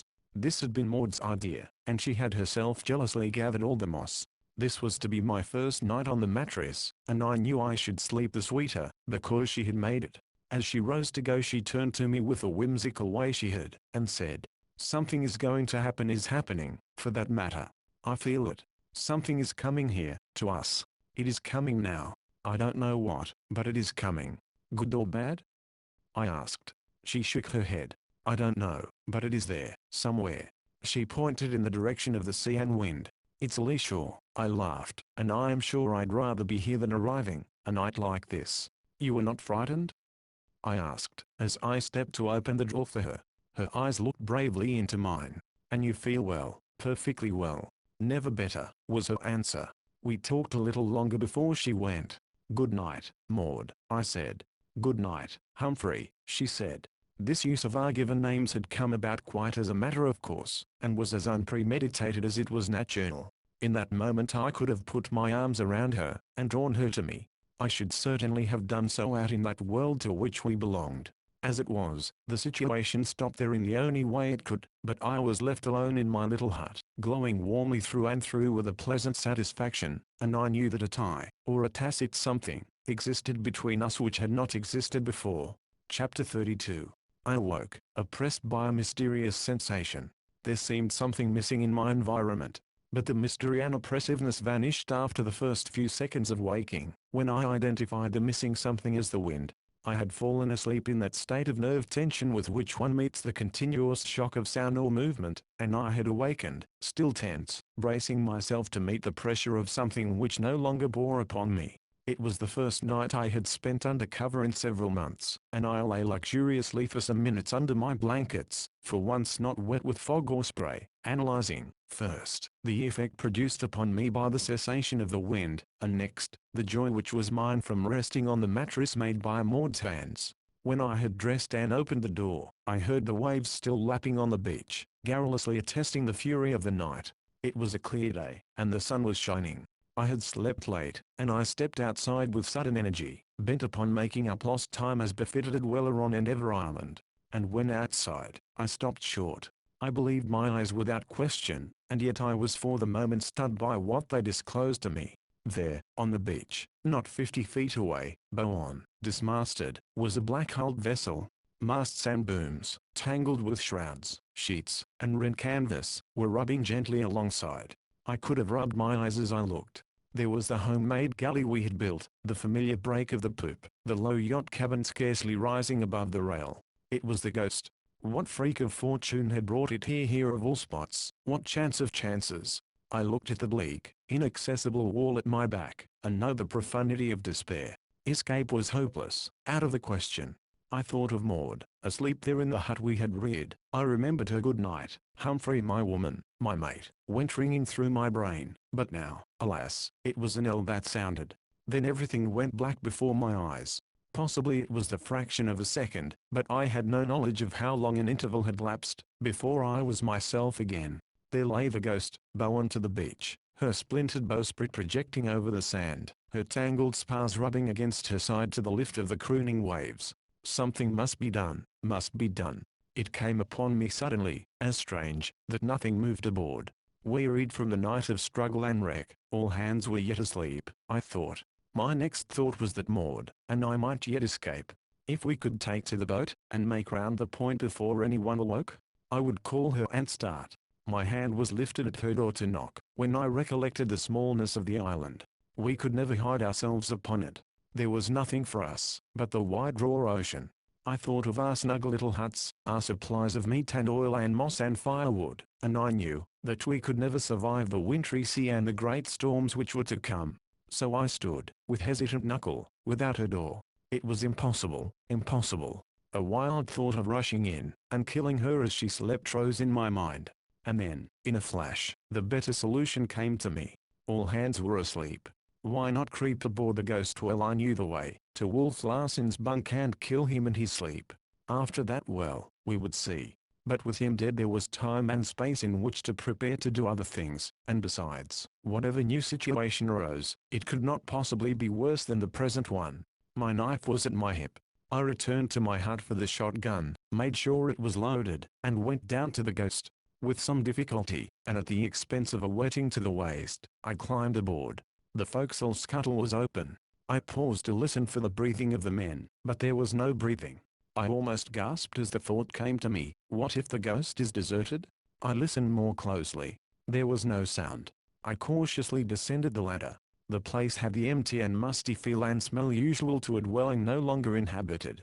Everywhere was a thick litter of discarded and ragged garments, old sea boots, leaky oilskins, all the worthless forecastle dunnage of a long voyage. Abandoned hastily, was my conclusion, as I ascended to the deck. Hope was alive again in my breast, and I looked about me with greater coolness. I noted that the boats were missing. The steerage told the same tale as the forecastle. The hunters had packed their belongings with similar haste. The ghost was deserted. It was Maud's and mine. I thought of the ship's stores and the lazarette beneath the cabin, and the idea came to me of surprising Maud with something nice for breakfast. The reaction from my fear, and the knowledge that the terrible deed I had come to do was no longer necessary, made me boyish and eager. I went up the steerage companionway 2 steps at a time, with nothing distinct in my mind, except joy and the hope that Maud would sleep on until the surprise breakfast was quite ready for her. As I rounded the galley, a new satisfaction was mine at thought of all the splendid cooking utensils inside. I sprang up the break of the poop, and saw Wolf Larsen. What of my impetus and the stunning surprise, I clattered 3 or 4 steps along the deck, before I could stop myself. He was standing in the companionway, only his head and shoulders visible, staring straight at me. His arms were resting on the half-open slide. He made no movement whatever, simply stood there, staring at me. I began to tremble. The old stomach sickness clutched me. I put one hand on the edge of the house to steady myself. My lips seemed suddenly dry, and I moistened them against the need of speech. Nor did I for an instant take my eyes off him. Neither of us spoke. There was something ominous in his silence, his immobility. All my old fear of him returned, and my new fear was increased 100-fold. And still we stood, the pair of us, staring at each other. I was aware of the demand for action, and, my old helplessness strong upon me, I was waiting for him to take the initiative. Then, as the moments went by, it came to me that the situation was analogous to the one in which I had approached the long-maned bull, my intention of clubbing obscured by fear, until it became a desire to make him run. So it was at last impressed upon me that I was there, not to have Wolf Larsen take the initiative, but to take it myself. I cocked both barrels, and leveled the shotgun at him. Had he moved, attempted to drop down the companionway, I know I would have shot him. But he stood motionless, and staring as before. And as I faced him, with leveled gun shaking in my hands, I had time to note the worn and haggard appearance of his face. It was as if some strong anxiety had wasted it. The cheeks were sunken, and there was a wearied, puckered expression on the brow. And it seemed to me that his eyes were strange, not only the expression, but the physical seeming, as though the optic nerves and supporting muscles had suffered strain and slightly twisted the eyeballs. All this I saw, and my brain now working rapidly, I thought 1,000 thoughts, and yet I could not pull the triggers. I lowered the gun, and stepped to the corner of the cabin, primarily to relieve the tension on my nerves and to make a new start, and incidentally to be closer. Again I raised the gun. He was almost at arm's length. There was no hope for him. I was resolved. There was no possible chance of missing him, no matter how poor my marksmanship. And yet I wrestled with myself, and could not pull the triggers. Well, he demanded impatiently. I strove vainly to force my fingers down on the triggers, and vainly I strove to say something. "Why don't you shoot?" he asked. I cleared my throat of a huskiness which prevented speech. "Hump," he said slowly, "you can't do it. You are not exactly afraid. You're impotent. Your conventional morality is stronger than you. You are the slave to the opinions which have credence among the people you have known, and have read about. Their code has been drummed into your head from the time you lisped, and in spite of your philosophy, and of what I have taught you, it won't let you kill an unarmed, unresisting man." "I know it," I said hoarsely. "And you know that I would kill an unarmed man as readily as I would smoke a cigar," he went on. "You know me for what I am my worth in the world by your standard. You have called me snake, tiger, shark, monster, and Caliban. And yet, you little rag puppet, you little echoing mechanism, you were unable to kill me as you would a snake or a shark, because I have hands, feet, and a body shaped somewhat like yours. Bah! I had hoped better things of you, hump. He stepped out of the companionway, and came up to me. Put down that gun. I want to ask you some questions. I haven't had a chance to look around yet. What place is this? How was the ghost lying? How did you get wet? Where's Maud? I beg your pardon, Miss Brewster, or should I say, Mrs. Van Weyden. I had backed away from him, almost weeping at my inability to shoot him, but not fool enough to put down the gun. I hoped, desperately, that he might commit some hostile act, attempt to strike me or choke me, for in such way only I knew I could be stirred to shoot. This is Endeavour Island, I said. Never heard of it, he broke in. At least, that's our name for it, I amended. Ah, he queried. Who's our? Miss Brewster and myself. And the ghost is lying, as you can see for yourself, bowen to the beach. There are seals here, he said. They woke me up with their barking, or I'd be sleeping yet. I heard them when I drove in last night. They were the first warning that I was on a lee shore. It's a rookery, the kind of a thing I've hunted for years. Thanks to my brother Death, I've lighted on a fortune. It's a mint. What's its bearings? Haven't the least idea, I said. But you ought to know quite closely. What were your last observations? He smiled inscrutably, but did not answer. Well, where's All Hands? I asked. How does it come that you are alone? I was prepared for him again to set aside my question, and was surprised at the readiness of his reply. My brother got me inside 48 hours, and through no fault of mine. Boarded me in the night with only the watch on deck. Hunters went back on me. He gave them a big allay. Heard him offering it. Did a try it before me. Of course the crew gave me the go-by. That was to be expected. All Hands went over the side, and there I was, marooned on my own vessel. It was Death's turn, and it's all in the family anyway. But how did you lose the masts? I asked. Walk over and examine those lanyards, he said, pointing to where the mizzen rigging should have been. They have been cut with a knife. I exclaimed. Not quite, he laughed. It was a neater job. Look again. I looked. The lanyards had been almost severed, with just enough left to hold the shrouds till some severe strain should be put upon them. Crooky did that, he laughed again. I know, though I didn't spot him at it. Kind of evened it up the score a bit. Good for Mugridge. I cried. Yes, that's what I thought when everything went over the side. Only I said it on the other side of my mouth. But what were you doing while all this was going on? I asked. My best, you may be sure, which wasn't much under the circumstances. I turned to re-examine Thomas Mugridge's work. I guess I'll sit down and take the sunshine, I heard Wolf Larsen saying. There was a hint, just a slight hint, of physical feebleness in his voice, and it was so strange that I looked quickly at him. His hand was sweeping nervously across his face, as though he were brushing away cobwebs. I was puzzled. The whole thing was so unlike the Wolf Larsen I had known. How are your headaches? I asked. They still trouble me, was his answer. I think I have one coming on now. He slipped down from his sitting posture till he lay on the deck. Then he rolled over on his side, his head resting on the biceps of the underarm, the forearm shielding his eyes from the sun. I stood regarding him wonderingly. Now's your chance, Hump, he said. I don't understand, I lied, for I thoroughly understood. Oh, nothing, he added softly, as if he were drowsing. Only you've got me where you want me. No, I haven't, I retorted, for I want you a few thousand miles away from here. He chuckled, and thereafter spoke no more. He did not stir as I passed by him, and went down into the cabin. I lifted the trap in the floor, but for some moments gazed dubiously into the darkness of the lazarette beneath. I hesitated to descend. What if his lying down were a ruse? Pretty, indeed, to be caught there like a rat. I crept softly up the companionway, and peeped at him. He was lying as I had left him. Again I went below, but before I dropped into the lazarette I took the precaution of casting down the door in advance. At least there would be no lid to the trap. But it was all needless. I regained the cabin with a store of jams, sea biscuits, canned meats, and such things all I could carry, and replaced the trapdoor. A peep at Wolf Larsen showed me that he had not moved. A bright thought struck me. I stole into his stateroom, and possessed myself of his revolvers. There were no other weapons, though I thoroughly ransacked the 3 remaining staterooms. To make sure, I returned and went through the steerage and forecastle, and in the galley, gathered up all the sharp meat and vegetable knives. Then I bethought me of the great yachtsman's knife he always carried, and I came to him, and spoke to him, first softly, then loudly. He did not move. I bent over, and took it from his pocket. I breathed more freely. He had no arms with which to attack me from a distance, while I, armed, could always forestall him should he attempt to grapple me with his terrible gorilla arms. Filling a coffee pot and frying pan with part of my plunder, and taking some chinaware from the cabin pantry, I left Wolf Larsen lying in the sun and went ashore. Maud was still asleep.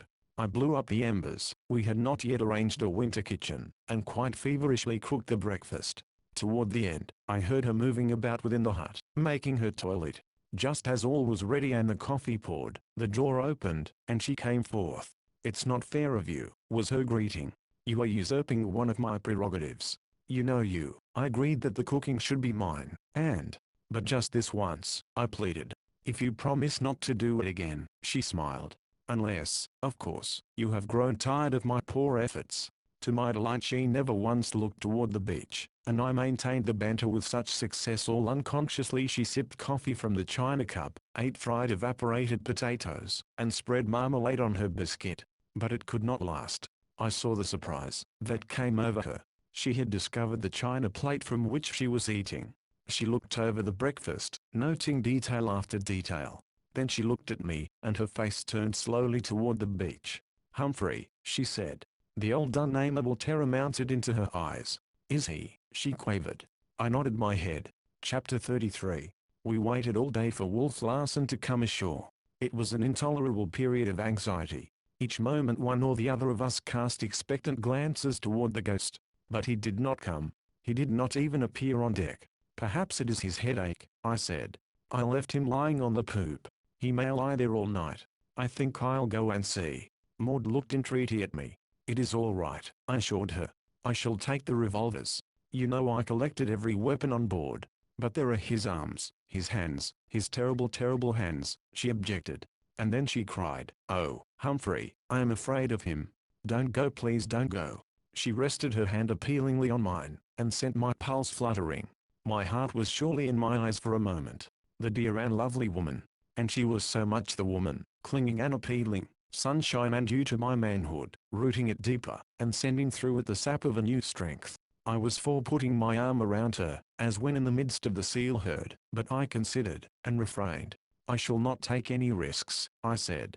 "I'll merely peep over the bow and see." She pressed my hand earnestly, and let me go. But the space on deck, where I had left him lying, was vacant. He had evidently gone below. That night we stood alternate watches, one of us sleeping at a time, for there was no telling what Wolf Larsen might do. He was certainly capable of anything. The next day we waited, and the next, and still he made no sign. "These headaches of his, these attacks," Maud said, on the afternoon of the fourth day. "Perhaps he is ill, very ill. He may be dead, or dying," was her afterthought, when she had waited some time for me to speak. "Better so," I answered. "But think, Humphrey, a fellow creature in his last lonely hour." "Perhaps," I suggested. "Yes, even perhaps," she acknowledged. "But we do not know. It would be terrible if he were. I could never forgive myself. We must do something." "Perhaps," I suggested again. I waited, smiling inwardly at the woman of her which compelled a solicitude for Wolf Larsen, of all creatures. Where was her solicitude for me? I thought for me whom she had been afraid to have merely peeped aboard. She was too subtle not to follow the trend of my silence. And she was as direct as she was subtle. "You must go aboard, Humphrey, and find out," she said. "And if you want to laugh at me, you have my consent and forgiveness." I arose obediently, and went down the beach. "Do be careful," she called after me. I waved my arm from the forecastle head, and dropped down to the deck. After I walked to the cabin companion, where I contented myself with hailing below. Wolf Larsen answered, and as he started to ascend the stairs I cocked my revolver. I displayed it openly during our conversation, but he took no notice of it. He appeared the same, physically, as when last I saw him, but he was gloomy and silent. In fact, the few words we spoke could hardly be called a conversation. I did not inquire why he had not been ashore, nor did he ask why I had not come aboard. His head was all right again, he said, and so, without further parley, I left him. Maud received my report with obvious relief, and the sight of smoke which later rose in the galley, put her in a more cheerful mood. The next day, and the next, we saw the galley smoke rising, and sometimes we caught glimpses of him on the poop. But that was all. He made no attempt to come ashore. This we knew, for we still maintained our night watches. We were waiting for him to do something, to show his hand, so to say, and his inaction puzzled and worried us. A week of this passed by. We had no other interest than Wolf Larsen, and his presence weighed us down with an apprehension which prevented us from doing any of the little things we had planned.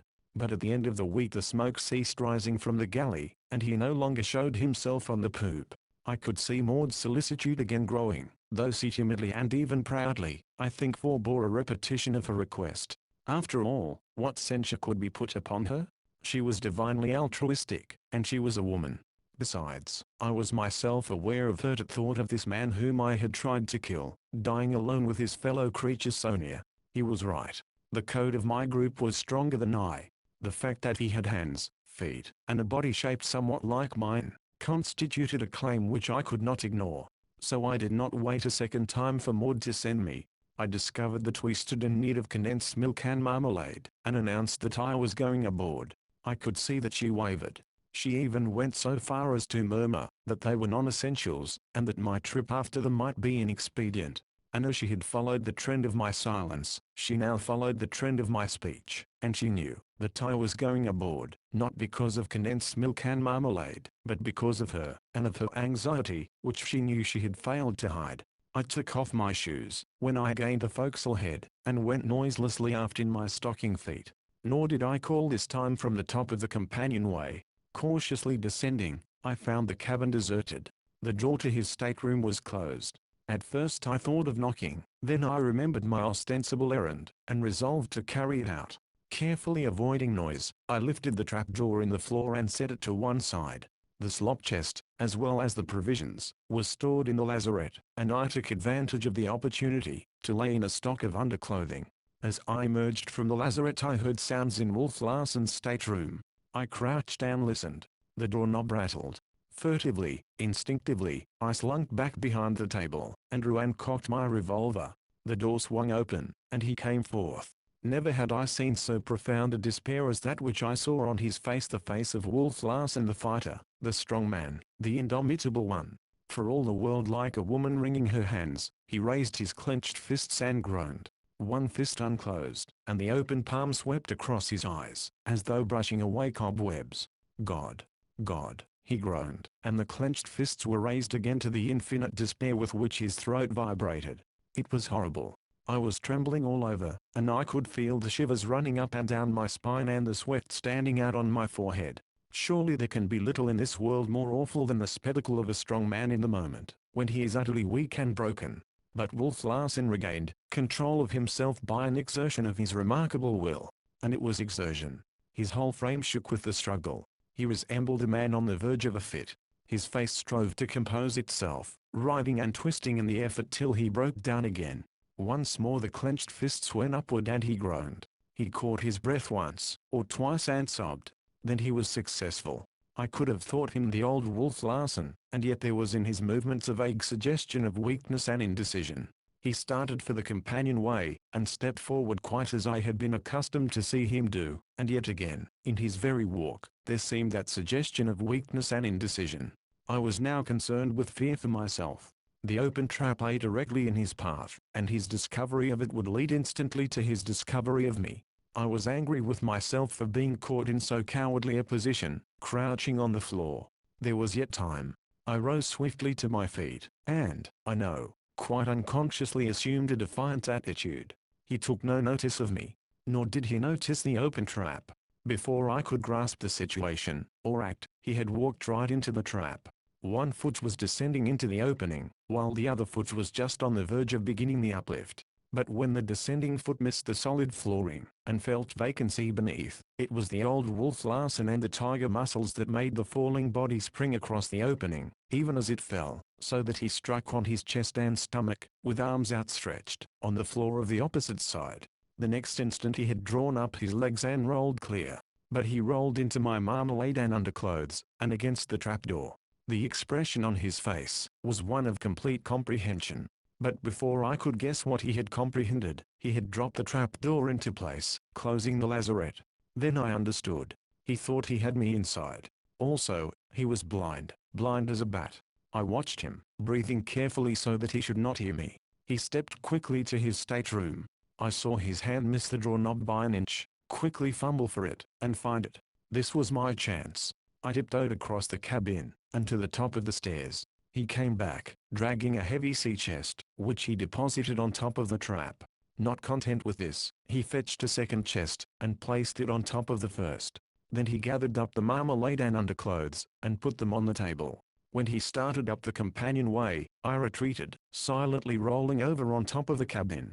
He shoved the slide part way back, and rested his arms on it, his body still in the companionway. His attitude was of one looking forward the length of the schooner, or staring, rather, for his eyes were fixed and unblinking. I was only 5 feet away and directly in what should have been his line of vision. It was uncanny. I felt myself a ghost. What of my invisibility? I waved my hand back and forth, of course without effect, but when the moving shadow fell across his face I saw at once that he was susceptible to the impression. His face became more expectant and tense as he tried to analyze and identify the impression. He knew that he had responded to something from without, that his sensibility had been touched by a changing something in his environment, but what it was he could not discover. I ceased waving my hand, so that the shadow remained stationary. He slowly moved his head back and forth under it, and turned from side to side, now in the sunshine, now in the shade, feeling the shadow, as it were, testing it by sensation. I too, was busy, trying to reason out how he was aware of the existence of so intangible a thing as a shadow. If it were his eyeballs only that were affected, or if his optic nerve were not wholly destroyed, the explanation was simple. If otherwise, then the only conclusion I could reach was that the sensitive skin recognized the difference of temperature between shade and sunshine. Or, perhaps who can tell, it was that fabled sixth sense which conveyed to him the loom and feel of an object close at hand. Giving over his attempt to determine the shadow, he stepped on deck and started forward, walking with a swiftness and confidence which surprised me. And still there was that hint of the feebleness of the blind in his walk. I knew it now for what it was. To my amused chagrin, he discovered my shoes on the forecastle head, and brought them back with him into the galley. I watched him build a fire and set about cooking food for himself. Then I stole into the cabin for my marmalade and underclothes, slipped back past the galley, and climbed down to the beach, to deliver my barefoot report. Chapter 34. It's too bad the Ghost has lost her masts. Why, we could sail away in her. Don't you think we could, Humphrey? I sprang excitedly to my feet. I wonder, I repeated, pacing up and down. Maud's eyes were shining with anticipation as they followed me. She had such faith in me, and the thought of it was so much added power. I remembered Michelet's demand, woman as the earth was to her legendary son, he has but to fall down and kiss her breast, and he is strong again. For the first time I knew the wonderful truth of his words. Why, I was living them. Maud was all this to me, an unfailing source of strength and courage. I had but to look at her, or think of her, and be strong again. It can be done, it can be done, I was thinking and asserting aloud. What men have done, I can do, and if they have never done this before, still I can do it. What, for goodness sake? Maud demanded. Do be merciful. What is it you can do? We can do it, I amended. Why, nothing else than put the masts back into the Ghost and sail away. Humphrey, she exclaimed. And I felt as proud of my conception, as if it were already a fact accomplished. But how is it possible to be done? She asked. I don't know, was my answer. I know only that I am capable of doing anything these days. I smiled proudly at her, too proudly, for she dropped her eyes, and was for the moment silent. But there is Captain Larson, she objected. Blind and helpless, I answered promptly, waving him aside as a straw. But those terrible hands of his. You know how he leaped across the opening of the lazarette. And you know also how I crept about and avoided him, I contended gaily. And lost your shoes. You'd hardly expect them to avoid Wolf Larsen without my feet inside of them. We both laughed, and then went seriously to work constructing the plan whereby we were to step the masts of the Ghost and return to the world. I remembered hazily the physics of my school days, while the last few months had given me practical experience with mechanical purchases. I must say, though, when we walked down to the Ghost, to inspect more closely the task before us, that the sight of the great masts lying in the water almost disheartened me. Where were we to begin? If there had been one mast standing, something high up to which to fasten blocks and tackles. But there was nothing. It reminded me of the problem of lifting oneself by one's bootstraps. I understood the mechanics of levers, but where was I to get a fulcrum? There was the mainmast, 15 inches in diameter at what was now the butt, still 65 feet in length, and weighing, I roughly calculated, at least 3,000 pounds. And then came the foremast, larger in diameter, and weighing surely 3,500 pounds. Where was I to begin? Maud stood silently by my side, while I evolved in my mind the contrivance known among sailors as shears. But, though known to sailors, I invented it there on Endeavour Island. By crossing and lashing the ends of two spars, and then elevating them in the air like an inverted V, I could get a point above the deck to which to make fast my hoisting tackle. To this hoisting tackle I could, if necessary, attach a second hoisting tackle. And then there was the windlass. Maud saw that I had achieved a solution, and her eyes warmed sympathetically. "What are you going to do?" she asked. "Clear that raffle," I answered, pointing to the tangled wreckage overside. The decisiveness, the very sound of the words, was good in my ears. Clear that raffle. Imagine so salty a phrase on the lips of the Humphrey Van Weyden of a few months gone. There must have been a touch of the melodramatic in my pose and voice, for Maud smiled. Her appreciation of the ridiculous was keen, and in all things she unerringly saw and felt, where it existed, the touch of sham, the overshading, the overtone. It was this which had given poise and penetration to her own work, and made her of worth to the world. The serious critic, with a sense of humor and the power of expression, must inevitably command the world's ear. And so it was, that she had commanded. Her sense of humor was really the artist's instinct for proportion. "I'm sure I've heard it before, somewhere, in books," she murmured gleefully. I had an instinct for proportion myself, and I collapsed forthwith, descending from the dominant pose of a master of matter to a state of humble confusion which was, to say the least, very miserable. Her hand leapt out at once to mine. "I'm so sorry," she said. "No need to be," I gulped. "It does me good. There's too much of the schoolboy in me." All of which is neither here nor there. What we've got to do, is actually and literally to clear that raffle. If you'll come with me in the boat, we'll get to work and straighten things out.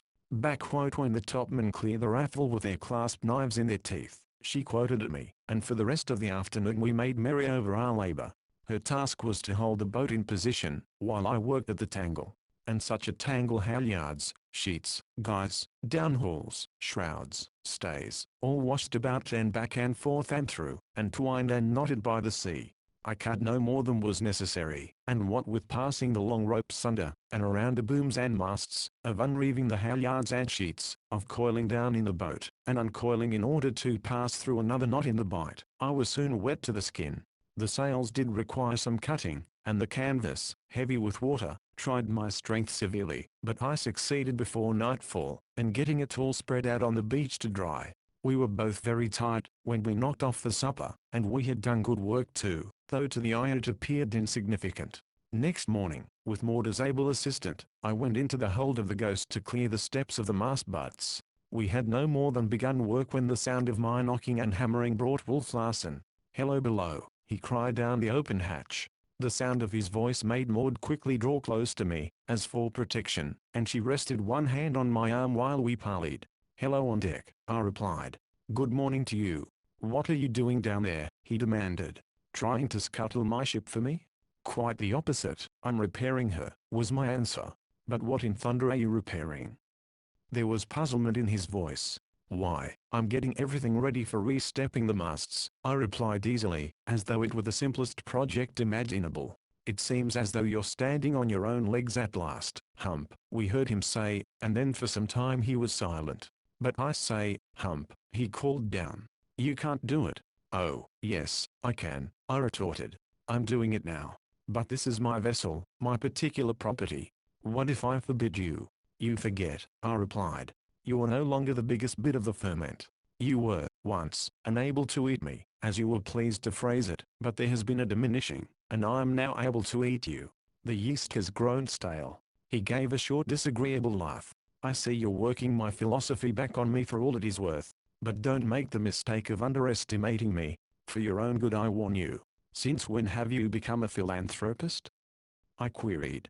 Confess, now, in warning me for my own good, that you are very consistent. He ignored my sarcasm, saying, suppose I clap the hatch on, now? You won't fool me as you did in the lazarette. Wolf Larsen, I said sternly, for the first time addressing him by his most familiar name. I am unable to shoot a helpless, unresisting man. You have proved that to my satisfaction as well as yours. But I warn you now, and not so much for your own good as for mine, that I shall shoot you the moment you attempt a hostile act. I can shoot you now, as I stand here, and if you are so minded, just go ahead, and try to clap on the hatch. Nevertheless, I forbid you, I distinctly forbid your tampering with my ship. But, man, I expostulated, you advance the fact that it is your ship, as though it were a moral right. You have never considered moral rights in your dealings with others. You surely do not dream that I'll consider them in dealing with you? I had stepped underneath the open hatchway, so that I could see him. The lack of expression on his face, so different from when I had watched him unseen, was enhanced by the unblinking, staring eyes. It was not a pleasant face to look upon, and none so poor, not even Hump, to do him reverence. He sneered. The sneer was wholly in his voice. His face remained expressionless as ever. How do you do, Miss Brewster, he said suddenly, after a pause. I started. She had made no noise whatever, had not even moved. Could it be that some glimmer of vision remained to him, or that his vision was coming back? How do you do, Captain Larsen, she answered. Pray, how did you know I was here? Heard you breathing, of course. I say, Hump's improving, don't you think so? I don't know, she answered, smiling at me. I have never seen him otherwise. You should have seen him before, then. Wolf Larsen, in large doses, I murmured, before and after taking. I want to tell you again, Hump, he said threateningly, that you'd better leave things alone. But don't you care to escape as well as we? I asked incredulously. No, was his answer. I intend dying here. Well, we don't, I concluded defiantly, beginning again my knocking and hammering. Chapter 35. Next day, the mast steps clear and everything in readiness, we started to get the two topmasts aboard. The main topmast was over 30 feet in length, the foretopmast nearly 30, and it was of these that I intended making the shears. It was puzzling work. Fastening one end of a heavy tackle to the windlass, and with the other end fast to the butt of the foretopmast, I began to heave. Maud held a turn on the windlass, and coiled down the slack. We were astonished at the ease with which the spar was lifted. It was an improved crank windlass, and the purchase it gave was enormous. Of course, what it gave us in power we paid for in distance, as many times as it doubled my strength. That many times was double the length of rope I heaved in. The tackle dragged heavily across the rail, increasing its drag as the spar arose more and more out of the water, and the exertion on the windlass grew severe. But when the butt of the topmast was level with the rail, everything came to a standstill. I might have known it, I said impatiently. Now we have to do it all over again. Why not fasten the tackle part way down the mast? Maud suggested. It's what I should have done at first, I answered, hugely disgusted with myself. Slipping off a turn, I lowered the mast back into the water, and fastened the tackle a third of the way down from the butt. In an hour, what of this, and of rests between the heaving, I had hoisted it to the point where I could hoist no more. 8 feet of the butt was above the rail, and I was as far away as ever from getting the spar on board. I sat down, and pondered the problem. It did not take long. I sprang jubilantly to my feet. Now I have it, I cried. I ought to make the tackle fast at the point of balance. And what we learn of this will serve us with everything else we have to hoist aboard. Once again I undid all my work, by lowering the mast into the water. But I miscalculated the point of balance, so that when I heaved the top of the mast came up instead of the butt. Maud looked despair, but I laughed, and said it would do just as well. Instructing her how to hold the turn, and be ready to slack away at command, I laid hold of the mast with my hands, and tried to balance it inboard across the rail. When I thought I had it, I cried to her to slack away, but the spar righted, despite my efforts, and dropped back toward the water. Again I heaved it up to its old position, for I had now another idea. I remembered the watch tackle, a small double and single block affair, and fetched it. While I was rigging it between the top of the spar and the opposite rail, Wolf Larsen came on the scene. We exchanged nothing more than good mornings, and, though he could not see, He sat on the rail out of the way, and followed by the sound all that I did, again instructing Maud to slack away at the windlass. When I gave the word, I proceeded to heave on the watch tackle. Slowly the mast swung in, until it balanced at right angles across the rail, and then I discovered to my amazement, that there was no need for Maud to slack away. In fact, the very opposite was necessary.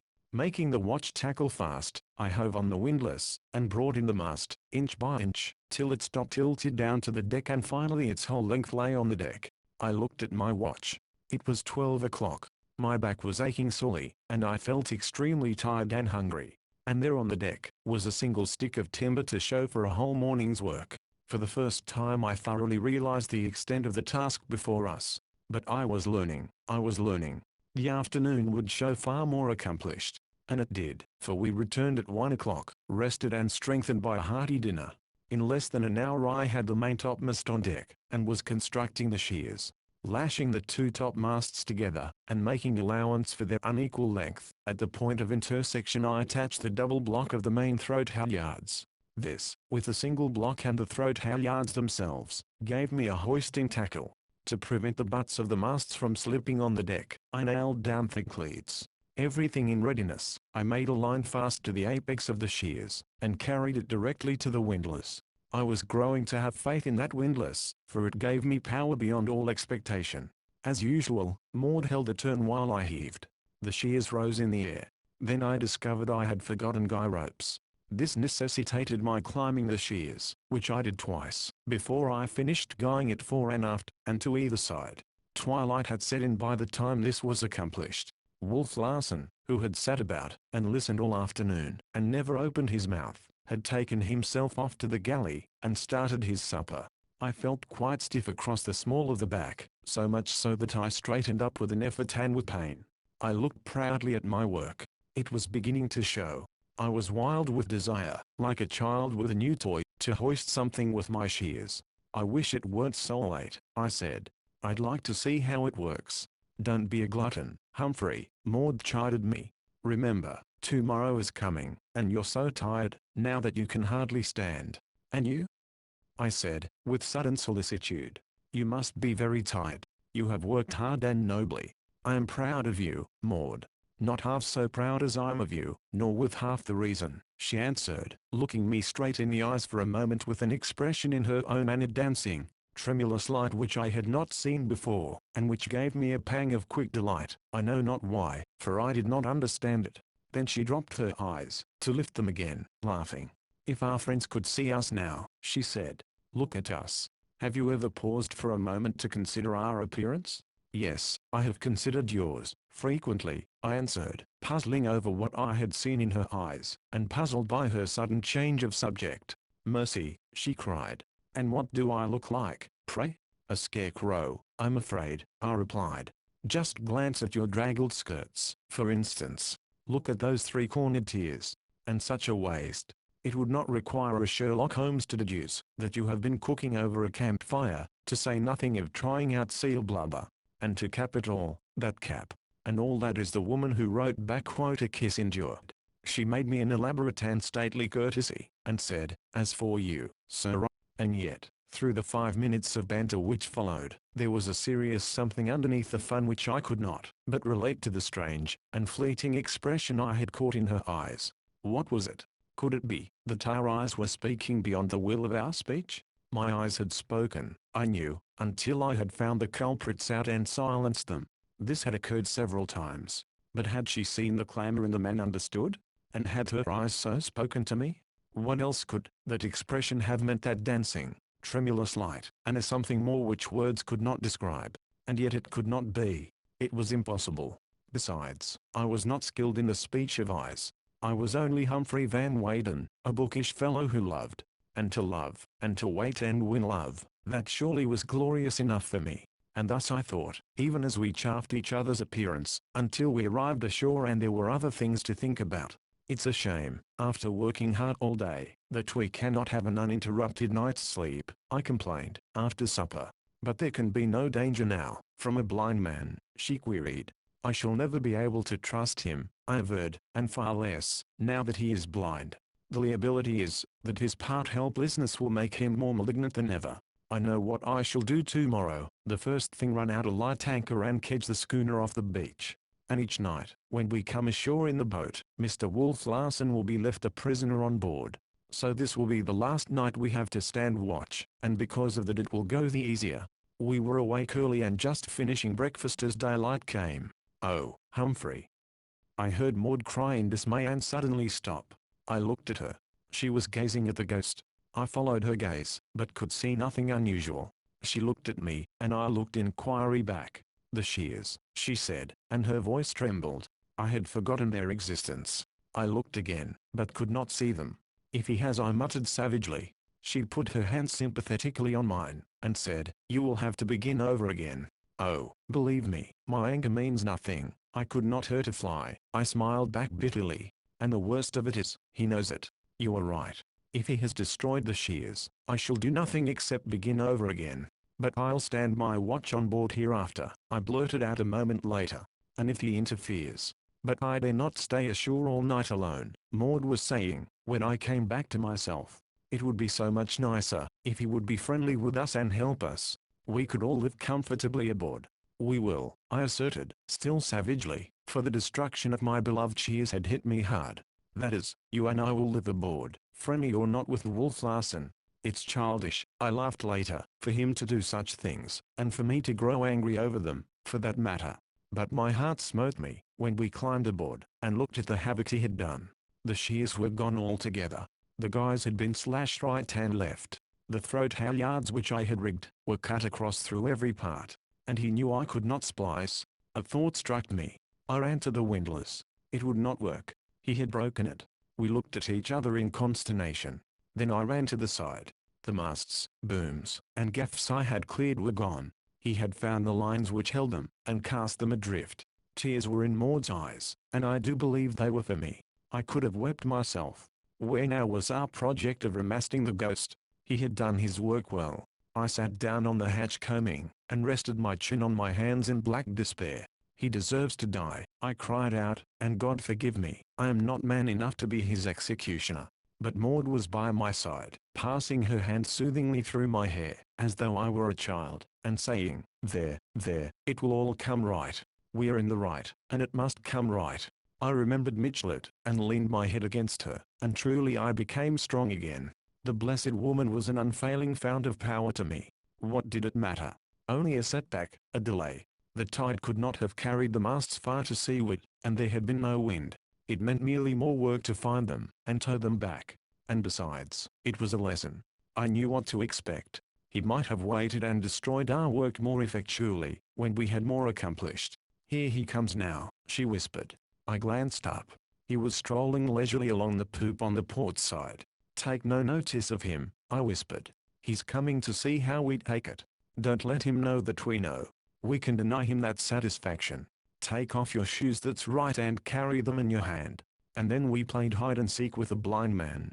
As he came up the port side we slipped past on the starboard, and from the poop we watched him turn, and start aft on our track. He must have known, somehow, that we were on board, for he said good morning very confidently, and waited for the greeting to be returned. Then he strolled aft, and we slipped forward. Oh, I know you're aboard, he called out, and I could see him listen intently, after he had spoken. It reminded me of the great hoot owl, listening, after its booming cry, for the stir of its frightened prey. But we did not stir, and we moved only when he moved. And so we dodged about the deck, hand in hand, like a couple of children chased by a wicked ogre, till Wolf Larsen, evidently in disgust, left the deck for the cabin. There was glee in our eyes, and suppressed titters in our mouths, as we put on our shoes, and clambered over the side into the boat. And as I looked into Maud's clear brown eyes I forgot the evil he had done, and I knew, only that I loved her, and that because of her the strength was mine to win our way back to the world. Chapter 36. For 2 days Maud and I ranged the sea, and explored the beaches in search of the missing masts. But it was not till the 3rd day, that we found them, all of them, the shears included, and, of all perilous places, in the pounding surf of the grim southwestern promontory. And how we worked! At the dark end of the 1st day we returned, exhausted, to our little cove, towing the mainmast behind us. And we had been compelled to row, in a dead calm, practically every inch of the way. Another day of heartbreaking and dangerous toil saw us in camp with the two topmasts to the good. The day following I was desperate, and I rafted together the foremast, the fore and main booms, and the fore and main gaffs. The wind was favorable, and I had thought to tow them back under sail, but the wind baffled, then died away, and our progress with the oars was a snail's pace. And it was such dispiriting effort. To throw one's whole strength and weight on the oars and to feel the boat checked in its forward lunge by the heavy drag behind, was not exactly exhilarating. Night began to fall, and to make matters worse, the wind sprang up ahead. Not only did all forward motion cease, but we began to drift back and out to sea. I struggled at the oars till I was played out. Poor Maud, whom I could never prevent from working to the limit of her strength, lay weakly back in the stern sheets. I could row no more. My bruised and swollen hands could no longer close on the oar handles. My wrists and arms ached intolerably, and though I had eaten heartily of a 12 o'clock lunch, I had worked so hard, that I was faint from hunger. I pulled in the oars and bent forward to the line, which held the tow. But Maud's hand leaped out restrainingly to mine. "What are you going to do?" she asked in a strained, tense voice.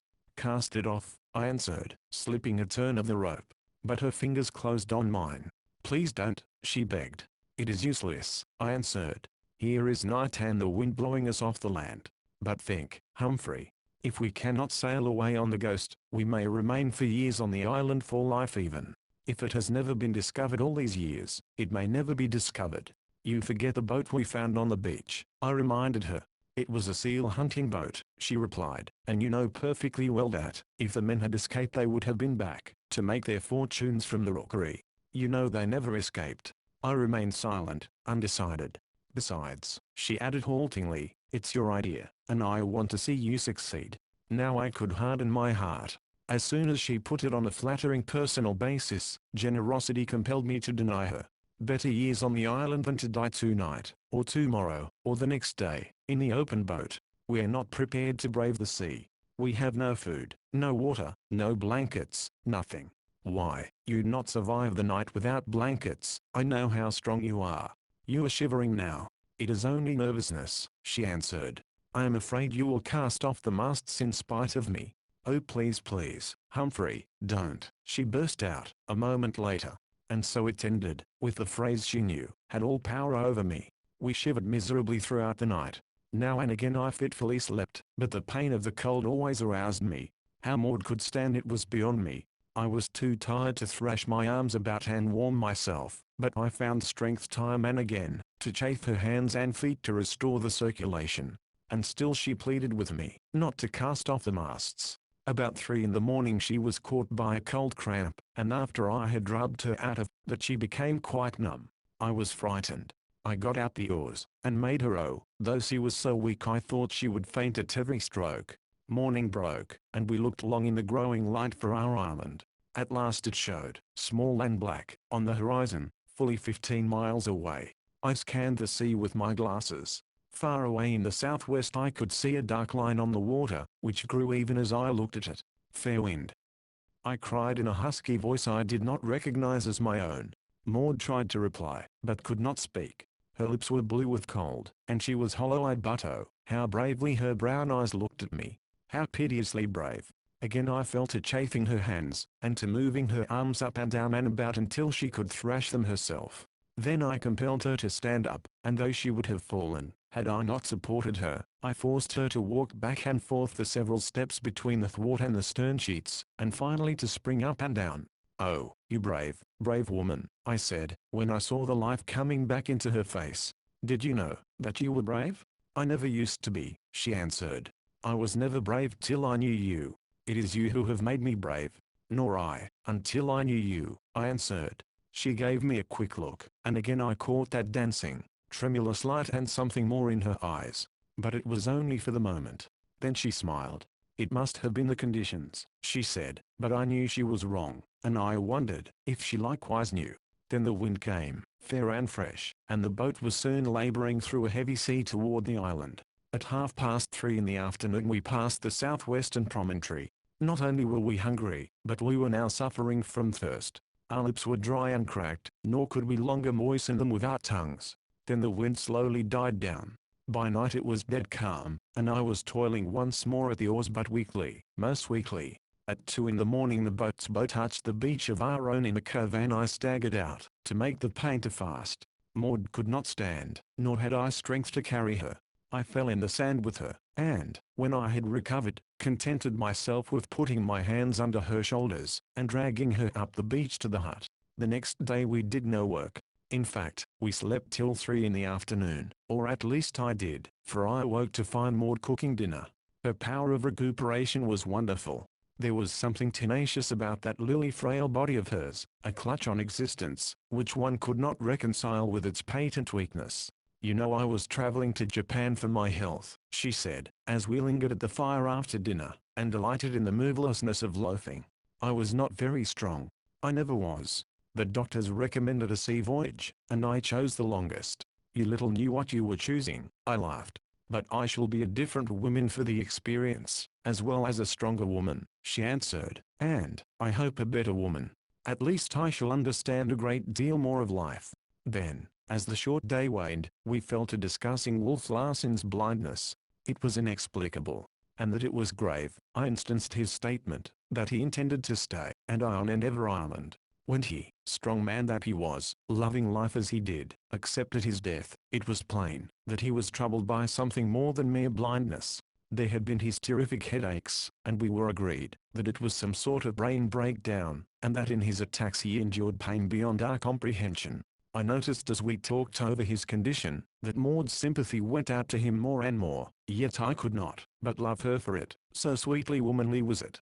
Besides, there was no false sentiment about her feeling. She was agreed that the most rigorous treatment was necessary, if we were to escape, though she recoiled at the suggestion that I might sometime be compelled to take his life, to save my own, our own, she put it. In the morning we had breakfast, and were at work by daylight. I found a light kedge anchor in the forehold, where such things were kept, and with a deal of exertion got it on deck, and into the boat. With a long running line coiled down in the stem, I rowed well out into our little cove, and dropped the anchor into the water. There was no wind, the tide was high, and the schooner floated. Casting off the shore lines, I kedged her out by main strength, the windlass being broken, till she rode nearly up and down to the small anchor too small to hold her in any breeze. So I lowered the big starboard anchor, giving plenty of slack, and by afternoon I was at work on the windlass. 3 days I worked on that windlass. Least of all things was I a mechanic, and in that time I accomplished what an ordinary machinist would have done in as many hours. I had to learn my tools to begin with, and every simple mechanical principle which such a man would have at his finger ends I had likewise to learn. And at the end of 3 days I had a windlass which worked clumsily. It never gave the satisfaction the old windlass had given, but it worked, and made my work possible. In half a day I got the 2 topmasts aboard, and the shears rigged and guyed as before. And that night I slept on board, and on deck beside my work. Maud, who refused to stay alone ashore, slept in the forecastle. Wolf Larsen had sat about, listening to my repairing the windlass, and talking with Maud and me upon indifferent subjects. No reference was made on either side to the destruction of the shears, nor did he say anything further about my leaving his ship alone. But still I had feared him, blind and helpless and listening, always listening, and I never let his strong arms get within reach of me while I worked. On this night, sleeping under my beloved shears, I was aroused by his footsteps on the deck. It was a starlight night, and I could see the bulk of him dimly as he moved about. I rolled out of my blankets, and crept noiselessly after him in my stocking feet. He had armed himself with a draw knife from the tool locker, and with this, he prepared to cut across the throat halyards I had again rigged to the shears. He felt the halyards with his hands, and discovered that I had not made them fast. This would not do for a draw knife, so he laid hold of the running part, hove taut, and made fast. Then he prepared to saw across with a draw knife. "I wouldn't, if I were you," I said quietly. He heard the click of my pistol and laughed. "Hello, Hump," he said. "I knew you were here all the time. You can't fool my ears." "That's a lie, Wolf Larsen," I said, just as quietly as before. "However, I am aching for a chance to kill you, so go ahead and cut." "You have the chance always," he sneered. "Go ahead and cut," I threatened ominously. "I'd rather disappoint you," he laughed, and turned on his heel and went aft. "Something must be done, Humphrey," Maud said, next morning, when I had told her of the night's occurrence. If he has liberty, he may do anything. He may sink the vessel, or set fire to it. There is no telling what he may do. We must make him a prisoner. But how? I asked, with a helpless shrug. I dare not come within reach of his arms, and he knows that, so long as his resistance is passive, I cannot shoot him. There must be some way, she contended. Let me think. There is one way, I said grimly. She waited. I picked up a seal club. It won't kill him, I said. And before he could recover, I'd have him bound hard and fast. She shook her head with a shudder. No, not that. There must be some less brutal way. Let us wait. But we did not have to wait long, and the problem solved itself. In the morning, after several trials, I found the point of balance in the foremast, and attached my hoisting tackle a few feet above it. Maud held a turn on the windlass, and coiled down while I heaved. Had the windlass been in order, it would not have been so difficult. As it was, I was compelled to apply all my weight and strength to every inch of the heaving.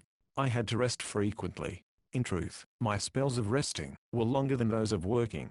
Maud even contrived, at times when all my efforts could not budge the windlass, to hold it turn with one hand, and with the other, to throw the weight of her slim body to my assistance. At the end of an hour the single and double blocks came together at the top of the shears. I could hoist no more.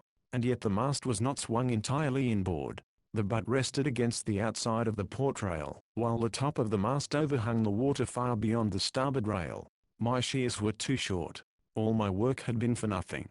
But I no longer despaired in the old way. I was acquiring more confidence in myself, and more confidence in the possibilities of windlasses, shears, and hoisting tackles. There was a way in which it could be done, and it remained for me to find that way. While I was considering the problem, Wolf Larsen came on deck. We noticed something strange about him at once. The indecisiveness, or feebleness, of his movements was more pronounced. His walk was actually tottery as he came down the port side of the cabin.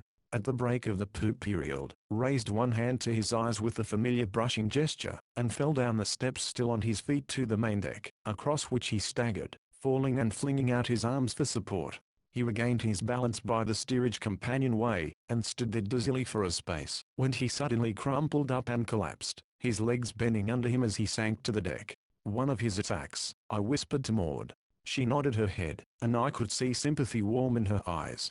We went up to him, but he seemed unconscious, breathing spasmodically. She took charge of him, lifting his head to keep the blood out of it, and dispatching me to the cabin for a pillow. I also brought blankets, and we made him comfortable. I took his pulse. It beat steadily and strong, and was quite normal. This puzzled me. I became suspicious. What if he should be feigning this? I asked, still holding his wrist. Maud shook her head, and there was reproof in her eyes. But just then the wrist I held leaped from my hand, and the hand clasped like a steel trap about my wrist. I cried aloud in awful fear, a wild inarticulate cry, and I caught one glimpse of his face, malignant and triumphant, as his other hand compassed my body, and I was drawn down to him in a terrible grip. My wrist was released, but his other arm, passed around my back, held both my arms, so that I could not move. His free hand went to my throat, and in that moment I knew the bitterest foretaste of death earned by one's own idiocy. Why had I trusted myself within reach of those terrible arms? I could feel other hands at my throat. They were Maud's hands, striving vainly to tear loose the hand that was throttling me. She gave it up, and I heard her scream in a way that cut me to the soul, for it was a woman's scream of fear and heartbreaking despair. I had heard it before, during the sinking of the Martinez. My face was against his chest, and I could not see, but I heard Maud turn and run swiftly away along the deck. Everything was happening quickly. I had not yet had a glimmering of unconsciousness, and it seemed that an interminable period of time was lapsing before I heard her feet flying back. And just then I felt the whole man sink under me. The breath was leaving his lungs and his chest was collapsing under my weight. Whether it was merely the expelled breath, or his consciousness of his growing impotence, I know not, but his throat vibrated with a deep groan. The hand at my throat relaxed. I breathed. It fluttered and tightened again. But even his tremendous will could not overcome the dissolution that assailed it. That will of his was breaking down. He was fainting. Maud's footsteps were very near as his hand fluttered for the last time and my throat was released. I rolled off and over to the deck on my back, gasping and blinking in the sunshine.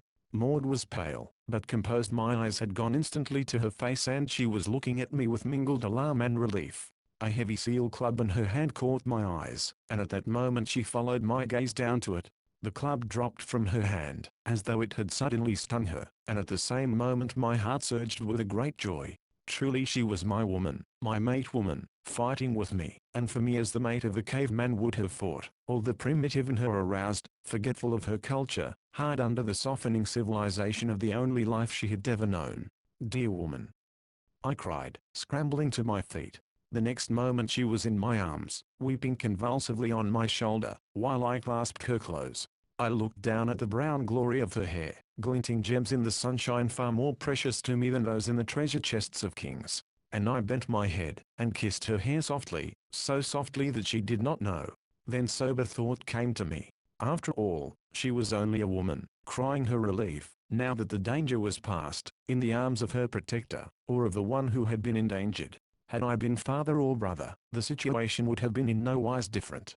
Besides, time and place were not meet, and I wished to earn a better right to declare my love. So once again I softly kissed her hair as I felt her receding from my clasp. It was a real attack this time, I said, another shock like the one that made him blind. He feigned at first, and in doing so brought it on. Maud was already rearranging his pillow. No, I said, not yet. Now that I have him helpless he shall remain. From this day we live in the cabin. Wolf Larsen shall live in the steerage. I caught him under the shoulders, and dragged him to the companionway. At my direction Maud fetched a rope. Placing this under his shoulders, I balanced him across the threshold, and lowered him down the steps to the floor. I could not lift him directly into a bunk, but with Maud's help I lifted first his shoulders and head, then his body, balanced him across the edge, and rolled him into a lower bunk. But this was not to be all. I recollected the handcuffs in his stateroom, which he preferred to use on sailors instead of the ancient and clumsy ship irons. So, when we left him, he lay handcuffed hand and foot. For the first time in many days I breathed freely.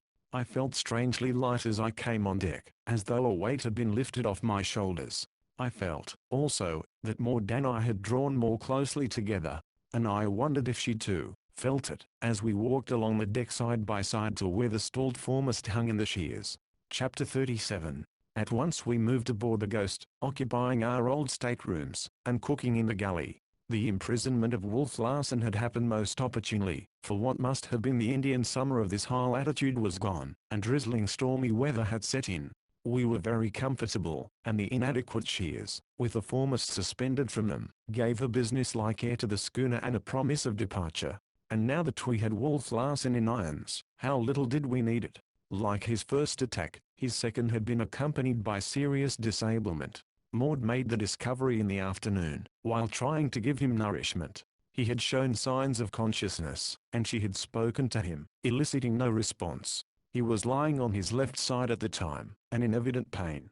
With a restless movement he rolled his head around, clearing his left ear from the pillow against which it had been pressed. At once he heard and answered her, and at once she came to me. Pressing the pillow against his left ear, I asked him if he heard me, but he gave no sign. Removing the pillow, and repeating the question, he answered promptly that he did. "Do you know you are deaf in the right ear?" I asked. "Yes," he answered in a low strong voice, "and worse than that. My whole right side is affected. It seems asleep. I cannot move arm or leg." "Feigning again?" I demanded angrily. He shook his head, his stern mouth shaping the strangest, twisted smile. It was indeed a twisted smile, for it was on the left side only, the facial muscles of the right side moving not at all. "That was the last play of the wolf," he said. "I am paralyzed. I shall never walk again. Oh, only on the other side," he added, as though divining the suspicious glance I flung at his left leg, the knee of which had just then drawn up, and elevated the blankets. "It's unfortunate," he continued. "I'd like to have done for you first, Hump. And I thought I had that much left in me." "But why?" I asked, partly in horror, partly out of curiosity. Again his stern mouth framed the twisted smile, as he said, "Oh, just to be alive, to be living and doing, to be the biggest bit of the ferment to the end, to eat you. But to die this way." He shrugged his shoulders, or attempted to shrug them, rather, for the left shoulder alone moved. Like the smile, the shrug was twisted. "But how can you account for it?" I asked. "Where is the seat of your trouble?" "The brain," he said at once. "It was those cursed headaches brought it on. Symptoms, I said. He nodded his head. There is no accounting for it. I was never sick in my life. Something's gone wrong with my brain. A cancer, a tumor, or something of that nature, a thing that devours and destroys. It's attacking my nerve centers, eating them up, bit by bit, cell by cell from the pain. The motor centers, too, I suggested. So it would seem, and the curse of it is, that I must lie here, conscious, mentally unimpaired, knowing that the lines are going down, breaking bit by bit communication with the world. I cannot see, hearing and feeling are leaving me. At this rate I shall soon cease to speak, yet all the time I shall be here, alive, active, and powerless. When you say you are here, I'd suggest the likelihood of the soul, I said. Bosh, was his retort. It simply means that in the attack on my brain the higher psychical centers are untouched. I can remember, I can think, can reason. When that goes, I go. I am not. The soul? He broke out in mocking laughter, then turned his left ear to the pillow as a sign that he wished no further conversation. Maud and I went about our work, oppressed by the fearful fate which had overtaken him. How fearful we were yet fully to realize. There was the awfulness of retribution about it. Our thoughts were deep and solemn, and we spoke to each other scarcely above whispers. You might remove the handcuffs, he said at night, as we stood in consultation over him. It's dead safe. I'm a paralytic now. The next thing to watch out for is bed sores. He smiled his twisted smile, and Maud, her eyes wide with horror, was compelled to turn away her head. Do you know that your smile is crooked? I asked him, for I knew that she must attend him, and I wished to save her as much as possible. Then I shall smile no more, he said calmly. I thought something was wrong. My right cheek has been numb all day. Yes, and I've had warnings of this for the last 3 days, by spells. My right side seemed going to sleep, sometimes arm or hand, sometimes leg or foot. So my smile is crooked, he queried a short while after. Well, consider henceforth that I smile internally, with my soul, if you please, my soul. Consider that I am smiling now. And for the space of several minutes he lay there, quiet, indulging his grotesque fancy. The man of him was not changed. It was the old indomitable terrible Wolf Larsen, imprisoned somewhere within that flesh, which had once been so invincible and splendid. Now it bound him with insentient fetters, walling his soul in darkness and silence, blocking it from the world which to him had been a riot of action. No more would he conjugate the verb to do in every mood and tense. To be was all that remained to him to be, as he had defined death, without movement, to will, but not to execute, to think and reason, and in the spirit of him to be as alive as ever, but in the flesh to be dead, quite dead. And yet, though I even removed the handcuffs, we could not adjust ourselves to his condition. Our minds revolted. To us he was full of potentiality. We knew not what to expect of him next, what fearful thing, rising above the flesh, he might break out and do. Our experience warranted this state of mind, and we went about our work with anxiety always upon us. I had solved the problem which had arisen through the shortness of the shears. By means of the watch tackle, I had made a new one. I heaved the butt of the foremast across the rail, and then lowered it to the deck. Next, by means of the shears, I hoisted the main boom on board. Its 40 feet of length would supply the height necessary properly to swing the mast. By means of a secondary tackle I had attached to the shears, I swung the boom to a nearly perpendicular position, then lowered the butt to the deck, where, to prevent slipping, I spiked great cleats around it. The single block of my original shears tackle I had attached to the end of the boom. Thus, by carrying this tackle to the windlass, I could raise and lower the end of the boom at will, the butt always remaining stationary, and, by means of guys, I could swing the boom from side to side. To the end of the boom I had likewise rigged a hoisting tackle, and when the whole arrangement was completed I could not but be startled by the power and latitude it gave me. Of course, 2 days' work was required for the accomplishment of this part of my task, and it was not till the morning of the 3rd day that I swung the foremast from the deck, and proceeded to square its butt to fit the step. Here I was especially awkward. I sawed and chopped and chiseled the weathered wood till it had the appearance of having been gnawed by some gigantic mouse. But it fitted. It will work, I know it will work, I cried. Do you know Dr. Jordan's final test of truth? Maud asked. I shook my head, and paused in the act of dislodging the shavings which had drifted down my neck. Can we make it work? Can we trust our lives to it, is the test. He is a favorite of yours, I said. When I dismantled my old pantheon and cast out Napoleon and Caesar and their fellows, I straightway erected a new pantheon, she answered gravely, and the first I installed was Dr. Jordan. A modern hero. And a greater because modern, she added. How can the old world heroes compare with us? I shook my head. We were too much alike in many things for argument. Our points of view and outlook on life at least were very alike. For a pair of critics we agree famously, I laughed. And as shipwright and able assistant, she laughed back. But there was little time for laughter in those days. What of our heavy work, and of the awfulness of Wolf Larsen's living death? He had received another stroke. He had lost his voice, or he was losing it. He had only intermittent use of it. As he phrased it, the wires were like the stock market, now up, now down. Occasionally the wires were up, and he spoke as well as ever, though slowly and heavily. Then speech would suddenly desert him, in the middle of a sentence perhaps, and for hours, sometimes, we would wait for the connection to be re-established. He complained of great pain in his head, and it was during this period, that he arranged a system of communication against the time, when speech should leave him altogether one pressure of the hand for yes, two for no. It was well, that it was arranged, for by even then his voice had gone from him. By hand pressures, after that, he answered our questions, and when he wished to speak he scrawled his thoughts with his left hand, quite legibly, on a sheet of paper. The fierce winter had now descended upon us. Gale followed gale, with snow and sleet and rain. The seals had started on their great southern migration, and the rookery was practically deserted. I worked feverishly. In spite of the bad weather, and of the wind which especially hindered me, I was on deck from daylight till dark, and making substantial progress. I profited by my lesson learned through raising the shears, and then climbing them to attach the guys. To the top of the foremast, which was just lifted conveniently from the deck, I attached the rigging, stays and throat and peak halyards. As usual, I had underrated the amount of work involved in this portion of the task, and 2 long days were necessary to complete it. And there was so much yet to be done, the sails, for instance, which practically had to be made over. While I toiled at rigging the foremast, Maud sewed on canvas, ready always to drop everything, and come to my assistance when more hands than 2 were required. The canvas was heavy and hard, and she sewed with the regular sailor's palm and 3-cornered sail needle.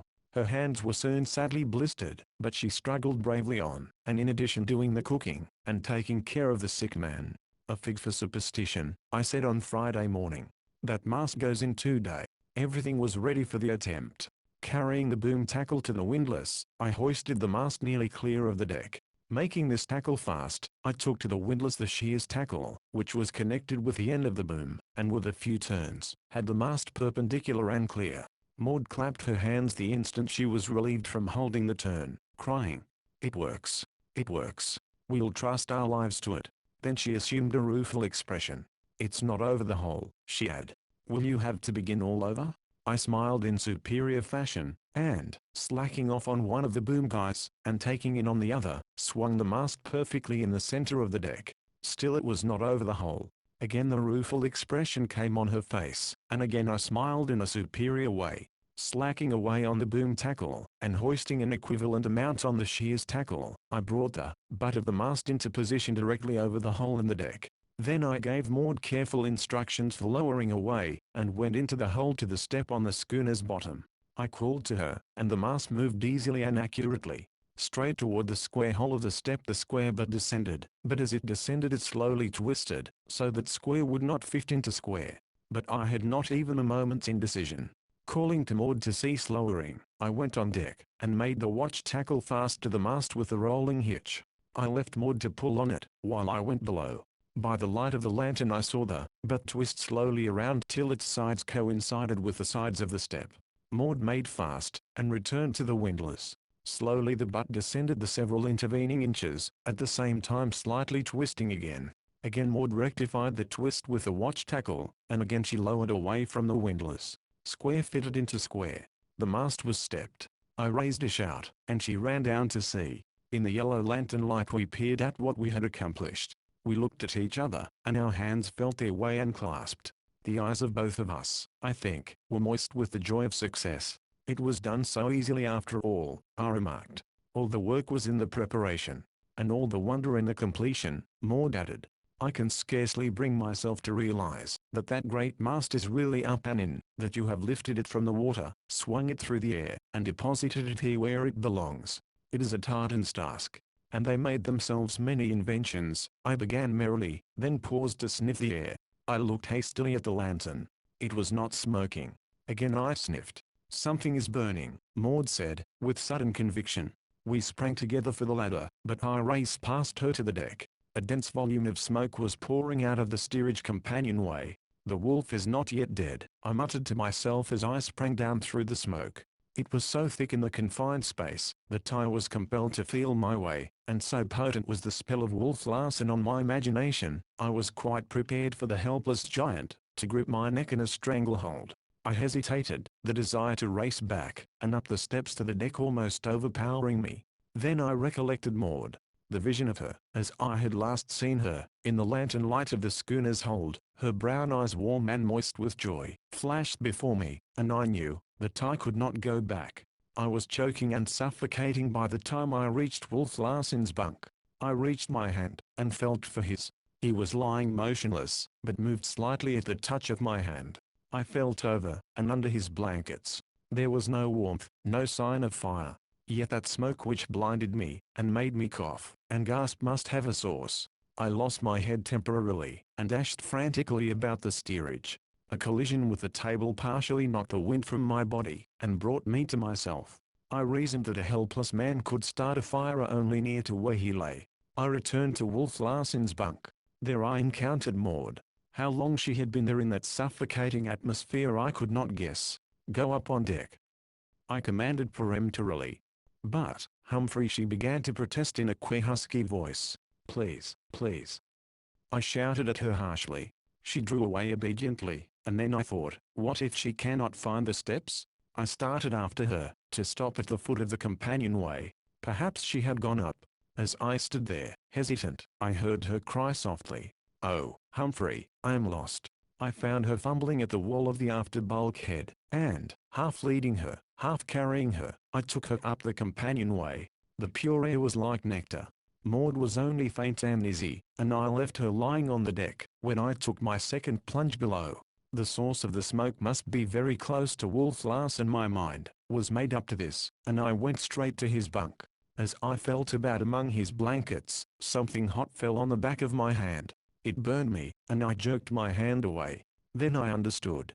Through the cracks in the bottom of the upper bunk he had set fire to the mattress. He still retained sufficient use of his left arm to do this. The damp straw of the mattress, fired from beneath and denied air, had been smoldering all the while. As I dragged the mattress out of the bunk it seemed to disintegrate in midair, at the same time bursting into flames. I beat out the burning remnants of straw in the bunk, then made a dash for the deck for fresh air. Several buckets of water sufficed to put out the burning mattress in the middle of the steerage floor, and 10 minutes later, when the smoke had fairly cleared, I allowed Maud to come below. Wolf Larsen was unconscious, but it was a matter of minutes for the fresh air to restore him. We were working over him, however, when he signed for paper and pencil. Pray do not interrupt me, he wrote. I am smiling. I am still a bit of the ferment, you see, he wrote a little later. I am glad you are as small a bit as you are, I said. Thank you, he wrote. But just think of how much smaller I shall be before I die. And yet I am all here, Hump, he wrote with a final flourish. I can think more clearly than ever in my life before. Nothing to disturb me. Concentration is perfect. I am all here and more than here. It was like a message from the night of the grave, for this man's body had become his mausoleum. And there, in so strange sepulchre, his spirit fluttered and lived. It would flutter and live till the last line of communication was broken, and after that who was to say how much longer it might continue to flutter and live? Chapter 38. I think my left side is going, Wolf Larsen wrote, the morning after his attempt to fire the ship. The numbness is growing. I can hardly move my hand. You will have to speak louder. The last lines are going down. Are you in pain? I asked. I was compelled to repeat my question loudly before he answered. Not all the time. The left hand stumbled slowly and painfully across the paper, and it was with extreme difficulty that we deciphered the scrawl. It was like a spirit message, such as are delivered at seances of spiritualists for $1 admission. But I'm still here, all here. The hand scrawled more slowly and painfully than ever. The pencil dropped, and we had to replace it in the hand. When there is no pain I have perfect peace and quiet.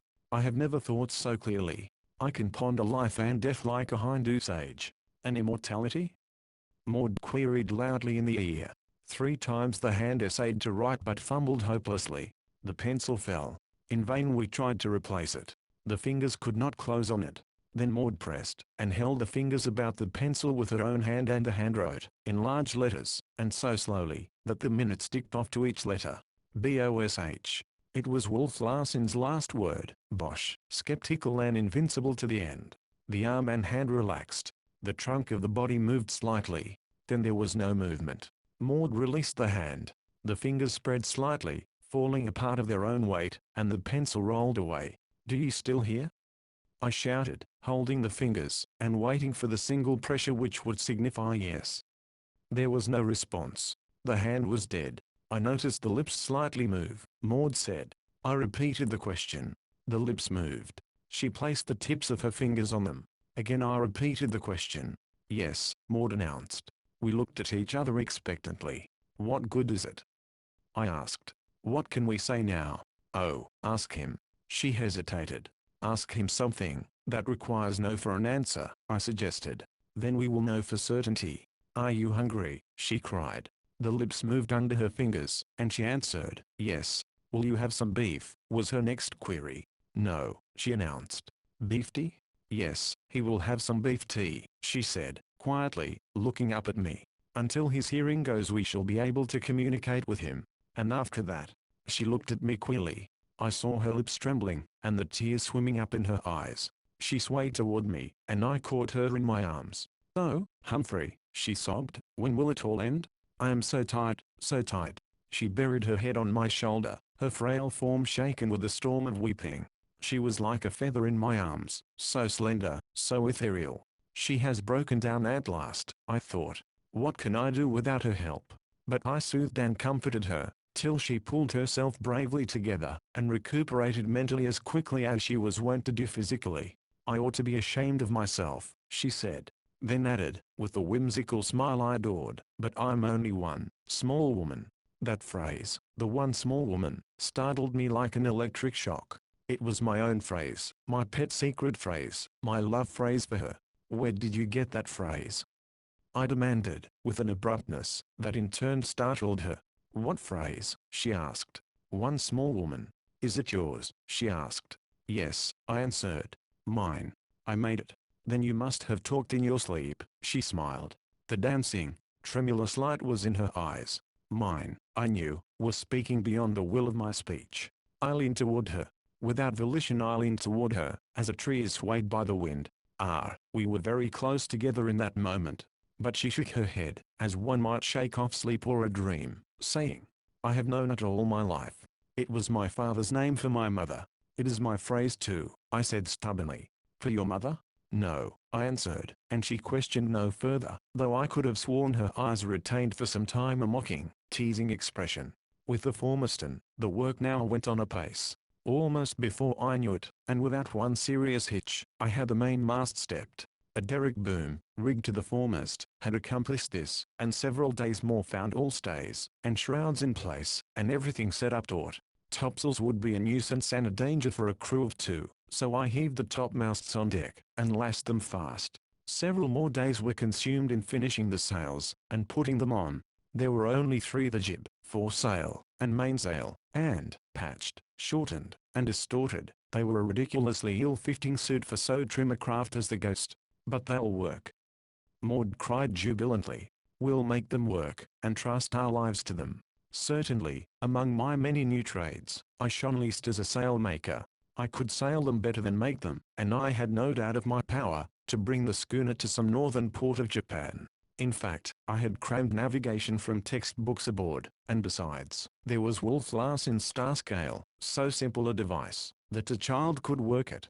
As for its inventor, beyond an increasing deafness and the movement of the lips growing fainter and fainter, there had been little change in his condition for a week. But on the day we finished bending the schooner's sails, he heard his last, and the last movement of his lips died away, but not before I had asked him, Are you all there? And the lips had answered, Yes. The last line was down. Somewhere within that tomb of the flesh still dwelt the soul of the man. walled by the living clay. That fierce intelligence we had known burned on, but it burned on in silence and darkness. And it was disembodied. To that intelligence there could be no objective knowledge of a body. It knew no body. The very world was not. It knew only itself, and the vastness and profundity of the quiet and the dark. Chapter 39. The day came for our departure. There was no longer anything to detain us on Endeavour Island. The Ghost's stumpy masts were in place, her crazy sails bent. All my handiwork was strong, none of it beautiful, but I knew that it would work, and I felt myself a man of power as I looked at it. I did it. I did it. With my own hands I did it. I wanted to cry aloud, but Maud and I had a way of voicing each other's thoughts, and she said, as we prepared to hoist the mainsail, "To think, Humphrey, you did it all with your own hands?" "But there were two other hands," I answered. "Two small hands, and I'd say that was a phrase, also, of your father." She laughed and shook her head, and held her hands up for inspection. "I can never get them clean again," she wailed, "nor soften a weather beat." "Then dirt and weather beat shall be your guerdon of honor," I said, holding them in mine, and, spite of my resolutions, I would have kissed the two dear hands had she not swiftly withdrawn them. Our comradeship was becoming tremulous. I had mastered my love long and well, but now it was mastering me. Willfully had it disobeyed, and won my eyes to speech, and now it was winning my tongue and my lips, for they were mad this moment, to kiss the two small hands which had toiled so faithfully and hard. And I too, was mad. There was a cry in my being, like bugles calling me to her, and there was a wind blowing upon me which I could not resist, swaying the very body of me till I leaned toward her, all unconscious that I leaned. And she knew it. She could not but know it as she swiftly drew away her hands, and yet could not forbear one quick searching look, before she turned away her eyes. By means of deck tackles I had arranged to carry the halyards forward to the windlass, and now I hoisted the mainsail, peak, and throat, at the same time. It was a clumsy way, but it did not take long, and soon the foresail as well was up and fluttering. "We can never get that anchor up in this narrow place, once it has left the bottom," I said. "We should be on the rocks first." "What can you do?" she asked. "Slip it," was my answer. "And when I do, you must do your first work on the windlass. I shall have to run at once to the wheel, and at the same time you must be hoisting the jib." This maneuver of getting under way I had studied and worked out a score of times, and, with the jib halyard to the windlass, I knew Maud was capable of hoisting that most necessary sail. A brisk wind was blowing into the cove, and though the water was calm rapid work was required to get us safely out. When I knocked the shackle bolt loose, the chain roared out through the hawse hole, and into the sea. I raced aft, putting the wheel up. The Ghost seemed to start into life as she heeled to the first fill of her sails. The jib was rising. As it filled, the Ghost's bow swung off, and I had to put the wheel down a few spokes and steady her. I had devised an automatic jib sheet which passed the jib across of itself, so there was no need for Maud to attend to that, but she was still hoisting the jib, when I put the wheel hard down. It was a moment of anxiety, for the Ghost was rushing directly upon the beach, a stone's throw distant. But she swung obediently on her heel into the wind. There was a great fluttering and flapping of canvas and reef points, most welcome to my ears. Then she filled away on the other tack. Maud had finished her task and come aft, where she stood beside me, a small cap perched on her wind-blown hair, her cheeks flushed from exertion, her eyes wide and bright with the excitement, her nostrils quivering to the rush and bite of the fresh salt air. Her brown eyes were like a startled deer's. There was a wild, keen look in them I had never seen before, and her lips parted, and her breath suspended as the Ghost, charging upon the wall of rock at the entrance to the inner cove, swept into the wind, and filled away into safe water. My first mate's berth on the sealing grounds stood me in good stead, and I cleared the inner cove, and laid a long tack along the shore of the outer cove. Once again about, and the Ghost headed out to open sea. She had now caught the bosom breathing of the ocean, and was herself a breath with the rhythm of it as she smoothly mounted and slipped down each broad-backed wave. The day had been dull and overcast, but the sun now burst through the clouds, a welcome omen, and shone upon the curving beach, where together we had dead the lords of the harem, and slain the halushiki. All Endeavour Island brightened under the sun. Even the grim southwestern promontory showed less grim, and here and there, where the sea spray wet its surface, high lights flashed and dazzled in the sun. "I shall always think of it with pride," I said to Maud. She threw her head back in a queenly way but said, "Dear dear Endeavour Island. I shall always love it." "And I said quickly.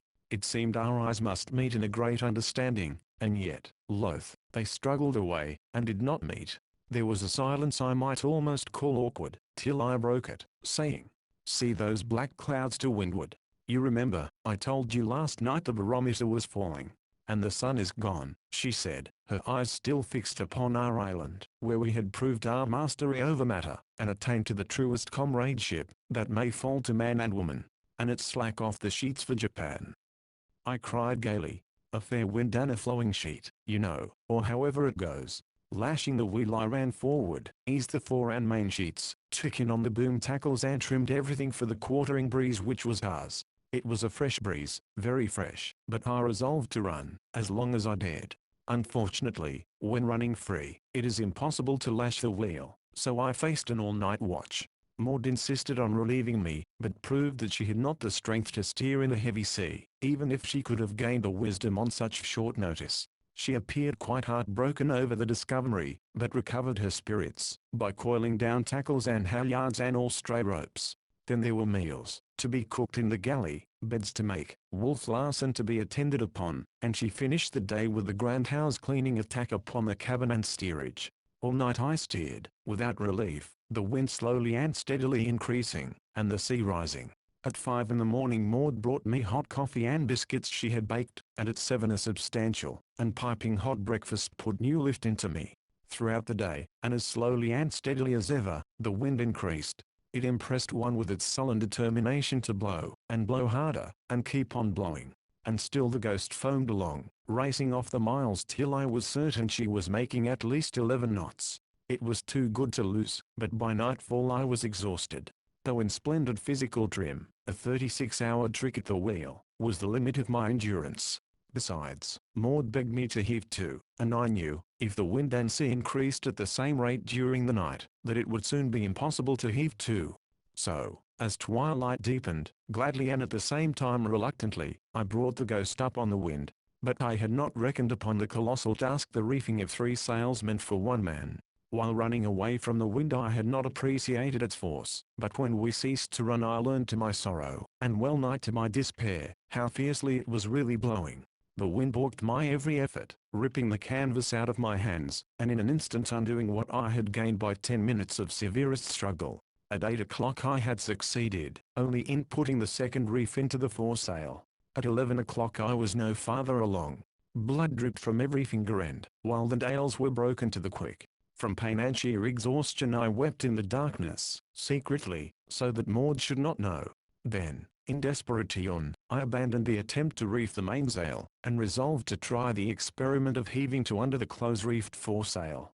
3 hours more were required to gaskit the mainsail and jib, and at 2 in the morning, nearly dead, the life almost buffeted and worked out of me, I had barely sufficient consciousness to know the experiment was a success. The close-reefed foresail worked. The Ghost clung on close to the wind, and betrayed no inclination to fall off broadside to the trough. I was famished, but Maud tried vainly to get me to eat. I dozed with my mouth full of food. I would fall asleep in the act of carrying food to my mouth, and waken in torment to find the act yet uncompleted. So sleepily helpless was I, that she was compelled to hold me in my chair, to prevent my being flung to the floor by the violent pitching of the schooner. Of the passage from the galley to the cabin I knew nothing. It was a sleepwalker Maud guided and supported. In fact, I was aware of nothing till I awoke, how long after I could not imagine, in my bunk with my boots off. It was dark. I was stiff and lame, and cried out with pain, when the bedclothes touched my poor finger ends. Morning had evidently not come, so I closed my eyes, and went to sleep again. I did not know it, but I had slept the clock around, and it was night again. Once more I woke, troubled because I could sleep no better. I struck a match, and looked at my watch. It marked midnight, and I had not left the deck until 3. I should have been puzzled, had I not guessed the solution. No wonder I was sleeping brokenly. I had slept 21 hours. I listened for a while to the behavior of the Ghost, to the pounding of the seas and the muffled roar of the wind on deck, and then turned over on my side, and slept peacefully until morning. When I arose at 7 I saw no sign of Maud, and concluded she was in the galley preparing breakfast. On deck I found the Ghost doing splendidly under her patch of canvas. But in the galley, though a fire was burning and water boiling, I found no Maud. I discovered her in the steerage, by Wolf Larsen's bunk. I looked at him, the man who had been hurled down from the topmost pitch of life to be buried alive, and be worse than dead. There seemed a relaxation of his expressionless face which was new. Maud looked at me and I understood. His life flickered out in the storm, I said. But he still lives, she answered, infinite faith in her voice. He had too great strength. Yes, she said, but now it no longer shackles him. He is a free spirit. He is a free spirit surely, I answered, and, taking her hand, I led her on deck. The storm broke that night, which is to say, that it diminished as slowly as it had arisen. After breakfast next morning, when I had hoisted Wolf Larsen's body on deck ready for burial, it was still blowing heavily, and a large sea was running. The deck was continually awash with the sea which came inboard over the rail, and through the scuppers. The wind smote the schooner with a sudden gust, and she heeled over till her lee rail was buried, the roar in her rigging rising in pitch to a shriek. We stood in the water 2 hours as I bared my head. I remember only one part of the service, I said, and that is, and the body shall be cast into the sea. Maud looked at me, surprised and shocked, but the spirit of something I had seen before was strong upon me, impelling me to give service to Wolf Larsen as Wolf Larsen had once given service to another man.